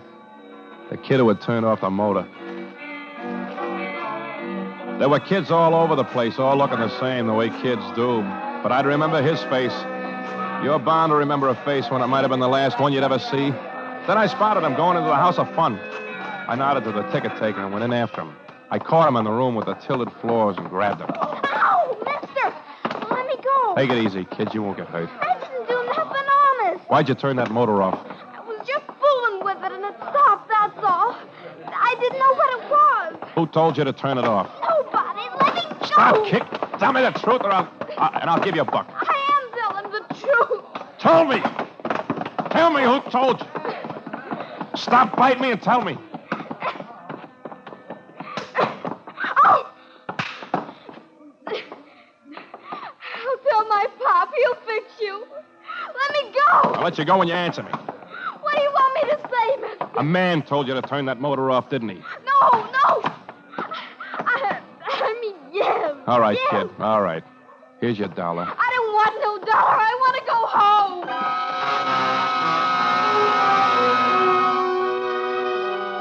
I went into town and drank until the show closed down, until I was sure they'd all be asleep. Then I went to the first aid wagon and nosed around until I found what I wanted. A can of ether. Cliff was bigger than I, much bigger, and I had to be sure. I soaked a handkerchief in the stuff, and then I let myself into Cliff's tent. He was lying there, quietly. He was sleeping. He wasn't making a sound. I crept over to him and pushed the handkerchief over his mouth and nose. I held it there. Held his face right into it. He didn't even murmur. And when I let go after a while, his head dropped back. He was out. I picked him up and carried him to the pitch tent. I put him down in a box, and then I shoveled the dirt in on top of him.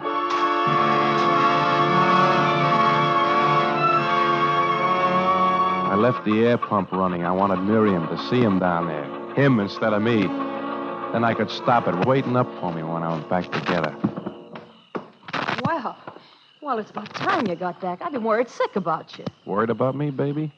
That's silly. I can take care of myself. That accident this afternoon. I'm still shaky. Yeah, I can see why you would be. Jack, there's been something wrong with us. Maybe it's my fault. I want to straighten it out. Everything will be straightened out all right real soon. Come on. Let's go for a little walk. But it's after midnight. I know, but I got a surprise for you. Something I want you to see. What is it? Over at the pitch tent. Come on.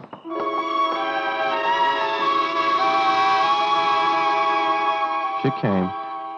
I had to hand it to her. She was playing the act of the hilt, just like nothing was wrong. I took her arm and held it tight. Good and tight. So she couldn't turn and run. And we went into the pitch tent. Well, what's the surprise? Kind of dark in here. There's enough light down in the box. Go ahead. Take a look. Well, the hole, it's filled in. Yeah.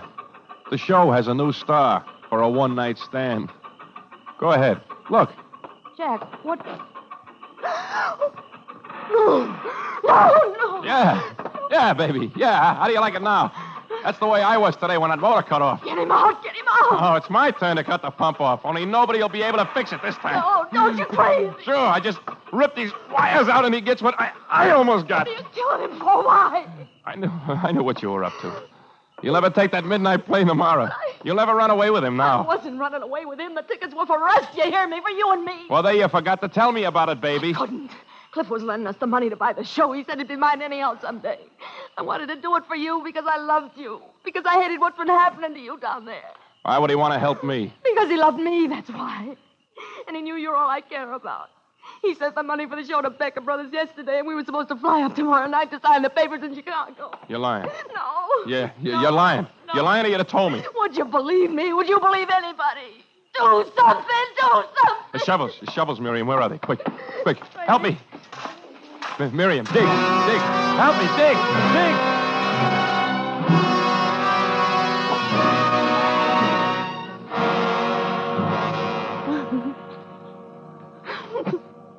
And that's it, Sheriff. You'll never know what it's like down there. You have nothing to do but thinking. Well, you get to thinking crazy things. That's why it happened. And when we got to him, he was dead. I see. Mm-hmm. If you want to have that typed up as a confession, I'll sign it. Isn't much good that'd do. That deputy that came in a while ago gave me a copy of the coroner's report. Cause of death, coronary thrombosis. His heart. No strangulation. He was already dead when you stopped that air pump. He was dead even before that, before you give him the ether. You mean Jack didn't kill him? Not according to the coroner. Death from natural causes. Then you're not going to charge me with murder? You can't murder a dead man, mister. Just like you can't lock a man up for being a fool. Oh, Jack. It's all right, baby. You heard him. They can't do anything to me for being a fool.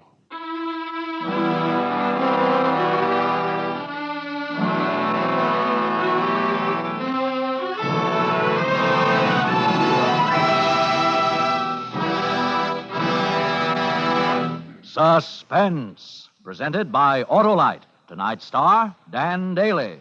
Hey, Harlow, here's a poem for you. All right. Summer, winter, spring, or fall, Harlow doesn't change at all. Be it day or be it night, Wilcox thinks of Autolite. Well, you're right there, Hap. Any season is the right season to talk about the more than 400 products made by Autolite for cars, trucks, planes, and boats in 28 plants coast to coast.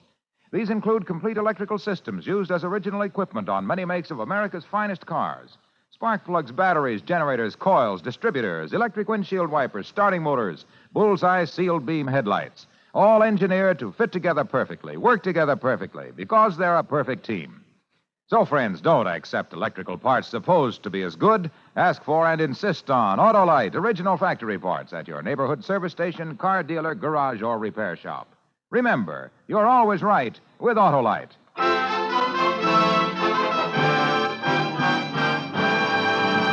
Next Thursday for Suspense, our star will be Ray Milland. The play is called Pearls Are a Nuisance, and it is, as we say, a tale well calculated to keep you in suspense. Tonight's Suspense play was produced and edited by William Spear and directed by Norman MacDonald. Music for Suspense is composed by Lucien Morawek and conducted by Lud Bluskin. 6 Feet Under is an original play written for radio by Joel Murcott. Dan Daly will soon be seen with Ann Baxter in the 20th Century Fox Technicolor production, Ticket to Tomahawk.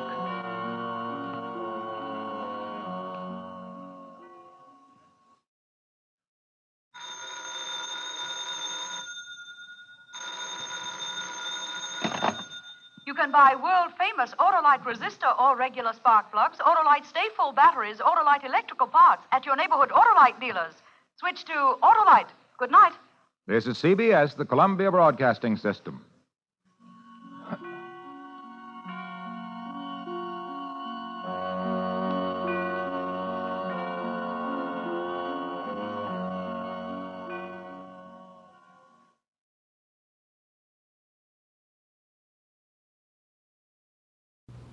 Here is another in NBC's great parade of new shows.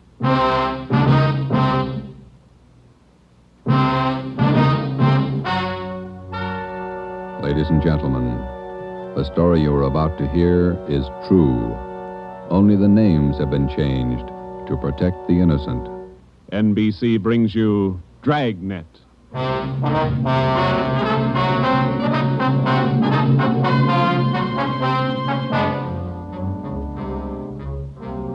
You're a detective sergeant. You're assigned to burglary detail. A sudden wave of jewel thefts is sweeping the city. In 16 days, 16 burglaries have been committed, one each night. They bear the same trademark. Thousands of dollars of jewels are missing. The thief is a master at his trade. Your job, get him. Dragnet, the documented drama of an actual crime, investigated and solved by the men who unrelentingly stand watch on the security of your home, your family, and your life. For the next 30 minutes, in cooperation with the Los Angeles Police Department, you will travel step by step on the side of the law through an actual case transcribed from official police files. From beginning to end, from crime to punishment, Dragnet is the story of your police force in action.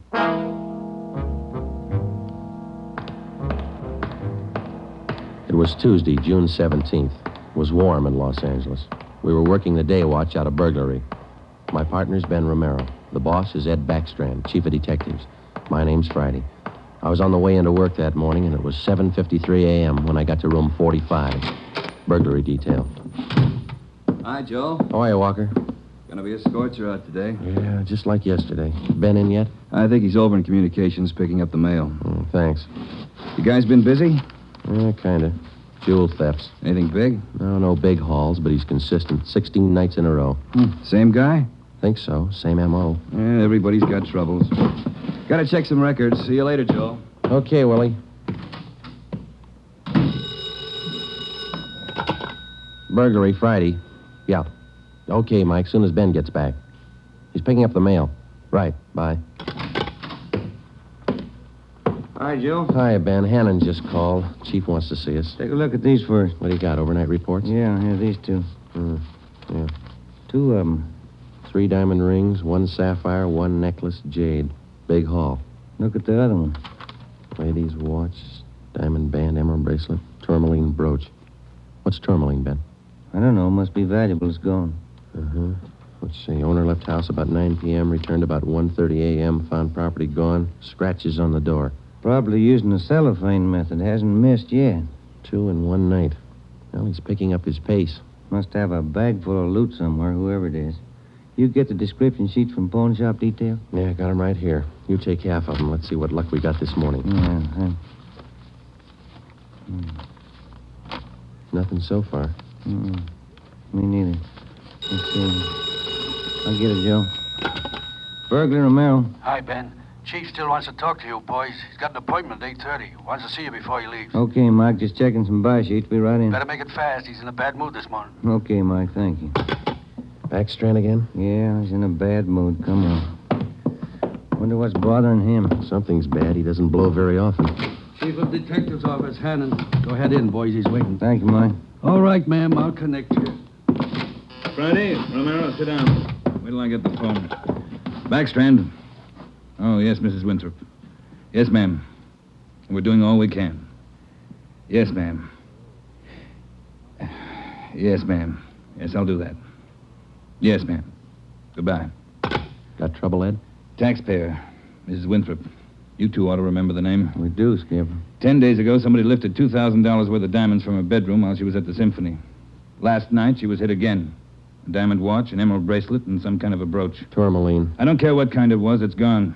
What's the pitch? We just read a report a couple of minutes ago, Skipper. Could be a tie-in with those other 16 jobs. 16 jobs in 16 days.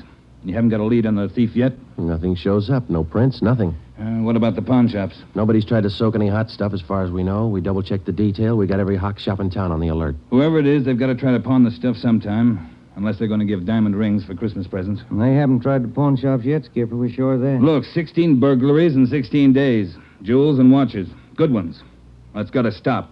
It's got to stop soon, you understand? We'll stay right on top of it, Ed. We're doing all we can. For 2 weeks, I've had half a dozen women calling me every day. Society women. Some of them figure they should get extra treatment. They're only DR numbers to us, Skipper. They all get the same attention. I'll try and explain that to some of them. They think you're in on the racket. Maybe you boys would like to take these calls some morning. No thanks, Ed. All right, then, let's get some action. Keep the pawn shop operators on their toes and get after every known fence in town. That's all. I've got an appointment. All right, Ed. Check you later. Holding a call for you, Ben. Oh, thank you. Hello. Oh, hi, Max. What? Well, hold it. Be right down. First break, Joe. What do you got? Necklace and a watch. Both of them on the stolen property list. Where? Henry's pawn shop. 5th and Main. 6 minutes later, at 8:25 a.m., Ben and I drove up in front of Henry's Square Deal Pawn Shop. Quick cash, no red tape, watches bought and sold.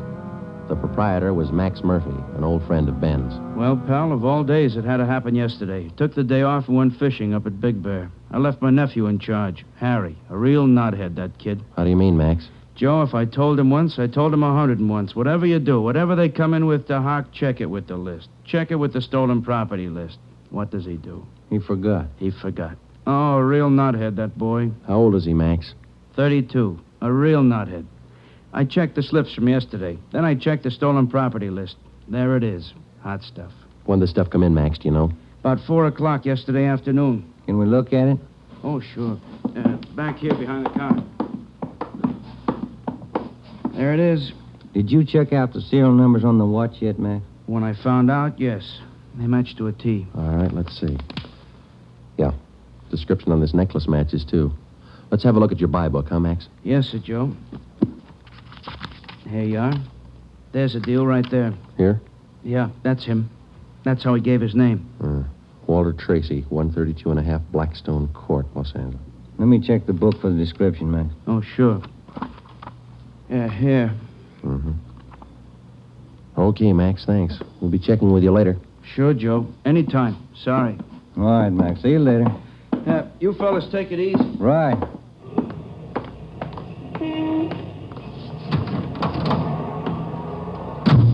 Want to check and see if we're clear, Joe? Yeah, I will. 80K to Control 1. 80K to Control 1. Are we clear? Control 1 to 80K. Stand by. Good lead, Joe. Got a description in here. Yeah. It's too bad Max's nephew had to slip up. Control 1 to 80K. Call your office immediately. Call your office immediately. KMA 367. Wonder what that's about. I don't know. I'll call in. You got some change? I'll use Max's phone.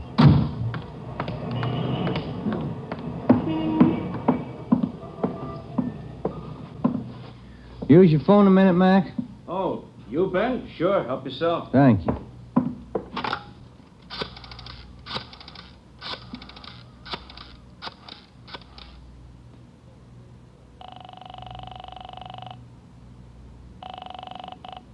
City Hall. 2524. 2524. Burglary. Levine. This is Ben, George. You got something? Odd one. Universal Loan Shop, 6th and Barton Place. Guy just took in a couple of rings. He checked too late. What you mean? He checked the form after the guy left. It was signed Walter Tracy.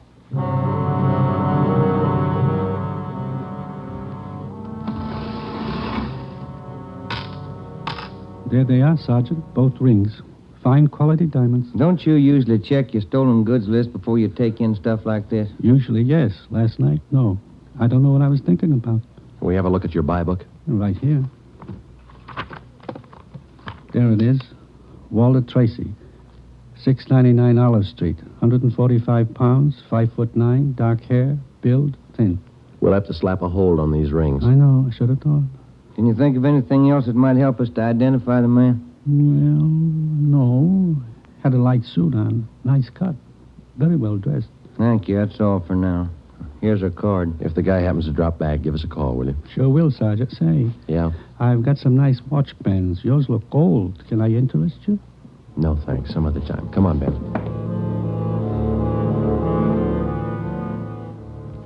That afternoon and the following morning, despite our alert and our warnings, 2 more pawn shops called in with reports of stolen watches taken in. We checked them out. The serial numbers on the watches matched those on the stolen property list. On the pawn shop account books, the loan was listed under the name Walter Tracy. The addresses were given as number 12 St. Vincent Place and 700 East Flower. The descriptions of the man were the same. Slight build, well-dressed, about 145 pounds, 5 feet 9 inches tall, dark wavy hair. We had the name and description distributed to every pawn shop in Los Angeles and surrounding communities. Through our informants, we checked up on every known fence in the city. For the next 2 nights, we received no reports of stolen jewels. That made up for the double burglary the night before. On June 19th, the box score read 18 successive nights, 18 successive jewel burglaries. At 3:25 in the afternoon, Ben and I sat down to check over the late incoming reports. Got anything, Joe? No, not yet, no. Nothing here. Maybe the guys left town. Nope. No such luck. Take a look. That's it, number 19. He may set a record. Well, he's making monkeys out of us, isn't he? Look, man's watch, lady's watch, Chinese amber necklace, diamond shirt studs, and a bracelet with 2 large rubies. He's getting ambitious. How's the value listing? I see. $1,800. One haul. I'll get it. Burglary Friday. Yeah. What? Yeah. Be right down. Stall him. Let's go, Ben. Where? Kaplan's down on East 2nd. Walter Tracy's in there now, trying to hock a gold watch.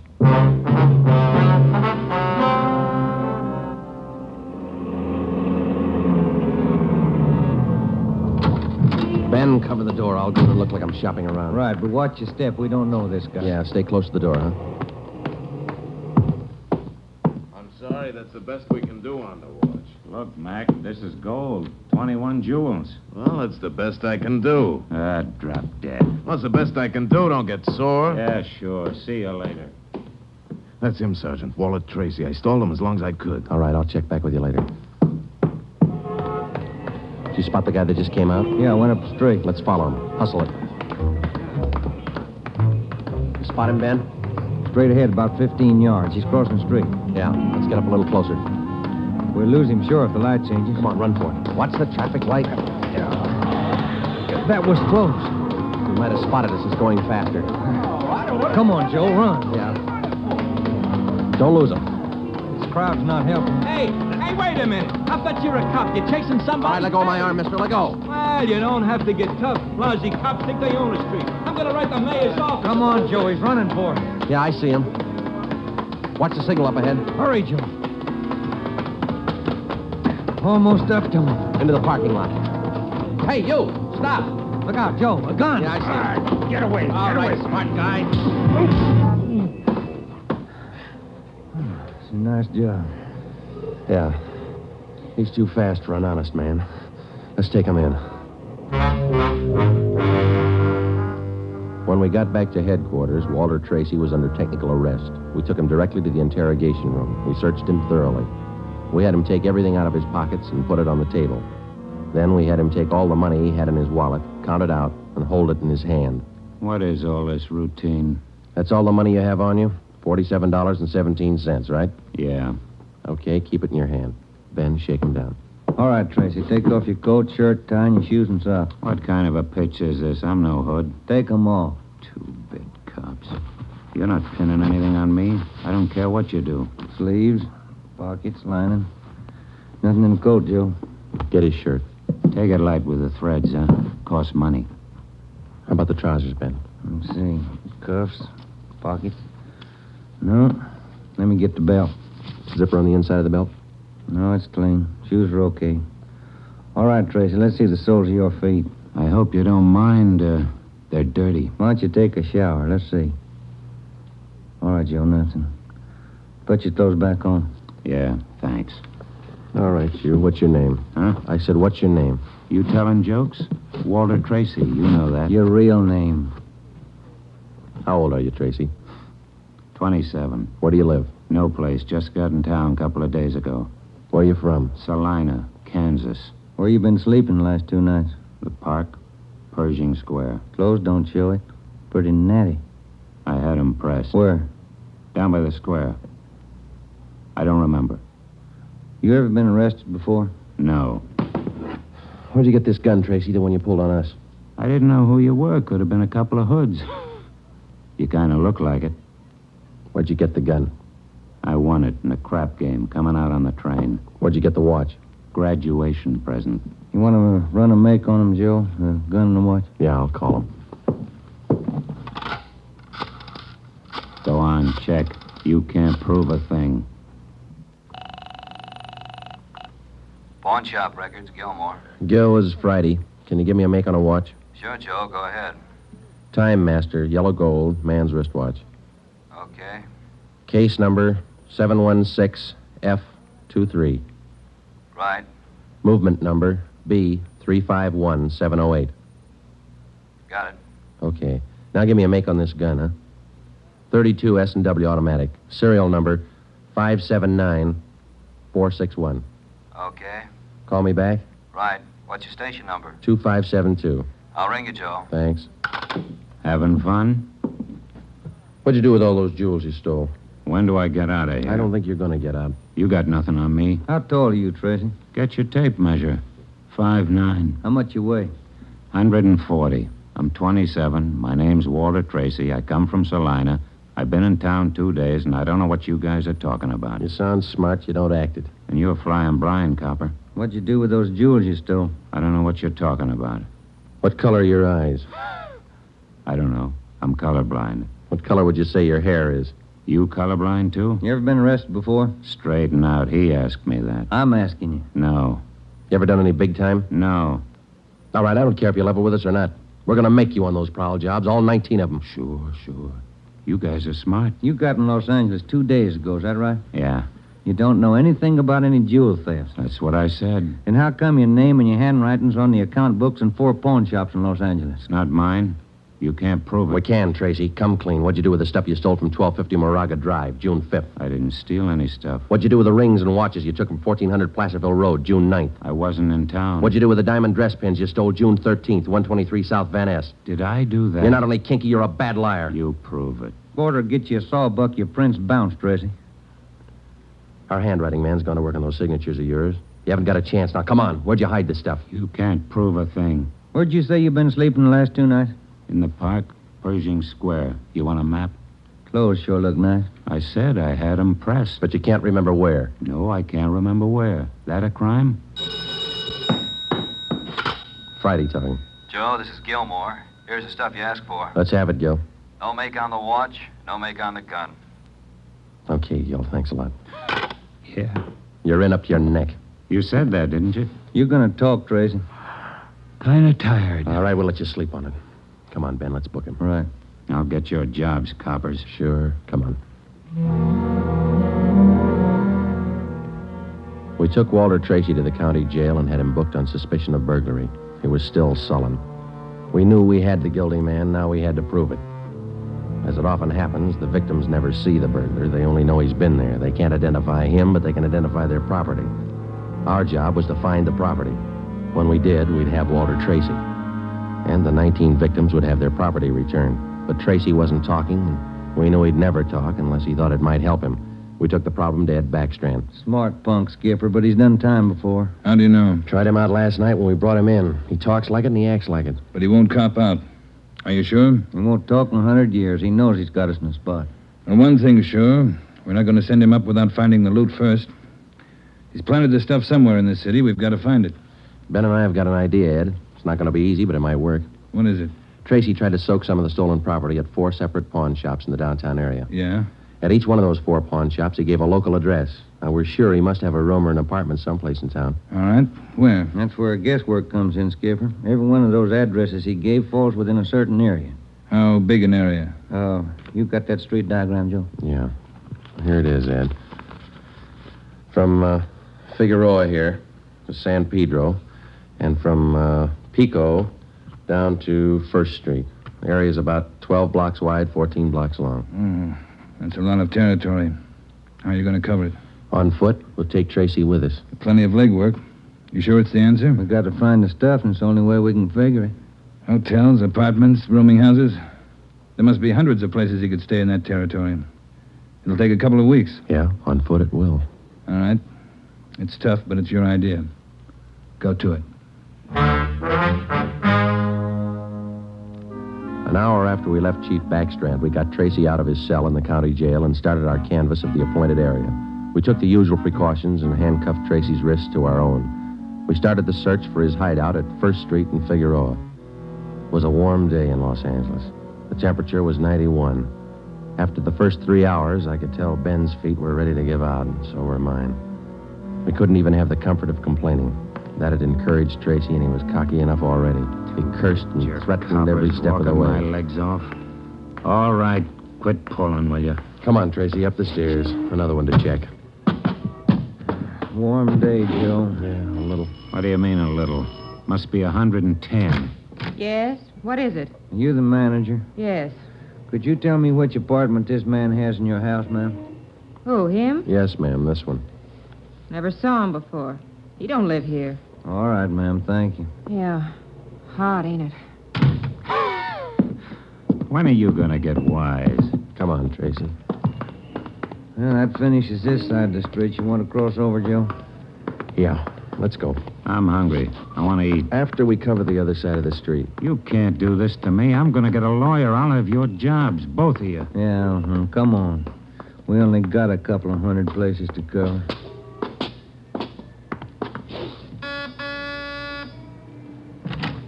Hi, gents. What can I do for you? You the manager? I run the place, yeah. Which room does this man have in your place? Him?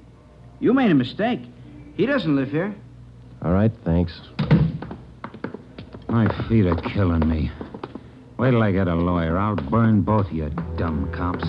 What do you think you're doing anyway? Making a guy... All that day and the day after that and the day after that, Ben and I, with Tracy handcuffed to our wrists, canvassed the designated areas, from hotel to hotel, from rooming house to rooming house, and the apartments, too. Every day our feet ached a little more, our pace slowed down, Tracy got more irritable, and the weather got hotter. The second day it reached a high of 92, the third day 94, the fourth day 94. Police regulations say plainclothes officers must wear a coat and necktie on the street at all times. We wore our coats and neckties. The search continued into the fifth day. Our pace got even slower. Ben and I started to lose heart. After a while, we forgot our object was to recover the stolen jewels. All we wanted was to find Tracy's hideout. We knew we were right. We knew Tracy was our man. It was a point of pride. Whether your feet hurt or not, you don't give in to a thief. Yes? What do you want? You the landlady here? I am. Which apartment does this man have in the building? Well, none of them. He's not one of my tenants. Thank you, ma'am. Come on, Tracy. By the sixth day, all three of us had special pads in our shoes. Our feet ached worse than ever. Tracy let us know about his every 3 minutes. By late afternoon of the sixth day, we'd covered more than half of the designated area. The temperature was 95. You guys gonna go on forever? I'm sweating like a horse. I'm getting tired of your moaning. That looks like the manager behind the desk. Yes, sir? You the manager? Yes, sir. What can I do for you? Can you tell us which room this man has in the hotel? Him? Mm-hmm. He doesn't live here. Hey, you fellas look awfully warm. Like to cool off in the lobby? We're air-conditioned. No, thanks. I'm hungry. When do we eat? You're always hungry. You got the biggest mouth on a cop I ever saw. All right, man. Yeah. I'm hungry. I want to eat. Now. Wait till I give this story to the papers. Mistreating innocent guys. They'll break you. All right. Come on, up the stairs. I'm going to get a lawyer tonight. I'll show you. Yes? Why, Mr. Baker, where have you been? We questioned the landlady, a Miss Elizabeth Hunter. She told us that Baker, alias Tracy, had rented an apartment from her about 2 months before. That's all the information she could give us. Tracy clammed up. He would admit nothing. We asked Miss Hunter to accompany us as a witness. We took the elevator up to Tracy's apartment on the 6th floor. Miss Hunter, Tracy, Ben, and I. Down this way. Here. Do you want me to open it? Please, Miss Hunter. What? There's a girl. Walter? What is it, Walter? I told you to get out of town if I didn't come back. I didn't want to leave. I didn't want to leave without you. I thought you slept in the park. Take a jump. Where's the stuff hidden? All right, Ben, handcuff him to a chair. The girl behind him. We'll find the stuff ourselves. All right, Tracy. All right, you're next. I haven't done anything neither, so you can't prove it. Billy, shut up. That's better. No talking between you two. If there is, we'll separate you. All right, Ben, you take the living room here. I'll try the kitchen. And get a window open. It's hot in here. All right. Sergeant, you will be careful of the furniture. Yes, ma'am. I had no idea. You, Mr. Baker, of all people. Don't talk to him, please, ma'am. Oh, yes. Tin cop. Why don't you spell? Ben, look. It's only the beginning. He's got the stuff scattered 7 ways for Sunday. We're going to need help. In the milk bottle? Yeah, 2 rings, 3 loose diamonds, and this bottle of mayonnaise. We found some kind of a brooch in it. A couple of watches taped to the underside of the kitchen sink. All right, you. Convinced? Okay, Ben, call Backstrand. There was a definite possibility that Walter Baker, alias Tracy, had stored some of his stolen loot outside his apartment. We stood little chance of ever recovering it unless we got him to break. Ben called Chief Backstrand, and in 10 minutes he arrived at the apartment with another man from burglary detail, George Levine.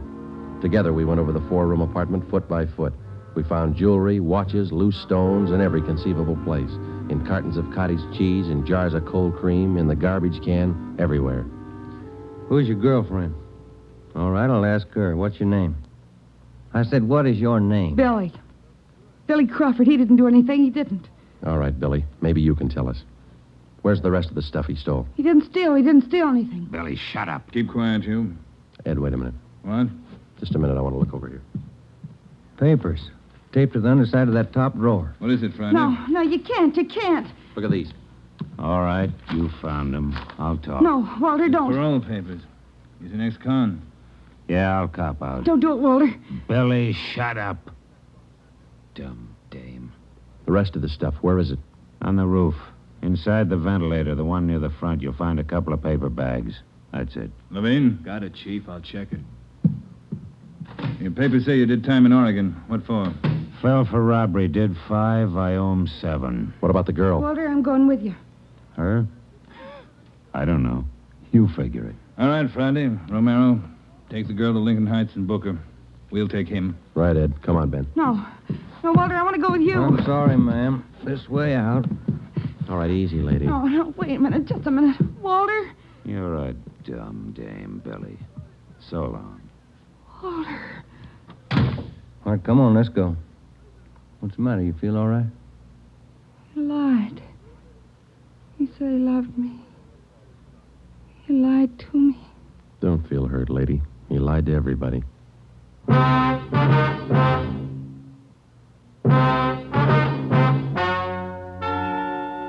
The story you have just heard is true. Only the names were changed to protect the innocent.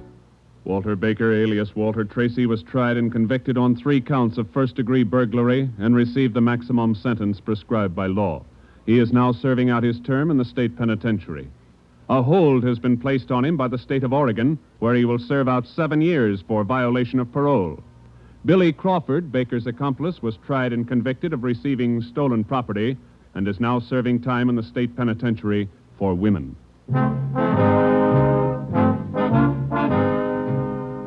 You have just heard the 11th in a new series of authentic cases transcribed from official police files. Technical advice for Dragnet is furnished by the Los Angeles Police Department.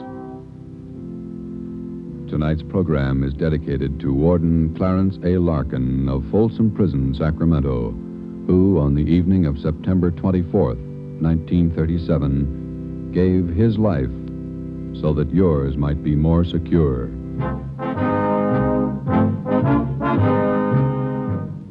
Dragnet came to you from Los Angeles. If you enjoyed tonight's production of Dragnet, you'll want to listen this Saturday evening to a pair of adventure shows featuring 2 well-known Hollywood personalities. You'll enjoy Brian Donlevy, star of Dangerous Assignment. Also on Saturday's schedule is Richard Diamond, private detective, as played by the screen's romantic tough guy, Dick Powell. Listen to both of these exciting programs this Saturday over most of these same NBC stations. This is NBC, the national broadcasting company.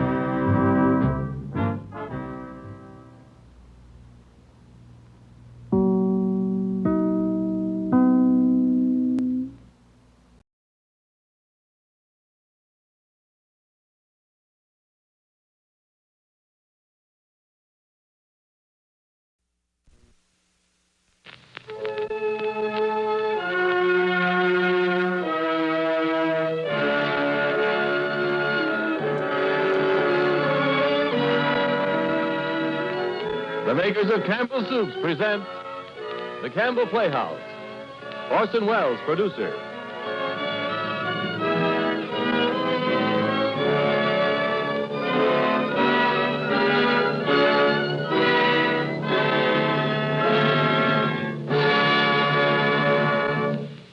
Good evening. This is Orson Welles.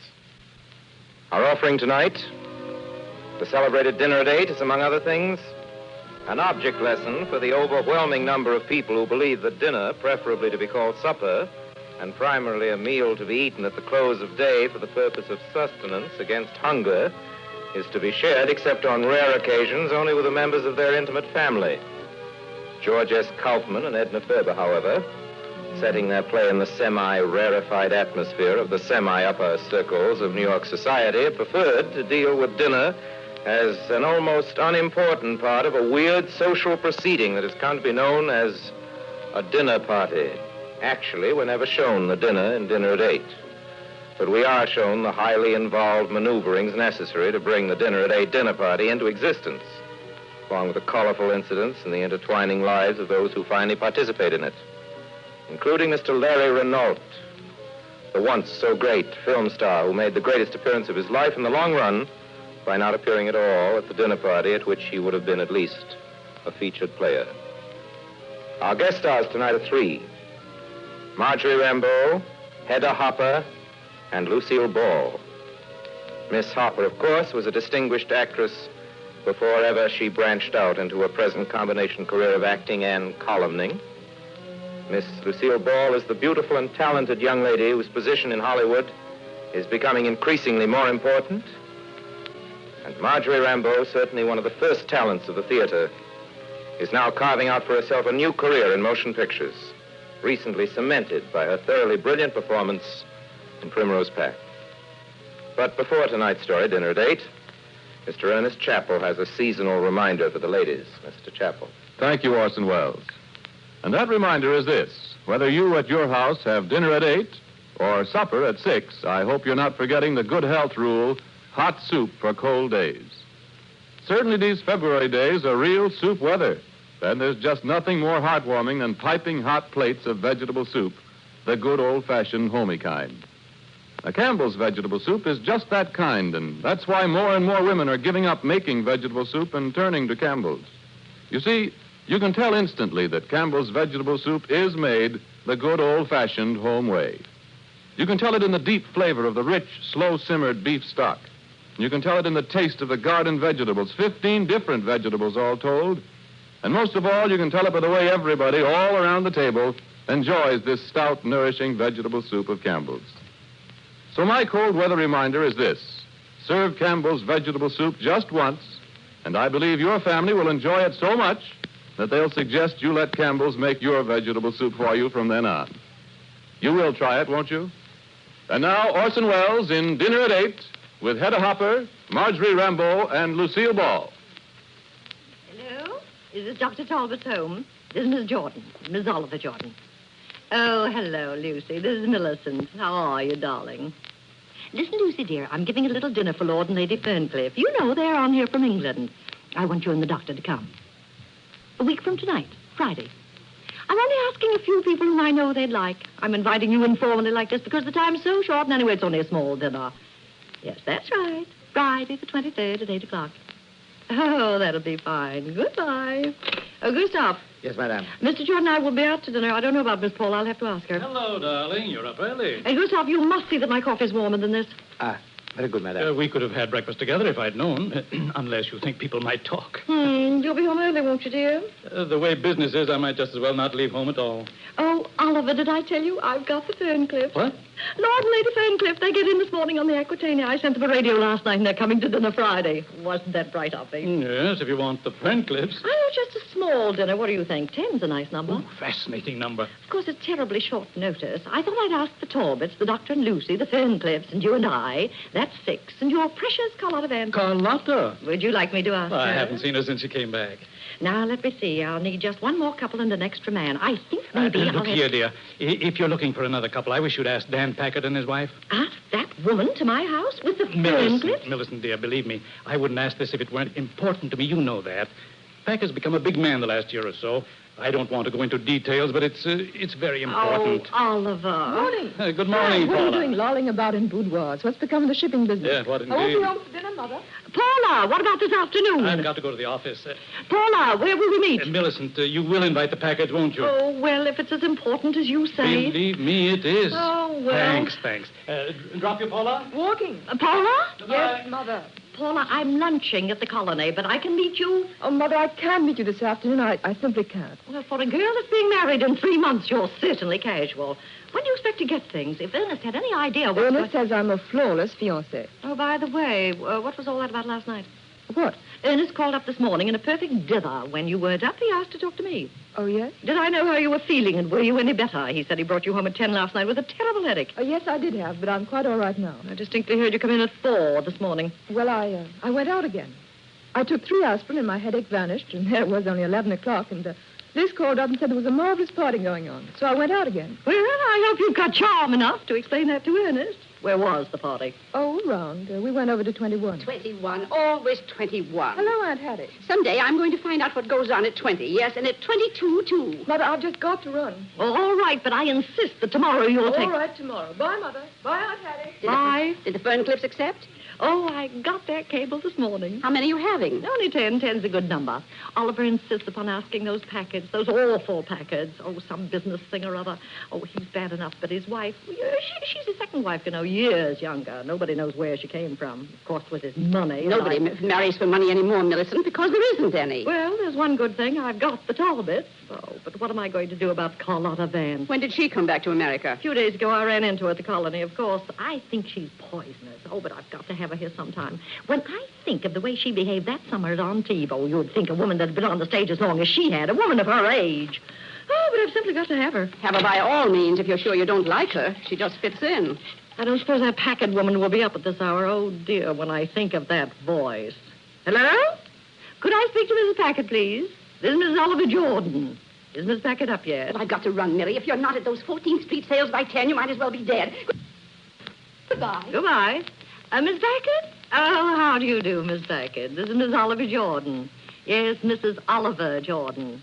Mrs. Packard, Mr. Jordan and I are giving a small dinner for Lord and Lady Ferncliff, 2 very dear friends of ours, and I'd like... I'm so pleased. You see, I've been meaning for quite a while... Excuse me. Please excuse me, but don't you want to know the date?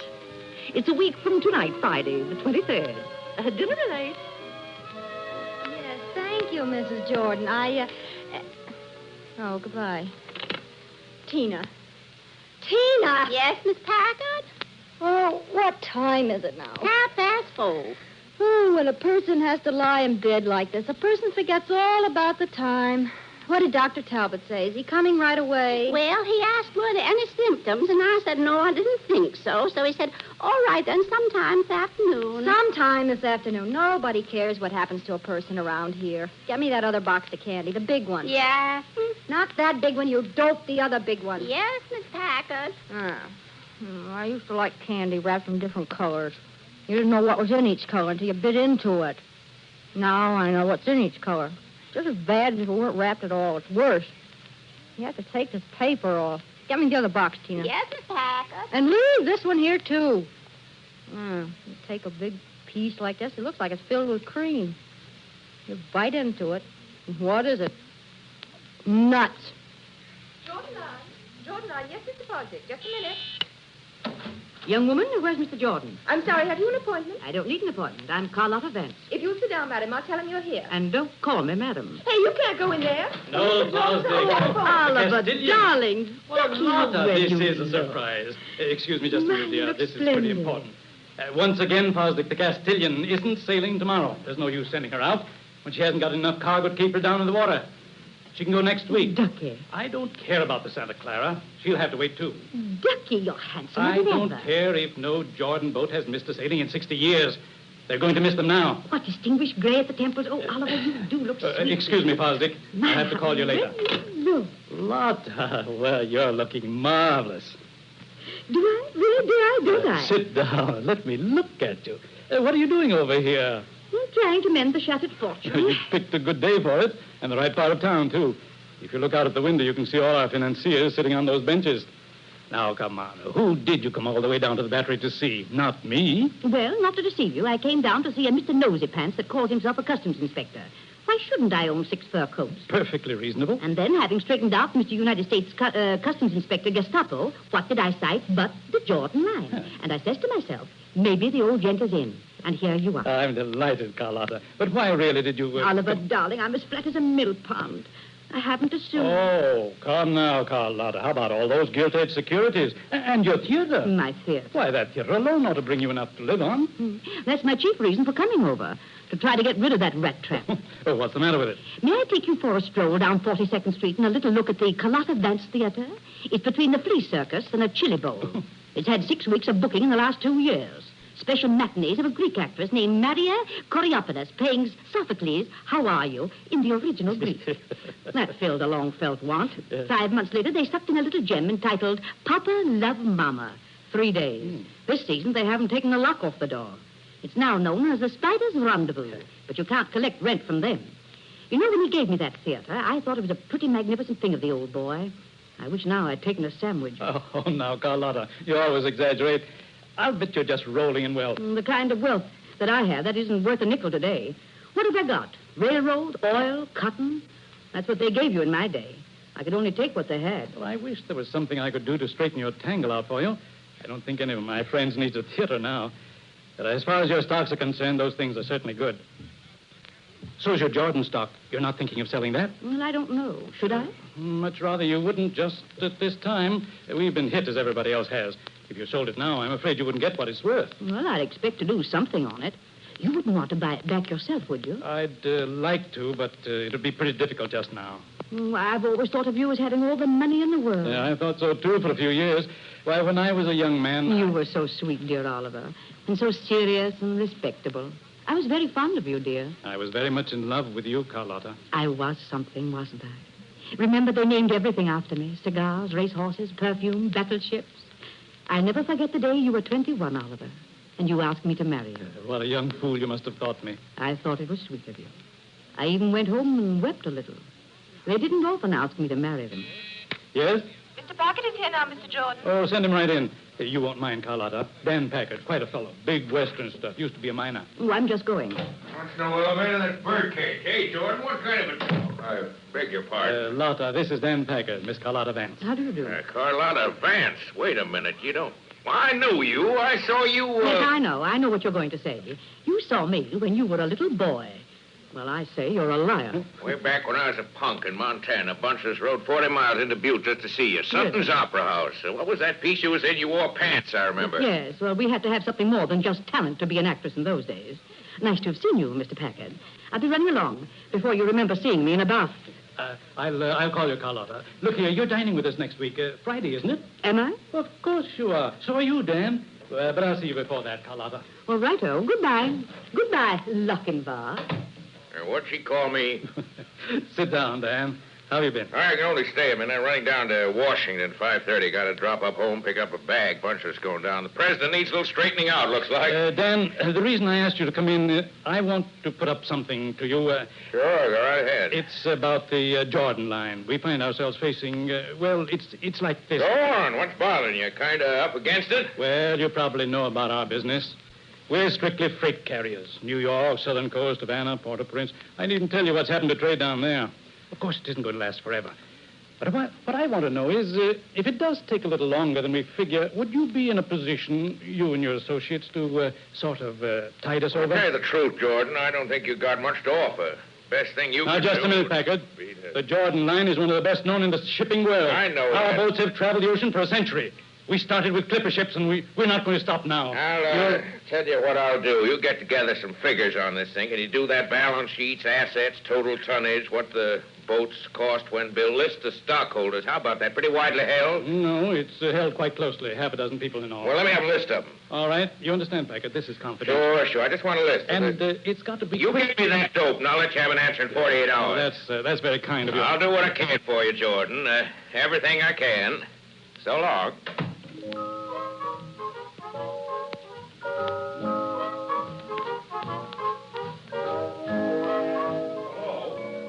It's Mr. Packard. Hello? Don't I know it?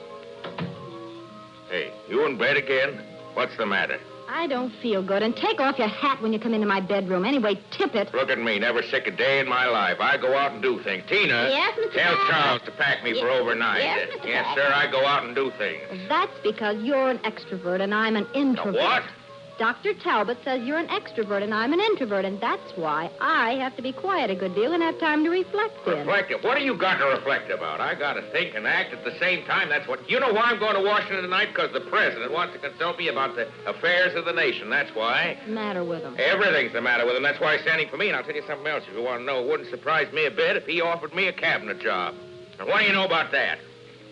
Oh, there was a dinner in New York once, and all the girls got candies full of diamonds. We ought to be married to some of the guys that I see. You learn to preach. Well, I went into an office this afternoon. Fella begged me. It turns out he can't even keep a little business going. I juggle 50 things, and he can't handle one. Here's the blow-off. I've been trying to get hold of just his kind of layout for the past 2 years, and the sap hands it to me. Only he don't know it. Going to send me a full list of stockholders. I buy up what I need, and it's all over but the shooting. Little Dan Parker owns the best shipping line between here and the tropics, and Mr. Oliver Jordan is out on his ear. Oh, we're going there for dinner next Friday, and I'm going to wear my new pink. What?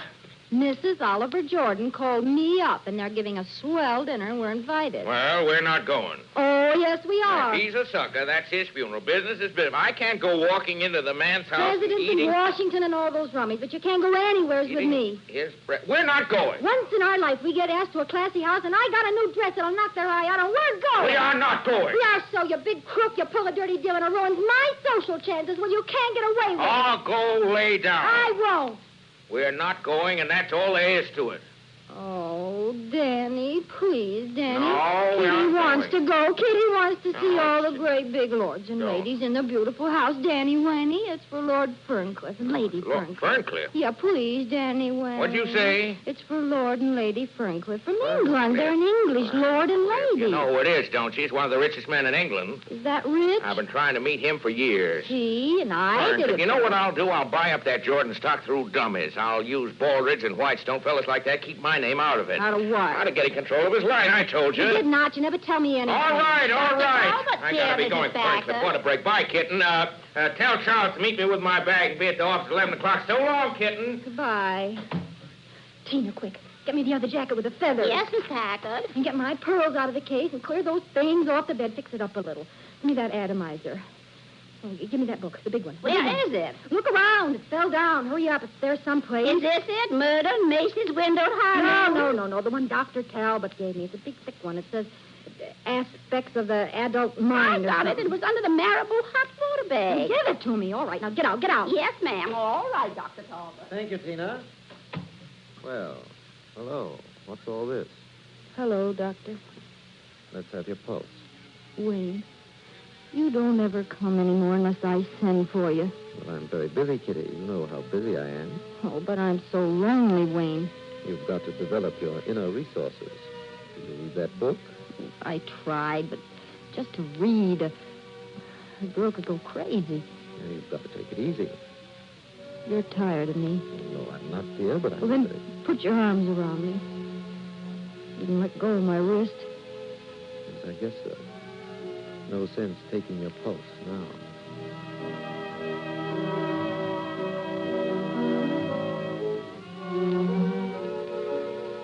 Nonsense, Hattie. A cup of tea would be good for you. And me, too. What's this, I wonder? It's watercress, Millie, with mayonnaise. The two things I hate most in the world. Together. Oh, I'm simply dead. Mrs. Johnson. Yes, Gustav. Mr. Townsend phoned. He regrets very much that he cannot come to dinner on Friday the 23rd. He will be out of town. Oh, well, Hattie, I've got to begin all over again. I bet if I called one man this morning, I called 10. Would you believe it? There just isn't an extra man in all New York.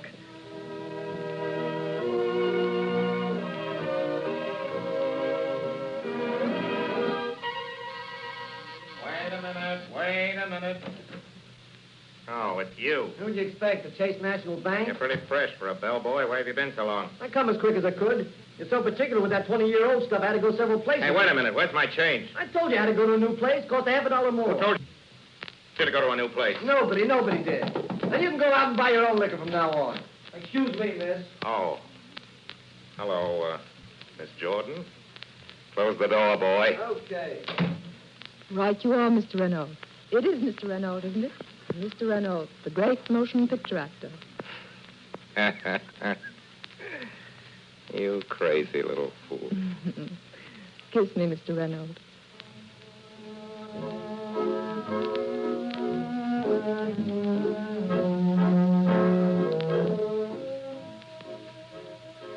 Now, Hattie, who can I get?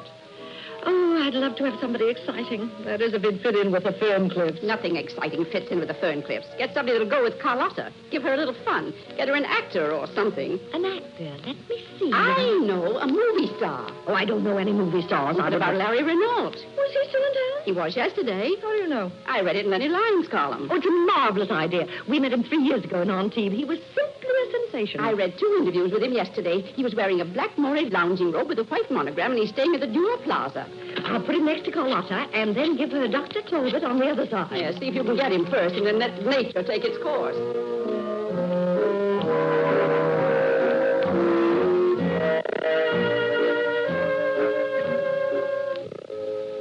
Oh, Larry, do you love me? You know I do. Well, I just thought I'd ask. Oh, Larry, darling, let's go somewhere tonight, you and I. Let's get a car and drive up the river and have dinner. Huh? You crazy little fool. Tonight's the night I'm having dinner at your mother's, don't you know that? Oh, Larry. You know, if she ever finds out I know you... Oh, Larry, don't go. I have to. Larry, What? will you promise me something? What? Don't drink tonight. At Mother's Now, Paula, don't get maternal. I know, but I want them to see you at your best. A man can take a drink or two and That's still... just it, Larry. If you take one, you'll always take another. No, and then... stop it, Paul. I won't All have right, you... my darling. Don't let's quarrel. Please don't let's. What about the play? Larry, when do you start Right. rehearsal? Monday? I think so. I just had a call from Max Kane. He's coming right over. I suppose everything's settled. You have a drink? No. Well, here's to us. Yeah, I suppose the show's all right. Max seems to think so anyway. You know how these agents are. They run you practically. He may be right, a season in the legitimate before I go back to pictures.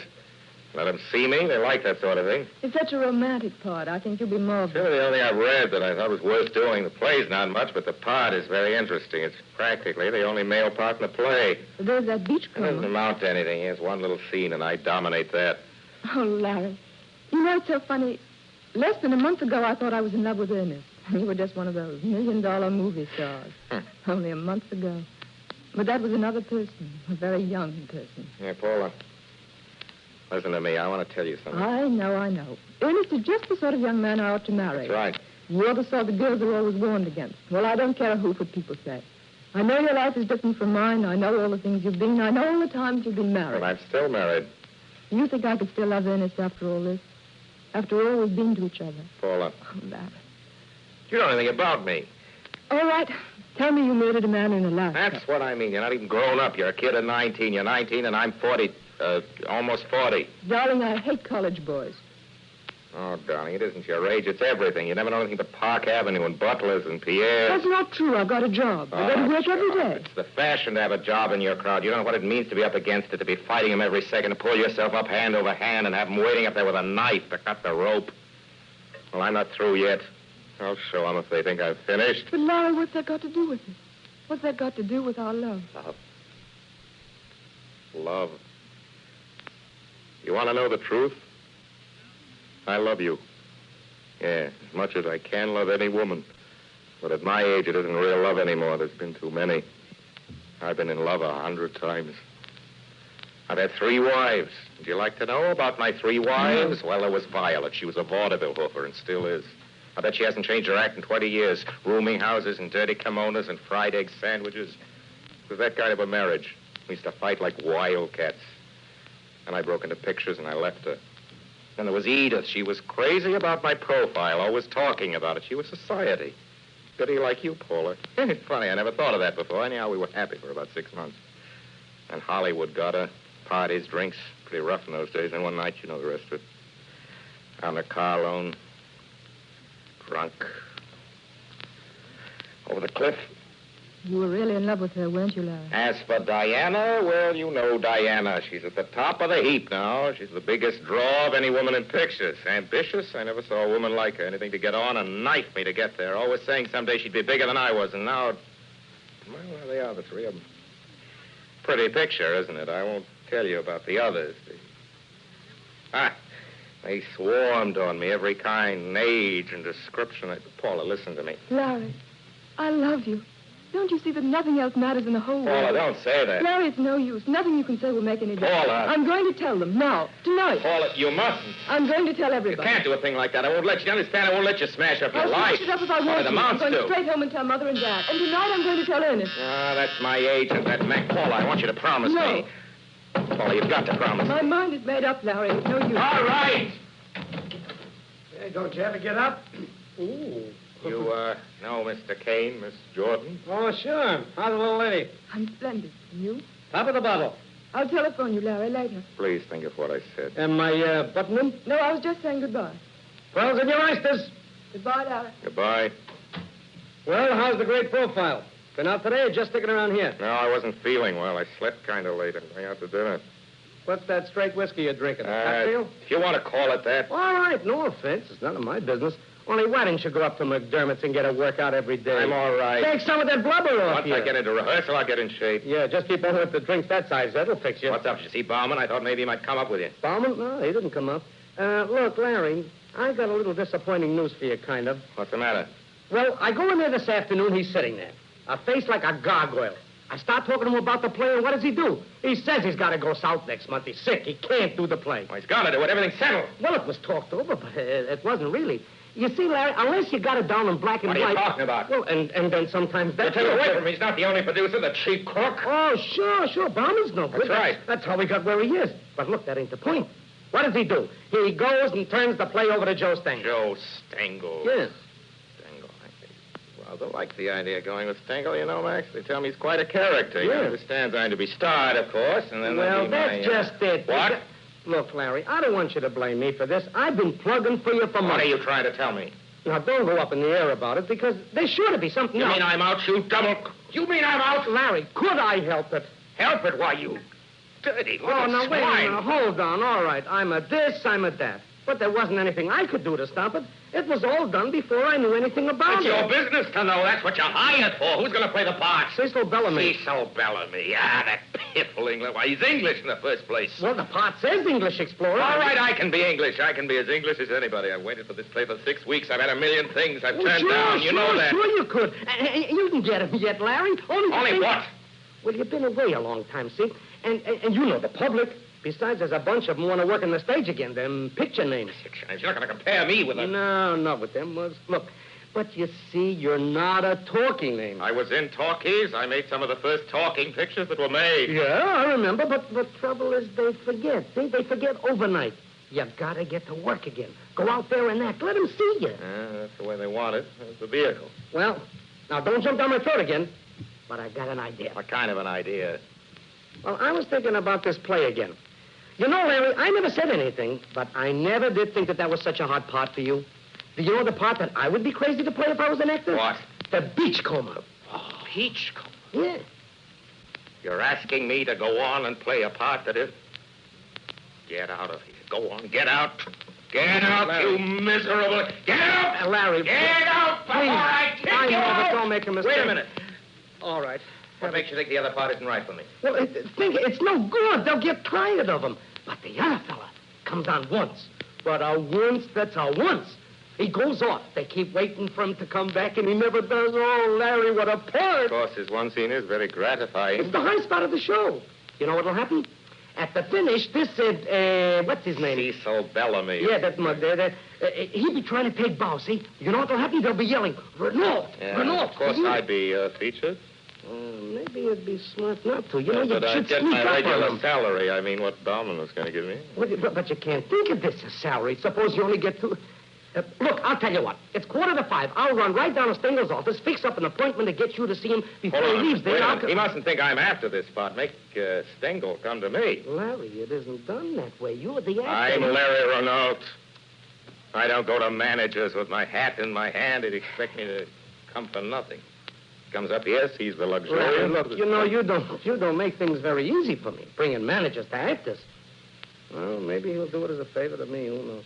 You know, I used to be Joe's office boy. Look, how long are you going to be here? Oh, a long time. I'm not dining till 8. Well, if I can do it, I'm good. But look, Larry, darling, if he comes up here, you want to watch your step. We can't afford to let this part get away from us. Ah, Max, I must say you've got a funny slant on this whole thing. It's not I that can't afford, it's Tingle. Sure. Yeah, well, goodbye. See you Goodbye, later. Max. Yeah? Here's a funny thing. I wonder if you could let me have $5 for a taxi fare. I didn't get out the bank. I'm going this dinner. What do you think? I've got 17 cents. Yeah, I see. Very funny. But look, I only got enough to get back to the office. Max. I'll bring it to you when I come back. When I come back, Larry. Everything will be all right when I come back.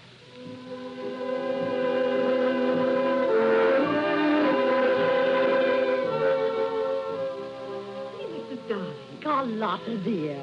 I just popped in. I thought Oliver might be home. Well, if there's anything I could tell him for you. No, it's business. These just came, madame.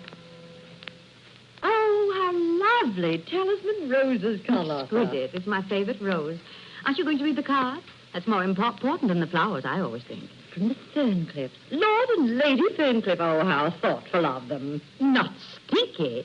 Flowers from Stinky? Stinky? Yes, Stinky Ferncliff. All his friends call him Stinky. Oh, I didn't know you even knew them. I think of Stinky loosening up for flowers. Why, nobody in London will believe it. Once he dropped a shilling down the grating and he made them dig up Piccadilly to get at it. How amusing. Hello, dear. Hello, darling. Carlotta wants to talk to you, Oliver. I'll be tactful and vanish. What's the matter, Carlotta? Something wrong? Oliver, Ducky, you won't be cross with Carlotta, will you? I told the man I want to ask you first, but he said it had to be today. There was some sort of meeting, so... Well, and then I got so worried about it. What are you trying to tell me? Well, Oliver, sweet.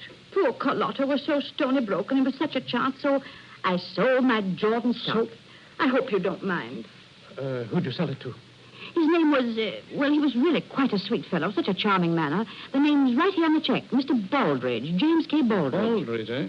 Somebody bought the Jordan stock from the Satterley sisters this afternoon. Only it was a fellow by the name of Whitestone bought theirs. Your stock must really be worthwhile if all these people want to buy it. I do hope I haven't caused you any trouble, Oliver. No. I'll answer it, dear. It's probably for me. See you later, Carlotta. No, Oliver, you shouldn't take business so serious.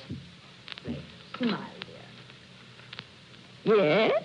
Yes, this is Miss Jordan. Lord Ferncliff's secretary? Yes. Yes. What's that? Oh, but you must be... Oh, but they can't. Oh, but they can't go to Florida. They're coming here to dinner. Oh, but it's not possible. I'm giving the dinner for them. They've gone. When? Oh, but people don't do things like that. But letting me know at this hour. Oh, I don't care how sudden it was. You should have let... Well, all I can say is I never heard of such a thing in all my life. Never. Mother. What do you want? Mother, I must talk to you. What? It's about Ernest and me. I must talk to you. I can't... Oh, Paula, don't bother me now. For pity's sake, don't bother me. I don't want to listen Mother, to you you. don't understand. This is terribly important. Paula, shut up. Shut up, I tell you. Let me think. Listen, dear. Huh? Do you think if I don't come down to dinner, I'm feeling pretty rotten. If I could just go to bed. What's that you're saying? I say I'm feeling pretty rotten, and I'm up against a business thing that... Dad, that's a shame. Business thing. At a time like this, you talk about a business thing and feeling rotten. Oh, this is a nice time for you to say you're feeling rotten. You come to me with your... And you whimpering about Ernest. Some little lovers' quarrel. I'm expected to listen to Ernest and business and headaches when I'm half out of my mind. Do you know what's happened to me? I've had the most dreadful day that any woman ever had. Lucy Talbot suddenly found out she was so ill she couldn't come, but Wayne Talbot is coming anyway. So I had to bribe Hattie to come, and it's costing me half my wardrobe to get her to come and eat my dinner. And the dinner's gone wrong. Only you wouldn't care about that. But if you think getting crab meat when you've ordered lobster and that Vance woman coming in, and now, on top of everything, do you know what's happened? The Ferncliffs aren't coming to dinner. They call up at this hour, those miserable cockneys. They call up and say they've gone to Florida. Florida! And who can I get at this hour? Nobody. I've only got 8 people. 8 people. 8 people listen to dinner party, and you come to me with your idiotic little... I'm the one who ought to be in bed. I'm the one who's in trouble. You don't know what trouble is.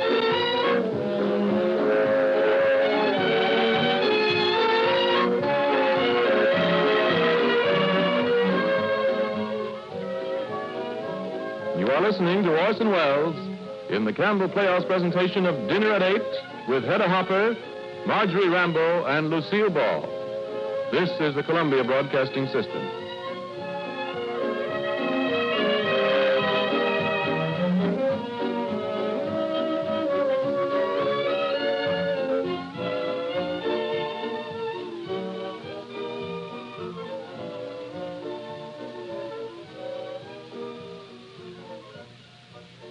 This is Ernest Chappell, ladies and gentlemen, welcoming you back to the Campbell Playhouse. In a moment, we will resume our presentation of Dinner at 8. See that your child gets a quart of milk a day. So counsels the doctor. Yet many a mother of growing children I know finds that easier said than done.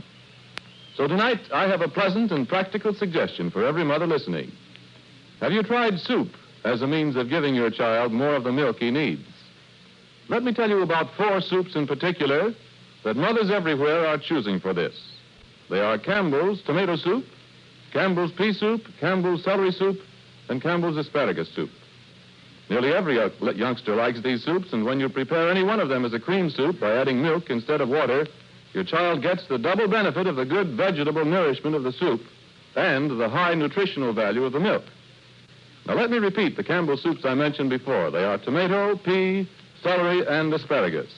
I wish I had the time to describe each soup to you, but I urge you to serve them in turn and find out for yourself how good they are for both the children and the grown-ups in your family, especially when prepared with milk. And now Orson Welles resumes our Campbell Playhouse presentation of Dinner at 8 with Hedda Hopper, Marjorie Rambeau, and Lucille Ball. Hello? What time is it? Time! What time is it? 7:45. Thank you.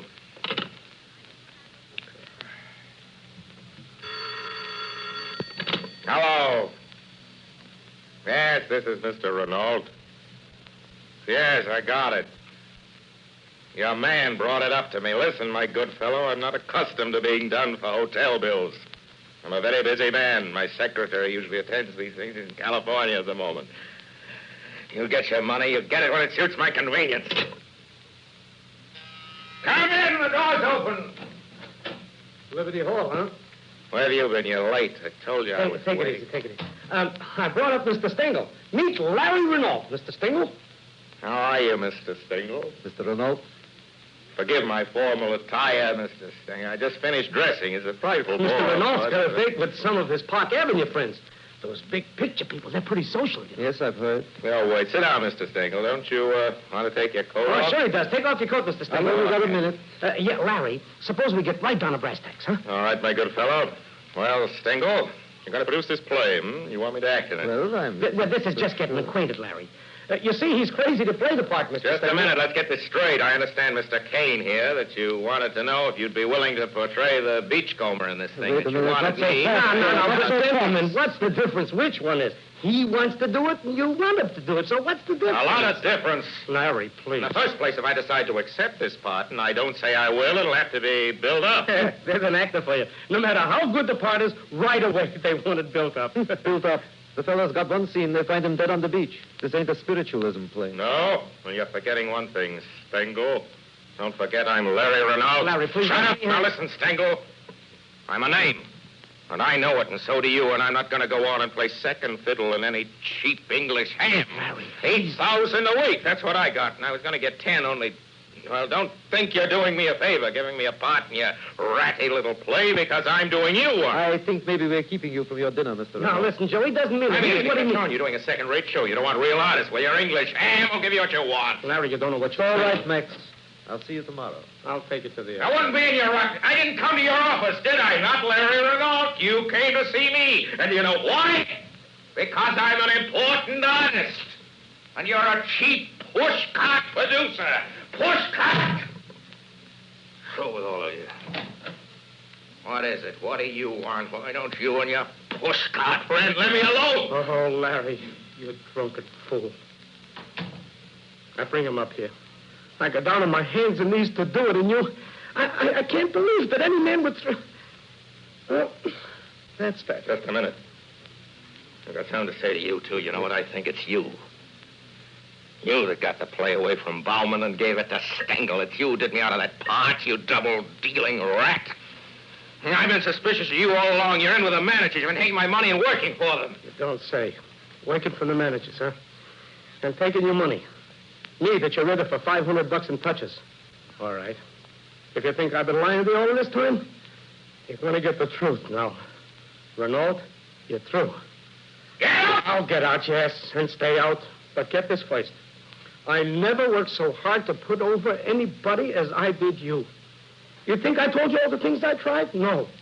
Because I couldn't come to you and tell you what they said. I was too sorry for you. You were sorry for me? Vaudeville. Why, every time I walked into the booking office, they leaned back and roared. Called me Maxie the Grave Snatcher. And the radio. Remember I told you I hadn't seen the right fella? I saw him. Only he saw me first. Trying to throw a scare into me. Well, let me tell you.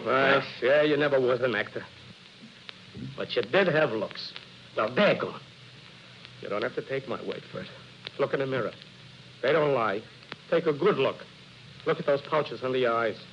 Take a look at those creases. You got wattles under your chin. You sag like an old woman. Get a load of yourself. What's the matter? Afraid? You ain't seen nothing yet. Wait till you start tramping around the offices looking for a job. No agent will handle you. Wait till you start sitting in anterooms hours and hours, giving your name to office boys who never heard of you. You're through, Renault. You're through in pictures and plays and vaudeville and radio and everything. You're a corpse and you don't know it. Go get yourself buried.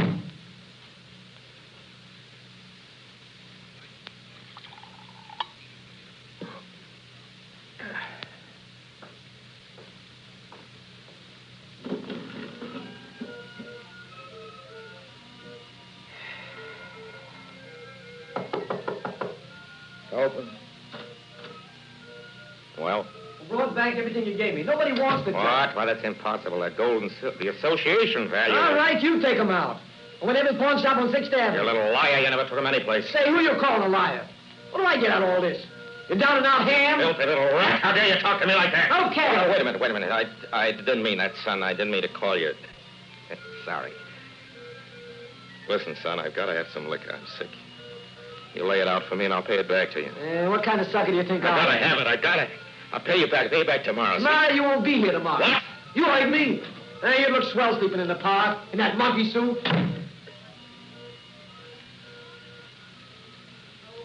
If you've had any idea what I've been going through. If you knew what I'm going through right now, I've been planning to see that Heedy Lamore picture for 2 months, and now Isn't Larry Renault in person better than going to a movie? No, he's a has-been. And Carlotta Van? She's a has-been. All right. I'd have let you off if I could, but who was I going to get at 6:45 but relative? All right.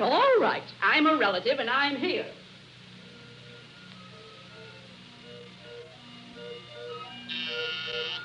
Who's that? How do you do, Mr. Renault? How do you do? Mr. Renault, the hotel finds itself in an awkward predicament. We've just had a communication from some very old clients of ours, Mr. and Mrs. Sherman Montgomery. Possibly you know them. They've been making this their home for many years, every winter, and they've always occupied this particular suite, 39C. Well, you know how people are. Nothing will do but these rooms. They say it's like home to them. Now, we've just been notified that they're coming in tomorrow. Tomorrow, just like that. Tomorrow. So, under the circumstances, I'm afraid we must ask you for these rooms. Oh? Well, what other rooms have you got for me? Well, that's just the trouble. There isn't any place we can put you. There isn't anything that isn't taken. You know, old customers. That's all right, sir. Funny, I was about to tell your office. I was leaving. Friends of mine from Palm Beach. Private guy. When do you want me to get out? No hurry. Shall we say tomorrow morning? All right. We'd be very glad to have one of our people come in and pack your things That's tonight. all right. You're probably pretty busy. Then I'll tend to it. Well, shall we say noon tomorrow then, Mr. Renault? Yeah. Thank you very much. So sorry to have inconvenienced you in this way.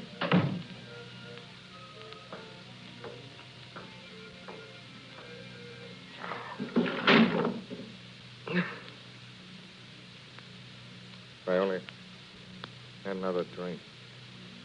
Just one more drink.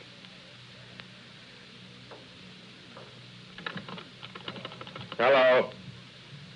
This is Mr. Lawrence Renault. Look, whatever calls there are, don't connect anybody. I'm busy. That's right. Don't connect anybody until you hear from me. I'm going to wait until they hear from me. They got gas in this room, too. Gas. I never noticed.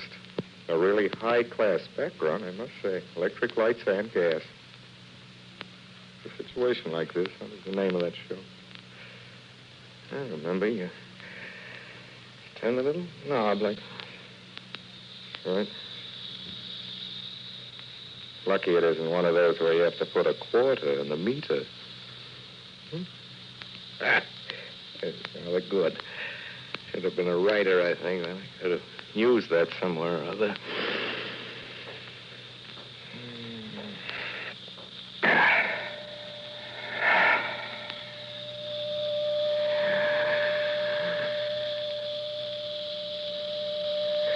Guess I'll show him. Can't do this to me.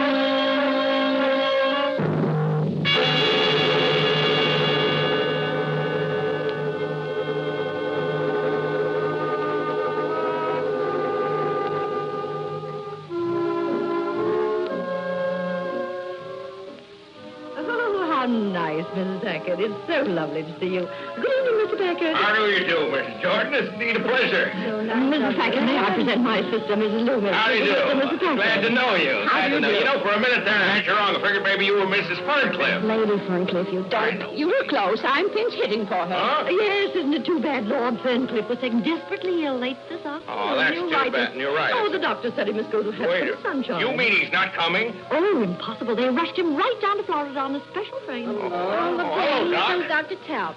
Oh, hello, Wayne. So glad to see you. How's Lucy? Well, she just felt a little under the weather, and I understand. I knew you would. You're looking very lovely, Millicent. Thanks. Let me see now, Mr. Packard. I don't believe you've met Dr. Talbot and Mrs. Packard. Oh, we've met. How do you do? I know Dr. Talbot. He sure does. He's her father confessor. How's old Medico? Haven't seen you around the house lately, Doc. I think she gets along very well without me. Don't you, Mrs. Packard? I get along better when you're looking after me. I guess that's right, Doc. Millicent, Lucy said to remember her to the Ferncliffs. By the way, where are they? Oh, didn't I tell you? Poor dear Stinky. You know, that's what we call Ferncliff. Was taken desperately ill this afternoon, and they had to whirl him down south to save his life. Not a dark shame, though. I don't know. Hello, everybody. Hello. Oh, Millicent, dear, do forgive me. I'm so sorry. He wouldn't stay home. He cried and cried. I just had to bring him. He's so spoiled him since I brought him to America. Aren't you, Abelard? He won't be a bit of trouble. He's as good as gold. He'll just sit under my chair as quiet as a mouse. You never know he's there. Just throw him a bit of lobster. Isn't he sweet? Carlotta, have you met all my... Isn't Stinky a swine running off to Florida and ruining your whole dinner party? You know, I left here and I went straight to my hotel, and there was his telegram. Off on a fishing trip. Can't you come down? I love your America. Never felt so well in all my life. Molly and I expect you. Telegraphus, Palm Beach. Stinky. I guess he was just kidding in that wire he sent you, Mrs. Jordan. Oliver, darling, you haven't said a word to me. Aren't you glad to see me? You know I love you, Carlotta. Then you're not cross with me, dear. You'd have thought I'd done something terrible, Mr. Packard, just because I sold my Jordan stock. I was stony broke, and a man came along and made me the most wonderful offer right out of the blue. Well, I grabbed it. That wasn't so terrible, was it? What do you think, Packard? Was that so terrible? Well, business is business. Every fellow's got to look out for himself. That's kind of a world it is, you know. Oh, Dan's always known how many beans made 5, haven't you, Dan? It's That's right. so nice to know Dan's always taking care of things. Oh, it must be wonderful to be a sheltered woman, Mrs. Packard. A man to look after you, so you never have to worry for yourself. Say, I think that ought to be a cinch for you. I beg your pardon. Well, there's one trouble. A man gets you into a shelter, and he thinks you ought to spend the rest of your life thanking him. What good's a shelter to a girl if that's all there is? And most of the time, she's alone in the shelter. Kidding. Now, let me see. We're all here except Mr. Renault. Oh, I do hope he hasn't forgotten. Oh, he'll be here. He'll be here. He's just staging an entrance. Oh, I'm crazy to see Larry Renault. Good evening, Mother. I thought you were gone. You all know my daughter, Paula. Well, Paula, how's the future bride? When are you going to get married? Where's Mr. Renault? Wasn't he going to be here? He said he was. Yes. He's coming. He's just not here yet. Oh. And I don't think we'll wait for Mr. Renault. Gustav, you may serve dinner. Last come, last served. That's the way we used to do out in Montana. I think Avalon is so cute. Avalon? Oh, yes, maybe that is better than Avalon. I've had a lot of teeth, but I don't have any luck with them. They just don't like me, like onions. You like 8:30. Hated tomorrow is just going on, Millicent. What's the matter, Paula? Something wrong? Oh, no. I'm just going, Dad. If something's bothering you, dear. No. You go on into dinner. I'll rest here a minute, and then I'll go down and join in it. Well, whatever you say. Good night, Paula. Good night, Dad.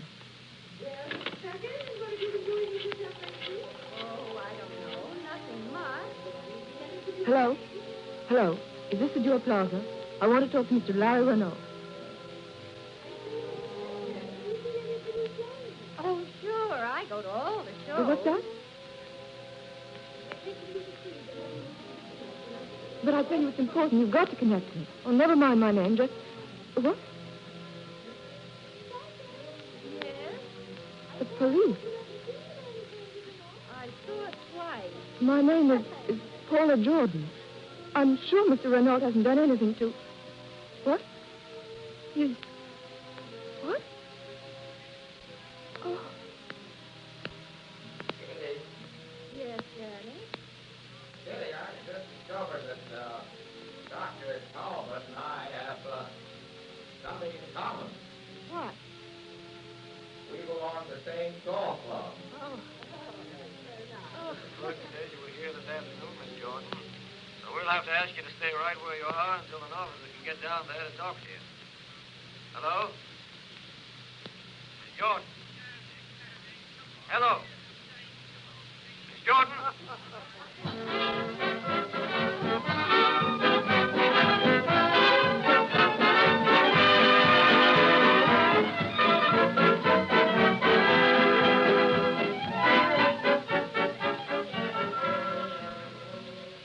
You have been listening to Orson Welles in the Campbell Playhouse presentation of Dinner at 8 with Hedda Hopper, Marjorie Rambeau, and Lucille Ball. Mr. Welles will be back in a moment to continue our broadcast. Meanwhile, having talked more especially to the ladies earlier this evening, I'd like to take just a handful of seconds now to talk to the men. After a hard day's work, there's something specially comforting and restful to a man in sitting down to an evening meal that includes a good plate of soup. Isn't that so? Somehow, soup warms and cheers you all the way down. Now, let's say it's a piping hot plateful of Campbell's vegetable soup. An inviting aroma drifts up from it that sharpens your appetite. And tender, luscious vegetables abound in its rich, rugged beef stock. You dip your spoon again and again, and when you've finished the last delicious spoonful, you somehow feel that all's right with the world. That, well, here's an evening well begun. And so, just a hint for you and for your wife. Wouldn't a plate of Campbell's vegetable soup taste good at, say, supper tomorrow night? And now, if you please, Mr. Welles.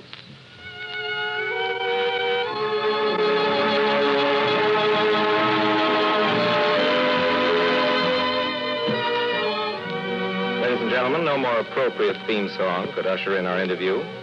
Please permit me to present at this time our three guest stars of the evening. Miss Marjorie Rambeau. Good evening. Miss Hedda Hopper. Good evening. And Miss Lucille Ball. Good evening. I know, Hedda, I'm making an awful mistake in being polite to you because it is perfectly certain that this will lead to something vile in your column, but I'm sincerely glad to see you tonight. Well, now comes the but. Am I right? Well, I was wondering whether you're aware of how much time you spent on the telephone in our broadcast this evening. It seemed to me, Heather, that... Well, no matter how long you thought I was on the telephone as Millicent Jordan, I assure you it was really a vacation from phoning for me. You try running a column sometime and see how long you can stay away from the telephone. There's the thought, I suppose, but it's probably not a coincidence that since the invention of the telephone by Don Amici, the modern column as we know it has been born, or inversely. If I may say a few words as current events, Mr. Welles. Please, Miss Rambeau. Things are so much nicer in those days when there were no columns. I remember... Oh, do tell us what you remember, Miss Vance, when there were no columns and no railroads and no steamboats and no... Now, just one moment. Just because I'm willing to remember my memories and not forget them as Lady, will you say something, Miss Lucille Ball, to get things more peaceful? Oh, I'd be glad to. On behalf of Kitty Packard, I think Mrs. Jordan and Miss Vance ought to make up their minds to call it a day, both of them. Just because a girl wants to have a little fun and not sit around all the time like a piece of furniture or something, you'd think butter wouldn't melt in their mouths the way those old... Thank you very much, Lucille. You managed to straighten everything out just beautifully. If I may, however, and seriously and truly, I'd like to thank all three of you ladies very much in your own persons. Hedda Hopper, Marjorie Rambeau, and Lucille Ball. Thank you very much. Good night, and please come back again, ladies and gentlemen. Carlotta Vance was Marjorie Rambeau. Millicent Jordan was Hedda Hopper. To whose sponsors of her program, Hedda Hopper's Hollywood, we're indebted for their kind permission in permitting her to be with us tonight. Kitty Packard was Lucille Ball. Oliver Jordan was played by Charles Trowbridge, who first created the part in the Broadway production. Hattie Loomis was played by Clara Blandick, Paula by Mary Taylor, Dr. Talbot was Edgar Berrier, and Max the Agent was none other than the inimitable Mr. Benny Rubin. Mr. Packard and Mr.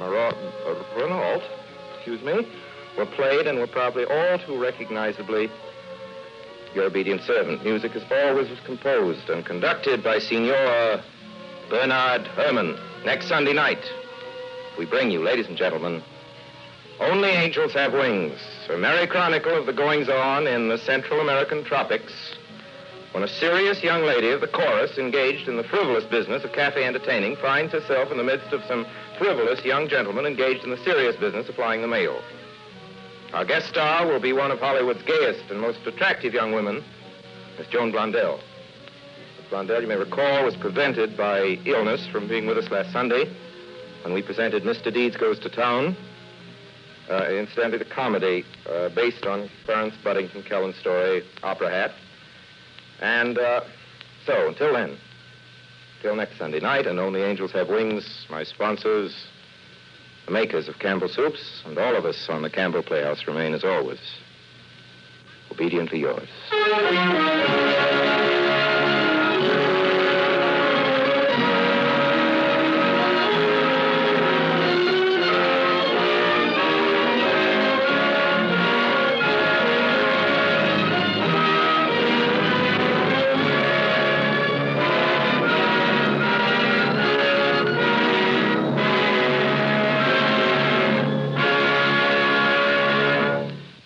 The makers of Campbell Soups join Orson Welles in inviting you to be with us in the Campbell Playhouse again next Sunday evening when we present the recent Columbia Pictures Corporation success, Only Angels Have Wings, with Miss Joan Blondell as our guest. In the meantime, if you've enjoyed tonight's Playhouse presentation, won't you tell your grocery store tomorrow when you order Campbell's vegetable soup? This is Ernest Chappell saying thank you and good night.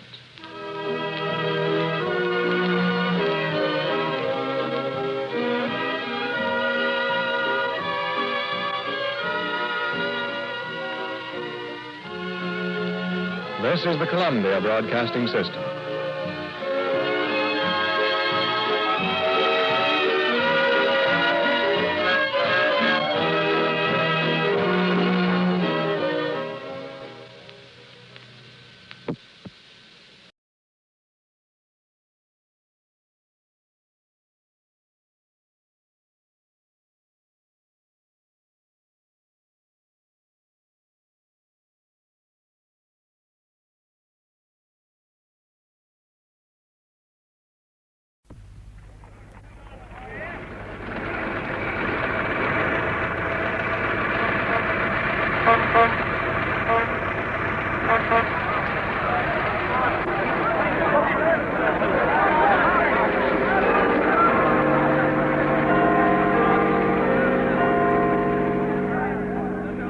The Tenth Man, a play by Somerset Maugham. Adapted for radio by Peggy Wells, with Clifford Norgate in the part of George Winter. The Tenth Man.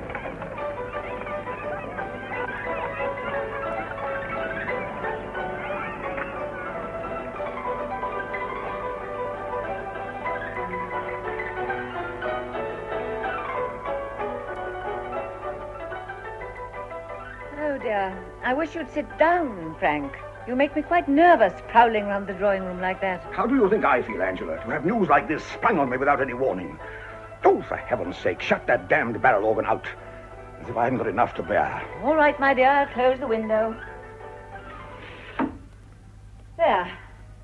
Now sit down, dear, and let us talk things over quietly. I can't think why the dickens you didn't tell me last night, Angela. I had no wish to disturb my night's rest. Upon my soul, I don't know what you mean. It's incomprehensible to me that you should have slept like a top. I couldn't have closed my eyes the whole night. I know, and you'd have taken excellent care, but I shouldn't close mine either. I should have thought I had enough to do without being pestered with a foolish woman's matrimonial difficulties. You really have a very detached way of looking at things, Frank.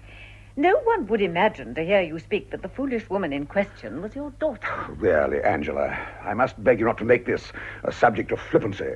Well, what do you propose to do? Do? What do you expect me to do?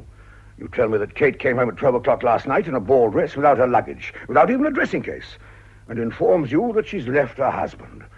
It's absurd. Quite absurd, and so unnecessarily dramatic. Well, of course, it was a whim on Kate's part. Luckily, her husband's coming here this morning. Is he? Yes, he promised to fetch me in his car. We're going to drive down to the city together. I'll bring him in, and meanwhile you can talk to Kate. Well, I dare say she's thought better of it already. It only wants a little tact, and we can settle the whole thing. George is clever enough to have given some plausible explanation to the servants. Are you really under the impression things are going to pass off in that way? Why not? They say it's a wise man who knows his own father, but it's apparently a wiser man still who knows his own daughter. Oh, Angela, for goodness sake, don't try to be bright and amusing. Do you know so little of Kate as to imagine she would have taken a step of this kind without having quite made up her mind? What? You don't mean to say you think Kate will refuse to go back to George? I do. Well, she must go back, that's all. You know just as well as I do that I can't afford to quarrel with George Winter. I'm chairman of half a dozen of his companies. The position would be intolerable. I suppose you owe him money. No, not exactly. Oh.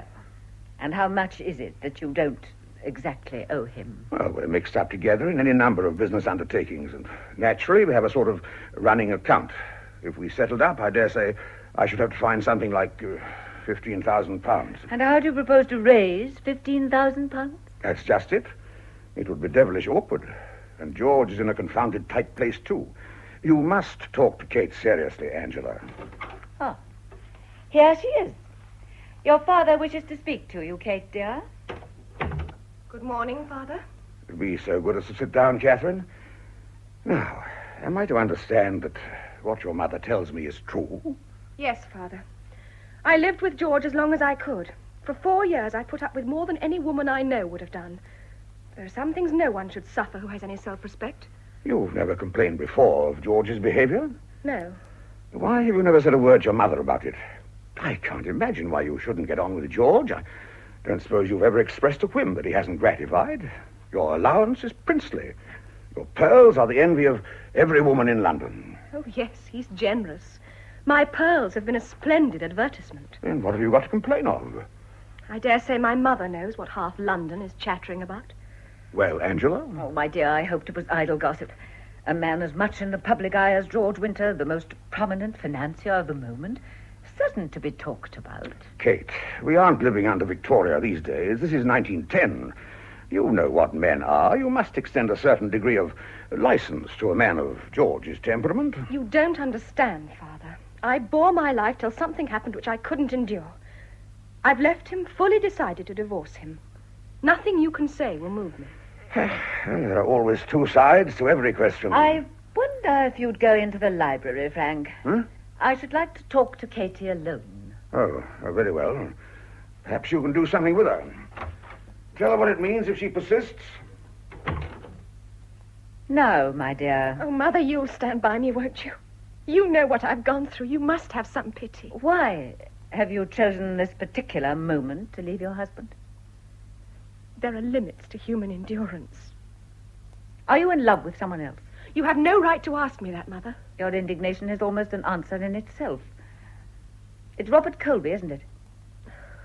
Well? Yes. And you made your arrangements, I suppose, to be married as soon as the decree is made absolute? We haven't discussed the matter. But still, I may take it that is the intention. Yes. Your father wishes me to tell you that if you quarrel with George, you will ruin him. He could hardly keep the positions that George has given him on his various boards. He'll be no worse off than before I married. Except that it appears your father owes George £15,000. Do you want to cheat me again out of the little happiness that seems in store for me? I want you to do what is right in your own eyes. How can you be so cruel? May I come in? George! How dare you? Now, Kate, you mustn't look like that. Good morning, George. Good morning, Lady Frances. Well, Kate? It's infamous that you should come here. If you had any decent My feeling... dear child, I had a business engagement with your father. It's unreasonable to expect me not to keep it because you temporarily abandoned the conjugal roof. Father, you might have warned me. My dear, I was hoping that after a talk with your mother... What can I do to show you that I've made up my mind for good? Even after one's made up one's mind, it's not too late to listen to reason. I think for all our sakes you should listen to anything that George has to say, Kate. Do you understand what my mother means, George? I dimly suspect. My father owes you a lot of money. He thinks that if I divorce you, he'll have to pay that money. I'm sure his sense of delicacy would prevent him from remaining in my debt. And you'll make him resign his directorships of your companies? I know him well enough to feel certain that he would never wish to retain them. It's vile. Or is it common sense? Now, look here, Kate, listen to me carefully. You know that all our interests are in Central America. The Lewishams had it all their own way out there till I came along. They owned the railways and the mines and the trams, everything that was worth having. I've been fighting them tooth and nail for 10 years. They've done all they could to smash me, but they haven't succeeded. And now I can force them to come to terms. All this is nothing to me. The Lewishams got onto a big thing, a mine called the Campo del Oro. But that earthquake the other day queered their pitch, and they offered bills when hard cash was the only thing to do the trick. Well, I found the cash and bought the mine last week. It doesn't interest me. It will. I sent MacDonald out there. MacDonald is George's expert. He's the soundest man in the profession. I'm expecting his report any moment. Then I shall get to work. I'm going to float the mine as a company with a capital of $500,000. Your father will be chairman, and he ought to make close on 50,000 out of it. For a reason I needn't tell you, we can't afford to wait. We must have ready money, and that means floating the company at once. My only chance is in Middlepool, where 3 parts of my backing have come from before. We shall soon be in the middle of a general election, and you know how uncertain my seat in Middlepool is. I keep it only by my personal popularity. I'm at the mercy of the nonconformists, and if there's talk of a divorce, it's all over with me. They'll make me retire before the election, and if that happens, the new company won't stand a dog's chance. I'm afraid you'll think it very selfish, but I haven't any more power of self-sacrifice in me. If the mine is a failure, it'll knock down all the other companies I'm connected with. It'll mean your father's ruin and mine. I dare say you don't mind that, but it'll also mean the ruin of thousands of investors all over the country. 3/4 of the population of Middlepool will lose their savings. You've lied to me so often, George. I can show you by plain figures that every word I say is true. I haven't much sympathy with gamblers who want to make money without working for it. If they lose, it's their own lookout. Oh, don't be a damn fool. It's a matter of life and death to me, and do you think I'm going... Please, Lady Frances, I would like to talk to Kate alone. Come along, Frank. We'll go into the library. Well, I hope you're able to knock some sense into her, that's all.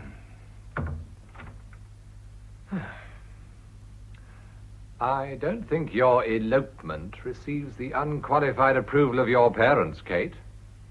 Surely we said all that we had to say to one another last night.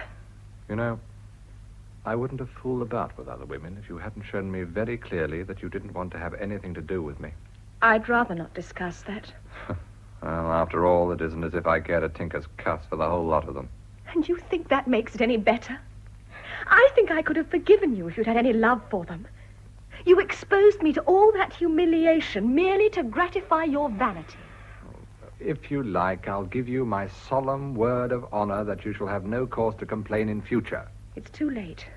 You've given me my chance of freedom, and I mean to take it. You're not keeping your part of the bargain. What do you mean? You didn't marry me because you were in love with me. That's not true. Think. A year ago, I'd have said again that it wasn't true. I didn't know what love was. You married me because I was rich. No. No, I was dazzled by your success. I mistook it for love. And I married you because I wanted a wife. You happen to have an uncle who's a duke. and aristocratic connections are devilish useful in England to a radical politician. Yes, I found out soon enough why you married me. It was a business arrangement on both sides, and you've had your full share of the profits. How can you? Oh, you'd always lived in a poky way, and I gave you magnificence. If you bought an article and it hasn't turned out worth the money you gave for it, that's your lookout. You see, you've taught me something after all. And now surely you have nothing more to say to me. My dear, knowing how important it is to me that you should return to the conjugal roof, you don't imagine I've come without some means to persuade you. I assure you, you're wasting your time. You seem to be under the delusion it rests with you to make conditions.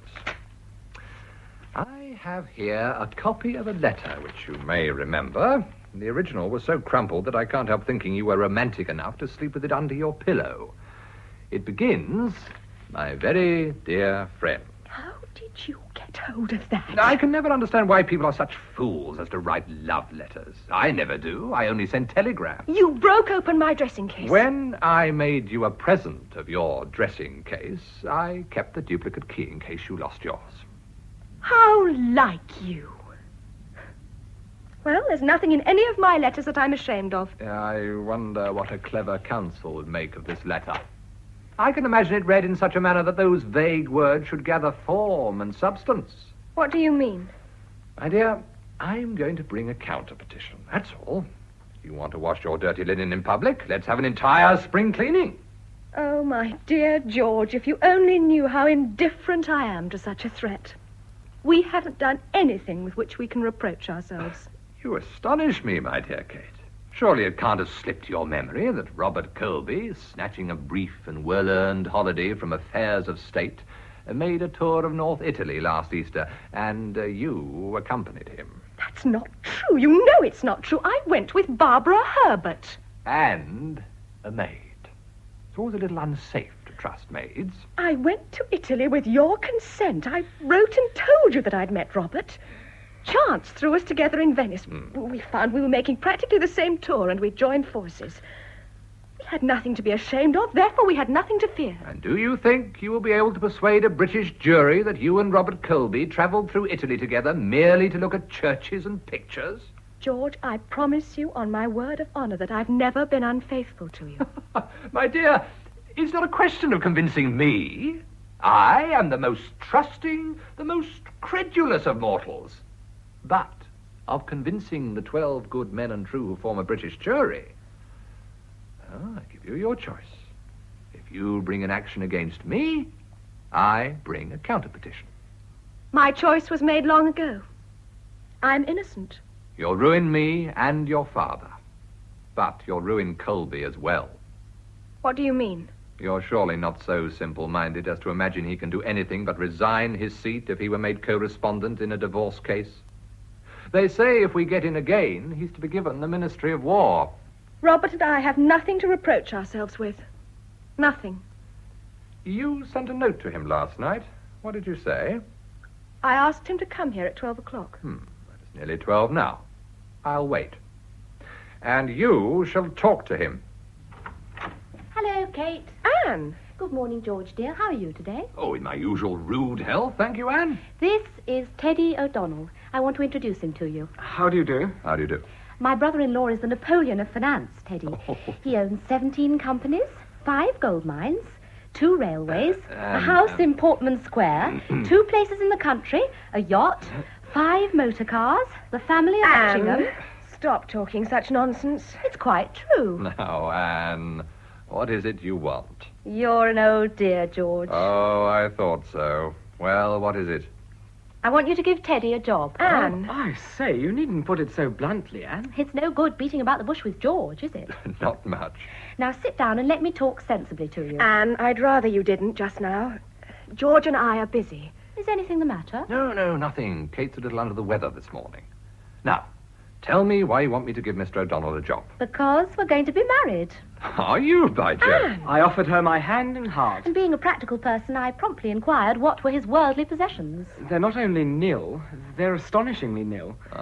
In point of fact, if you reckon debts, they're positively minus. So, I fell into his arms and said, let us put up the banns at once. And that's where I come in. Well, I thought he might manage one of your railways or be your chauffeur. What? Or if you didn't think he was good enough for that, you might make him director of one of your companies. And you don't know what you're talking about. Good heavens, if Papa can direct companies, surely Teddy can. No, I didn't mean that.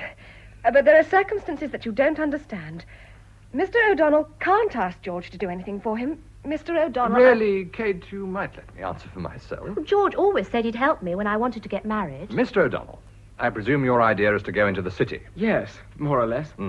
Educated at a public school, I suppose. Yes. Then may I take it that you tried to get into the army and failed? Yes, I suppose I did. Yes, and you hadn't got enough money to go into the diplomatic. How on earth do you know, George? When a young man of family and education tells me he wants to go into the city, I know it's because he's too incompetent to do anything else. Well, 50 years ago, the fool of a good family went into the church. In 1910, he goes into the city. You're not very flattering. Well, I dare say you'll suit me all right. Oh, George, you are a darling. Anne, give me a kiss and I'll find him a job. I'll give you 2. There. Well, I shan't find him 2 jobs. I can't imagine why everybody's so afraid of you, George. You're an old dear. A heart of gold. That's what I always tell Kate. Now, come and see me tomorrow morning, O'Donnell. We'll have a talk about things. It's awfully good of you, sir. You know, you'll have to do as you're told if you come to me. I dare say I shan't mind that. Well, it's not always pleasant being at the beck and call of a damned bounder. How do you mean? Of course, you look upon me as a damned bounder. I know that. I wasn't educated at a public school. My father was a hatter at Middlepool. I went to sea when I was 14. When I was your age, I was earning 25 bob a week as a clerk in a bucket shop. Of course, I'm a damn bounder. Now, George, don't be disagreeable. Well, run along, children. Oh, have you spoken to your father about this, Anne? No, we're going to leave you to do that. Are you? Well, you see, Father's sure to kick up a bit of a row because Teddy's so absolutely stony. But if you say you're giving him a job... Father may object, Anne. Oh, he wouldn't dare if George said it was all right. Are you really very keen on marrying? Awfully. Well, I'll see what I can do. Run along now. Goodbye, darling George. Goodbye, sir. See you tomorrow. Bye. Bye. George, you're not going to take him into your service. You must understand it's impossible. Why? We can accept nothing from you. This disinterestedness is rather a new trait in your family, isn't it? Anne will have to be told the facts, and she'll see at once that it's out of the question for Teddy to accept favours from you. I wonder. I have no doubt of it. Do you think she'll be pleased when she's told that her marriage can't take place? Are you sure she won't say that she has no quarrel with me? I should make her understand. And what will you say? That I'll start her young man on 400 a year and allow her a couple of hundred more so that they can marry next week if they want to, but that you are divorcing me and it would be monstrous of them to accept my offer? Oh, it's wicked of you. Each way I turn, you bar my way. In the agitation of the moment, you seem to be mixing your metaphors, my dear. Mr. Robert Colby has come, madam. Oh. I've shown him in the morning room. He said he would wait until he were disengaged, ma'am. Ask him to come in, Thompson. Very good, sir. I'll go through to the library and discuss the weather and the crops with your excellent father, and you shall discuss the situation with Colby. For goodness sake, leave me alone. Suggest a counter-petition and see how he takes it. My own impression is that he'll run like a rabbit. And if he does, you know whose arms are open to receive you. As the library adjoins the drawing room, I shan't be far away if you want me. Mr. Robert Colby. Robert, how good of you to come. My dear, you look as if you were surprised to see me. You must be frantically busy. I thought you might not be able to manage it. Ah, Do you know what I've done? I suspected what your note meant. I'm seeing my solicitor today, and the petition will be filed as soon as ever it's possible. I'm so glad. You had no right to go on with that degrading life. Robert, tell me again that I'm right. You'll know how much I love you. Yes, I do know. You've shown me in everything you've done how much you cared. You realize that I've never even kissed your hand, Kate? I'm very grateful to you. Now more than ever, I want to feel quite sure that we have nothing to reproach ourselves with. Were you angry with me when I wrote that letter to you? I read it till I knew every word by heart. Sometimes I wonder how I could have borne my life at all except for the knowledge that you cared for me. You've never once told me that you love me, Kate. I love you with all my heart and soul. And after it's all over? It shall be as you wish. You've meant so much to me, Kate. I owe all my success to you. It makes me so proud to hear you say that, Bob. Did you read the speech I made yesterday? No, I'm afraid I haven't yet. Tell me all about it. I suppose it was the army debate. Yes, I burnt my ships behind me. I said I thought some form of compulsory service was essential. Oh.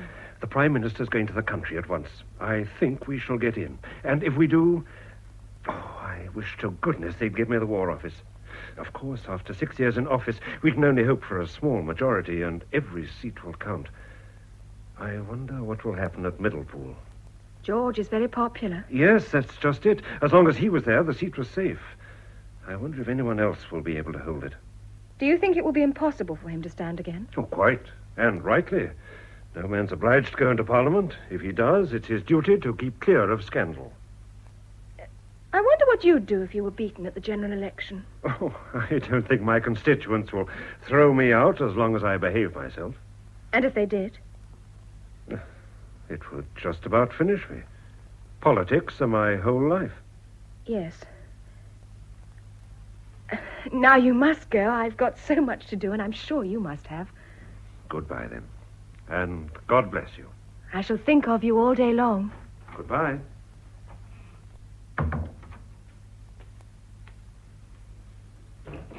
The great man has taken his hook.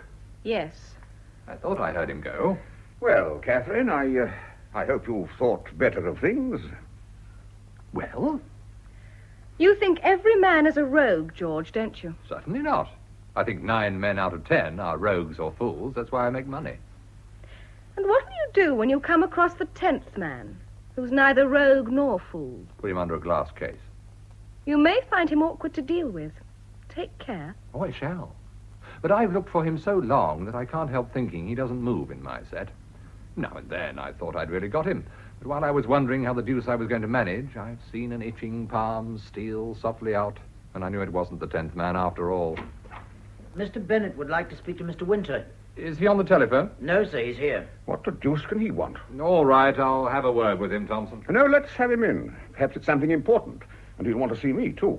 Perhaps. Show him in, Thompson. Very good, sir. Who is Mr. Bennett? Oh, he's the secretary of 2 or 3 of our companies. He manages the office and that sort of thing. He does all the work for which your father gets fees. Oh, I don't know about that. I flatter myself I'm worth my salt. Mr. Bennett. Well, what's the matter, Fred? I went round to Portman Square, sir, and they told me you were here. I thought I'd better come on at once. Nothing has happened, Mr. Bennett. No, my lord. May I speak to you for a moment, Mr. Winter, sir? Yes. Etchingham, do you mind? No, of course not. Come along, Kate. We'll go into the library. Call me when you're through, George.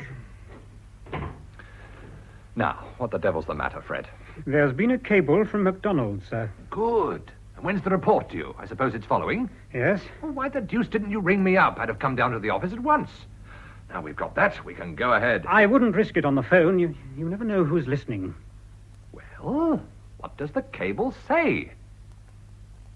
It's not what you expect, sir. What the hell do you mean? The mine's rotten. You filthy liar. What are you talking about? Take care, they'll hear you. We've been done in the eye. The mine's worthless. Worthless? It can't be. Can't be. I'm sorry, sir. I'm in it as deep as you are. If that's true, the 100,000 we paid for it might as well have been thrown down a drain pipe. What are you going to do? Do? Fight it out. You know what it means if you fail. The Old Bailey. But I shan't fail, Fred. I shan't fail.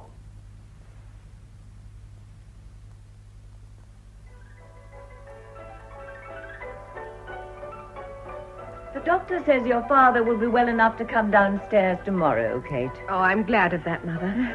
This is the second attack of gout he's had this year. Poor old thing. Close the window, will you, my dear? Very well. Do so wish that barrel organ wouldn't always play the same tune. It quite exhausts me. Oh. What's the matter? George's carriage. They must have let him in. I suppose he's come to see your father. He mustn't come in here. I won't see him. It's monstrous that I should have to put up with this. Dear, don't worry. George hasn't made any attempt to see you for a fortnight. Good afternoon, ladies. George, what do you want? You've got no right to force yourself upon me. I've just been served with this paper. Well, What else did you expect? Your father told me that nothing was going to be done about the divorce for the moment. I can't help what Father said. It's my business. What is that paper, George? Oh, would you like to look at it? It's an interesting document. It's the divorce petition, Mother. Wish I had my glasses. I've never seen one before. You've been lucky. Or virtuous. Kate, you've got to withdraw this. Surely you must see that from now, all communications between us must pass through our lawyers. Listen to me, Kate. There have been references to a dispute between us in the Middlepool papers. And the Herald, the conservative rag, has stated in the current issue that you are divorcing me. The Middlepool papers are singularly well informed. That's where you're mistaken. The Argus is printing a special edition with a complete and authoritative denial of the whole story. I've issued a writ for libel against the Herald. One lie, more or less, on your conscience can make no great difference to you. But that's not enough. The Middlepool people are nervous about the whole thing. You know Swalecliffe? He's the nonconformist minister. He's on my committee. He and Ford control the dissenting interest between them. They've got it into their heads that they want the truth from you. Me? Who is Ford? The richest man in Middlepool. He's one of my directors on the Middlepool Investment Trust.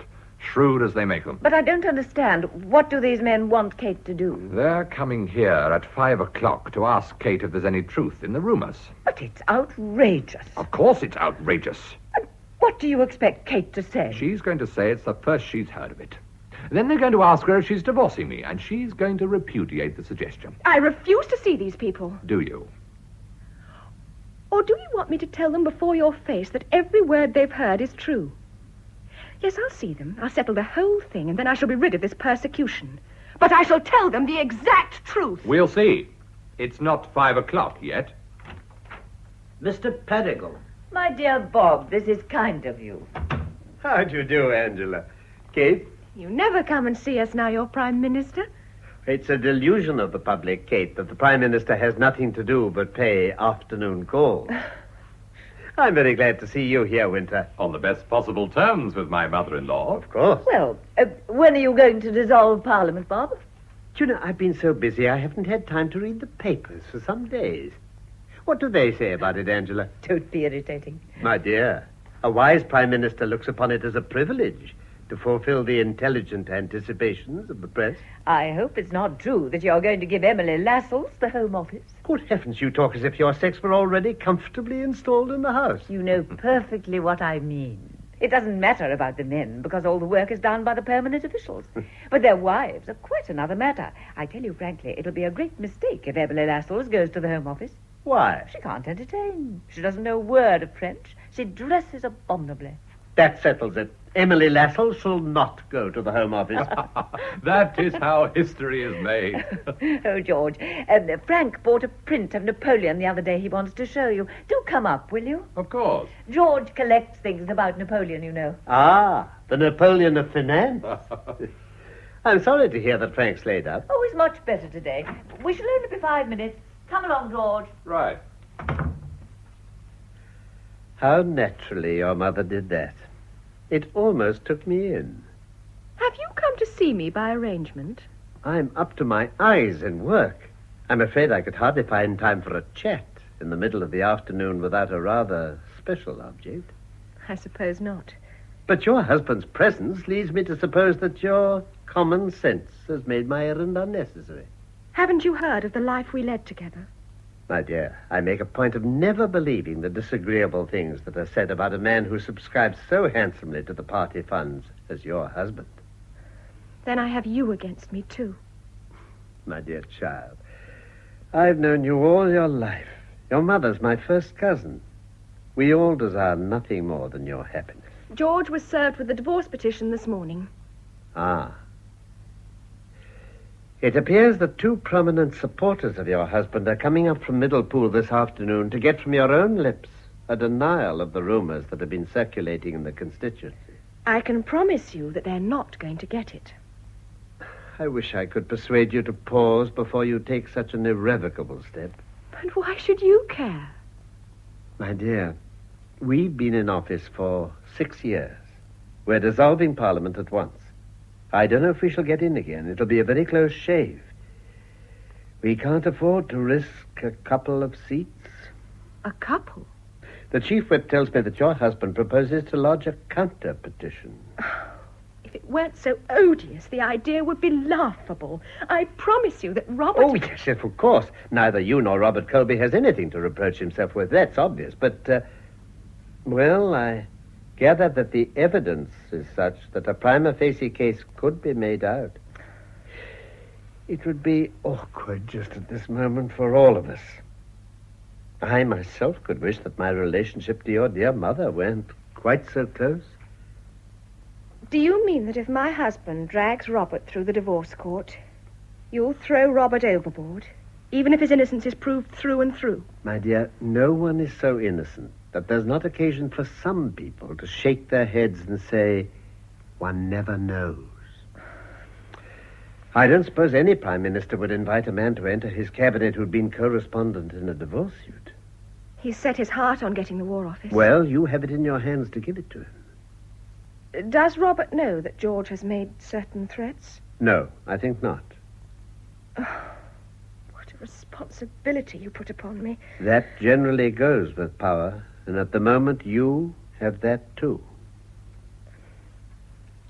Robert and I have never hidden anything from one another.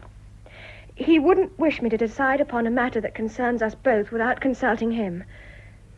Do you object to my putting the whole thing before him? Oh, not a bit. But I can tell you at once what his answer will be. He'll say he loves you. And if he must choose between you and everything that has seemed to make his life worth living, he chooses you without a moment's hesitation. But while he's in the very act of renouncing the world for your sake, look in his eyes. And perhaps you will see in them the shadow, the merest shadow of regret.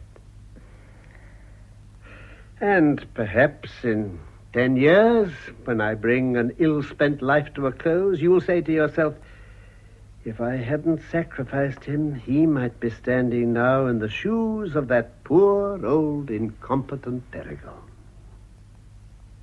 I don't believe Robert is ambitious.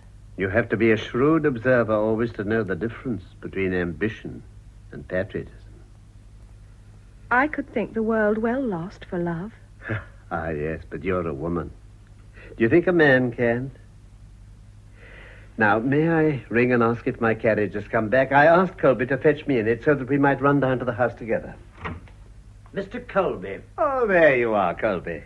I thought I'd come up for one moment, sir, just to say how do you do to Kate. I should have been furious if you hadn't, Robert. Well, I'll just go up and see your father, Kate. Oh, he'll be so pleased. I'll take you up. No. I couldn't hear of it. I can easily find my way. I'll do my best to entertain you, Kate, while the Prime Minister is gone. I jumped for joy when he sent me a note asking me to call for him here. You might have come of your own accord. I'm always afraid that I shall bore you if I come too often.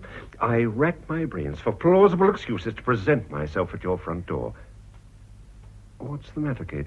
Nothing. I thought you seemed worried. Do you know that you haven't shown the least desire to kiss me? My dear, I was obeying your strict commands. If you really wanted to, you wouldn't have cared 2 straws for my commands. My darling. No, stay where you are. If you didn't think of it of your own accord, it's too late. What on earth's the matter with you? If you love me, why don't you say so sometimes? Good heavens, it's on the tip of my tongue every moment of the day. Oh, forgive me. It's just that I want to know that you love me. Come here, Kate. Oh, my darling. Now, do you understand? You're all I have in the world. I don't know what I should do if I lost you. In a very little while now, dearest, we shall belong to one another for good. I wonder how much you love me. With all my heart. Do you love me enough to... What? Nothing. I'm being silly and sentimental. Let's be as well behaved as we generally are. I want to put a purely hypothetical case to you. Supposing you had to choose between me and your career, which would you choose? You, of course. How glibly you say it. Well, fortunately, I shall never be forced to make such a tremendous choice. Of course not. Then why the dickens do you suggest it? Because I'm nervous and restless and rather bored. I wanted to hear you say that you wouldn't hesitate to sacrifice the world for my sake. Oh, you silly girl. Bob, hold me in your arms again. Bob, darling. Why, darling, you're shaking. Something is the matter. Tell me. Now let me go. Someone's coming. Your father insisted on coming downstairs, Kate. I really can't stand my room any longer, and I can walk quite well now. I thought Dr. O'Farrell said you were to stay upstairs till tomorrow, Father. Oh, O'Farrell's an idiot. Oh, it certainly looks as if you're better when you start abusing your doctor. I hope I haven't kept you waiting, Colby. No, sir, not a bit. Lady Frances has been showing me an old photograph. I looked at it blankly, and then she said, "Don't you remember? It's so-and-so." It gave me quite a start.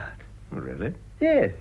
It was the photograph of a young lady I'd been so madly in love with that I asked her to run away with me. Married woman and all that sort of thing. And would you believe it? 30 years have passed since then, and upon my soul I didn't know her from Adam. Or Eve. You must congratulate yourself, sir. I do. I'm not a high-minded, quixotic fellow like you, and I don't mind telling you that I find it very agreeable to be Secretary for Foreign Affairs and Prime Minister. And yet, at the time, if anyone had given me the choice between my present position and a trip across Europe with the object of my affections, I wouldn't have hesitated. A merciful providence evidently had you under its care. Well, we must be off. We mustn't let even this charming lady interfere too much with the working of the British Empire. Goodbye. You must get your mother to show you that photograph, Kate. 30 years ago, I thought the little hussy more attractive than that. Goodbye, Frank. I hope your foot will be all right in a day or two. Yes. Come along, Colby. Goodbye. Goodbye, Kate. Goodbye, sir. Goodbye, Colby. Yes, I remember that little woman quite well. Not much to look at. I wondered at the time what Perigal saw in her. You don't want me just now, Father, do you? No, dear. Are you going out? I'm only going to my room.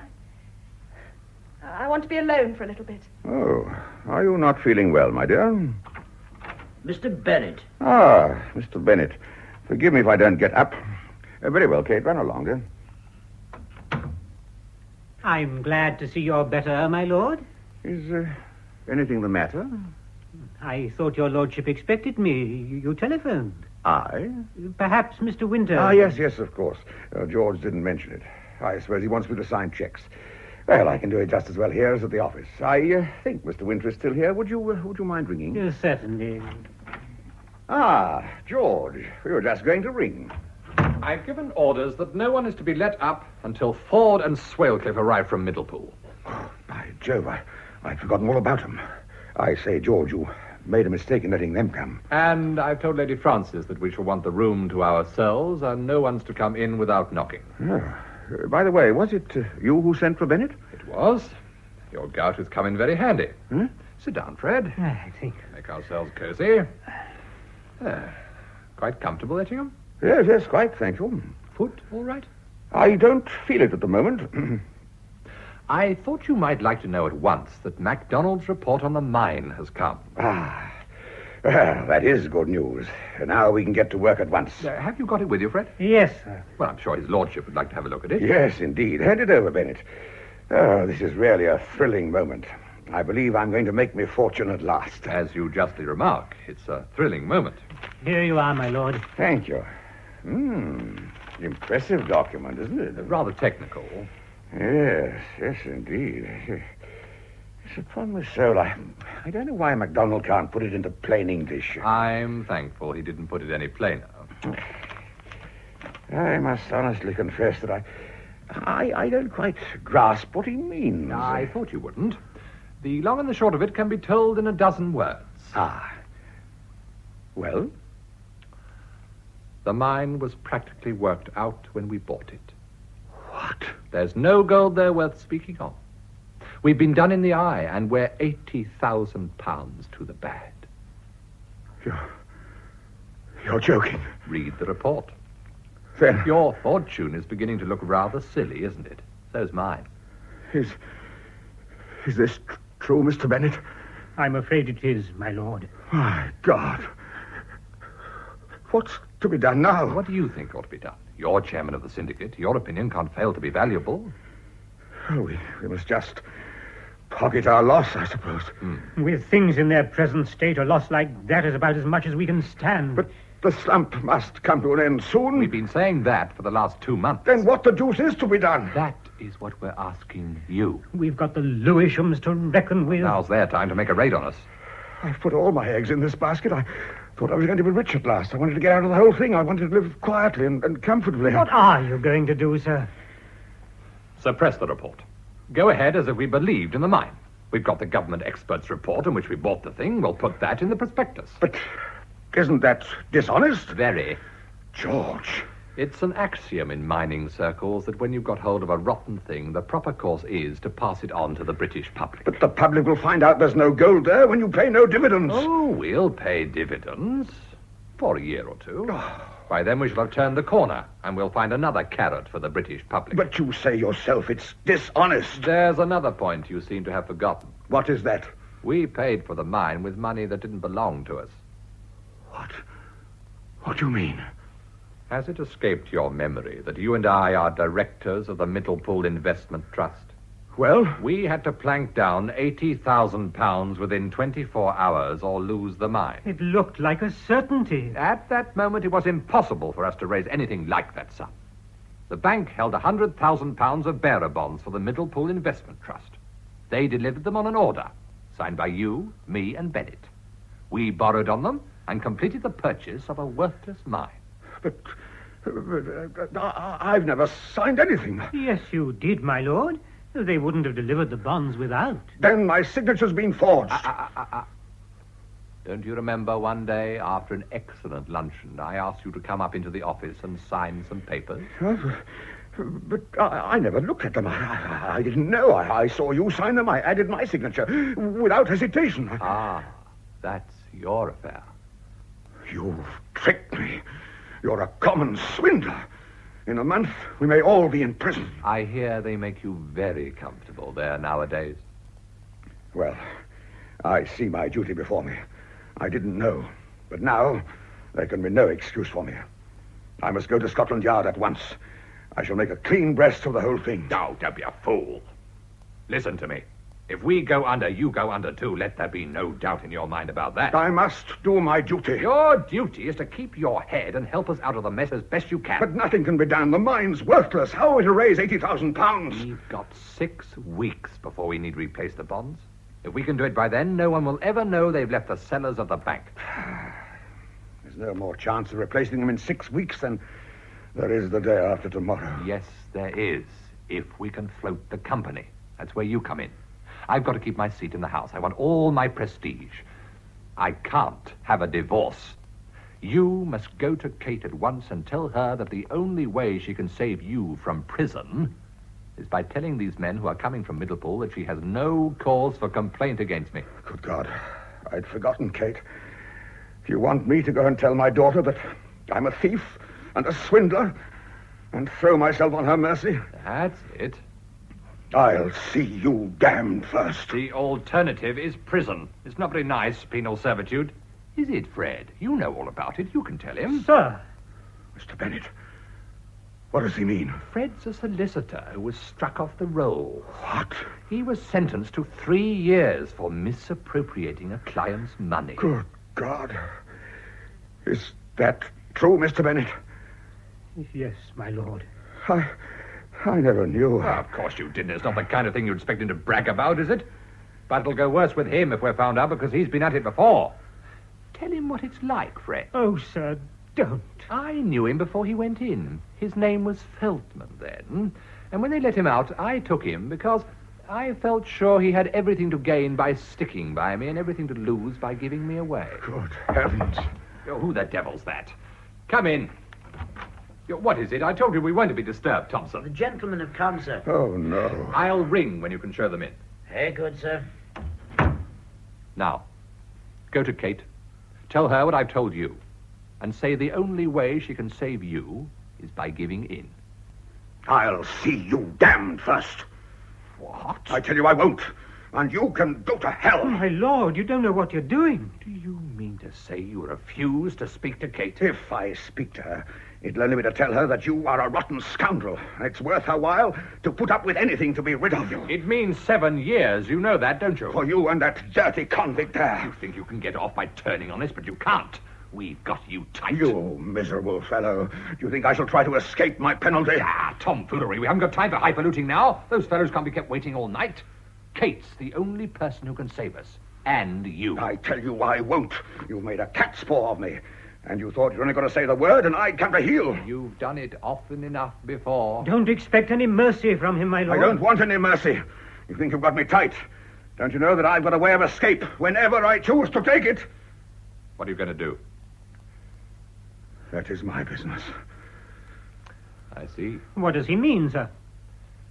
Do you think you'd have the courage to shoot yourself, Edgy? What? Good afternoon, gentlemen. Where are you going? Get out of my way, you damned bounder. Ring that bell, Fred. That'll bring those men up. Don't you remember? You Ring told... the bell, damn you.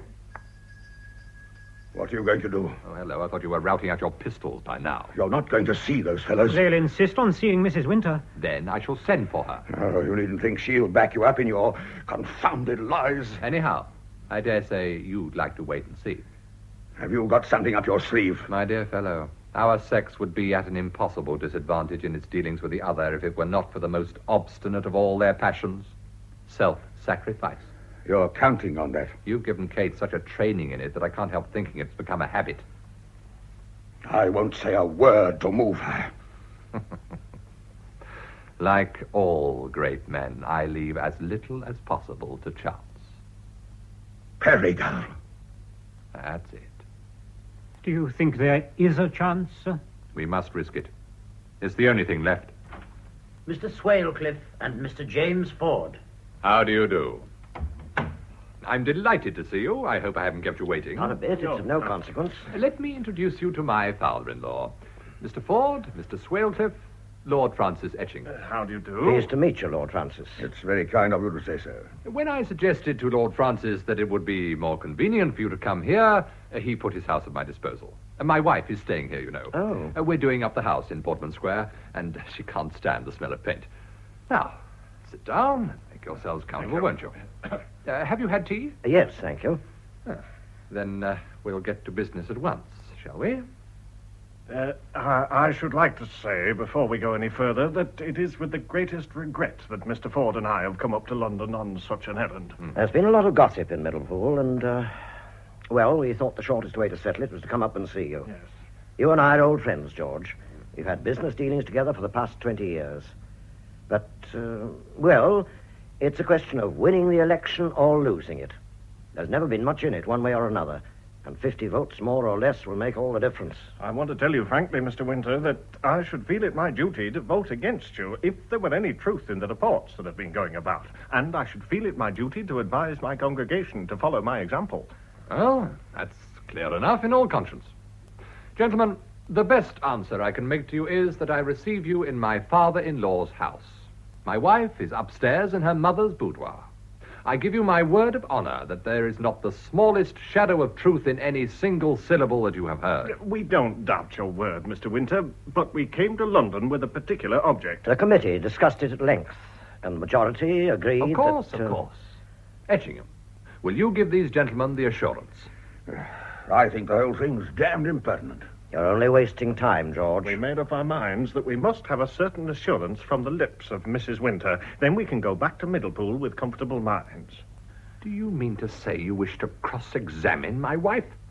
No decent woman would stand it. I refuse to ask her to expose herself to such a degradation. That means that you don't represent Middlepool in next Parliament, George Winter. I'd sooner lose my seat than expose a defenseless woman to such humiliation. You can go and tell that to your committee and be damned to you. But we came up from Middlepool on the understanding that we were to see your wife, Mr. Winter. My wife is in very delicate health, Mr. Swalecliffe. We shan't keep her more than 5 minutes. You'd be wise to let common sense get the better of your pretty sentiments. Very well. I'll ring for her. I think it's the best thing, you know, George. But if she refuses to answer, I warn you that I shall not say a word to persuade her. I think the whole thing's a perfect scandal. Yes, sir? Thompson, tell Mrs. Winter that Lord Francis and I would be very much obliged if she'd come to the drawing room for one moment. Very good, sir. Well, gentlemen, I hope you're satisfied. We merely wish your wife to answer the questions that were put to you in your agent's letter on behalf of the committee. I've no more to say. Yes, George? Ah, Kate. These are the gentlemen of whom I spoke to you. Gentlemen, here is my wife. How do you do? How do you do, Mrs. Winter? Pleased to see you. How do you do? We've not had the pleasure of welcoming you in Middlepool for some time. I've not been very well lately. Mr. Winter, will you ask your wife the question? No, Mr. Swellcliffe. If you're not ashamed to ask the question, you may ask it yourself. I am a stranger to Mrs. Winter. The matter requires some explanation. It's no use making any bones about it, Swellcliffe.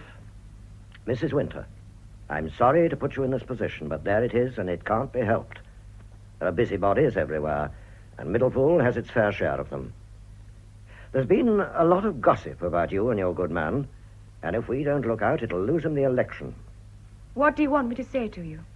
Well, we want to be able to go back to Middlepool and tell them we've had it from your own lips that there's no truth in these reports. That you may do. The reports are quite untrue. You've no intention of divorcing your husband? None whatever. You've never had any intention? Good Lord, isn't that enough for you? Yes, we won't bother you anymore. Sorry. Thank you, Mrs. Winter. Thank you very much. And I'm glad that you've put our minds at rest.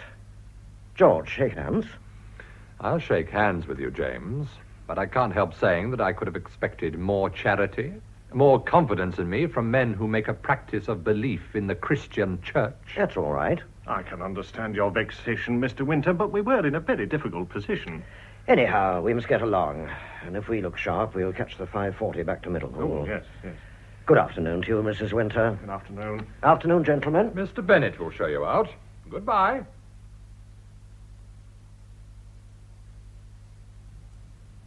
Haven't you any idea where Winter could be, Boyce? As his election agent, Colonel, I should have thought you'd know his movements, particularly on election day. He's booked to speak at a meeting at 10:30, but you know what he is. Half a dozen places at once. Have you sent down to the meeting? Yes, Mr. Ford, of course I have. I've sent Teddy O'Donnell down to tell him to come to the hotel at once. Oh, confound those trains. Why did Winter have to pick an hotel right on top of the station? 3 weeks of it, too, we've had. Worst place in Middlepool for a hotel. Glad I didn't put any money into it. You're sure he won't go to the committee rooms, Colonel? If he does, Mr. Swellcliffe, he'll be sent on. I thought it would cause a lot of gossip if we had a meeting there. That's why I suggested meeting in his sitting room at the hotel. I wish to goodness you wouldn't look so depressed, Mr. Swellcliffe. You're a businessman, Mr. Ford. Do you think there's any truth in this article? You'd better ask Lord Francis here. He's chairman of the new company. I'm only an investor. Good Lord, I wish Winter would come. I've applied for 10,000 shares. You don't suppose I like it when an article comes out in a financial paper on the day of issue that the mine's practically worked out? And Winter's expert has reported that the ore's not worth the cost of crushing. Everybody who's got a penny to spare in Middlepool has applied for shares. The damnable thing is that it should happen on the day of the election. Here are the London papers, gentlemen. Good, Mr. Bennett. Now we shall know the worst. The financial news. Yes? Come along, No, man. that's got nothing. Here it is, the Financial Standard. Give it to me, Mr. Bennett. I wish to goodness I'd never thought of stocks and shares. I knew it was wrong. Oh, what a punishment. Oh, Steep, isn't it, Mr. Ford? if the Tories print this, it'll about bust us. The whole thing's a pack of lies. It's scandalous that such methods should be used to influence an election. But what does it say? Merely what they phoned down from London, Mr. Swale. But it puts it about as hot as I've ever seen a financial You article. think it'll interfere with the issue? It'll bust it. But can't something be done to find Winter? All we can do is to wait. Young O'Donnell will track him down. Hang it all, we can't go on waiting and waiting and waiting. Isn't there one of you who can do something? Keep your head, man. That's about the best thing you can do. It's all right. It's all right. I've got him. Oh, thank God. Where did you find him, Teddy? He was going to speak to some fellows in a factory. He's coming? Yes, he's here now. Did you want to know what it was about? There was no time for him to ask. And he was talking to a whole crowd when I found him. He knows it's important. Ah, here he is. At last. Good morning, gentlemen. Morning. Quite a party. We thought you were never coming, George. Well, what's the trouble? Look at this paper. That's the trouble. The Financial Standard has got an attack on the mine. Is that all? It's a good deal. Well, the Lewishams have got the Financial Standard in their pockets. You read it. They say there's no gold in the mine. What do they know about it? They've not been there, and my expert has. That's just it. They say you're floating it on the report the owners gave you when you bought it, and you're holding back McDonald's. Extraordinary, isn't it? What a lot the papers know. But they say... Yes, what is it? London call. You better go into my bedroom and speak to them, Fred. All right. No, don't connect with me. Put it through to my bedroom. Mr. Bennett will take it in there. It's one of my brokers. Oh. Now, let's go on. As abuse, I don't really think very much of this. I could have said much unpleasanter things about myself. You seem to take it very calmly. I've not been fighting the Lewishams for 10 years without getting some pretty hard words broken on my back. Do you see that bit about where the money came from? I didn't see that. Well, I'll read it to you, shall I? It is stated that Mr. Winter paid £80,000 for this precious mine. It would perhaps be interesting to inquire how he was able to raise such a sum at a time not only of general stringency, but of peculiar difficulty in the Central American market. Perhaps Mr. Winter, like King Midas, is able to turn into gold everything he touches. And he may have been able to change his office furniture into precious metal. Perhaps not. Dear, dear. Oh, childish, isn't it? Do they think I'm going to let out my little trade secrets to please them? But where did you get the money? My dear James, you don't suppose I stole it, do you? That's where the born financier comes in. He makes money as a conjurer makes a white rabbit appear out of a silk handkerchief. A very satisfactory explanation. But that's hardly the point, is it? Something must be done at once. Had the Tories got hold of it? They're printing the article on posters. Nuisance, isn't it? Is there any truth at all in that article, Mr. Winter? Not a word, Mr. Swellcliffe. It puts me in a very awkward position. Oh, what's the matter with you? I thought the shares would go to a premium before they were issued. Like the San Jose tramways, eh? Mr. Ford says this'll bust the issue. Nice of him. Been having a little gamble, have you? If it was a certainty, I didn't see there'd be any harm in it. Like playing with a loaded dice. How many shares have you applied for? 500. Sporting of you. I didn't mean to take them up, you'll understand. I haven't got more than £500 in the world. I thought they were bound to go up half a crown. 500 half-crowns are quite worth having, aren't they? It's been a lesson to me. I'll never do anything like it again. I shan't have the chance. If I have to pay for the shares... Get my checkbook, Teddy. Yes, sir. What are you going to do? I don't want anyone to come into this concern who doesn't believe in it. Make out a cheque for £500 to Mr. Swellcliffe, Teddy. Yes, sir. Oh, that's very generous of you, Mr. Winter. Generous? Not a bit of it. You don't think I mind having 500 shares more, do you? Do you think they're worth it? They'll be worth £10 apiece in 6 months, or I'm a Dutchman. Yes, sir. That's right, Teddy. There. My cheque, Mr. Swellcliffe. Oh, thanks. That looks as if you had confidence in the mine. Do you want me to buy your shares off you, James? Not just yet, thank you. But what's the meaning of the article, then? Why, it's as plain as a pikestaff. The Lewishams were willing to give their eyes for the mine, but I was too much for them. Now they're crabbing it, that's all. But then, in that case, this... You pay that cheque into your bank, Mr. Swellcliffe, and hand over the certificate to me when you get it. Do you think they will go to a premium? I've no doubt of it. I dare say the 500 half-crowns will be just as useful to me as to you, but I shall hold on. I want a bigger profit than that. Well, if they're good enough for you, they're good enough for me. No, you've taken my cheque now. It's too late. There's your cheque. You can have it back again. I'm going to keep the shares. Well, I don't mind. It wouldn't make much difference to me. But don't sell them, whatever you read in the papers. What's a profit of half a crown? Wait till you've got a profit of £5, and then you can think of selling them. £5? That'd be 2,500. Wait a minute. Boyce, get on to Bishop and Jones. The printers? Yes, we must answer this article. I've just been thinking what we'd better say. What's the number? 703, isn't it? That's it, yes. That's the exchange. Get me 703, you know. I'm going to make it hot and strong. Isn't there anything I can do? Bishop and Jones? Yes, tell them to have everything ready to print off a couple of thousand posters at once. You're just coming round in the car. Right. Hello? Will you get What do you think of this, Ford? Let's have a look. Etchingham? Coming round. You see, we've got the advantage that they have to print a whole article, and we only need a couple of sentences. Yes, that seems all right. Couldn't be better. Make a copy of this, Teddy. Right, sir. And make it sharp. We haven't got any time to lose. The car's at the door. You can get hold of the bill posters. Oh, yes, there'll be no bother about that. Have you finished, Teddy? Nearly, sir. There we are. Right. Take it, boys, and hurry up. Trust me. Teddy? Sir. Jump into a cab and go round to the newspaper offices and tell them to put that in their next edition. Biggest type they've got. Then go to the committee rooms and wait. I'll ring you up there or come round. Right. And hustle or I'll sack you. You're taking it better than I expected. What do you expect me to do? Bang my head on the floor and tear out my hair? I can't afford it. It takes me all my time to keep my hair on. Here's Bennett. Well? Nothing much has happened, sir. and they're a bit excited in the city. No bad drop in anything? Nothing to speak of. Oh, that's a relief. Everything's sound. No one would be such a fool as to do a bear. I'm getting on to McLaren and Hewitt. Oh, that's all right. I wanted them. Are they brokers? Yes. Look here, James. I'm due to speak in the cattle market now. I wish you'd go down there and keep them going till I turn up. I shall only be 10 minutes. You've got the line all right, Fred? Yes. Well, I don't mind if I do that. There's nothing I can do here. Is there? No, leave it all to me. Your interests are my interests. So, I'll make tracks then. That's good. Coming, Swalewcliff. Yes, of course. Well, Fred? I thought I'd better not say too much while Ford was there. I saw something was up. That's why I got rid of him. Things are bad. Good Lord. The Lewishams are going for us. I thought they would as soon as I saw the article. Who's given it away, do you think? Oh, how do I know? That doesn't matter. The only thing is to face it. Do you mean our shares are falling, Mr. Bennett? There's a lot of selling, my lord. I wish we could corner them. I'd like to give the bears a lesson. If it goes on, there'll be a panic. You've told the brokers to do all they can to prevent its going too far. I've told them to buy, but carefully. Look, you must go up to London, Fred. There's no one there with a head on his shoulders. I thought that was the best thing myself. I've looked out the trains. I can just catch the express. I shall be there soon after 1. Go at once. I give you a free hand. If the slump can be stopped, I'll stop it. It's not a matter of can. It must be stopped.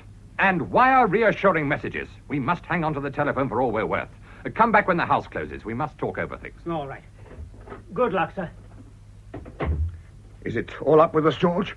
Oh, what the dickens are you talking about? Well, they found out the truth. It's there, in black and white, that the wretched mine is worthless. They can't prove anything. Ever since I knew, I've scarcely closed my eyes at night. I wish I'd shot myself when you first told me. The worst of it is, at first I was overcome with the horror of it. But little by little, I've got used to it. Used to your being a thief and a swindler. You put things rather bluntly, don't you, Etchingham? And Bennett, an ex-convict. It all seems quite natural now, and I can talk and laugh with you, and I eat by your side every day. One can't make a fortune without taking risks. There are always those missing bonds. They're in my thoughts day and night. No one can make inquiries for 3 weeks. By that time, we shall have gone to allotment, and the bonds will be safely back in the black box. But will you be able to go to allotment? Of course we shall. This article isn't going to do us any harm. I shall win the seat. That'll give these Middlepool people confidence. George, I believe Ford is uneasy. I don't trust him. Supposing he found out about the bonds. Well, he might be devilish expensive. You'll never buy Ford. I never met the man yet who hadn't his price. Flattery if he's a fool, hard cash if he's a wise man, but a price of some sort.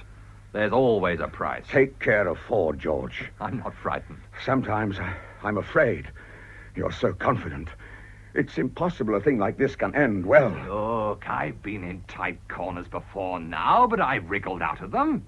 I'm stronger than ever I was. The ball's at my feet, and I've only got to set it rolling. In 10 years, I shall be the richest man in London. In 15, I shall be a peer. I wonder how many ruined lives will be sacrificed to give you all you want. Oh, rubbish. I flutter the will-o'-the-wisp of gain before the covetous, and they follow. They want to make money without working for it. Look, Swalewcliff gambles with his £500. His £500 will find its way into my pocket. It's his own lookout. By George, I've got an idea. What? The Lewishams can't attack my stocks without weakening their own. We're in the same boat, and if one of us shakes it, both will topple out. What do you mean? We'll attack the Lewishams. I'll get on to my brokers at once. Look, go to the post office and wire to Bennett. He's sure to call at the office. Tell him to sell Lewishams. Sell Lewishams? He'll twig. Why didn't I think of it before? We'll make the Lewishams sorry they started this game.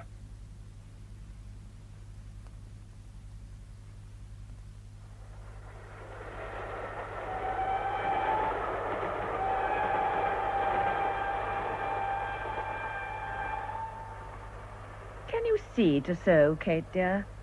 Wouldn't you like some more light? No, Mother, the light hurts my eyes. You're looking very pale, darling. I haven't been sleeping very well here. The hotel's so near the trains, and they seem to run all night. I wonder how George can stand it. His bedroom is practically on the railway. Yes, we just walk down a flight of steps into the garden, and there you are, within 20 feet of the line. Well, thank heaven the election's over. We shall know the results in half an hour, and tomorrow we can go back to London. What are you going to do, Kate? Nothing. I'm afraid you're very unhappy. Please don't think that, Mother. You've given up everything for our sake. I wish I could think so. I gave up my divorce because... Because I was afraid. I couldn't risk the regret that Robert might feel later. What did you tell him? I wrote and said I found it impossible to go on with my action. I begged him not to try to move me. I told him I was very unhappy. Poor child. He wrote very kindly, made it as easy for me as he could. Now it's all over. I've lost my last chance of happiness. I'm bound to my husband for the rest of my life. And do you still love Robert? Yes. And I'm glad of what I've done. Only thing that helps me is thinking of all the great things he's going to do. And it will have been me. I gave him the opportunity. Well, you are a strange pair. Anne. How on earth can you sit here and sew while the counting's going on? Oh, I've never been so excited in my life. Why have you come back? Well, it's nearly finished now. Teddy said there'd be rather a scrummage when the result was known, and I'd better get out of the way. Obedient child. It rather amuses me to be ordered about. Besides, I couldn't help seeing that nobody wanted me. Teddy promised he'd rush round as soon as the result was out. Oh, I love an election. Oh, dear. I've never had such a time in my life. I've enjoyed every minute of these last 3 weeks. I hope Teddy will go into Parliament. On 400 a year. Oh, George will give us a rise. He says Teddy's awfully useful. George is good, isn't he? I'm glad you're so happy, darling. Here's Father. Father, is it over? No, I was too anxious to stay any longer. But George is going to get in. Oh, who can tell? The seat has always been lost or held by a handful of votes. But how did it seem to be going? Oh, Winter, Morton. One vote on one side, one vote on the other. It seemed interminable. George won by 75 last time. Yes, but who can tell the effect of all these rumors and suspicions and attacks? They may just have made the difference. Oh, it's maddening. Sit down, Father, and rest. You look quite exhausted. Even George is anxious. I know his face so well. He's trying to appear as if he was certain. Oh, no one could help being anxious. I thought I heard some shouting. Oh, I wish I hadn't come away. Open the window, Anne. Perhaps we shall hear something. Yes, I'm sure it's cheering. It's cheering. Come on the balcony, Mother. I expect they're reading out the figures. Oh, Kate. My dear, will you ever forgive me? Oh, Father, don't. It was very noble of you not to tell me anything before I decided. Now that I know the whole truth...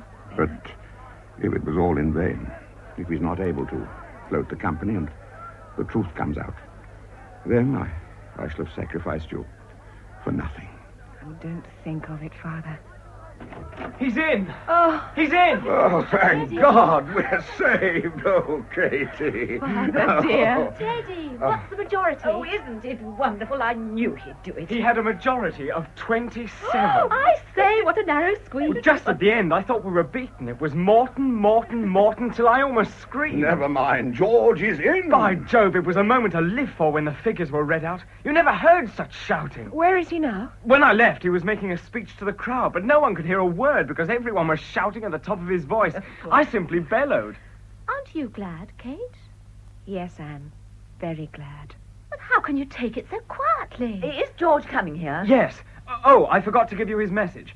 He sent his love to Kate, and he said he'd be here almost at once. Oh, I wish he'd hurry up. Isn't he wonderful? George Winter's the greatest man I've ever known. I don't know what there is about him, but you can't help believing in him. And he was so splendid this morning about those confounded lies in the paper. All the rest of them were like frightened rabbits, but he never turned a hair.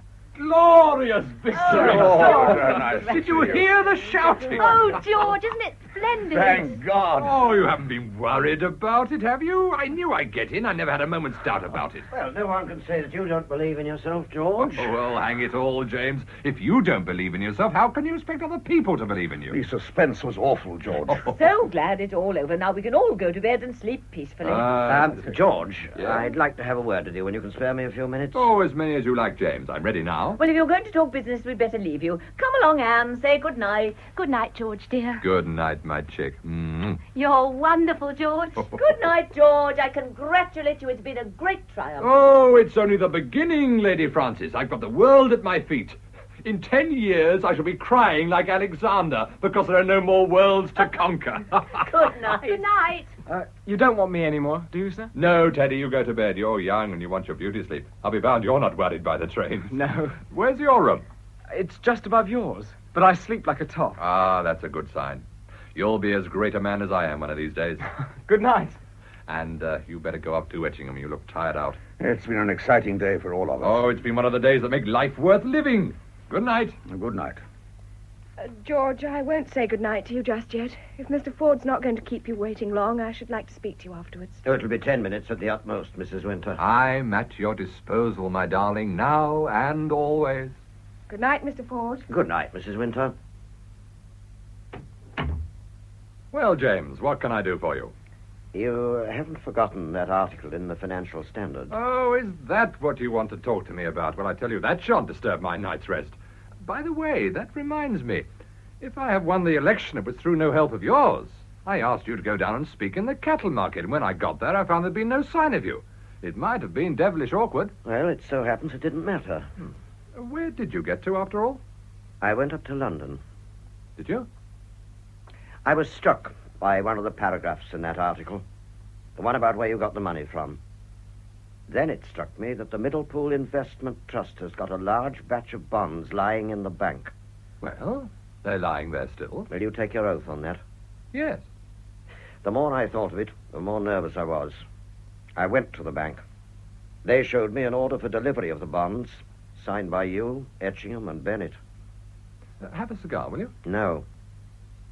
What have you done with those bonds? If they're in their place when the auditor makes his examination, no one has any question to ask. You had no more right to touch them than my office boy has the right to take a sovereign from the petty cash. And what the devil do you mean by that? I'm a director of the Middlepool Investment Trust. I insist on the bonds being produced at once. They shall be produced in a fortnight. No, my friend, that won't do. Oh, don't be a fool, James. You know as well as I do. Business is business. Yes, and not theft. Dare you speak to me like that? It's no good trying to bluster with me, George. I've seen you do it at shareholders' meetings, and very effective it is sometimes, but this isn't the time for it. All right, then. I knew the mine was a good thing. I pledged the bonds to pay for it. I shall get them back as soon as the money comes from the issue. Now you've got the truth.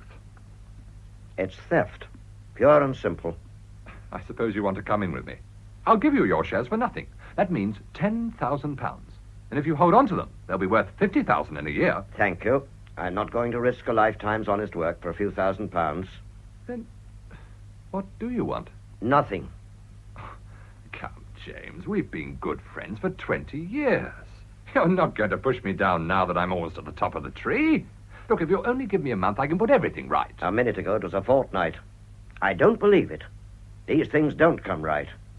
When a man has crossed the line that separates honesty from dishonesty, he never gets back. If you give me away now, it'll mean a general smash. The only chance of saving things is to go on. The money's gone. You won't get it back by giving me up to the police. I must take my chance of that.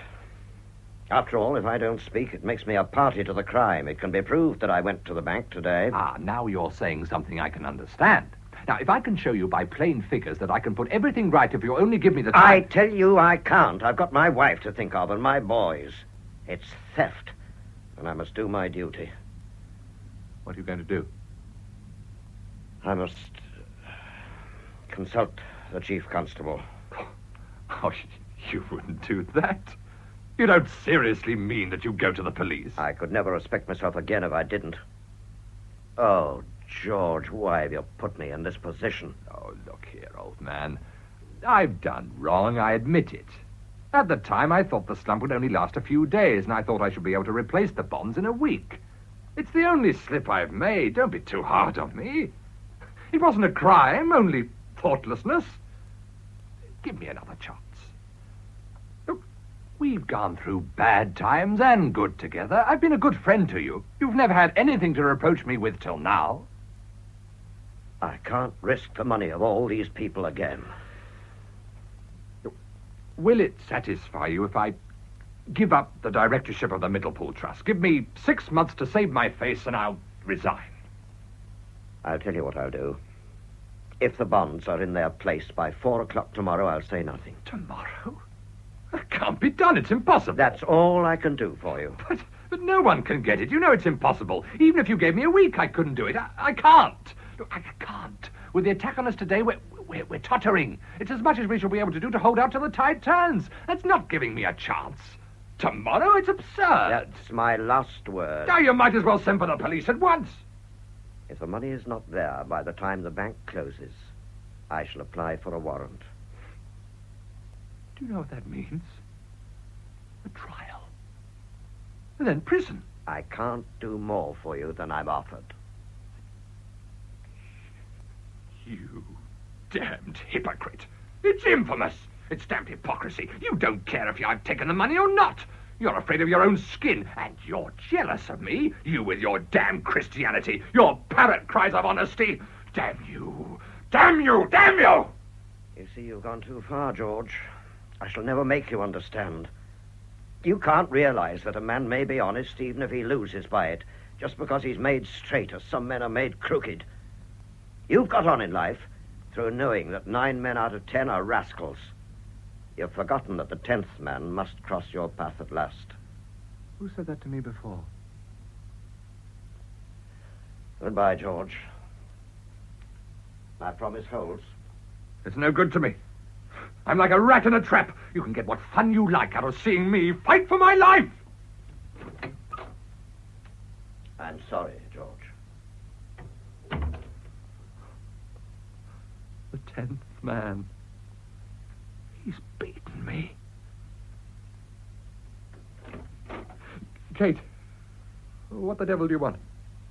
I heard Mr. Ford go. May I speak to you now? Well? Now that the election's over, you can have no further use for me. I've carried out my part of the bargain. I don't know what you're talking about. I understand that I've condoned all your offences towards me, and I'm helpless now to do anything. I've come to you to tell you that now I've done all you exacted, I'm going to leave you. This time for good. I think there's nothing more to be said. I trust you to leave me in peace. I promise you on my side to do nothing that can inconvenience you. Bye.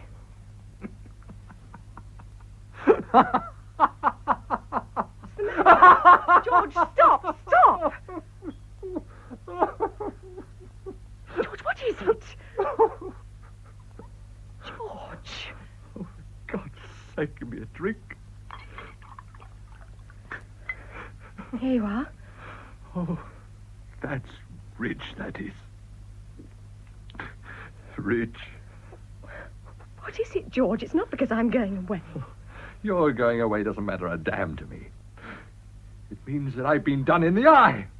Those swindling rogues, the Lewishams, have got me at last. That article's done the trick, and I'm dished. You can go your own way now, Kate.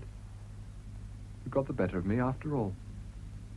I don't understand. Ford knows that the bonds have gone, and he's going to Scotland Yard. Oh. Father! Oh, I can't worry about your father now. He must look after his own skin. I've got enough to do to think of myself. What shall I do? Ford will give me till tomorrow to replace them, but I can't. It's impossible, and he knows I can't. Damned hypocrite. I always distrusted him. Sanctimonious prig. He's jealous of me. He wants to kick me off my perch so that he can take my place. And I know him. I know him inside out. He'll do what he says. It's his duty. Can't we sell things? There's my jewellery. Oh, a drop in the ocean. How can I get £80,000 in a falling market? Do you mean to say they'll arrest you? Oh. Think I'm going to stand that? And a trial and all the rest? Is there no chance that you may get off? Oh, even Bennett would give me a way to save himself. I know him. There's not a man I can trust. The only thing's to have done with it at once. I must get out of it while I have the chance. Do you think there's any hope of your getting away? My way. Yes. George, you wouldn't do that. What else do you expect me to do? Do you think I'm going to bolt to America to be brought back in 6 months by a couple of detectives? Wouldn't it be better to stay and face it? They won't have mercy on me. It'll mean 10 years, and when I come out, it'll mean hiding, doing odd jobs like Bennett, dirty work for other men who won't risk their own skins. And what do you suppose a life like that is worth to me? I've aimed too high to be content with anything but the highest. Oh, it's horrible. Oh, come, Kate, honestly. If you loved me, wouldn't you wish me to make an end of it? Oh, don't ask. Don't ask me. Will you do something for me? It's the last thing I'll ever ask you. I'll do anything I can. I want half an hour to myself. You must let no one come to me under any pretext whatever. Not going to do it now. Well, perhaps tomorrow I shouldn't have the nerve. Oh, it's awful. Oh, why? It's your freedom. You'll be ravishing in black, darling. It always suited you. I'm going to my room. Will you promise to prevent anyone from disturbing me? Yes. In half an hour, you can go to bed. I hope you'll sleep as soundly as I shall. What shall I do? What shall I do?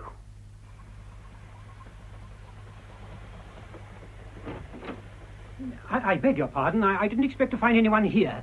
Where's Mr. Winter? He can't see anyone tonight, Mr. Bennett. He'll see me. He left instructions that no one was to bother him. It's a matter of life and death. I tell you, you can't see him. Isn't he in his room? No. Are you sure? No, you're not to go in. He's tired out. Can't you let him rest? Oh, but you don't know what's happened. The mine's all right. Oh, for goodness sake, let me go to him. What do you mean? The manager had taken MacDonald in. Hadn't shown him a new shaft they'd sunk. The place is crammed full of gold. It was only a dodge of the Lewishams. I did what the governor told me. I just flooded the market with selling orders of their stocks.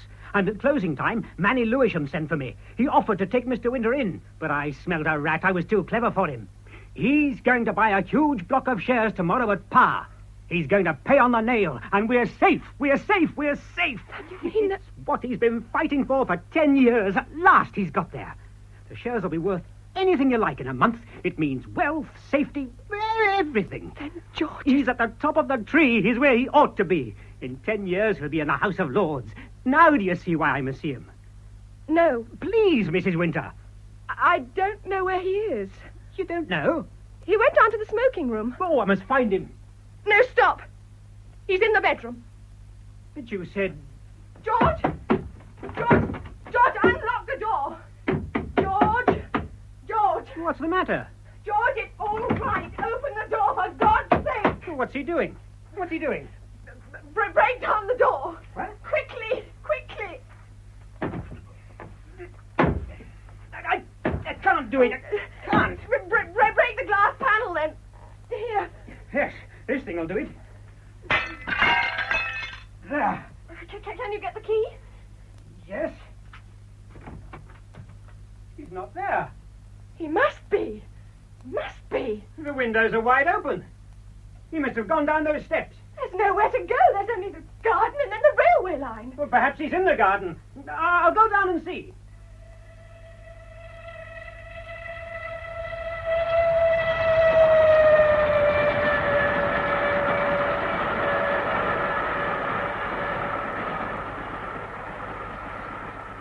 I say, what the devil's all this row? Bad enough to have the trains banging under one's window all night long. Upon me soul, I never heard such a noise. Father, where's George gone to? Where is he? George? How the deuce should I know? I thought we'd all gone to bed. Mr. Bennett wanted to see him urgently. We broke open the door and found him gone. Father, I know something terrible's happened. No, my dear. You mustn't get silly ideas into your head. He's probably gone for a walk. Along the railway line. Kate! Kate! Good heavens, Teddy, what's the matter? I've just seen the most awful accident from my window. No. A man's been run over on the line. Oh! No! No!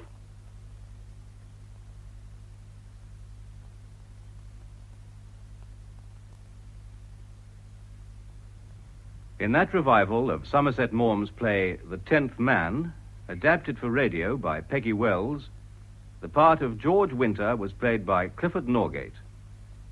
Catherine Winter was played by Patricia Gallimore, Lord Francis Etchingham by Hector Ross, and Lady Francis by Joan Matheson. Martin Friend played Frederick Bennett, Carlton Hobbs, the Prime Minister, Peter Williams, Robert Colby, Gerald Cross, Mr. Ford, Michael Kilgarriff, Mr. Swalecliffe, Charles Simon, Colonel Boyce, Patrick Tull, Thompson, Venetia Maxwell, Anne Etchingham, and David Robb, Edward O'Donnell. The 10th Man was produced by David Geary.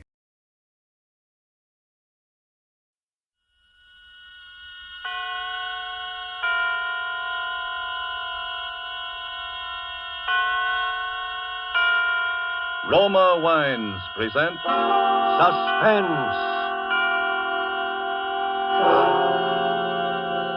Roma Wines, made in California for enjoyment throughout the world. Salud. Your health, senor. Roma Wines toast the world. The wine for your table is Roma Wine, made in California for enjoyment throughout the world.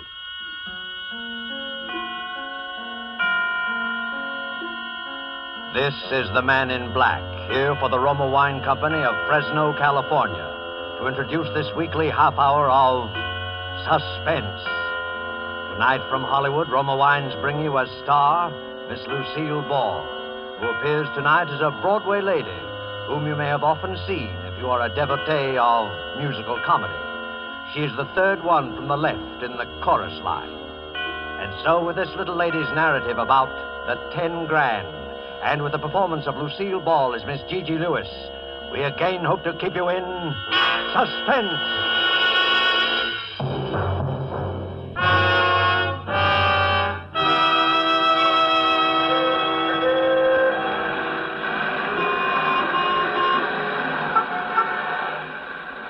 Well, on this particular night, I'm standing in front of the Broadway Lindy's with my nose practically pasted against the window. It's late and I'm hungry. I've been pounding the pavements all day doing the rounds of the manager's offices. You'd think a good hoofer like I ought to be able to land something with all the shows on the big street. But here I am, standing like General Sherman's statue in front of Lindy's, looking at the pasted-up menu and mentally overindulging in a big, thick, juicy T-bone steak smothered with onions. That comfortable crowd inside there can toy politely with their chicken sandwiches and their shrimp cocktails for all I care. Just give me a T-bone smothered with onions. Here I am with 5 cents in my handbag, literally. Enough for the ride home in the subway, no extra charge for the empty stomach. Well, anyway, I could take my shoes off when I get in the subway. I turn around and give Lindy's one last sorrowful gander and then make for the subway entrance.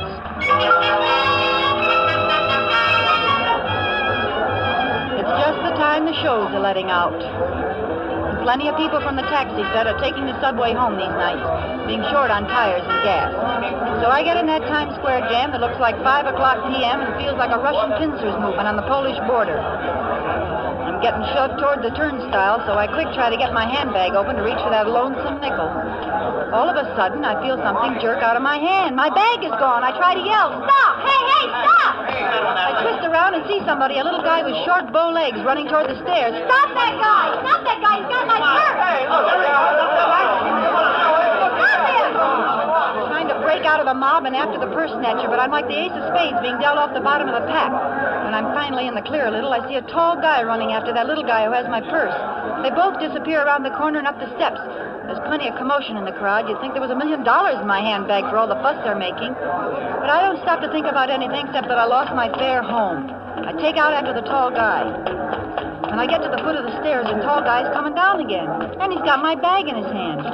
He's smiling a big, wide smile at me, and I'm gazing gratefully up into his big brown eyes and noticing the way his hairline ain't receding any. Just the guy to go around rescuing ladies in distress. Regular Sir Galahad or somebody. Is this yours, miss? Yeah. Gee, how can I ever thank you? Think nothing of it. Here you are. What about the guy, the thief? Oh, there was a cop on the street. He'll take care of you. What about you? You're all right, aren't you? Oh, sure, I'm all right. You look kind of pale. I guess it would have been pretty tough to lose your purse that way, especially this late at night. Oh, I don't know why you bothered, really. Nothing but a nickel in it, anyway. I don't carry much with me when I'm out at night. A nickel will get you home. He's smiling at me again, and my heart's saying, "Oh, brother."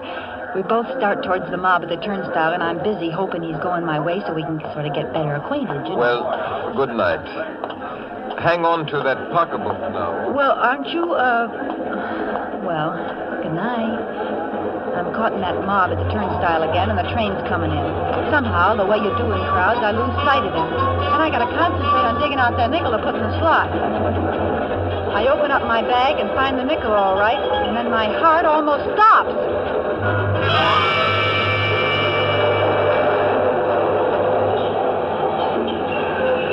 There in my handbag sits a great big wad of bills, folding money, cash. I managed to get the nickel in the slot and get myself through to the platform and on the train, all the while hanging onto that bag as if there were 10 grand in it. $10,000. Gee, it could be that much. The roll is big enough. My head's going around in crazy circles. The doors close behind me and everybody in the car is rushing to find a seat. Over the noise, I hear some contented soul whistling. I grab a seat next to a fat man who's taking up most of it. I sit there hanging onto my bag, not daring to look inside. I tell myself I'm dreaming. There's not really a big roll of bills in there. Extreme hunger is giving me the DTs. How would I get a bankroll as big as your fist? What am I doing with money?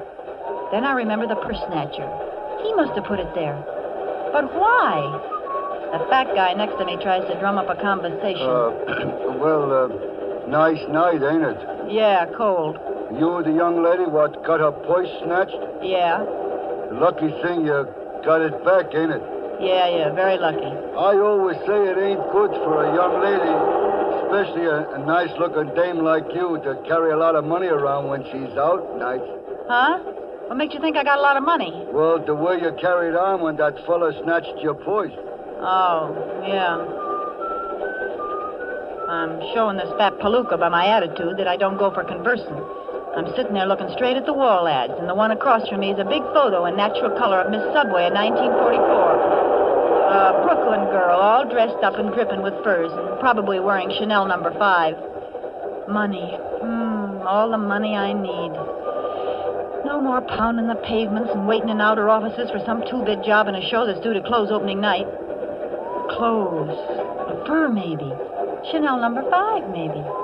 An apartment downtown with a switchboard to announce people instead of a fifth-floor walk-up in the Bronx. Food. T-bone steak smothered in onions. Just walk right in and order it. Fun. Maybe go to a nightclub and... Say, though, maybe it's counterfeit dough. Maybe. See those guys coming through? They're cops. How do you know? They might be the Rover boys. I can spot a plainclothes dick in a minute. They all look alike. They all got a certain purrs and noise. Well, that don't prove they're dicks. I don't know. Maybe it's the way they part their hairs. Plain clothesmen. Looking for something, Hot money, maybe. So, suppose I'm found with it. How am I going to prove somebody planted it on me? I can see them laughing at that one now. That's a good one. Ha, ha, ha. She didn't steal the dough, honest. She just found it in her purse. Ha, ha. That's a good one. Lock her up, 25 years. Well, good night, little lady. I'm getting off here. This your stop? No, thanks. I go further uptown. Well, good night. I'm certainly glad you found your purse. Good night, fatso. The Rover boys pass on through, and I decide to sneak another look at my bag. I open it up very carefully. The bankroll's there, all right. Some of the bills are in big denominations, too. There could be 10 grand, and it looks like the real thing. But there's also something else, something I didn't see before, a piece of paper stuffed into the roll. I reach in and get it, looking around to see if I'm being watched. All I see in the car is sleepy people, so I unfold the paper and read what's scribbled on it. Get off at 161st Street and follow Yankee Doodle. That don't make sense. What's Yankee Doodle got to do with it? I get up and I'm making for the door when I hear it. And then I remember I've been hearing that whistling right along and didn't notice it.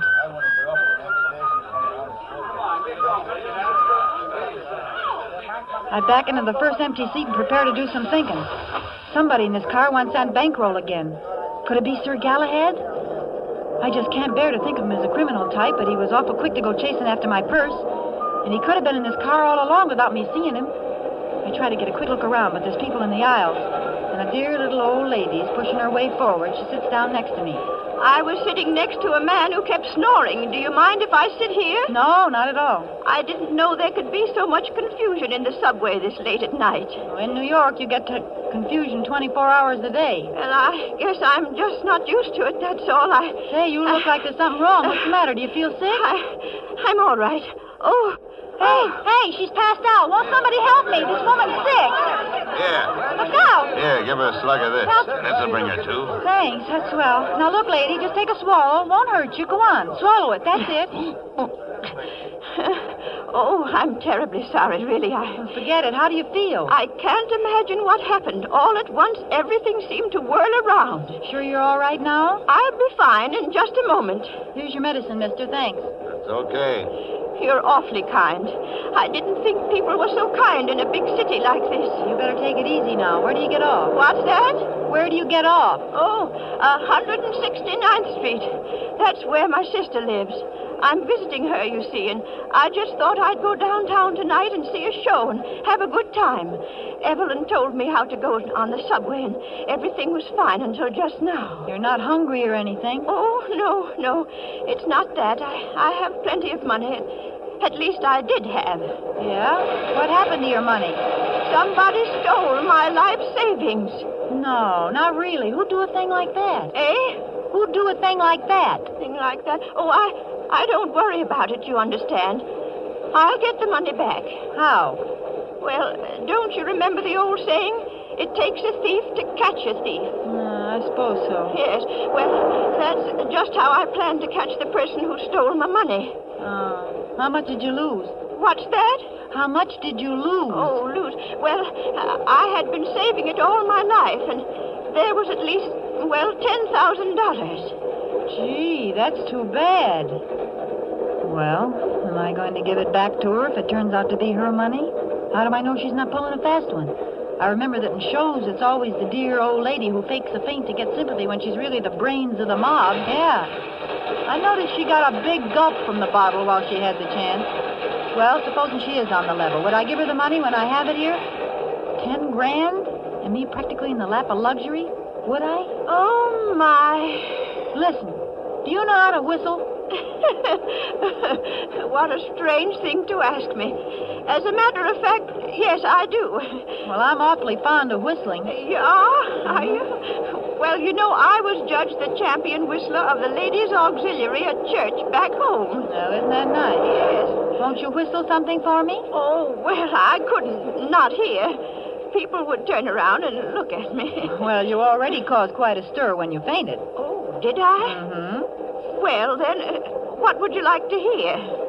Yankee Doodle. Well, I'll try.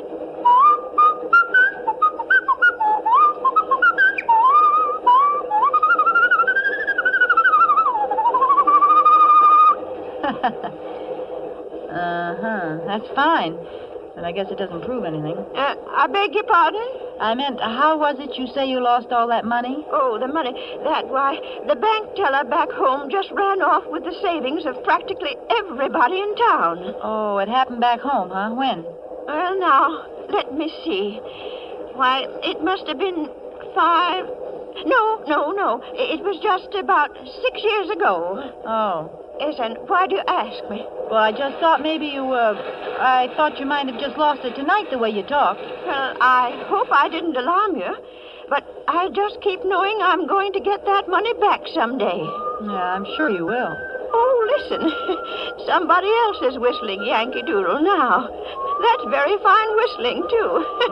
Isn't it, though? Yes. Yeah, and this time it's no old lady. I got an idea it's somebody who just possibly could have a slight case of murder on his mind.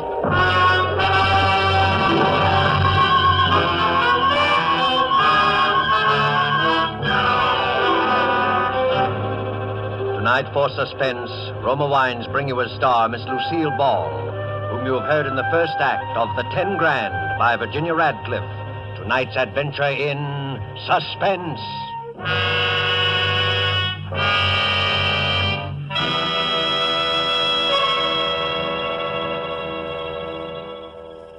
Far to the south of us is our good neighbor country, Ecuador, land of towering mountains, sweeping vistas. Let's imagine ourselves there now, dining on the roof terrace cafe of the exclusive Hotel Metropolitano in Guayaquil, Ecuador. Near us, an American has just complimented his hosts on the magnificent dinner, to which his host quickly responds, "Ah, yes, it is true that our foods are famous. But from your land comes a rare delicacy also, one which has spread the fame of your own California to many far corners of the world. It is this superb wine, so excellent that we in Ecuador import it from your United States. My friend, I drink to you in your own delicious Roma wine." Our Ecuadorian friend is right, for Roma wine's superb quality has won such favor in many far places that they import it, enjoy it as a rare luxury. But not so here in America. Here, millions know and enjoy Roma wines as an inexpensive, everyday delight, at meal times and when entertaining. So many, in fact, that Roma is America's largest selling wine, with no high import duties to pay nor expensive shipping costs. You enjoy these distinguished wines for only pennies a glass. Ask for Roma wines, which bring you old-world winemaking skill, plus Roma's own modern scientific controls and testing. That's R-O-M-A, Roma wines, America's largest selling wine, made in California for enjoyment throughout the world.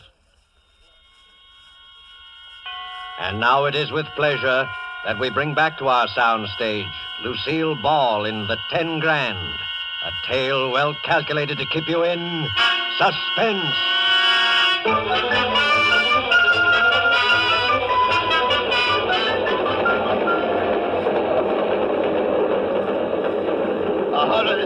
Street. 161st Street. Well, this is it. Oh, must have been dozing. Is this your station? Yeah, and the next stop is yours. Don't fall asleep and miss it now. Well, I won't. You've been very kind. I do want to thank you. No, think nothing of it. Well, good night. Good night, my dear. Now be careful crossing the street. Sure, don't worry. I'll be plenty careful. I get off the train. Stand for a minute on the platform looking around.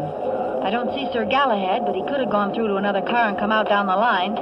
Several guys are on the platform, and they all hurry up the steps of the street. I go up, too. I look ahead at the block I have to travel.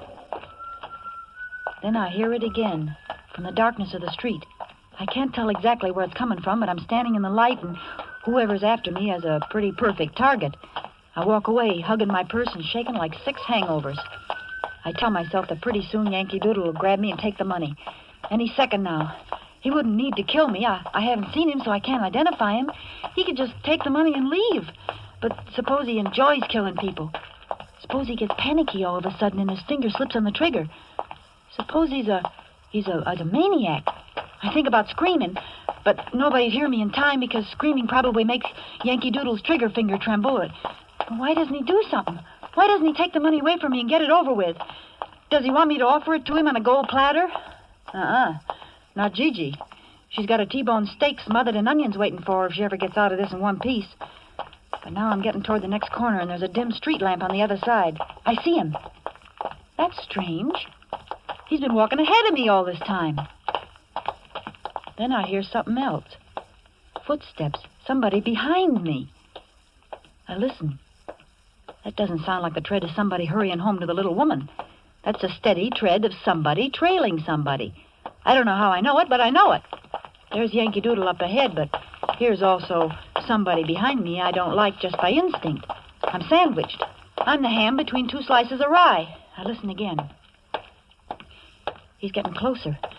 By the time I reach the corner, he'll catch up with me. I try walking faster. He's walking faster, too. I turn around. I can see his dark shape behind me with a distant street lamp back of him. Then I see something else. Back away, across the street, is another man, walking fast. Now I got 3 of them. I'm in a triple-decker sandwich now. I want to scream. I want to yell help. But my heart's got all mixed up in my larynx somehow, and I know I'd never be able to project my voice past the next crack on the sidewalk. They're catching up to me fast. If this is the end, sister, this is it. I'm already imagining the cold steel on my back, and then...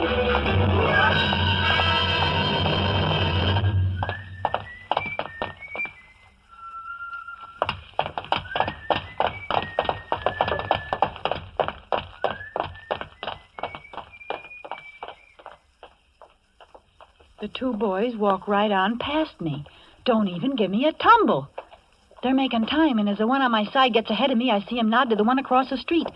They're not tailing me. They're after Yankee Doodle. They heard him whistle, and they'll be catching up with him any minute now. I heave a big sigh of relief and consider a quick exit back to the subway with my 10 grand. I can just barely see the two of them as they come close to the next street lamp. They could be plainclothesmen, but I don't think so somehow. In that case, they got an illegal desire to get something they think Yankee Doodle's got. Or maybe Yankee Doodle's the illegal part of the deal. Suppose he turns out to be Sir Galahad. It's pretty confusing, and I ain't happy about it either way. But something, I don't know what, makes me take after the two Rover boys instead of going my own way while I got the chance. I look up ahead. Yankee Doodle's a block away now, and he stops for a second under a streetlight. He's listening, I can tell that, even though he's too far away for me to tell if he's Sir Galahad. Then quickly he disappears into the shadows again. I'm trying to keep my heels from clicking too loud, but they sound like drum beats, so I take my shoes off quick. The Rover boys are up on the corner now, but I'm making it by the time they're halfway down the next block. The street lamp must have burned out along here because it's blacker than a Schiaparelli dinner dress. If only a police car would come by or something. Maybe Winchell would be cruising with the boys, yeah, and then he'd give me a plug in his column and it'd be easy for me to get a job. Oh, what am I thinking about things like that for now? Besides, there ain't a car on the street. There hasn't been one since I got off the subway. Suddenly, out of the blackness, a hand grabs my arm, another covers my mouth. Be quiet. Don't scream. It's me. Yeah, let's get down in the stairway where they can't see us against the light. Now. You didn't need to choke me. They'll come back this way in a minute, as soon as they found out they'd lost me. How'd you get here? I thought you was way ahead of them. I was. I ducked in here and let them pass. Are you with me? Why should I be? It's my life or theirs. So what? I got your purse back for you. Yeah, Sir Galahad. You got my money. Well, could be their money. Yes, but it isn't. Wait, they're coming back. I got an idea. I'll step out and say something, and you... All right. Get up there quick. They're coming. Well, hiya, boys. Fancy seeing you here. Nice night, ain't it? Never mind, sister. We ain't got time to chat. Well, you needn't blind me with that flashlight. I just wanted to pass the time of day. Well, it ain't that time of day, so step aside and let... Hey, let me go. Hey, he was trying to get up. Let's make sure they're really out. Are you kidding? They're both out farther than the 12-mile limit. Then let's get away from here fast. Come on. Wait a minute. What's the matter? You don't want to be picked up around here, do you? Well, I got to put my shoes on first, don't I? Say, do you know I broke my heel on that heel?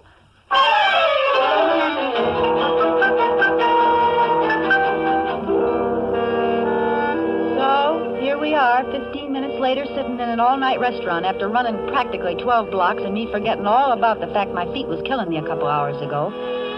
Sir Galahad's breathing just like normal, but I'm still sounding like a pair of bellows trying to catch my wind. He's looking at me and laughing in a nice way, and I don't mind. You know, what you need is a little regular exercise. It would get you in condition. A nice, steady job hoofing somewhere will do that for me. I wonder how long it will be before the cops find those guys. Maybe you ought to report it first, just to be on the safe side. No. It would be too dangerous. I have to get rid of the money first. Oh. No, I did not rob a bank. Well, there's other illegal ways to get 10 grand. Here comes the waitress. Better order, and then we can talk. Eh? I can't believe I'm really going to get a steak inside of me instead of hot lead.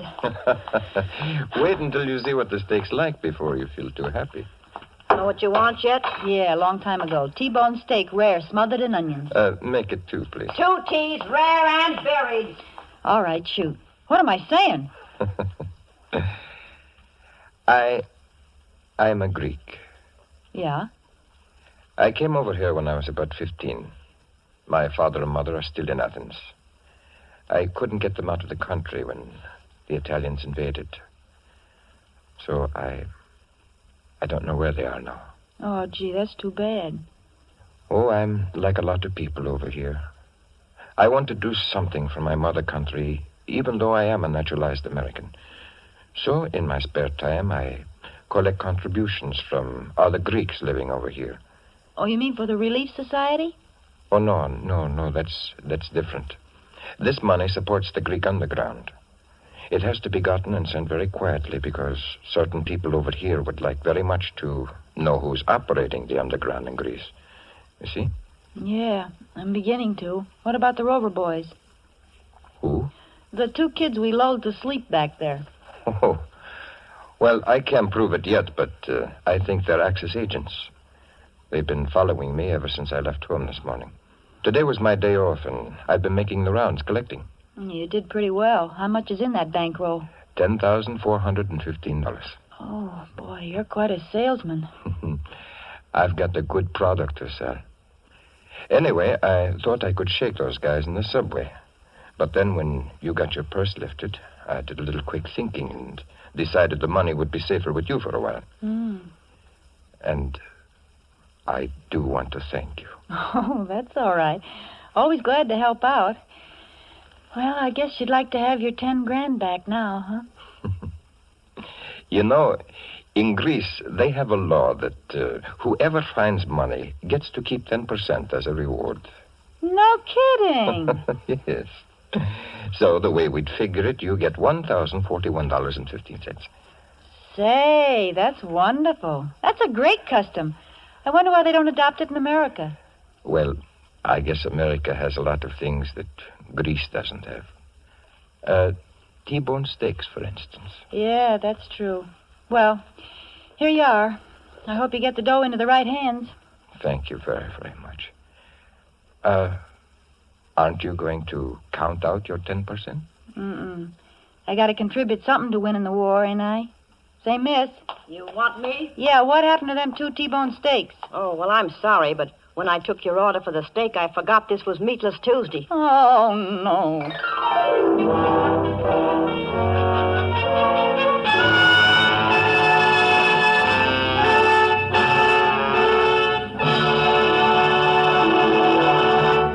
And so closes the 10 Grand, starring Lucille Ball. Tonight's tale of Suspense. Suspense is produced and directed by William Spear. Have you had the thrilling experience of enjoying a meal prepared and served with delightful Roma wines? Well, tomorrow evening, we suggest that when preparing your dinner, whether it be fish, meat, or poultry, just add a generous portion of your favorite Roma table wine, Sauterne, Burgundy, or Claret. Then simply put the same bottle, well chilled, on the table with the meal. You'll be in for a new experience in just how good even the simplest everyday foods can be when prepared and also served with superbly flavored Roma wines. Don't put off discovering how much these delicious and inexpensive Roma wines can add to the pleasure of everyday living. Remember, thousands make Roma wines their daily standby for greater enjoyment at a cost of only pennies a glass. Ask for R-O-M-A, Roma Wines, America's largest selling wine, made in California for enjoyment throughout the world. This is Lucille Ball. I always enjoy my appearances on Suspense, and tonight I'm particularly proud because Mr. Spear has just counted up, and he says that tonight I said more words per minute than any actress he has ever had on the show. Well, here's just a few more, and I hope you will give heed to them. Don't let tomorrow go by without buying an extra war bond. Lucille Ball appeared tonight through the courtesy of Metro-Goldwyn-Mayer, producers at the White Cliffs of Dover. Next Thursday, same time, we will present the best-selling novel, The Walls Came Tumbling Down, and Mr. Keenan Wynn will be your star of Suspense. Presented by Roma Wines, R-O-M-A, made in California for enjoyment throughout the world.